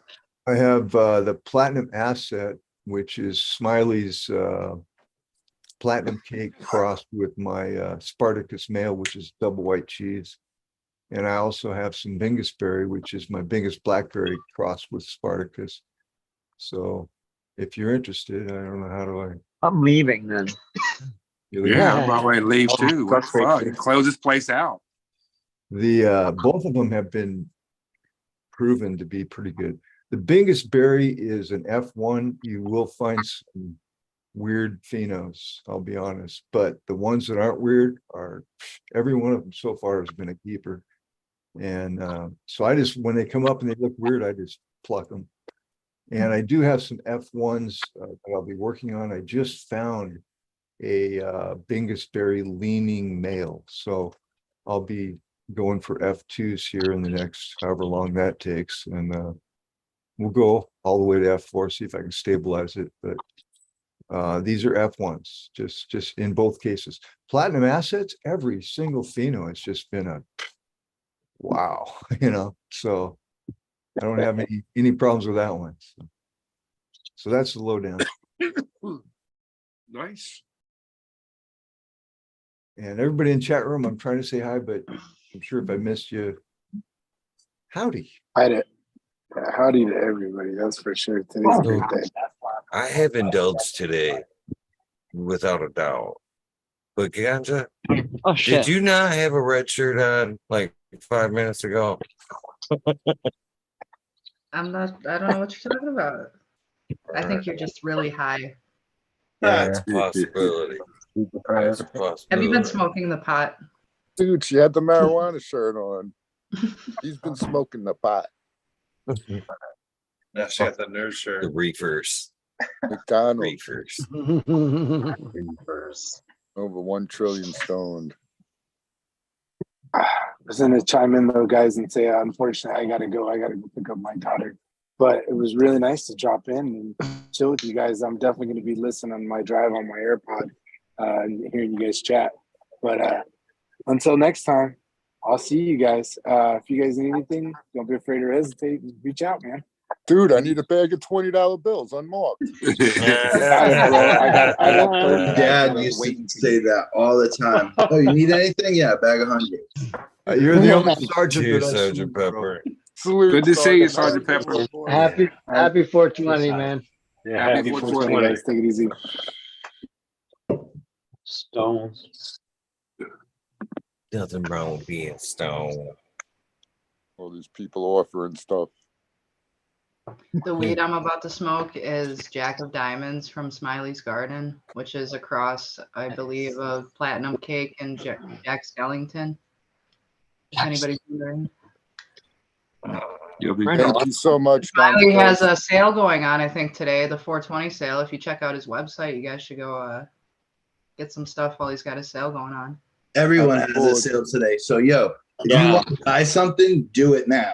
Good Happy call. 420 is the code for Good Smiley's. call on that. And Yeah. the Major General says, no, that's not true. Canada seeds don't Does give not enough apply to sales. Canada or France. I hear good Yeah. things about I that. don't live there. Smiley. They got a couple going on, but it's all old stock. It's like all these off brands. You can order from the US though. Yeah. I get Empire shit and Pigeon Beans, but I haven't done the old Bees Here Now or Neptune. Any I of those do popular guys. the seed source. It's another seed bank. He's actually local to me. He's a really good guy. Has every breeder you can fucking think of, honestly. Yeah, I've ordered from them. I got a bunch of Indian land race exchange. Yeah. Yeah, man. You know what you do? You take that male plant that you find when you're growing out some seeds, right? And you touch the ball looking things to the female white hairs, and you can make your own seeds. Too much work. Whoa. So I'm hoping. So Yeah, this year, I'm taking notes, brother. Shit. The major, I like that's what you should be variety. doing. Tell me more. Tell me more. I'm trying to make seeds. Variety, spice of life. Fans. In the background. I'm kind of sad. I thought I had 5 seeds of my Chem 91 Calio, but I opened it. There was only 3 in there. I popped them up, and I think only 2 of them ended up cracking. And I'm like praying that they're male and female. Who are you praying to? Uh, Good question. Don't have to answer You that. gotta get the right one, right, Bingus?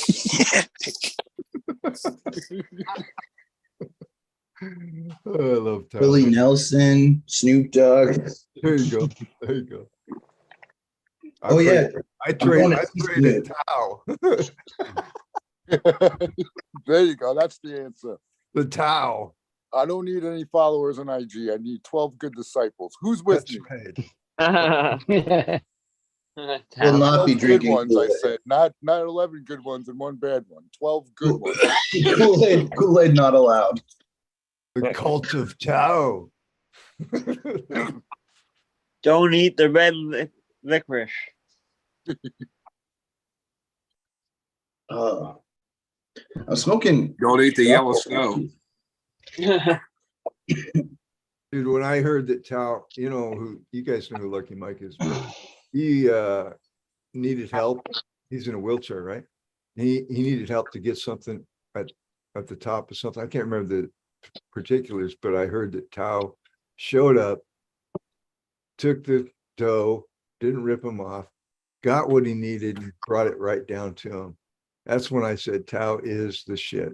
And I don't think that's a story that too many people know, but you're the man, dude. Always have been. Always. Did I silence the room with that one? Excellent. Yep. Speechless. Cheers to Tao. Got a couple Thank boobies you. for him. You can be Cheers trusted. to You all like you boobies. and girls. Jiggle them for you. Thank you, Modern. The I wanted to do I wanted to I do a got the hat stash. for him. Modern is a good sport, isn't he? I think when my flower's done drying, I'm gonna do a stash and dash at Turp Town this year.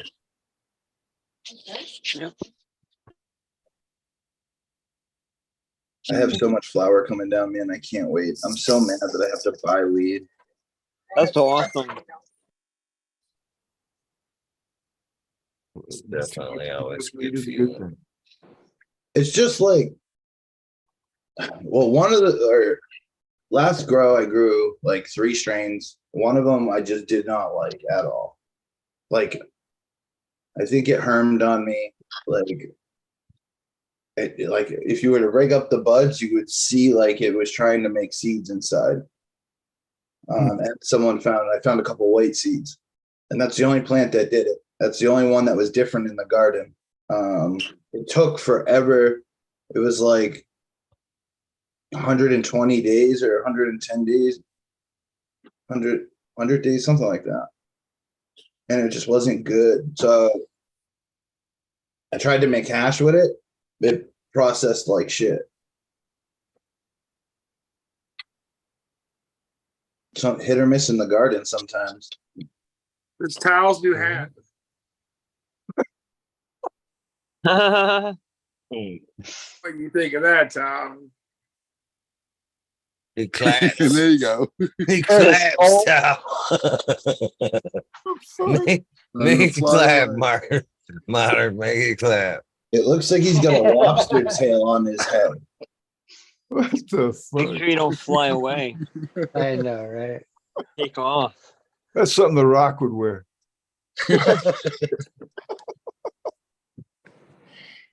Oh, dude, that's funny. You guys crack me up. Yeah, Fowler, how are you, brother? You doing okay across the ocean there? Muted. Oh, you're muted, sir. I always wanted to say that. Good. And you, sir? Welcome to. Great. Good to see you. Modern, yes. Dude, it's the Modern Genetics show, right? Come on, buddy. Shake What them else? boobies. What else you got? Shake the boobies. I'm Meg. Where the fuck did you get that? That's what awesome.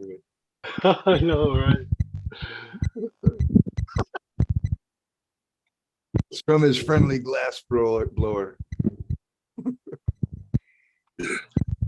They actually fill up too. When you fill them up, they actually fill up the breast. They get bigger. A shot glass, huh? It's too early. Too early for a shot, yeah. I really want to buy one of those bugs that look like a banger. Those things are so cool. That'd be cool. That'd be cool with a pipe with it. So we have one at the gallery, and there's a straw. He built a glass straw that looks like a Q-tip. Right on. Pretty fucking cool. Awesome. What glass blower blew that? Is he like? I don't know. I bought it at a store. So I bought it. Actually, I bought it in what is it? What's it called? Spencer's. No, Dominican Republic. He was there for vibrators. Dominican Republic. All right, now it's black. You're most certainly That's fucking what she with said. Damn. Wait, what? Wait, I didn't hear what you said. the shirt. Now it's black. I don't know. I don't know what you're talking about. Yeah, How much man. weed did you smoke today? Have you Was had pink. any sleep at all? Yeah, Now, dude. I think you're tripping. that's a hey, possibility. Eagle, can I give my seeds away now? Or You can give your seats away at any point. I mean, I'll Oh flower. yeah, we I'm forgot gonna about mute you, your brother. seeds. Yeah, Anytime. you Fuck got yeah. carried away. I'm ready. Right. Bingus. You pick I'm a gonna number. let you. I'm gonna let you in on a little secret before we give away your seeds. What was that? I'm gonna let you in on a little secret before we give away the seeds. I'm listening. I'm high. This just sounds Congratulations. Oh, we have to bring a towel. How about Mingus? You pick the number so we can all the You panel never know when you're guess gonna too. go away. Everybody's a winner, right? Just Right on. It's gonna be a winner. Cheers, Lexi. yeah. That's funny, Ghost. Let's go with the platinum asset so that we can honor Smiley's link that's in the chat room. And I'm very grateful for the platinum asset because it was the platinum cake crossed with Spartacus, the double white cheese, and every single pheno has been a rock star. So let's do that. It'll be a healthy 10 pack to whoever wins. Nice. So, and how do I do this again? What did you want me to I do? don't know, but don't tell her because I want to guess too. I think if the panel wants to be involved, I don't have a problem with that. I mean, That's Just, fine. you can write down a piece of paper there and hold it up. When you're done. Yeah, there you go. That works. That works. Or you could just send it to Eagle alone. Yeah. Whatever. Like we don't trust Bringus. Maybe Eagle, You maybe gotta Eagle stack wants the to deck compete over too. there. Maybe he wants a chance. What the fuck? How do I? That's true too. Eagle might want to Yeah, why would you not want that? Exactly. Yeah. Exactly. Dude, I don't even know how to get you the frickin' numbers. So you Just write on a piece of paper and hold it up. That's it. Put it on a piece of paper. just pick a number, Eagle, and The range. somehow I'm 0 to I forgot how to use- 420. I forgot how. Go. Yeah. I got a number in my head. Who I does? want a chance. I want a Smash. chance to win. Smash? Is that you? Yeah. Go ahead and put it in the Zoom chat. Yeah, how do you even do that? Okay, there it is. There you go. Okay, perfect. Like All it. right. You guys know the rules, hopefully. One guess only. Multiple guesses will get you disqualified. Your numbers must be between start and stop. Good luck to you guys. Thank you, Bingus. Thank you. Thank you, Bingus. My You guys have, by the way, have a minute and a Awesome, half. Bingus. Hopefully, I'm the winner. And Right. Eagle, did you go to Hash Bash? I did. I wanted to get there this year for it. It just wasn't coming together. It was a good time, man. I had a really, really fun time. What's another really good event out there? It's hard to call out anymore, man. There are fucking so many. Why cultivation? Literally, there's so many. It looks like a lot of people are shooting for the 26th of May for and Jim's and Johnstone's there. It's in Muskegon. That's should be a fun one. That's early on. The Clive, whatever. I can't pronounce the word right. Yeah, that's always a good one. Oh yeah, Clive that's the Cup. one. That's where I like. It's free. Oh, It's a great No one's event. got it yet. I'll watch Tons it. of music. Free parking. I mean, there's a hotel real close to it. I think it's the best place. What's up, Red Eye Rustler? What is if it's going to be approved by modern genetics, then it's a good place. It's a good one, dude. I'm telling you.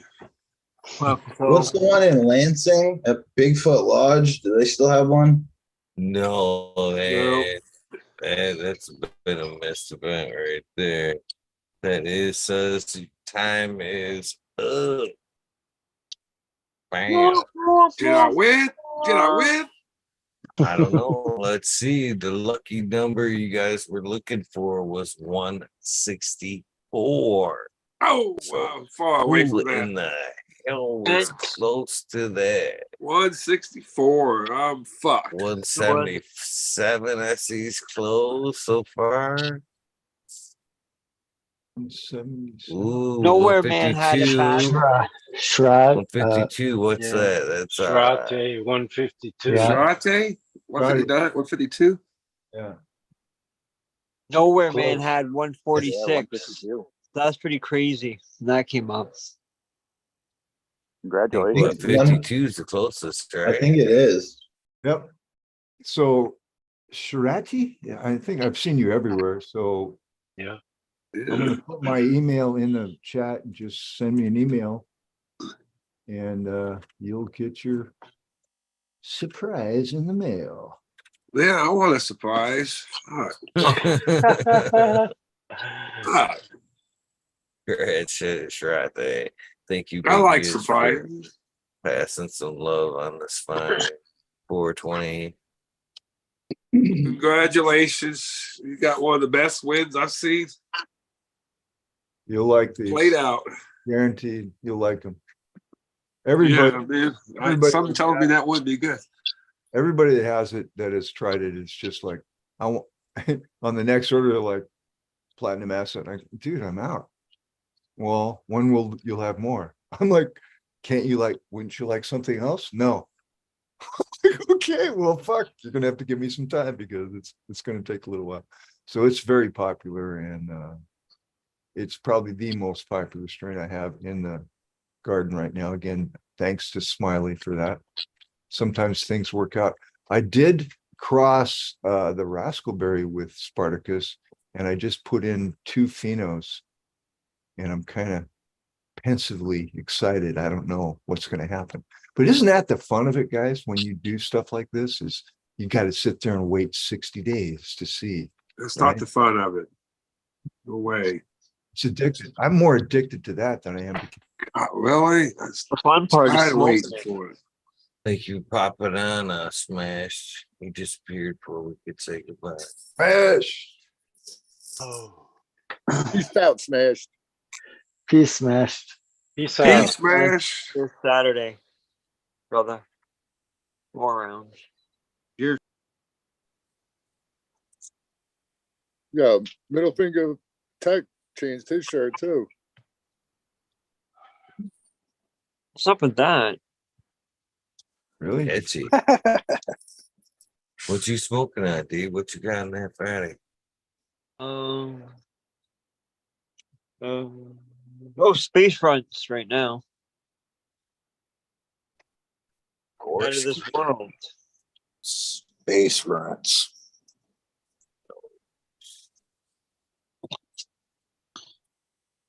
Oh, that smashed. No, it's Gorski. Oh. I don't want that guy in here. Just kidding. Yeah. Yeah. I gotta scram. Hey, it's been nice Cheers. smoking with you guys, and I'm gonna scram while the doors open. It's been cool celebrating 420 with everybody on the panel and in chat, and I hope that get a chance to celebrate with everybody again. Blah blah blah blah.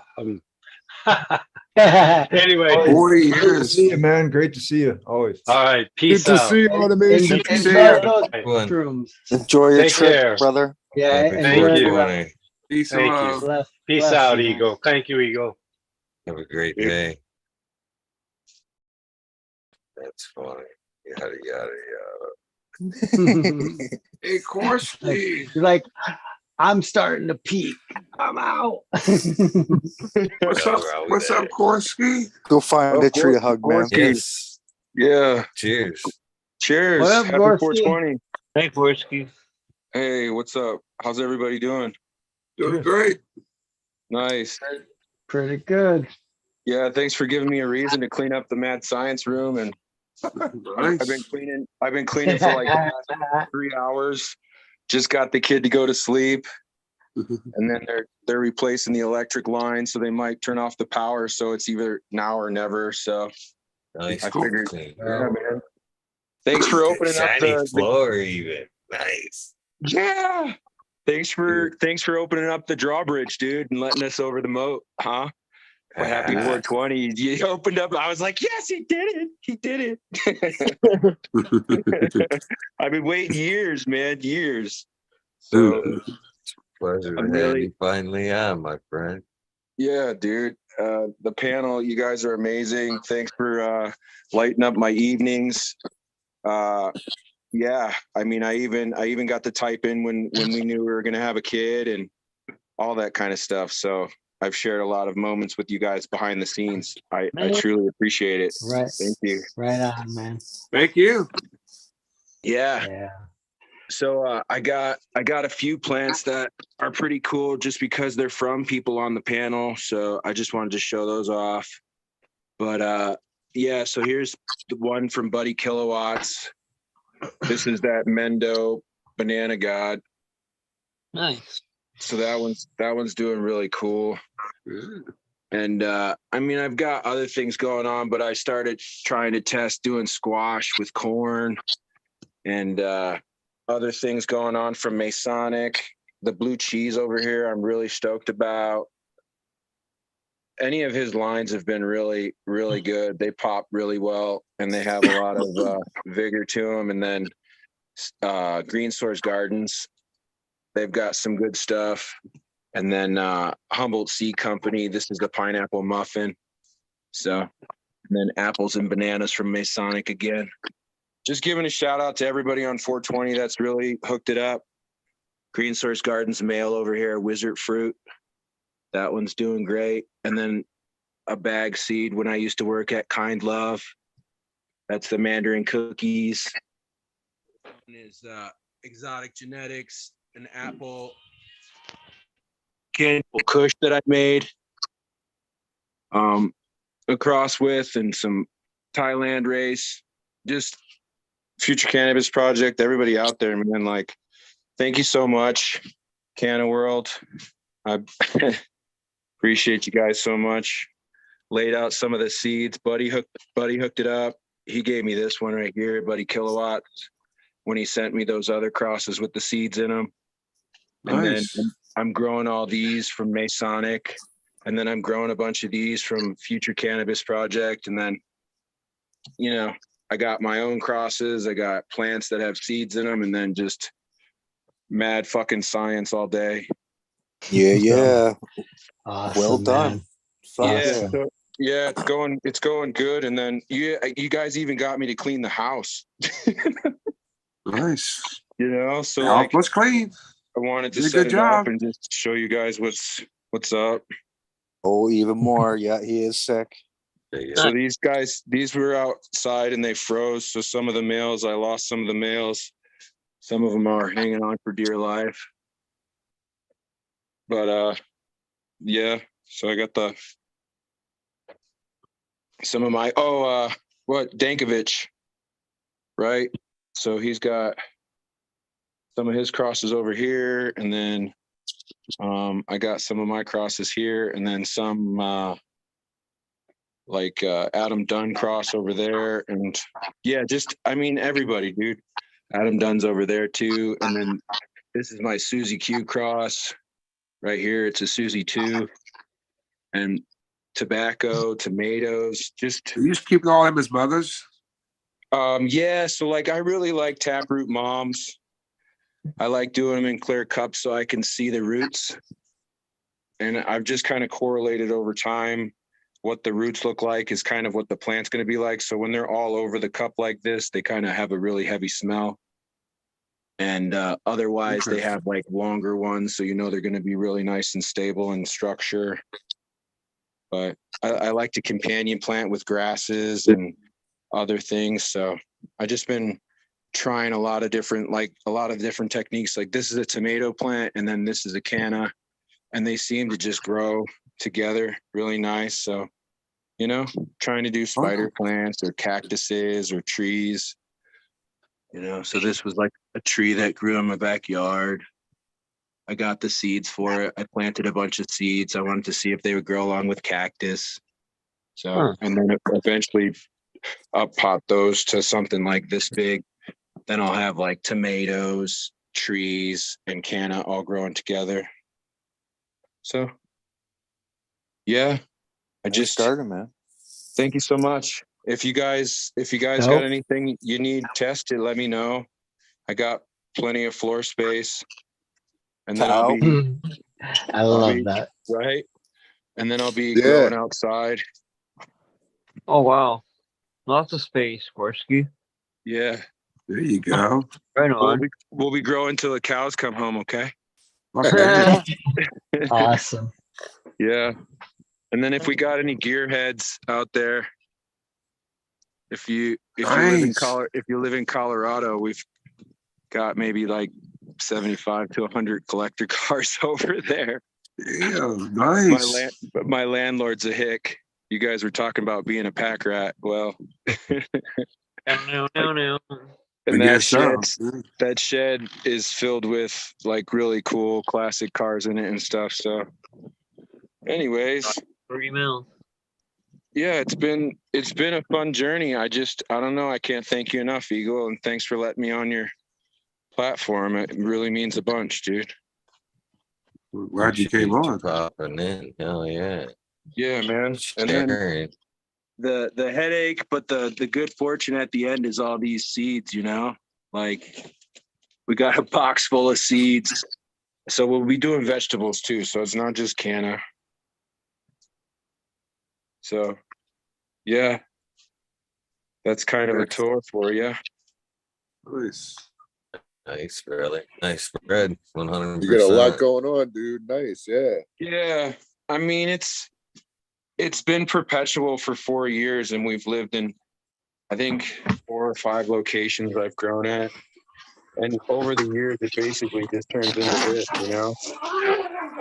Label your bags, get your full plant in there, and then just keep on making more seeds. So kind of been making seeds for the last 4 years without flower, just without seed. And then even wrangling some Hermes and trying to get those to grow and self-seed. So I can just do the whole mix, of things, you know, not be shy and just make seed after seed. So like, you know, I got boxes of seeds and then more seeds. So if anybody wants testers to chop and drop or use them as cover crop, Holy. let me know. Cause it's just, yeah, I mean, it goes for days, dude. Wow.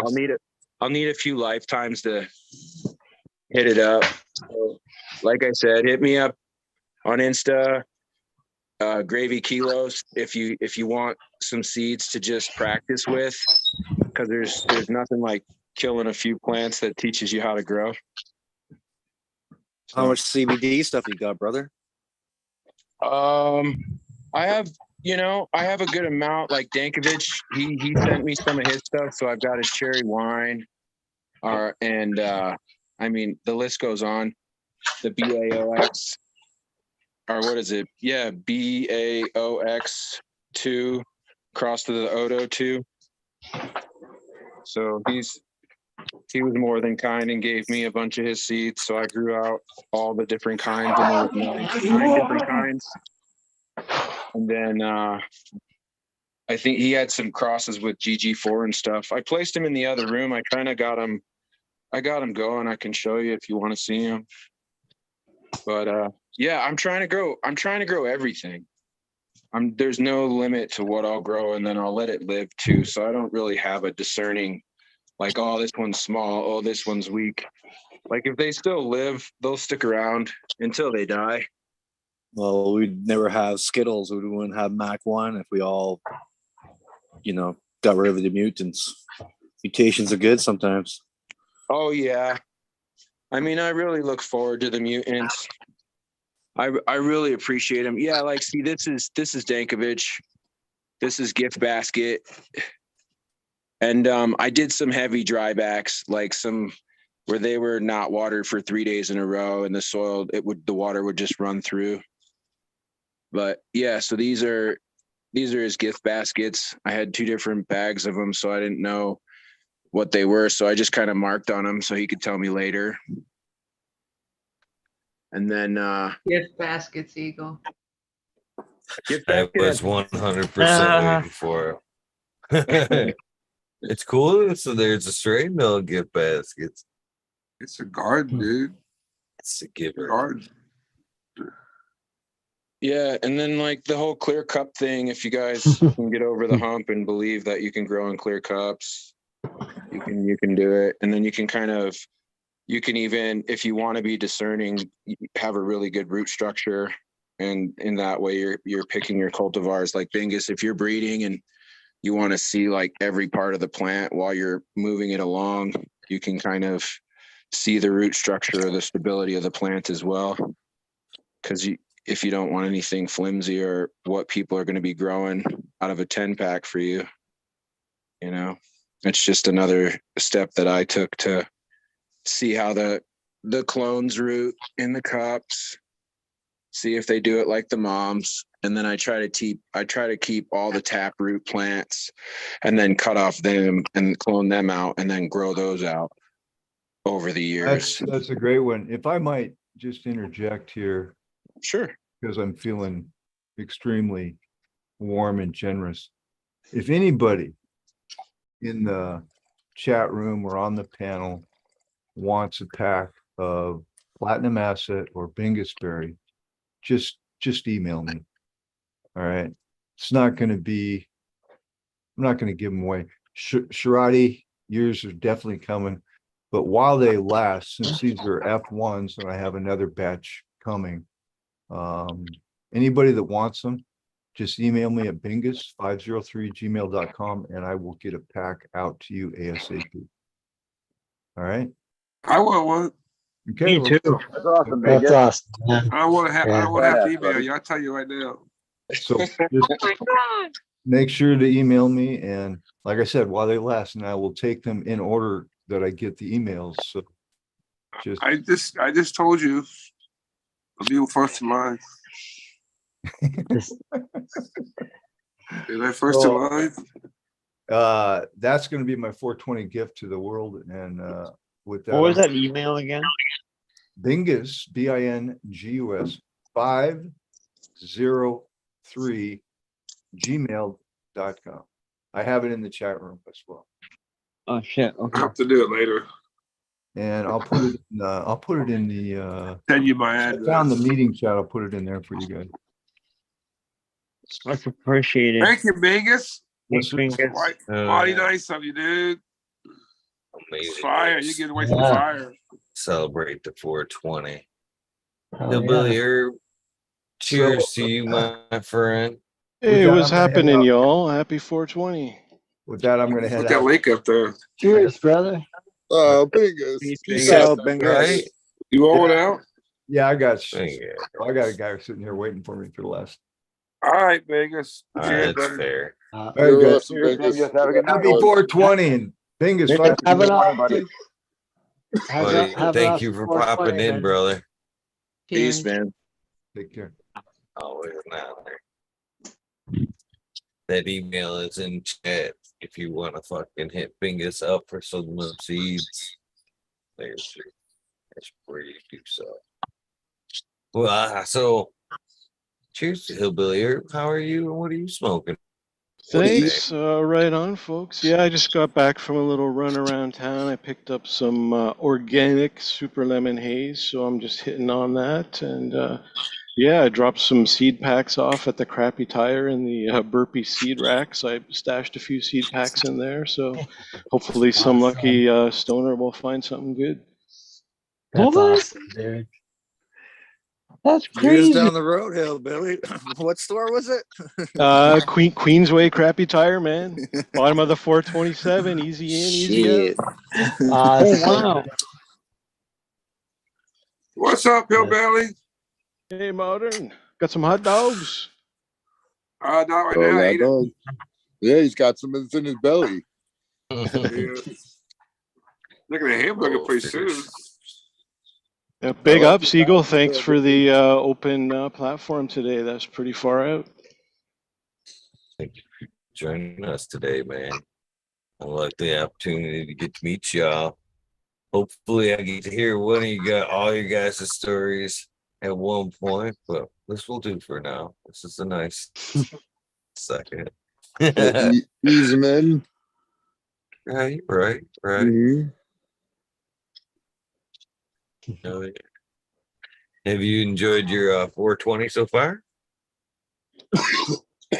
I'm just kind of getting into my 420. Sort of just did a couple errands around town, and I'm settling in now. So I don't know. So much action. It's like New Year's for us jokers right. and tokers.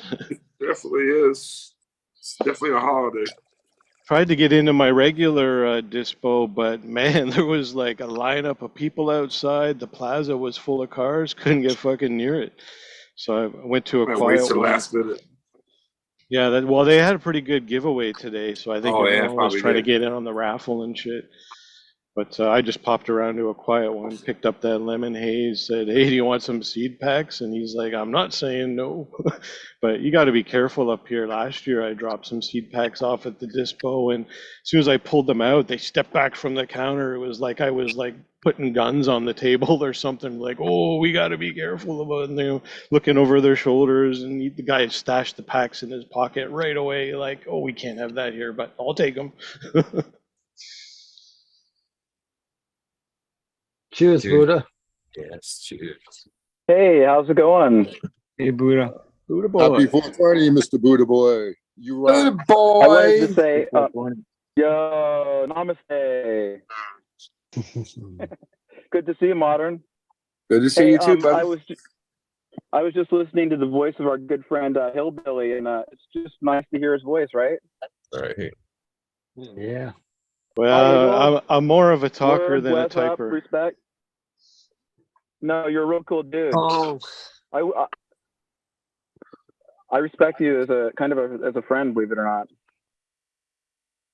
Yeah, big ups, man. I respect you also. I know we have some similar parts to our stories, and I bet we'd get along real well. Having a nice, nice chat and hike and smoke and Marshall and man, all kinds of good people hanging around here. Well, you're a sweetheart and an intellectual and a gentleman and a scholar, and I won't indulge you anymore.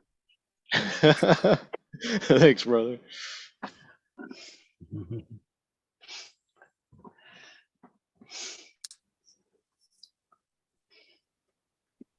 Yeah, smoking on currently. Stage resin glands. Spicy. Cookie Crush. Some nice guy gave me like a half ounce for free at the grocery store. He asked where like the hash browns were, and I made a pot joke with the hash. And he was like, "Oh, hey, can I give you some flour?" And I was like, "What?" He's like, "Yeah, man, can I give you half ounce? Where can we go so I can give you this?" I was like, "All right." So I'm smoking on that Cookie Crush. Man, that's awesome. Gorski's another G, right? Gorski's another G. I don't know what his story is, but he was living in suburbia. He changed his whole thing. He did a restart, a reset, you know, like a lot of us have over time. And he's coming out like the champ that he is. What a cool dude. Thanks a lot. I appreciate you. Yeah. Very good. Oh, as I've moved along, so has the show, you know, more guests and just, it's been awesome. So anywhere I go late night, like I was going through a rough time. My wife was up with the kid already in Avon, and I drive down to Denver a couple days a week to water the outside garden and then water the inside garden. And then my friend was moving in, so we did seed starters, and yeah, it was really good at the evening time, you know, just to have this show on. So I just thank you so much, everybody on the panel. I really appreciate it. It's really cool. It's nice to share on this day too. Can't say it enough. It's great to just be able to thank you like face to face. So today is like the 4th of July for cannabis. You know, you got to think of it that way, because a lot of people have, you know, I'm just saying though, in the sense of freedom and things like that, a lot of people have made sacrifices for that type of freedom too. And the genetics that we have today are the product of a lot of, you know, improvising and compromising sometimes, but you know what? It's some great stuff. Happy 420, Buddha Boy. Hey, how are you, brother? I'm good. Great to hear your voice. You're better than good. You're better than good. You're fucking bad to the bone. I am great. Okay? Well, I was talking about me off hour. I wasn't talking about you, Buddha Boy. Can't see you. Oh, well, let me tell you something, guys. I'm a genuine grade A asshole, but underneath of it all, I'm like the bud of a flower. I smell real nice, and I'm sweet as can be. But that's reserved. That's special reserve. That goes to certain people at certain times. But you got everything in thorns. good measure. Otherwise, I'm pretty fucking cantankerous and unhappy with everything. Hell yeah, for being a curmudgeon. Even the best flowers got thorns. Yeah, that's right. Anyway, I love the community for the most part, and you know, regardless of whether I like it or not, I'm part of the community. So I just had to put my face on the tube on 420 just to say, hey, yo, God bless up, rock on, plant double. You know what I mean, and make a great leap forward for your spiritual health. Big ups, Buddha Boy. Always awesome Cheers when to you're that, man. on the boxes. Yeah, cheers to that, and same back at you. But what about Cheers all to these that. great genetics everybody's doing? I'm just saying, here's Gorski doing some experimental gardening, horticulture. I do a little bit of experimental horticulture. We're all kind of in on this big biome experiment. You know, the terroir takes over, the terroir wars. Well, here's the deal. It's all Jaws, and it's all one planet, one love, one Earth. Love. Yeah, for sure. Jaw Like close for a Rastafari. dab song. Yes, I. We should. It's almost 2:20. It's almost 20. Yeah, it's 8 minutes. 8-minute warning for the dab 8 song. minutes. I Rolling got it you. up. How's Eagle Gardens, man? Is Eagle Gardens hanging in there for the evening? You've been up all night, bro. I'm here for the long haul, Buddha. Here for the long haul. Sounds like he's getting a second wind. Start ducking Yeah. out. Powered by fungus today. Oh wow. Well, God bless. Experiments in mycology and psychology. How many drops you take, Eagle? You on Oh, that today tincture? I've just been eating chocolates. Thank you. Awesome dude here in the panel. Mr. Marshall. Cheers. Oh. Doing some awesome chocolates. He's like, My, oh, me. my Oh, yeah. honor. My honor. Oh, Man, you look good. Those mushrooms give you a glow, Eagle. You got your aura is actually totally primed. Just being with all you Talk good for folks. Zulu. That's cool. You look like you've just had a great evening. I love that feeling of being on mushrooms and things like that overnight. You know, it's like I used to like to trip a lot. You know, like the LSD experience, and we would go through these walks in the woods. You know, there was like a lake and really dark woods, and we loved to trip with no lights or anything because the hallucinations kind of lit up everything, right? So it was magical. So I really I cherish those insightful times. Great. Somebody let me in with all the watermelons for it. It's been in chat all day. I'm curious. I'm lost. I'm curious. Damn it. All day long, I've been like thinking, what's with the fuck watermelons? Oh, I noticed Modern was giving out watermelons instead of hot dogs today, I think. Well, what's with the watermelons? Yeah. Last night or something, we went to Fresno Nerds and they said, we're talking about boobies, and they said they didn't want anything to get blocked, so they don't type boobies in there, type watermelons. So it's watermelons.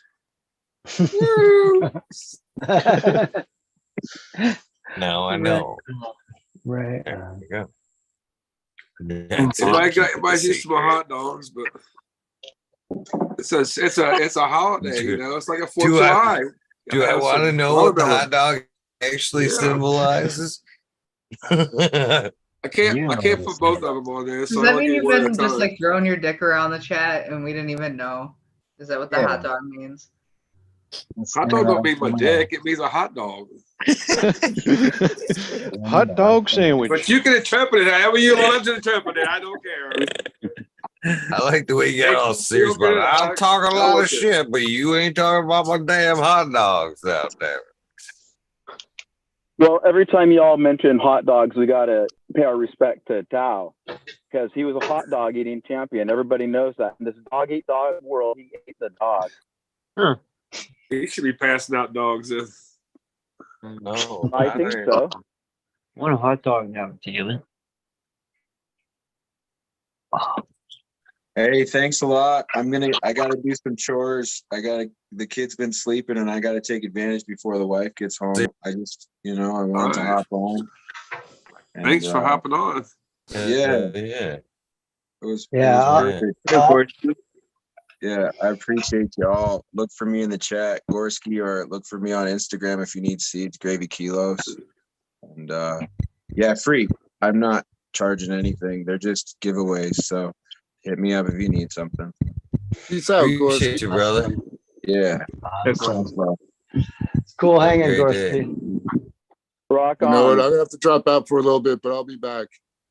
Okay, Tao. Okay. See you in about half an hour or so. Peace out. Okay. Well, he didn't deny it. He was a hot dog eating champion, so it's like this. He was into it. Probably that's not all. I mean, that's something you have to put your heart and soul into. You can't do that half-hearted. You're not just like taking a nibble here and there. Like, oh, I ate half, that's enough for me. I'm talking about eating the world sandwich and making sure it tastes good. Talk about dogs, man. Jiminy I'll Jillikers. throw a couple boobies out for that. Ah, boy. Oh.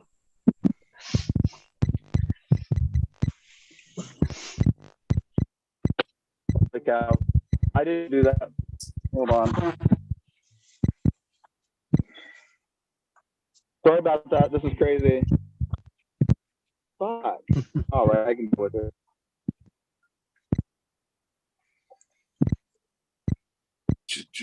I hit my laptop and I watched the mystery last night with my wife, and it has like that, you know, public television importance of music type of thing going on, and it started blasting on the speaker over there. And my kid gave me a Bluetooth Sony stereo because it was too big for their house.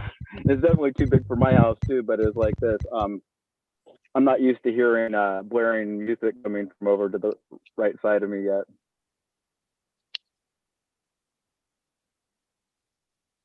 Hey Major, how you doing anyway?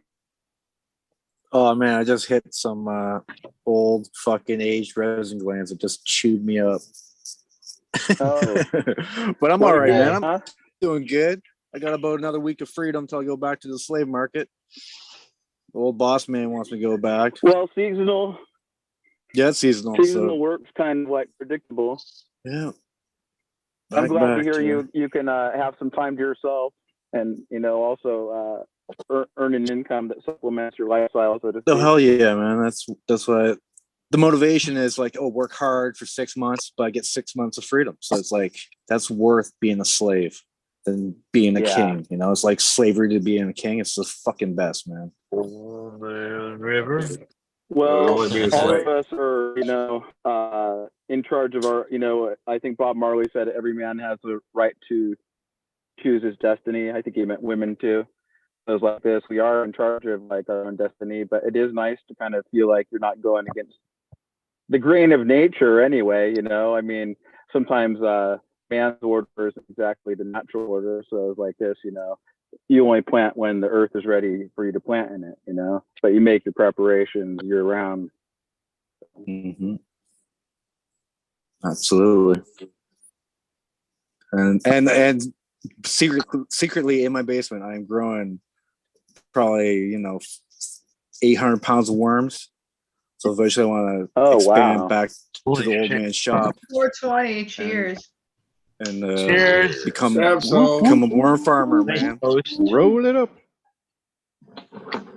Damn, so damn time. It's like the 20, it Oh is yeah, 20, I did guys. promise. Hi, rolling joint. Panic on the hour. So not so secret now, Major. I hear you got 800,000 worms in your basement. I got thousands and thousands of worms. And I need to get out of my basement.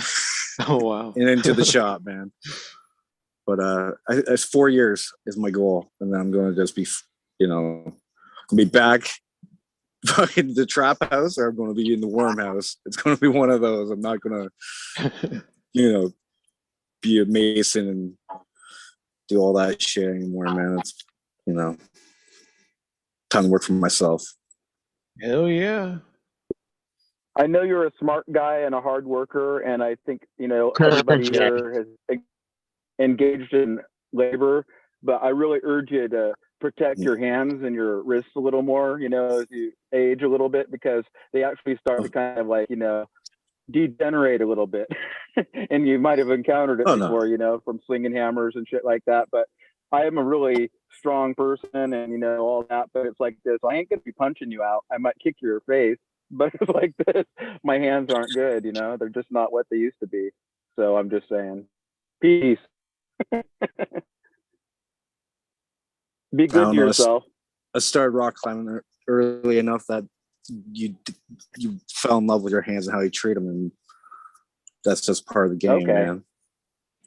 For Treating your sure. body and your soul, all that combination, you know, like probably lived the rock, you know, dirtbag rock style life, you know, just living on the crag for about 3 years, just, you know, climbing day after day after day, that type of shit. That was probably I more didn't know hard that, than Major. That's intense doing all that other lifestyle. shit. That's like, you know, yeah, Man, that's cool. that's Those are cool people being who do real. that too, right? That's being real free, man. Like you don't even realize what you've done on the rock. You just did it. It's just like you don't even remember doing it. Like you work so hard trying to get up the stupid face of a rock, like 2 months, just trying to get up 50 feet of rock. And then the day it happens, wow, you think you're gonna memory everything's gonna be like this and that. But when you do it, it just flows. And that feeling, like catching, that's so addictive, and that's why you go through all that struggle. Wow. It's the ultimate feeling.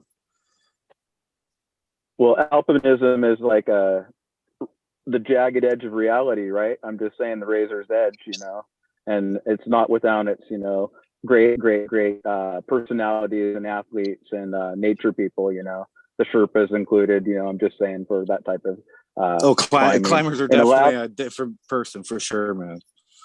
Yeah. In Alaska, we're known for our alpinism here because we have the Alaska Range and Denali, which is the tallest peak in North America at about 21,000 feet. And I have a lot of respect for the mountains because I could go on. This isn't my time to share this story, but it's like this. You have to have a respect for the mountains. And I personally chose not to go that far with it when I did, because I realized it was kind of hazardous, and I had a friend kind of warn me off. Whatever, right? Oh, yeah. Not for everybody. No, that's also crazy, respect, man. That mountaineering is just another, you know, another step towards insanity for me, man. I don't like cold. I don't do that shit. No, me neither. Even though I live in Canada, but there's a difference between like trying to be athletic in the cold, man. That's just difficult. You have to have strategies. That's for sure. Definitely like beyond my hydration, abilities. you know, Absolutely. things like that. You know, at a certain point, a person has to like melt their snow to drink water, and the amount of energy and time it takes to do that exponential with how dehydrated you are and what type of task you're doing. It can mean you get hypothermic or not hypothermic, or you survive or you don't. It's not just being thirsty. So anyway, I'm just saying from my experience, all of these things, and this is nature, and I'm sure it's this way anywhere on the ocean, on the prairie, in the canyons, you know, anywhere, we have our rules of the road and strategies for survival. And one of them I would say is just slow down and learn to look, listen, and all those things. And kind of it's easier to do because I felt bad the other day, and I just finally just said I just took it off like a hat. You know what? Taking it off, okay, taking it off like a hat, right? And then suddenly I realized I was wearing this fucking hat of unhappiness around. So whatever, right? You got to change that hat, man. Yo, bro, headband. You got to smoke some headband. I can't decide if I headband. get to smoke Bubba Kush or headband. I What's can't up, Green decide Peter? if Jump into the conversation. Go ahead. I can't decide if headband wrecks my head or if I just haven't had a good headband. But I had it from the Dispo once, so who knows what it really was. But it just seemed like a major anxiety trigger. Maybe your head's really oddly shaped. I think that's what I remember about you the most. Yeah, extra push on the wobble. When I smoke it puts pressure points right here on the top of the head. That's what it did to me, like it's supposed to do. Yeah, like right behind your third eye, like you kind of get that push with some strains. Sounds like too much again. herbicide. You guys smoking herbicide, man. Like Dispo weed. Yeah, totally. The big pharma Dispo. It's I hard like to that determine, high. you know. I like it when you feel like it's almost like it blinks your third eye. You can feel it like squinting almost back there. It was like squishing it out, like wringing out all the plaque from the fluoride. I call that Like back of kind the of a head breakthrough was. hit. Back in the day when I would like take a bong hit and we didn't have much weed and you had probably some good nugs sometimes, you get that like you say, the snap in the skull or whatever, you know. For me, that was always kind of like the weed that made you feel kind of creative and like doing stuff. And that's what I associate kind of like. Some people think that like the chem dogs and things like that are extremely narcotic, but I find them to be kind of nice and sour D and things like that as well. Yeah, I would say I really haven't felt that heavy headiness from a lot of the modern strains. Maybe it's I delve more in sativa dominance. Is that more of an indica trait? I kind of miss that. I haven't felt that in a while.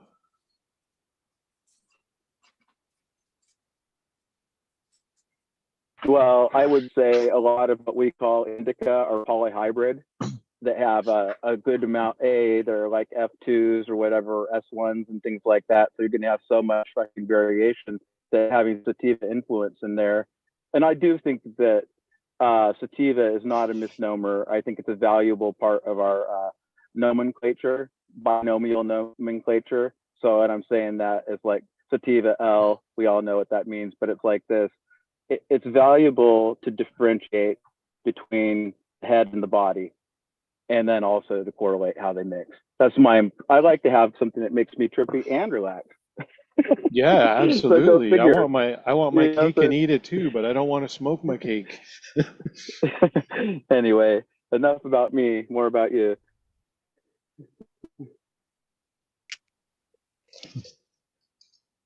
No, yeah, I have it all, man. People say, my neighbor down the street, he's an old fella who's been smoking a long time, and I'll talk about the terps and the flavors, and he's like, well, it's like coffee. I don't drink it for the flavor. I'm like, I get it. You want to get high, you want to, help your pains and whatnot, but if it can taste fucking awesome too, like, why not have that also? Have taste, effect, have the mind, the body. I mean, I love the energy I get from sativas, but at the end of the day, when I'm racing, and I'm still into 8 projects, you got to have something to, bring it down now. I'm ready for the indica couch and sativa, indica. Right. I mean, whatever. If you're a botanist, you're going to say, what the fuck are you guys talking about? But we all know what we mean when we say sativa and indica, thin leaf, fat leaf, racy, chill, whatever. Like, times are changing. Yeah. We got to adjust our vernacular or whatever, but it is what it is. Like if I smoke Primal Punch, it hits me pretty heavy, right? It's like pretty heavy, so-called indica buzz. But my wife smokes fucking Primal Punch. She's like, go, clean the house. It's that energy weed for her. So it's interesting. One of those flip things where it's obviously metabolic or some kind of shit that we don't understand yet. It's not just the terps. Maybe it's our ability to absorb those terps, or however the whole system Agreed. works, right? The endocannabinoid system has so many receptors in every freaking cell of our body that there's probably all kinds of dynamics that are taking place because you drank orange juice earlier, because you exercised, the synergies of what you do. And after a long day of work, I just like that clear-headed hit at the beginning of the day to be a sativa dominant, like something that has some Thai in it, because it like kind of, I can soar for a while. Like Thai isn't too strong usually, but usually it's combined with something. But I really like it. It helps me be creative and prioritize and the way I approach the day. You guys know what that means. I mean, Eagle does this all the time. He's a very productive and dynamic person. So I'm just saying you have to recharge and, touch the electric, Yeah, I think the key is picking those strains and learning what gives you the energy and the euphoria and the pain relief, but doesn't give you that end of day burnout. If you get up, wake and bake, and you start hitting that strain, and by 4 in the afternoon, you're pounding the coffees trying to stay awake, like that's not really helping anyone either. You gotta, hit that later when you're ready to chill out. And back when we only had one kind of weed, I mean, for decades, right. I had the kind of weed that whatever a guy gave me in a baggie. So you get what you get, and you don't have when you don't have that education and you don't have a dozen, 2 dozen, whatever cultivars at your, taste disposal, you don't realize that there's a real difference. So, that guy who tried weed once, I didn't like it, made me tired. Yeah, because you probably had sleepy weed. I bet there's something else you'd really dig though. Or, I don't like weed. Nah, it makes me paranoid. Yeah, don't maybe have a Durban poison racy sativa. Maybe have a nice indica. Like you said, the endocannabinoid systems are so varied across people. And like it's like that one cat that came on Eagle. He was talking about the 100 strain I'll be challenge where back, he was y'all. just growing all different stuff. And you got to try as many as you can and just learn what works for you, what you like, what you're not going to burn out on. It's important, but we haven't really been allowed to do that kind of personal research, right? Even changing your atmosphere, like you can get burnt out, you stay in one location, going just doing something can get you out of that burnout mode. Can, not always, but it can. At times it Yeah, does. it's like- Just stepping outside to consume will snap you out. Right. Like set and setting. Intoxicate you a little more. What's that, Marshall? Oh, I said like set and setting, with anything, with a trip or with just, with life.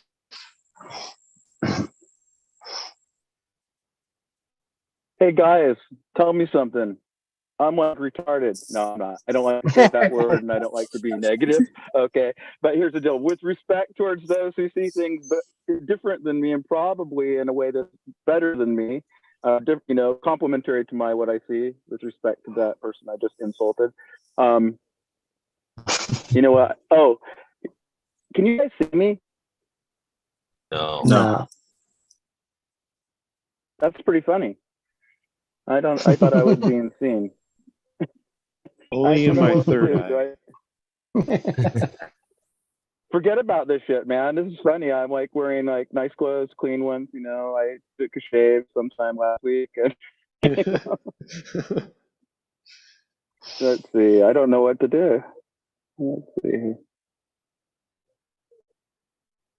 Are you very removed from general society out there, Buddha? Like, are you like, once every 2 weeks into town for groceries kind of thing? Or are you a regular townie? Yeah, I'm not a townie. My wife does some errands, weekly, mostly because we have a large family and we need to grub up. But we only live about like 20 minutes from the north side of town or, less to the other side of town. But the thing is that since before the COVID and all that shit, I just became antisocial. I think it must have been about the time I turned 49 or something like that, 48. I just, not that I wasn't antisocial to begin with, but it's like this. I sat in the same coffee shop, doing the things the guys do, writing in notebooks and looking at their laptop and talking to pretty girls and drinking coffee for a couple decades it must have been. But now it seems like a big old waste of time and I can't stand the people, and they raised the price of coffee to $4 a cup for the one I like. It's like, what the fuck, man.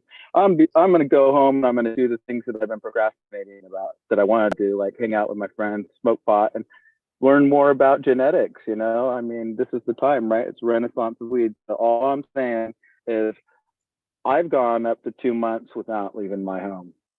I have a piece of property on a hill. So I guess maybe I've been, reclusive. Maybe I've been elusive, but I haven't been abusive. It's the only thing I could think of. Right on. Anyway. Actually, I've been verbally abusive a few times, I must confess.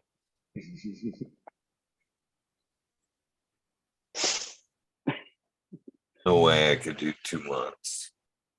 3, 4 Yeah. days tops. I'm ready to fucking.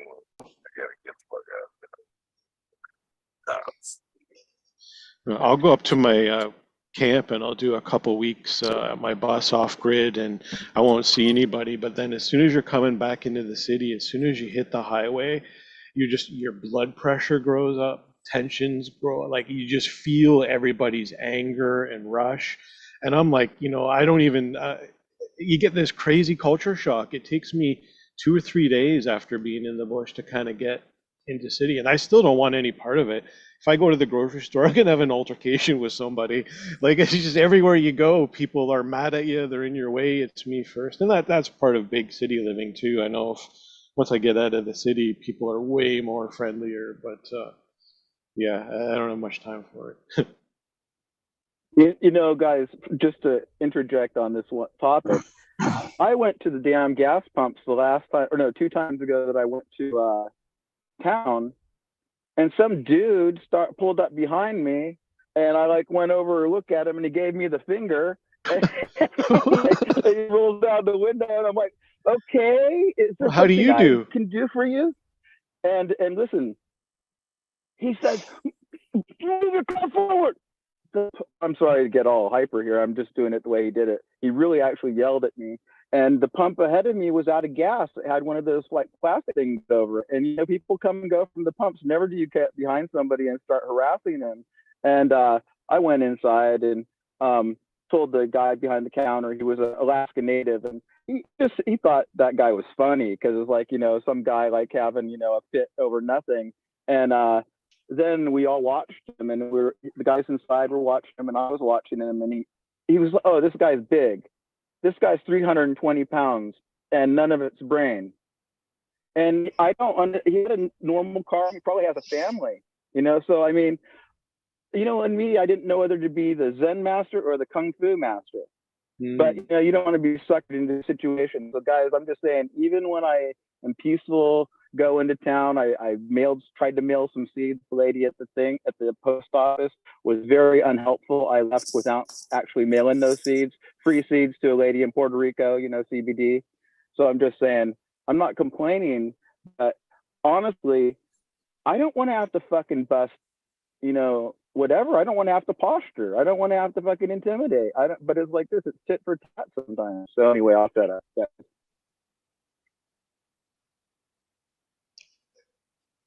Yeah, man, it's fucking nuts out there, and you never know who you might be dealing with. So it's kind of better to take the back road sometimes. I was going down the road one day, and some cat cut me off. I got all irate about it. He was doing like 40 and a 60, and he didn't even look. I almost smoked him. So I went around him. I gave a little honk. I got my fist up in the air, gave him a nice little fist shake. Motherfucker followed me. So I took him all through a bunch of little side neighborhoods and back roads, and he followed me for a while. So finally, I went out like nowhere near my place, pulled over. I pulled the big fucking wrench out from underneath my truck seat. I got out of the truck, and he's like, "Oh, I got you, buddy. I got you, buddy. I know where you live. I know where you live." And I don't, what's your fucking problem? Like, and he's like, "You're going too fast." I'm like, "I was going the speed limit. I don't know what your deal is, but this is insane." And then he just, he looked like an old pastor. Like he was like this 60-year-old conservative man. And I'm like, what? Like this is weird, but clearly you're angrier than I am. So I'm just going to laugh at you and hope it ends well. With all the crazy fuckers shooting guns and killing people nowadays, man, that's another reason you don't want to fuck with anybody because you don't know. You don't know who's got a gun. Bad day. Yeah, I mean, it's fucking nuts. Well, now I know it was Hillbilly with the crazy wrench. Now I know it was you. I got the wrench. Don't make me get my wrench. I was just following him, say, hey, drop something. My old man gave me that wrench. It's a big old adjustable wrench, and it's the only thing I can get my trailer hitch balls off with. It stays under the truck seat because you never know when you might want it. Yeah, this guy was so big that I would have actually had to be strategic. And if I even touched him with my pinky, he would have busted his ass on that fucking ice and probably hemorrhaged right there on the ground. So that's not a good situation, bro. Yeah, I'm serious. And you get fucked over. I mean, so that would be, that's not the way I want to go out, Yeah. Going out on the top of the hill with a big fatty. That's right. Hey, Meow Flower, what you been up to, brother? Anything nice over in the old country? Chilling, just popping fresh seeds, starting a fresh garden. So, a couple of towels, some smileys, trichome jungle. Yeah. Nice. So, yourself, going to pop anything new this season? Yeah, I actually have kind of a experimental garden going right now, I guess is what I'd call it. And I'm doing some CBD too for my friends. I might have mentioned this. I have some older friends who requested me to do some CBD. So I've been able to do somebody was mentioning earlier, I think it was Gorski, Dankovich's cultivars, and also Hillbilly. I'm running several of his CBD cultivars and cherry wine and blueberry crosses and Northern Lights crosses and Big Bad cross. I think that's all those revolving around the CBD. I was just going through my brain there. And then also some kind of like those seeds that you've been generating over the moment, like seeds that you've maybe created and you're kind of just sun out every time. So I have that sour strawberry headbanger that I did, and then I have one that's Candyland by Karma Sure Biker. So I have to hunt these because I'm not familiar with them, and I think there should be something good in there. But my selection process was simply I like the cultivars I have, and when I'm choosing the males and females, I try to pick the strongest looking ones, the most vigorous ones, And sometimes, like right now, I have a Somali Ghost Train Haze. That actually the Somali part is Malawi, but I also have another genetic from Karma, and it's called Sour Melon, and they both look so much better than everything. So I've got the male isolated right now, just ready to, and I'm going to put in the strongest looking one and maybe one of the smaller ones, something else, because I've never actually pollinated two plants at the same time. I'm just trying to learn. When I do or another round of this, I try to learn something new. And of course, with the goal in mind of humbly seeing what happens and providing, because I think what happens is we don't experience hybrid vigor all that often because the genetics are so similar. So those ones that sound like, oh, why would you put that one with that one? The Ghost Strain Haze OG with, a Sour D or something like that. Well, maybe that's going to hit that part of the Ghost OG, reawaken that genetic or whatever. I'm just saying, you guys all know that you have your own philosophies and experiences, but I'm a newbie. I actually, since I saw seeds when I was about 8 years old for the very first time, tube of Hawaiian seeds in a cigar container, I was like, I always had a fascination with it, and I always had a respect for breeders like Subcool. I'm just gonna say it because if there was no Subcool, the program wouldn't exist as it is. And I loved his pictures too. I take a lot of photographs. People see my photographs, you'll see that I'm dedicated to it. Thirdly, you know where this conversation goes, guys. So take it elsewhere. Mayflower, you're yeah. Your pictures are unbelievable on IG. You've got you know how to take a picture of a plant. Yeah. It's like method acting. You've actually got to become the plant. It transforms you. I spend as much time looking at these plants through photography and working with the image as I do, in my low maintenance garden. And it's like this because honestly, they're like beautiful women, beautiful naked women. You cannot take a bad picture of them. Did I say that?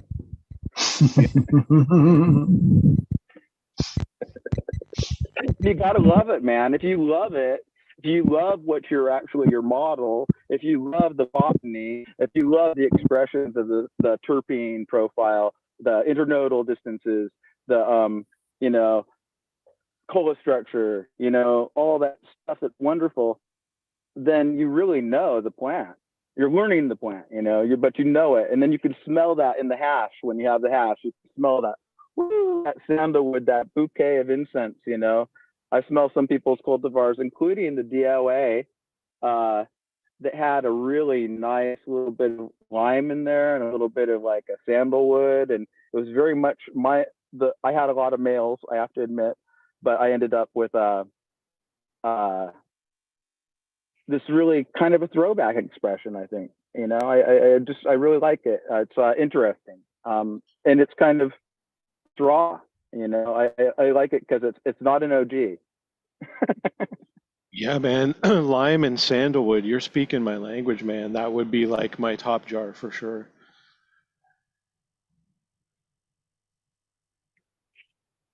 I really think that a lot of these genetics that we work with, we're always looking elsewhere for something, always looking elsewhere. But I got to think that all the dynamics that bring a pack to you already, the chaos of the world, you end up with this one special pack. They're all special because there just aren't that many packs.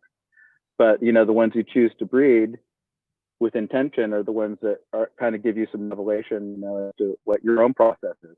So anyway, I'm just like keep challenging myself, just like somebody who's doing exercise. You want to do that under 6 minute mile or a 6 minute mile. It doesn't sound like a 4 minute mile, but a 6 minute mile is respectable. If you can put 2 or 3 of those together, you're booking right along. You go in 5K in under 20 minutes. So have respect towards the garden, and have respect towards the plant, and have respect towards one another. Right? Totally. Good advice.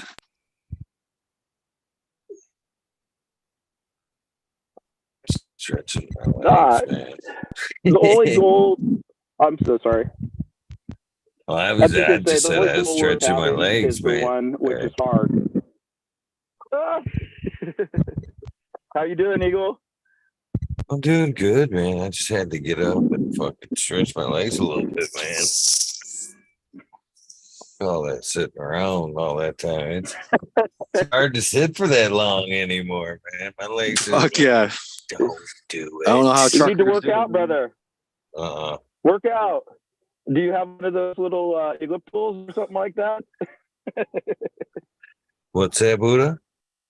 I just said you can work out. Do you have one of those ellipticals, or could you the medicine bag a little bit? I got a fucking stack of dumbbells right here. There you go. Get that blood flowing, the endorphins. And kettlebell, 35-pound Oh kettlebell. man, kettlebells. My wife started exercising and she lost 45 pounds. She had a bunch of kids, and she had that nice curvy figure. Who would have thought that she was carrying that extra weight? But she's going to keep going with it because she's doing it for her health. But she does a lot of fasting, so if that's not your thing, I wouldn't recommend it. It's not my thing. I really respect her, though. She has willpower and she's taking charge of her own life, which I would have never said, oh, honey, could you lose 20 pounds? Because that would be an insult. But to encourage her is different. So we had our 26th anniversary the other day, and I'm going to tell you something personal here. A couple of days later, my daughter and her husband filed for divorce. So, oh shit. Yeah. I'm just saying, and he's a good guy. He just got paranoid. He kept thinking that she had somebody else, and she doesn't. But he just kept obsessing on it. And that's enough to, over time, to erode people's comfortable nature with one another. So if you have somebody out there, don't push them away if you want to keep them close. If I recall, she's in the military, Buddha? Yeah, they're both in the military and they're both professional. And I'd like to say that my son-in-law is a meathead, and that'd go without saying. But everybody has their right to life. But he's he's very much older than her, and they're at different points in their life. And, I told him, I don't support the idea. I'm just saying this, guys, because this is reality, cannabis lives, lifestyles, all that shit. And I got to smoke great weed in Puerto Rico. I got to send great seeds to my other brother-in-law, or my brother-in-law's, son-in-law's brother, who I sent him 25 strawberry banger seeds. And, he's going to be growing because he needs a hobby too. So anyway, guys, I don't know why I went off on that, but yeah, sometimes the shit happens, but I'm saying, just as I'm Eagle and I actually are similar age, and we have a similar amount of time into the relationship, and we have some kids, and things like that, fathers, and these things bring out other aspects in our natures that maybe we didn't know that we're going to be in the forefront of our personality, such as being protective, such as being and hyper vigilant. Sometimes you get keyed up, and sometimes it's for good reason. So the herb maybe can help you see, like hunter magic problems on the horizon, how to address them, but don't let it placate you, because there's no substitute for good honey. Good honey is sweet. Hey Ryan, are you trying to make that smooth, or are you trying to give that cock and texture? Because if you want it smooth, you gotta put some water on that bitch or something. I'm not too. He's going for that rough cock. Yeah, you trying for that rough cock look. Hey guys, I'm gonna leave this program, and I'm gonna come back on and try to get my face back on here, because I just don't know how this works. Because I feel like I'm like being emotive, and maybe I'm not being evasive. I just want you guys to see me. Start video. No one's even thinking like that, brother. Besides Eagle. Screw it then. I'll just leave it. I tell you what, I'll just leave it as it is then. What do you mean? What are you talking about? Modern? Tap your screen and then push start video. Are you on your phone? I guess I'm a jackass. I told you I've been in the woods for too long. I didn't tell you I was a bear coming out of his fucking cave. We'll keep you alive. Yeah. It's a boot boy. Good boy. Yeah, man, I'm here. I just want you to know I'm here for you, and it's for me too. But it's like this: if you get anything out of it, that would be a bonus. Yo. Cheers. Yes. Shit. Like I said, I took a bath like last week. Does any of you guys remember when I said I was gonna grow my hair out? Yeah. Do you guys remember like a couple seasons back? I said something like, my hair was starting to turn gray like Chad Westport, and I said, "Geez, I'm gonna grow my hair out one more time before my hair turns completely white." Because and you know what? It's like it's getting there, man. It's getting there. So grow your hair long. Growing your hair out. Looking good, man. It's all good. I'm just saying that it's like in Native America, they say something like this: "I grow my hair long as an extension of my soul." It's kind of like the Rastafarian thing. But then again, there's like the monk thing, like Eagle Gardens over there. He has like, that's like a very contemplative look. It's also very, masculine type of good one to have if you're like grappling. Nobody gonna like really take your hair and stuff like that. So I'm just saying, Eagle's like 51. I'm 52. I'm gonna be 53 this summer. How old are you?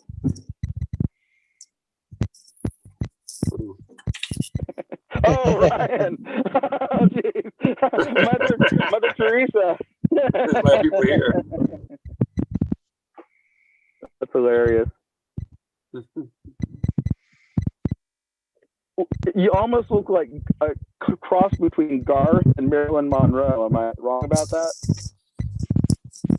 I'll take it. I'm just joking. That's way cool. What up, Smiley? Cheers. 420. What up, Smiley? Smiley. Cheers, everybody. Yo, Smiley. Cheers, Smiley. Happy 4th. You've been working hard, haven't you? Oh, that's all I have to say. Yeah, it was hectic today. That's all right. You hopped in on the 555. My day goes by pretty quick now, actually. It's like, I don't know, I get there in the morning and then we get a break at 10. You know what I mean? There's a 15-minute break, go for that. All of a sudden, How tight are they on the break, Smiley? Sorry, man. Yeah, then noon's lunch, you know what I mean? You get another break, and then all of a sudden there's another break at 2:30, and 4 o'clock I'm out. He goes, like a job. when it's broke up like that, it's like, oh shit, it's already the third break. Fuck, man. Are they like lackadaisical on the time? It's not like 15 minutes, boys. 40, you got 30 seconds left, boys. Get up, come on. Or is it like, yeah, let's stretch for another 10 minutes there, boss? Yeah. Depends on the customer. Depends on the day. Depends on how many customers are watching you. Depends on the customer. Don't be addicted to a mechanic. Definitely. But you still in the auto industry? No, I'm actually I am in the reefer business. Oh yeah. That's right. Refrigerated units, aren't you? Yeah. Big trucks. Reefer units. Reefer madness. That's cool. I was just gonna say. Go right into the reefer business like that. I keep laughing about that all the time. I call them reefers as often as I can too. I like reefer. I like to refer to them as reefers. So like the whole trailer is insulated, right? It's not just a special unit added to it. It's the whole special. The whole thing is special, right? Dude, they're complicated as fuck. They got the multiple walls chambers set up fucking so the 40-foot trailer or whatever. I think it's actually a little shorter because the unit's like 2.5 foot wide or whatever. But it's a little lawnmower basically on there. It's a little engine. And all that engine does is turns the compressor and shit for the refrigerant. But then and then they got this big evaporator core at the front, but they can fucking go to like negative 15 degrees and shit in those. And then they can have a block, so the front part's negative 15, and the middle part's at 0, and the back part's at, 10 degrees or whatever. So they can actually segregate them. It's pretty badass, actually. They also, this is kind of a side gig that our dealership does, I guess. They refurbish old units and they convert them to like electric. So they take all the motor and shit out and they put an electric, motor. So it's like you plug it into 210 and the ball. Whoa, that's cool. Yeah, dude. And then they got storage containers. So basically what they've been doing is fabricating the storage containers, and then they lease these out to like I don't know, fucking your local grocery store. If the freezer fails, they're like, oh fuck, I got all this stuff. They can call up and we can get it delivered and fucking plug it in and then move all the shit in there, and they got like standalone freezer store right there on premises, like to order or whatever, which is pretty badass. It's kick ass business. Yeah, I want to say like these stores up here are far enough away that they already have that in the back. Like I already seen like refrigerated units in the back of most of these stores up here, right? Yeah, or if they want to expand for whatever reason for a while, and they gotta. I presume they just buy so much inventory that they just lease have to have that. Yeah, probably leased. Yeah. Around here, the Amish they'll pitch in and they'll get one, and they'll take one barn and they'll insulate the hell out of it, or like out of the milk room or something like that, and they'll use that as like the local butcher shop where everyone brings their animals, and that's where they keep a lot of their meat and shit. Because they can run the ones here can run a stationary diesel engine.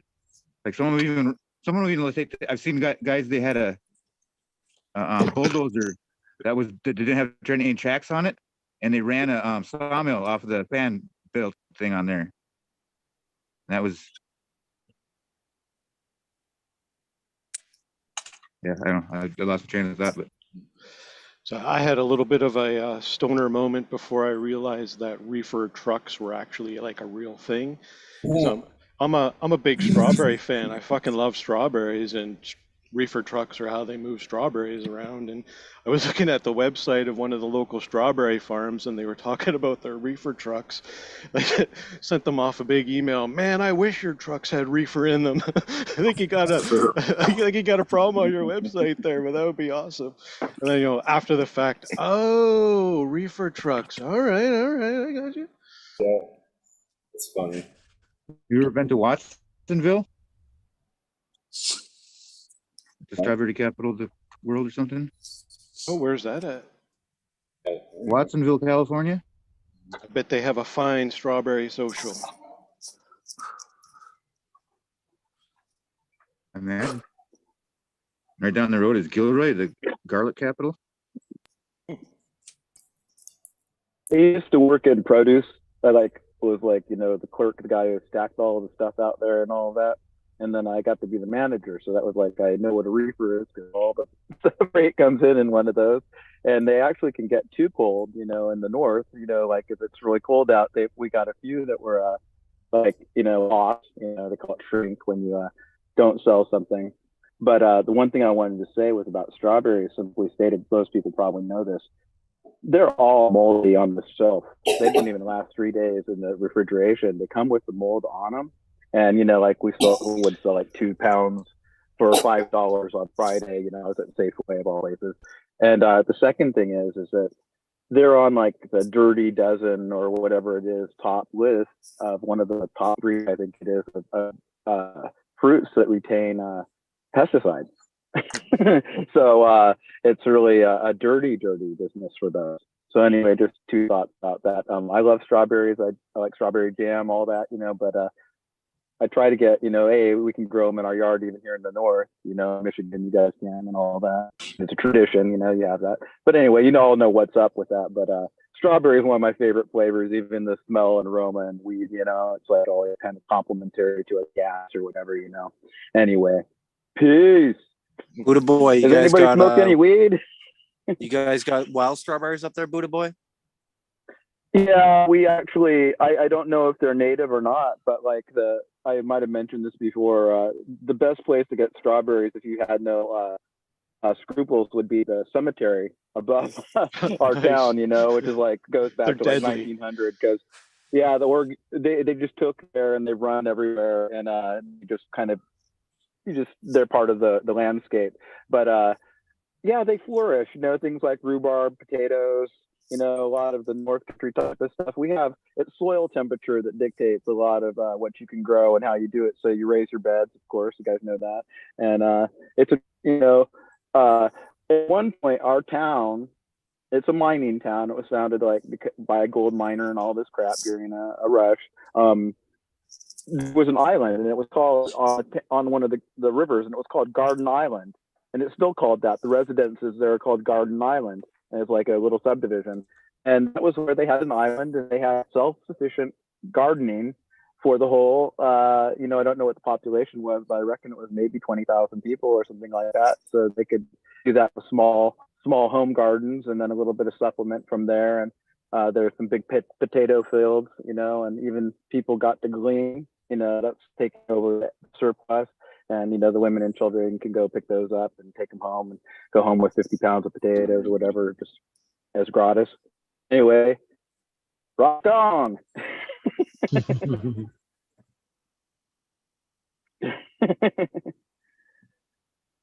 I always wait for the farmers market up here. So strawberry season's about usually end of May, or sorry, end of June into July, Canada Day long weekends, kind of the big peak strawberry. So I'll go to the farmers market and I usually grab a flat or 2 if they're looking good. I want the little, they're small, they're so bright red, they're just, they stain your hands. I don't want these big fucking ones that are all white inside and whatever. No flavor. That's it, man. So you get the seasonal, the one time a year, you get the good ones, not the ever bearing. It's the fucking, you got one shot to get them and they're so fucking good. And I remember the guy I saw was buying 2 flats. Hot sun the big strawberry. Ones are polyploids, kind of how they have triploid genetics for the MAC1 or whatever. But when you see a strawberry that looks like it's 3 strawberries fused together, those are polyploids. Oh, interesting. Or triploids or whatever they are, exhibiting polyploidy.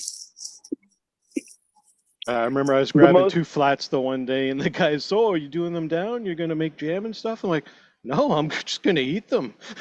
He thought that was the funniest thing he heard all day. This motherfucker's gonna eat 2 flats. Probably the most exquisite wild craft product from my region, it's a boreal forest region, is Alaska blueberries. So those are very abundant at times, and we have there, because there's forest fires in the area, there's a burn line where they kind of took the forest the dozers and made a dozer line for like 12 miles a break. So, because there can actually be like urban interface with wildfire, like a lot of places. And point being, they till up a lot of nice, a little bit of the wood, the landscape of little spruce trees and things like that. It all gets mulched into there. And it's like this, cranberries grow really good on that type of decayed wood. I don't know if it's the pH or whatever it is, but out there in the Blueberryville, which is just behind us, and we one year, my family, you're gonna laugh when you hear this, we picked like 75 gallons of fucking blueberries. Wow. We ate blueberries for whenever we wanted them. We ate them year round. I'm just saying, when it's bumper crop and you're willing to go out there, and nobody's going to say, oh, you took everything. You didn't take everything, but you got to work for it. It's not easy. No, that's a lot of work, man. That's back-breaking berry picking. Did you have like the fancy little rakes, or are you just using your mitts? Yeah, using mitts, I think, those rakes are a little hard on the actual environment a little bit. Yeah, that's what I figured, kind of like, yeah. No, it's just like one of those things. If wherever you live, maybe they have a fishery, people go harvest salmon or whatever there is, around. That's kind of the way people are here, because there's not that much natural food, that it pays to go down to, a subsistence fishery and try to bag, 70 or 60 or whatever salmon, and that they're going to eat, and they're going to, it's a lifestyle too. And all of that's like, it's rugged. It's kind of hard. So you get memories of doing that when you're young and, backpacking with, dude, 18 red salmon are really heavy. You get on a bicycle after you've been up all night and you drove like 280 miles and, and you got 2 kids with I'm just saying, I'm not complaining. I'm just saying, even the But that's the smallest, best humblest tasting cat, salmon you'll ever have. guys, it's we have memories, and that's what this is all about, and that's what life's all about. So if you can integrate, you're be willing to learn and be adventurous. A lot of things don't really cost that much, like example, like I think the last time I drove down there in like a Volvo 242, it wasn't like a bitchin' mobile, we had mountain bikes on the back of it. I had 2 kids who were under, 7 years old, 5 years old. I think, honestly, I don't know how young they were, but one of them even rode his bike right into a ravine. I was like, he didn't go like very far, but it was like, I had no idea, because he's so small, he could bump off the bike. Anyway, long story short, go out there and have some fun and plan it out, and just be careful, because even that place where I told you about is very, very dangerous. People drown there in Copper River, it's called. I just picture you like eating all those blueberries, and you remember Charlie Chocolate Factory, the first That's what's going to my head. It blows up like a blueberry. You have to roll you out of the place and it's all blue. Oh yeah, man. Bring her to the It's funny juice because room. I would like to make some blueberry mead down the road. That's like with blueberries and honey. And then it by the time you pick them in the fall, by the time it's Thanksgiving, you can have just a little cup and it's just starting to get a little, and the longer it goes, it's going to be a little higher alcohol content. I only did that one time, but that was really cool. And the thing is that we're talking about terroir and bioregion and things like that. Well, this is from South Central, and this is the area that your lady might be from, Smiley, north of Anchorage. The berries up at your pass are tartar than the berries in the interior of Alaska, which probably get an earlier frost and things like that. So the ones from the interior are actually sweet. So, I mean, it's cool, man. I mean, and get this, the blueberry strain, it's been alive up here for quite a while. There's a Saltra blueberry, there's Colette blueberry, the guy that's like 3 miles from me. I think that when Alaska Bean Brains, wasn't he on one of these episodes? I'm thinking he was. He went through it. I'm just remembering, the conversation, and what I'm thinking is that's one of those what we call heirloom strains. So there were some varieties, that people were passing on for, since the late 70s, probably early 80s, and you know, people like anywhere back in the day when it was more discreet, you know, so to speak, they like to get the best fucking weed they could for their buck. So there were some pretty good strains up here, and I'll tell you something else. It really makes the winter go by nicely. You know, good weed and growing weed, cultivating.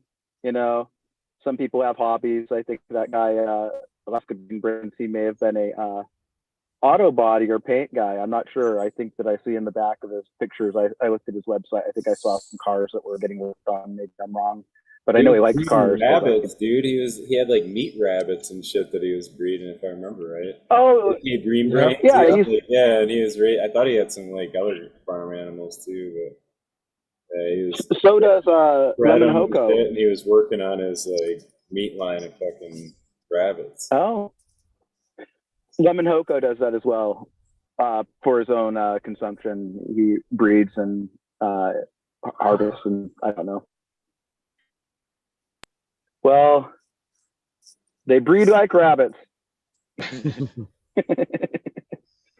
For me, dude.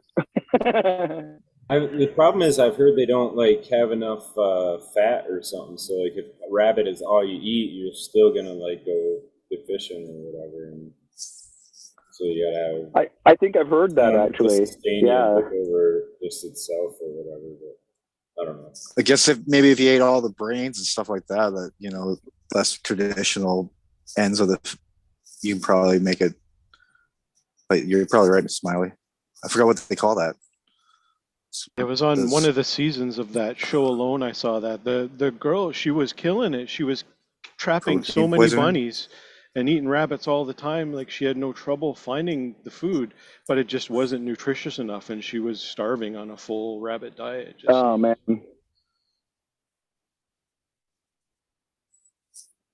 One of the subsistence animals, and you guys can think of this what you want, but it's like there's a huge caribou herd that goes between Alaska and Canada, and they migrate like annually, you know, back and forth, and they have like, you know, it's very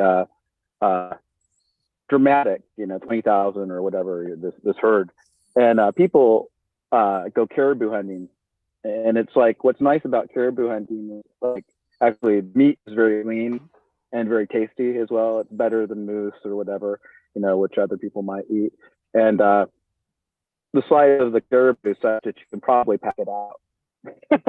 You know, which is like, you got to think about this, you know, you go up into the mountains to get them. They go through passes and things like that. So some of the people who I respect the most and whatnot harvest, you know, a caribou or two each year and make a hike of it. And when there's a rare opening, they go to that and, you know, or get their name in on it, and they, you know, have a great experience. And I like to say, you know, I participate in that activity or something like that. But I eat enough meat as it is. I'm good, but I totally like, honestly, if I had a little more mobility, I'm down with it. And I really respect that lifestyle. And some of the best people, mentors and friends have, you know, done things like that, or B, like had airplanes and went to the wilderness and, you know, participated in activities out there. Can you imagine, guys? That's something that you can still do here. Yeah, do you can travel do it by all over. airplane, Buddha Boy? I mean, is that legit something you do? Like, if you had to commute to Anchorage, would you just fly? Is that the way? Lots, you know, here's the deal. Alaska has highest per capita small aircraft ownership. Yeah, so these people end up like, there are little ponds, like there's not 10,000 lakes, there's probably millions, you know, and places that have, you know, either public access, state access, federal access, BIA access, or Native Corporation access. So those are like all different entities, but I'm just saying there would be people going out, you know, for different reasons, you know, to all these places. The whole hub of like where I live, you know, if you look at the state, you're going to be hitting all the, you know, coastal areas by plane. You're going to be hitting, you guys know that you can look at the geography of Alaska and just imagine, look at where the population centers are, and everything outward of there and any other dot on the map has to be reached by either plane or boat or snow machine. Juneau, the capital, you can only get there by plane or boat, right? Like it's That's right. That's right. And it's very isolated in comparison to where geographically from the main part of the state. And it's a beautiful place in southeast Alaska. That's what we call that down there. It is really rich in like timber and things like that. It's a mild climate, so people can live off of the land a little more, like the water.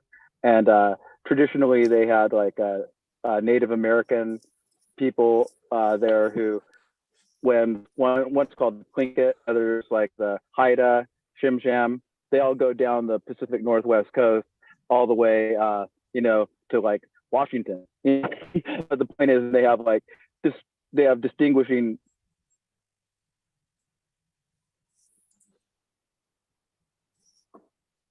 Oh man, I'm I love sorry, hot. I got distracted. Can you guys hear me? Yeah, you just quit there for a sec. Sorry about that. I'm not tripping, but I'm honestly, this is like a big extroverted experience for me, but I want to be accurate and share with you the knowledge that I have if you really want to hear it.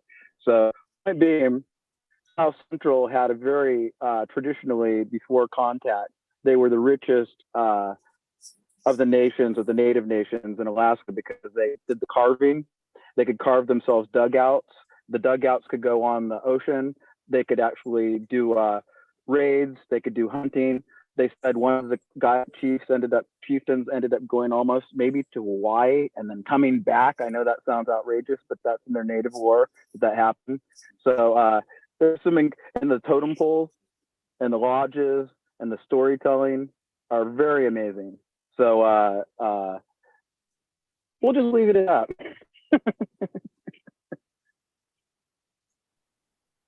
Good stuff, though. Throwing down on some chicken fingers and hot sauce over here. There you go. I've got a nasty hot sauce. I got spaghetti, but no. Yeah, so good. So good. You got like the clown's mustache all the way around. The hot sauce. Like you serious? Like you got the different levels got a too. bib on You got or your what? mild, you got your medium, and you got your various hotness. Like this one's sweaty. This one's like mouth sweat. Like I'm gonna cry. Yeah, I tell you, it's spicy garlic. It's delicious. No. Delicious.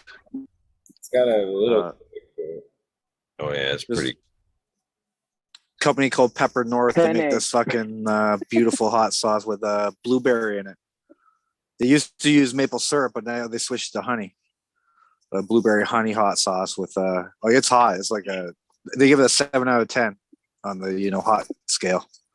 I like that when it's like something you can eat like 3 of the wings, and then you're like all of a sudden, whoa, that's fucking. It's a little hotter than I thought it was. Start sweating and shit. Cause you already got them down. Yeah, just just a little bit of sweat. Might have went at that like a little too fast, I guess. Gotta be careful. I do. I like hot stuff, but I'll get fucked sometimes if I eat something too hot. Sometimes I'll tell somebody that I eat hot stuff, and I just have eaten hot stuff, but I'm not like a pro at it. I eat hot, on spicy scale, probably an 8 regularly, for breakfast, lunch, and dinner, but it's not the same as a 12. Because, like once I was on this boat with some Laotian guys, it was a fishing boat. Anyway, point being, they found out that, it's always funny. You're like, I was a minority on that boat, man. No two ways about it. Everybody on there was tougher than me. Everybody on there was skookum, and I was like a jackass. Okay? Well, they thought it'd be fun to give me this little pepper. It was about the size of like kind of a smushed pea. And I put that baby on my tongue. Holy and fuck. I swear it looked I didn't mean that was sorry. Sorry. Listen, it was so strong it burned a hole through my tongue, and the fucking pepper went right through my jaw. I was a jackass, man. And then I didn't swallow, or I think I meant to like munch on it and try to swallow it. So anyway, I'll just calm down. How you doing, Eagle?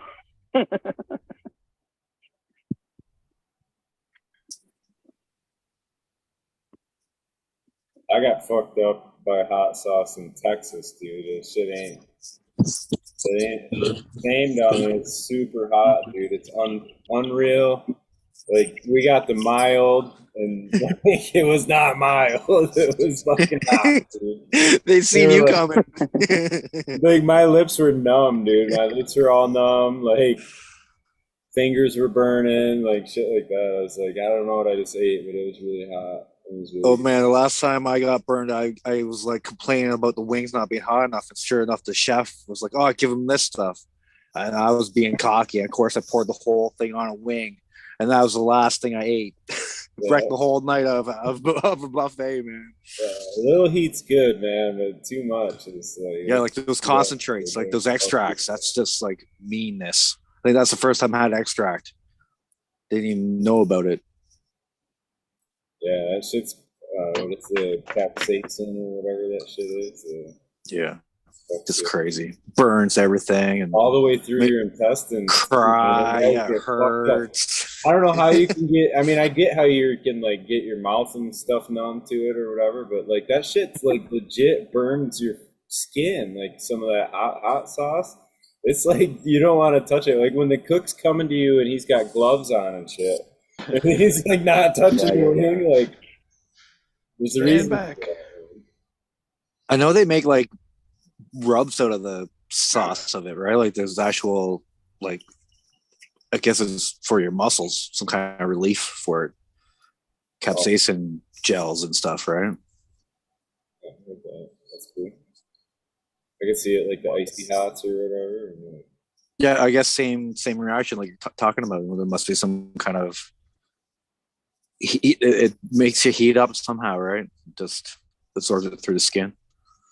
I forget what book it was, and maybe Eagle will remember because I think you listened to the same one. But they were talking about the addiction to that capsaicin and how it's like it's like there's like it's known to like be an addiction, almost like a runner's high to eat hotter and hotter shit. That's like, you know what I mean? Like it's like you. Yes. I forget. It's an adrenaline thing, I isn't forget it? what the term is. Yeah, but there's like a thing about that where it's like, yeah, it stings you or whatever, but it's like you get addicted to that. Like, you know what I mean? And then you keep pushing it and getting the hotter and hotter shit. Some kind of like a neurotransmitter flood. You're like, yeah, I need more of that, more dopamine or serotonin or whatever. Yeah, it fucks you up and it releases that endorphin or whatever. Yeah, I'll take me a little bit of that. Bam. Like the runner's high, like it's the same thing as the runner's high or whatever. It makes you want to eat some meat, don't it? I mean, I want to like have a New York strip right now and just get some sauce. You know, I don't care what it is, any type of sauce is fine. It's probably not horseradish, just because that's not exciting. But otherwise, I'm all aboard for that conversation. Except maybe burning my tongue off entirely. I have put myself in some bad spots with hot sauce. I'm not even gonna lie. Not even gonna lie. I mean, terrible spots with hot things. Did you guys ever like try the Dave's Insanity or Dave's Total Insanity sauces? Those were like some of the first, like, you know, they measure them in like BTUs or something like that. They were kind of high, you know, but they were still doable. So like this, the hot one would be like you'd have to like kind of put it at the right place on your tongue, you know, and not swallow until you really had things taken. I don't know how. You had to have strategy for me. But then they came out with these next generation ones that you're talking about. I've never had like or even seen an extract or something like that. I can imagine is that for like preparing meat? The extracts, but I tell you what, some stuff I've had, it's like I've like Smiley said, I've literally felt it burn through my system. Dude, it's hot going in, it's hot coming out, man. If Charmin ain't making nothing soft enough, I'm telling you. Yeah, especially when you're not used to it, right? You gotta build up your tolerance for that shit. That's because you have taste buds on your anus. This sounds good. Yeah, you're good. Weird. I like to pre-taste my stuff before I eat it. Pre-taste it. Brian's the only human who has taste buds on his and as he shits, he tastes. He's like, oh no, can't eat that one. You're not done. Get back in there.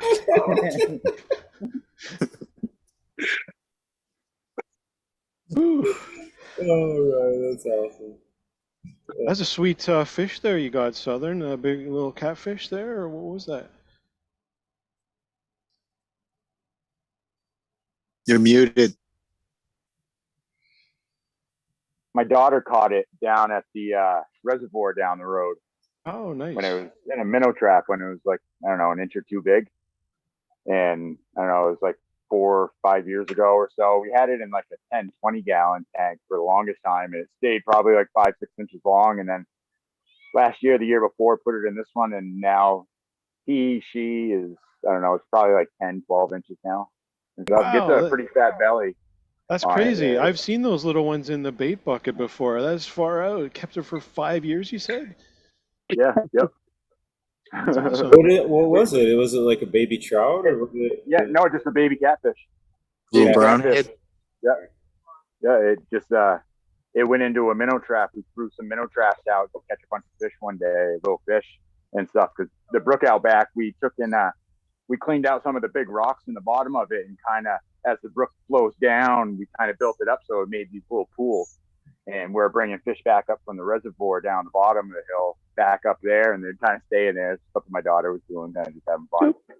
And we decided we didn't have any fish inside running. And in my 20s, we used to breed convicts and sell them to the local pet store. So we always had fish and some fish tanks running. So we're like, well, fuck it, let's bring it inside, and, you know, see how long it lasts and see what happens. And like catfish, they're bottom feeding fish. They live at the bottom and some of the nastiest shit. So like it's minimum taken care of. You don't really have to do a whole lot with the water. You know, if you're putting city water in there, you'd want to do some shit. But where we got like the brook and well water and stuff, that, you know, you really don't have to do a whole lot with it. Every once in a while, I'll back it out. Then you gotta feed it though, like catfish pellets. Yeah. I feed it worms, or like in the summertime when the grasshoppers and like different moths and stuff like that are around. Like it loves the grasshoppers, like big size ones, you know, friggin' big leaf hoppers that get on your plants and shit.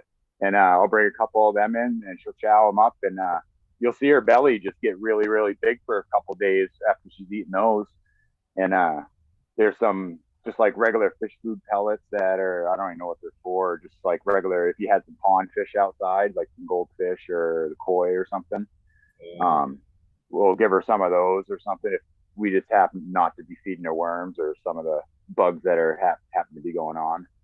And I don't know, the leaf hoppers have always been an issue, and I'll take some of that and do it as like a foliar on the exterior, on plants outdoors. And like the last couple of years, we haven't seen nearly as much pest pressure.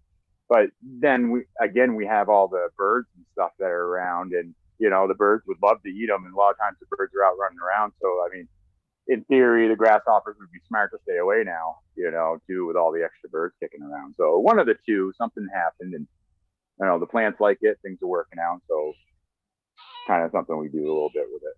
Nothing major. We're not like Potemponics here, and you know, his whole deal that he does, he gets like right down the whole 9 yards. So we'll do some feeding with the water when I clean out the bottom and stuff and veg, but otherwise a little bit of foliar outdoors with it. It's just something fun, something different to do.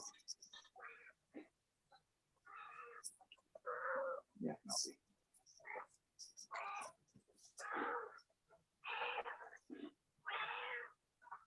Cat, I look down at my dog.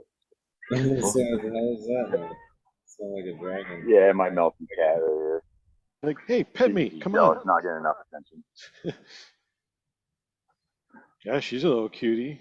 Yeah, a little small, cute mom and stuff. She had 2 litters years ago, and she still ain't fixed now, but she's an indoor cat, house cat. She doesn't really show interest in wanting to go outside and stuff. She's a real sweet one and stuff, real good, clean girl. Like, does good. One of my neighbors has one, looks just like her. They could be like related. but she's an outdoor cat. She's a hunter. She goes after all the squirrels and birds and chipmunks around my feeder and stuff. But she Yeah. sneaks in my house all the time. So I'll come down to my desk and she'll be like sleeping in my computer chair. And it's like, come on now. Oh, no shit. And she'll Yeah. hang out all day. Wow. She'll beg for treat. I'll give her a little catnip, and she'll trip out for a bit, and then she'll go back out and hunt. But there's been some that's nights where awesome. it'll be like 4 in the morning and it's snowing and sleeting, and I'll hear the little picking on the screen on my basement window. Yep. Like, well, fuck, I'm not just gonna leave her out in the snow. Her owners aren't gonna let her in for hours, so I'll just let her in, and she'll come in and Right. sleep and chill. Nice. I don't We have got any of my own cats, but it's cool to have them around.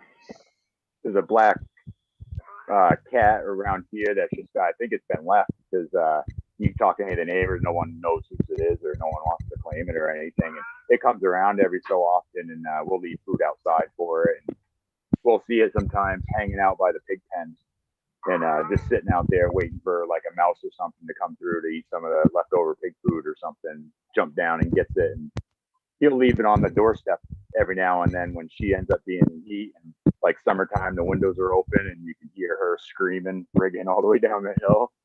There, he'll come and leave her little mice or friggin' little chipmunks and stuff. But I should let him hook up and have babies and stuff. Yeah, she's a real good mom. We'll have the little baby chickens inside, and they'll try to coddle the little baby chicks and want to feed them and stuff, acting like they're their own little babies. I'll tell you a sad animal story from last Saturday. We have these two little Norwegian elk-hounds that we've taken up over the last year. One's 1 year old, one's a half a year old. They were an investment. My wife's gonna start a breeding program with them, and they're like little Ewoks. I mean, they are just amazing little bears. They're a line that goes back 5,000 years. I'm not joking. It's like the national dog of Norway and all this. Anyway, they're wonderful little creatures. But here's the deal. We have another dog that is part, I guess he's like Great Pyrenees and maybe a little bit lab or something like that. But he's kind of long and big and all that. Well, on one day I went down because I saw my little dog. We have these electronic collars, and I know it's like kind of like a little primitive, but it's like this. It keeps them in the boundaries. But my son had this male dog. He'd been living with him. He dropped them off. Kind of, it wasn't working for his other dog. It's the same breed. His girlfriend's dog, and we were without a way to deal with this. So I got this, and I ran down to my neighbors because I knew that there's like a freaking chicken coop there with like, I can hear the rooster every day. And it's like they're new neighbors, and not only that, he is in law enforcement. He is an airport policeman. And you know how excited I am about the situation to begin with. You know what I mean? Me living here for 20-something years, doing whatever I want here on my property. I'm going to do what I'm going to do. But it's like this. I don't want my dog to kill his damn chickens, especially my young dog. Well, the next day, I have a large family, so it's easy for a dog to get out the door if somebody's not paying attention. The damn other dog went down there. I thought it was my dog. Before anybody, I guess they were watching from the window. They have a 3-year-old daughter. And they watched my dog, the white dog. Not really my dog, but he's my dog. I mean, who the hell fuck else is his dog? Anyway, he takes out 4 fucking chickens. Actually, a couple of them get away, and then he leaves with one in his mouth. So he fucking comes up with a goddamn bird in his mouth, and then right behind him is the owner of the chicken, with his car driving up our driveway, the cop. And my wife runs down, and I say, just get some money. I like get $100 bill, because it's like, there's one thing I'll tell you, $100 bill, and I'm sorry, take care of most things in life. Right. But Yeah, for sure. here's the deal. Long story short, he didn't want the $100. We did. They found 3 of the other chickens, other than one in his mouth. The rooster survived, and the one that came in his mouth wasn't dead, just missing some feathers. Yeah. So there were really 3 dead. And we left my wife left a gift certificate. We went to get batteries. What had happened is the dog's batteries on his collar had gone out. He's been wanting to kill this chicken for months. And Long story short, I'm still making this long story shorter. My wife writes the little girl a note and says, when I was a kid, my dog killed 40 chickens, and it was one of the worst days of my life. La-di-da-di-da, and she gave her a little gift certificate with it. And I guess that the girl, who had been traumatized by this, she'd walked around all day with that little letter, and feeling like she'd been addressed by somebody who mattered and somebody who cared and somebody who made it right. So they're not mad at us at all. We were ready to get rid of our dog. We finally got it sourced another collar that'll work for him. And, because I'm not cruel or anything. I used to be the type of guy who didn't want to have his dog off his leash, when I was a 20-year-old. Didn't know any better. I had like a black lab. His name was Thor, and I was real free and easy with him. But you can't be that way when you live in a neighborhood where, people are real quiet here. They're real tolerant. So I don't need to create any problems that don't need to be created. And that set the tone for our family being in disarray for the week, because it's like, this is traumatic. I don't know why it's traumatic, but it was. So that's a little story from Buddha Boy's neighborhood. Yeah, for sure and stuff. And what you did, was right to, smooth things over and, not make a kind of an issue, in that small little neighborhood and stuff. Same thing up here, you're a half hour, 45 minutes from like a town and stuff. So everybody up here and within miles knows everybody, and, everybody's got to live with everybody and stuff. It's kind of like martial law around That's right. here, That's right. So when something happens, like a girl down the road, her 2 cows came onto her front lawn and started eating our lawn there last year. And it's like 10 at night, knocking on her door. And we had no problem with it. We helped her get her 2 cows 2 miles back down the road, backgated in. It was probably like midnight by the time we got back. But the next day she showed up with a $100 gift certificate for me and the wife to go out and eat and stuff. And it was like, you didn't have to do that. But, so it's just a nice gesture, Right, Eagle.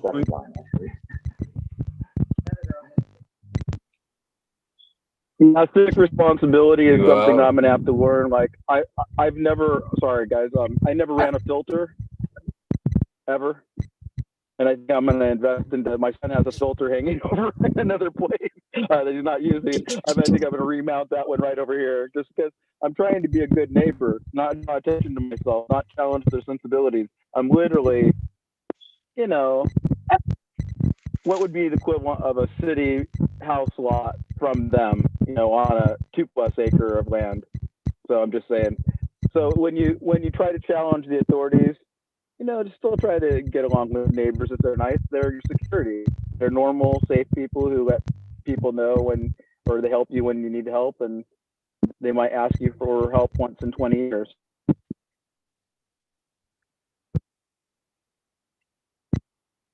You gotta hear me off, Flower. Is that what you're saying? I'm going to head now. Yeah, I gotta go. All right. Cheers, brother. No problem. Cheers, meow. Sorry to cut you off, Meow. I love you, brother. We're soul brothers. You're chieftain. Go. Have a good one, Smiley. Thanks, Eagle, for having us. Yeah. Southern Grower, everybody. Yeah, man. It was good to see you. Have a great day, brother. Your paintings are amazing. Keep it up. That's cool. There you go. Peace out, brothers. Peace, Meow. Love you, Meow. Later, guys. How heavy do you think that thing weighs, Ryan, now? You gonna be able to ship it? I think like 15 pounds, maybe. Yeah. Yeah. Nice. Ego, another idea. Maybe we should plan a weed nerd trip to like overseas or whatever. Plan like a tour of the other guys. Be fun. Hit up like Ireland and Britain and I don't know. I'm gonna sound stupid trying to say it. Never know. You never know. It'd be fun. Sounds fun anyway. There we go. This retirement trip. Be gone for like 2 months and shit. I do kind of want to be able to do that someday where you're like You know what I mean? Like you go travel, you ain't got whatever, and you got some money set aside for whatever. Your bills are all paid, and you just go do whatever for a couple of months.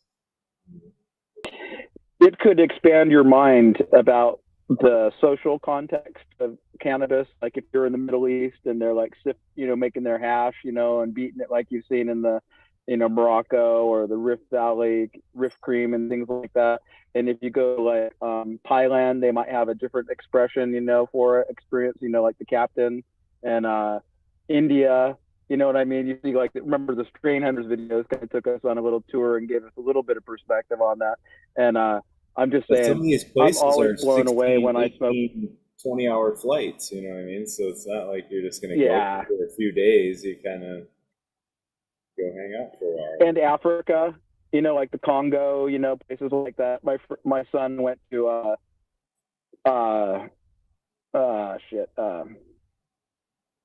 well, he's been to this African country twice. It's slipping my mind. I've been, let me say, I always confuse it. It's not Ghana, but anyway, I must be stoned. A long story short, he's been there twice in the last 6 months, and it's very, very, very cannabis friendly. So the Dutch go there, and they go there to have a nice time. But the people are actually Muslim. It's right next to Senegal, so I know that much. But anyway, I can't believe I forgot. It's like, all right, I'll yield the floor. No, they love weed, and I got some seeds for some bushweed. So it's like this, it's only 8 seeds. I'll probably plant them in the summer and just see what comes up. But it's like this. I imagine the bushweed is something like skunk crossed with a local herb of some sort. You know what I mean? So I bet it's interesting. Probably Hermie. So this is the official 7-minute warning for this part of the 420 episode. This one's approaching 12 hours, so we gotta shut it down so it saves anyway. First off, secondly, 7 o'clock. I was gonna shut it down anyway because I've got Johnny Green Thumb 710 coming out. He's gonna play us some music for a bit, maybe an hour and a half with some live music. And then when he's done, we're gonna fucking fire up the free for all and walk it down to midnight again. So just gonna do a little musical rest. Everybody sit back, smoke some weed, chat, regain your bearings, come back around. Reset your endocannabinoid system. Try to take it to 11. Maybe get a little bit of CBD in there so you can push it. Good advice. Guys, that was Gambia. Gambia is where my son. It did take me a minute, but I didn't look at any other resources. But yeah, the Gambians are very friendly people. If you went to Senegal, you would have to pay bribes and have a little bit of a police state everywhere you go. And in Gambia, actually, they're just laid back. Laid back. With my mind on my money and my money on my mind. I'll tell you the truth about that one. When my 2 sons went there, the younger one, he hadn't ever been abroad. He actually now has a Gambian girlfriend. So I didn't think he had it in him. I think the 2 guys with him set him up, with whatever situation happened. And I'm just, good luck. Love you guys.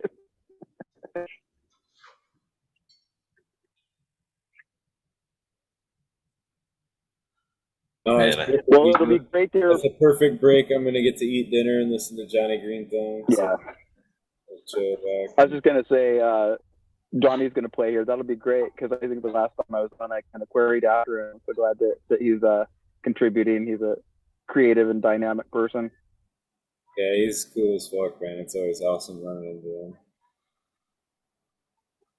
They set up booths around in events here in Michigan, so It's like Actually hooking it up too, man, because I spoke with him yesterday, and he's like, well, this time around, I want to do a sound check. I'm gonna set up a stage and everything in my basement. I'm like, dude, you ain't gotta do all that.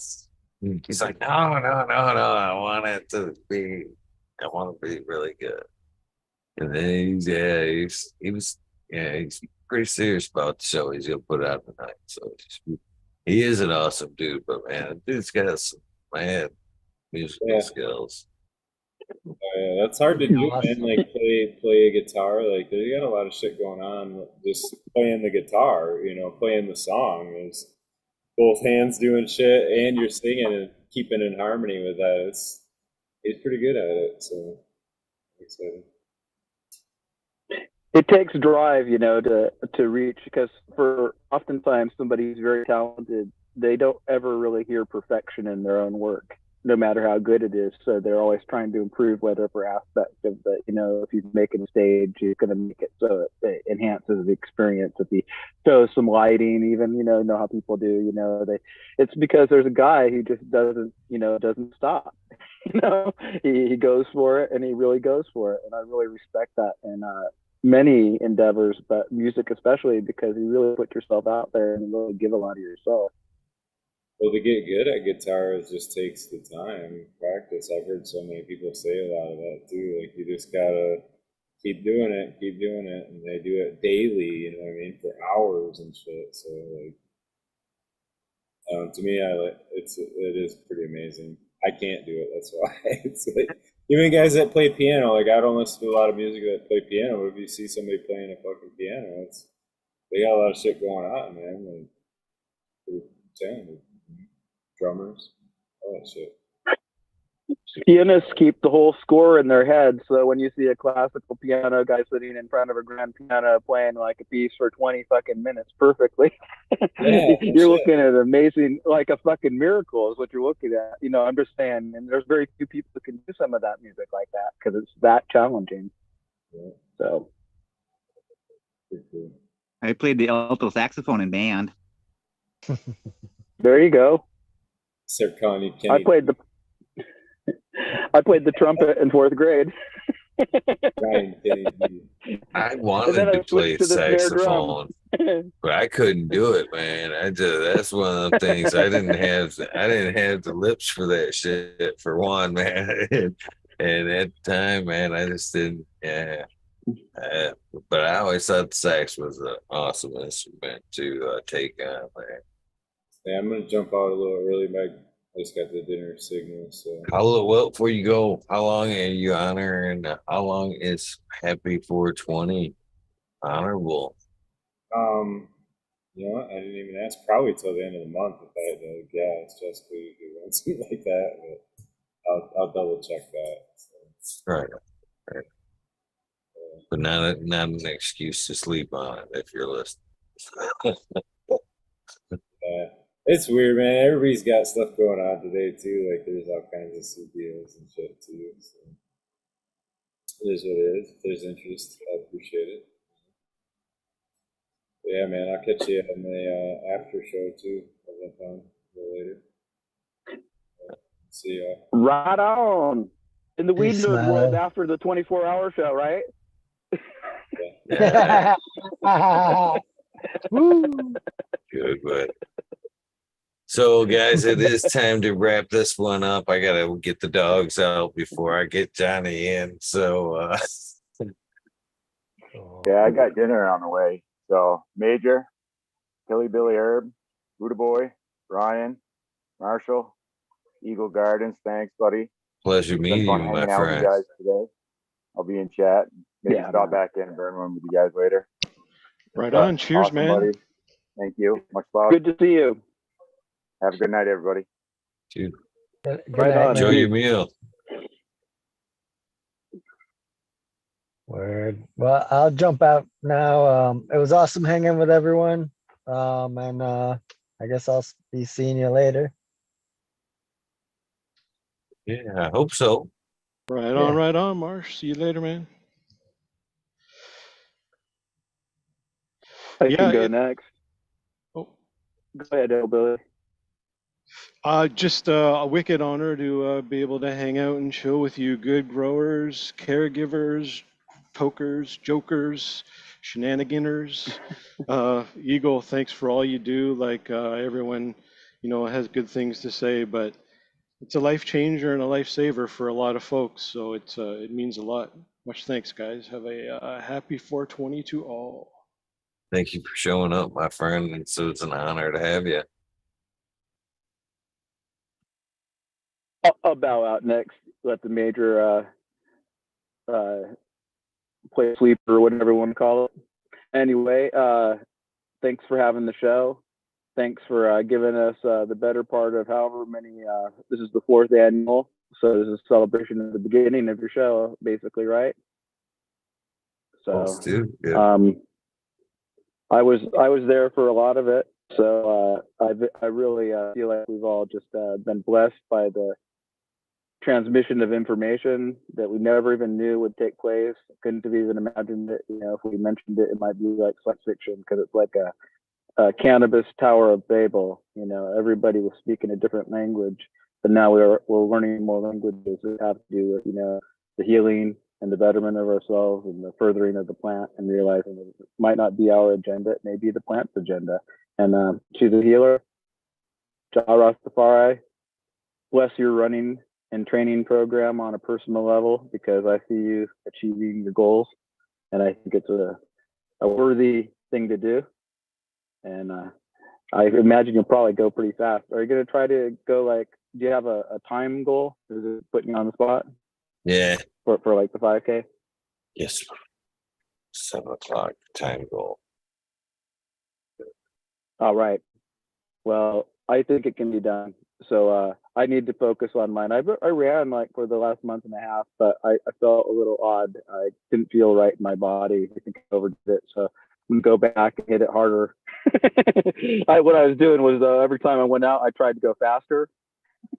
And then you're competing with yourself. It takes away a little bit of the enjoyment after a while, because you're actually competing when you should be chilling. And but that's how we make up for lost time, is getting ourselves in shape. So anyway, love you guys, and I'll be watching you out there in the YouTubeville. See you soon, brother. Yep. All right, brother. Well, this beast isn't gonna hurt me yet. I'll see you in 10 minutes, man, or 20, whenever the show starts, man. Very soon. Cheers. Score, man. Peace.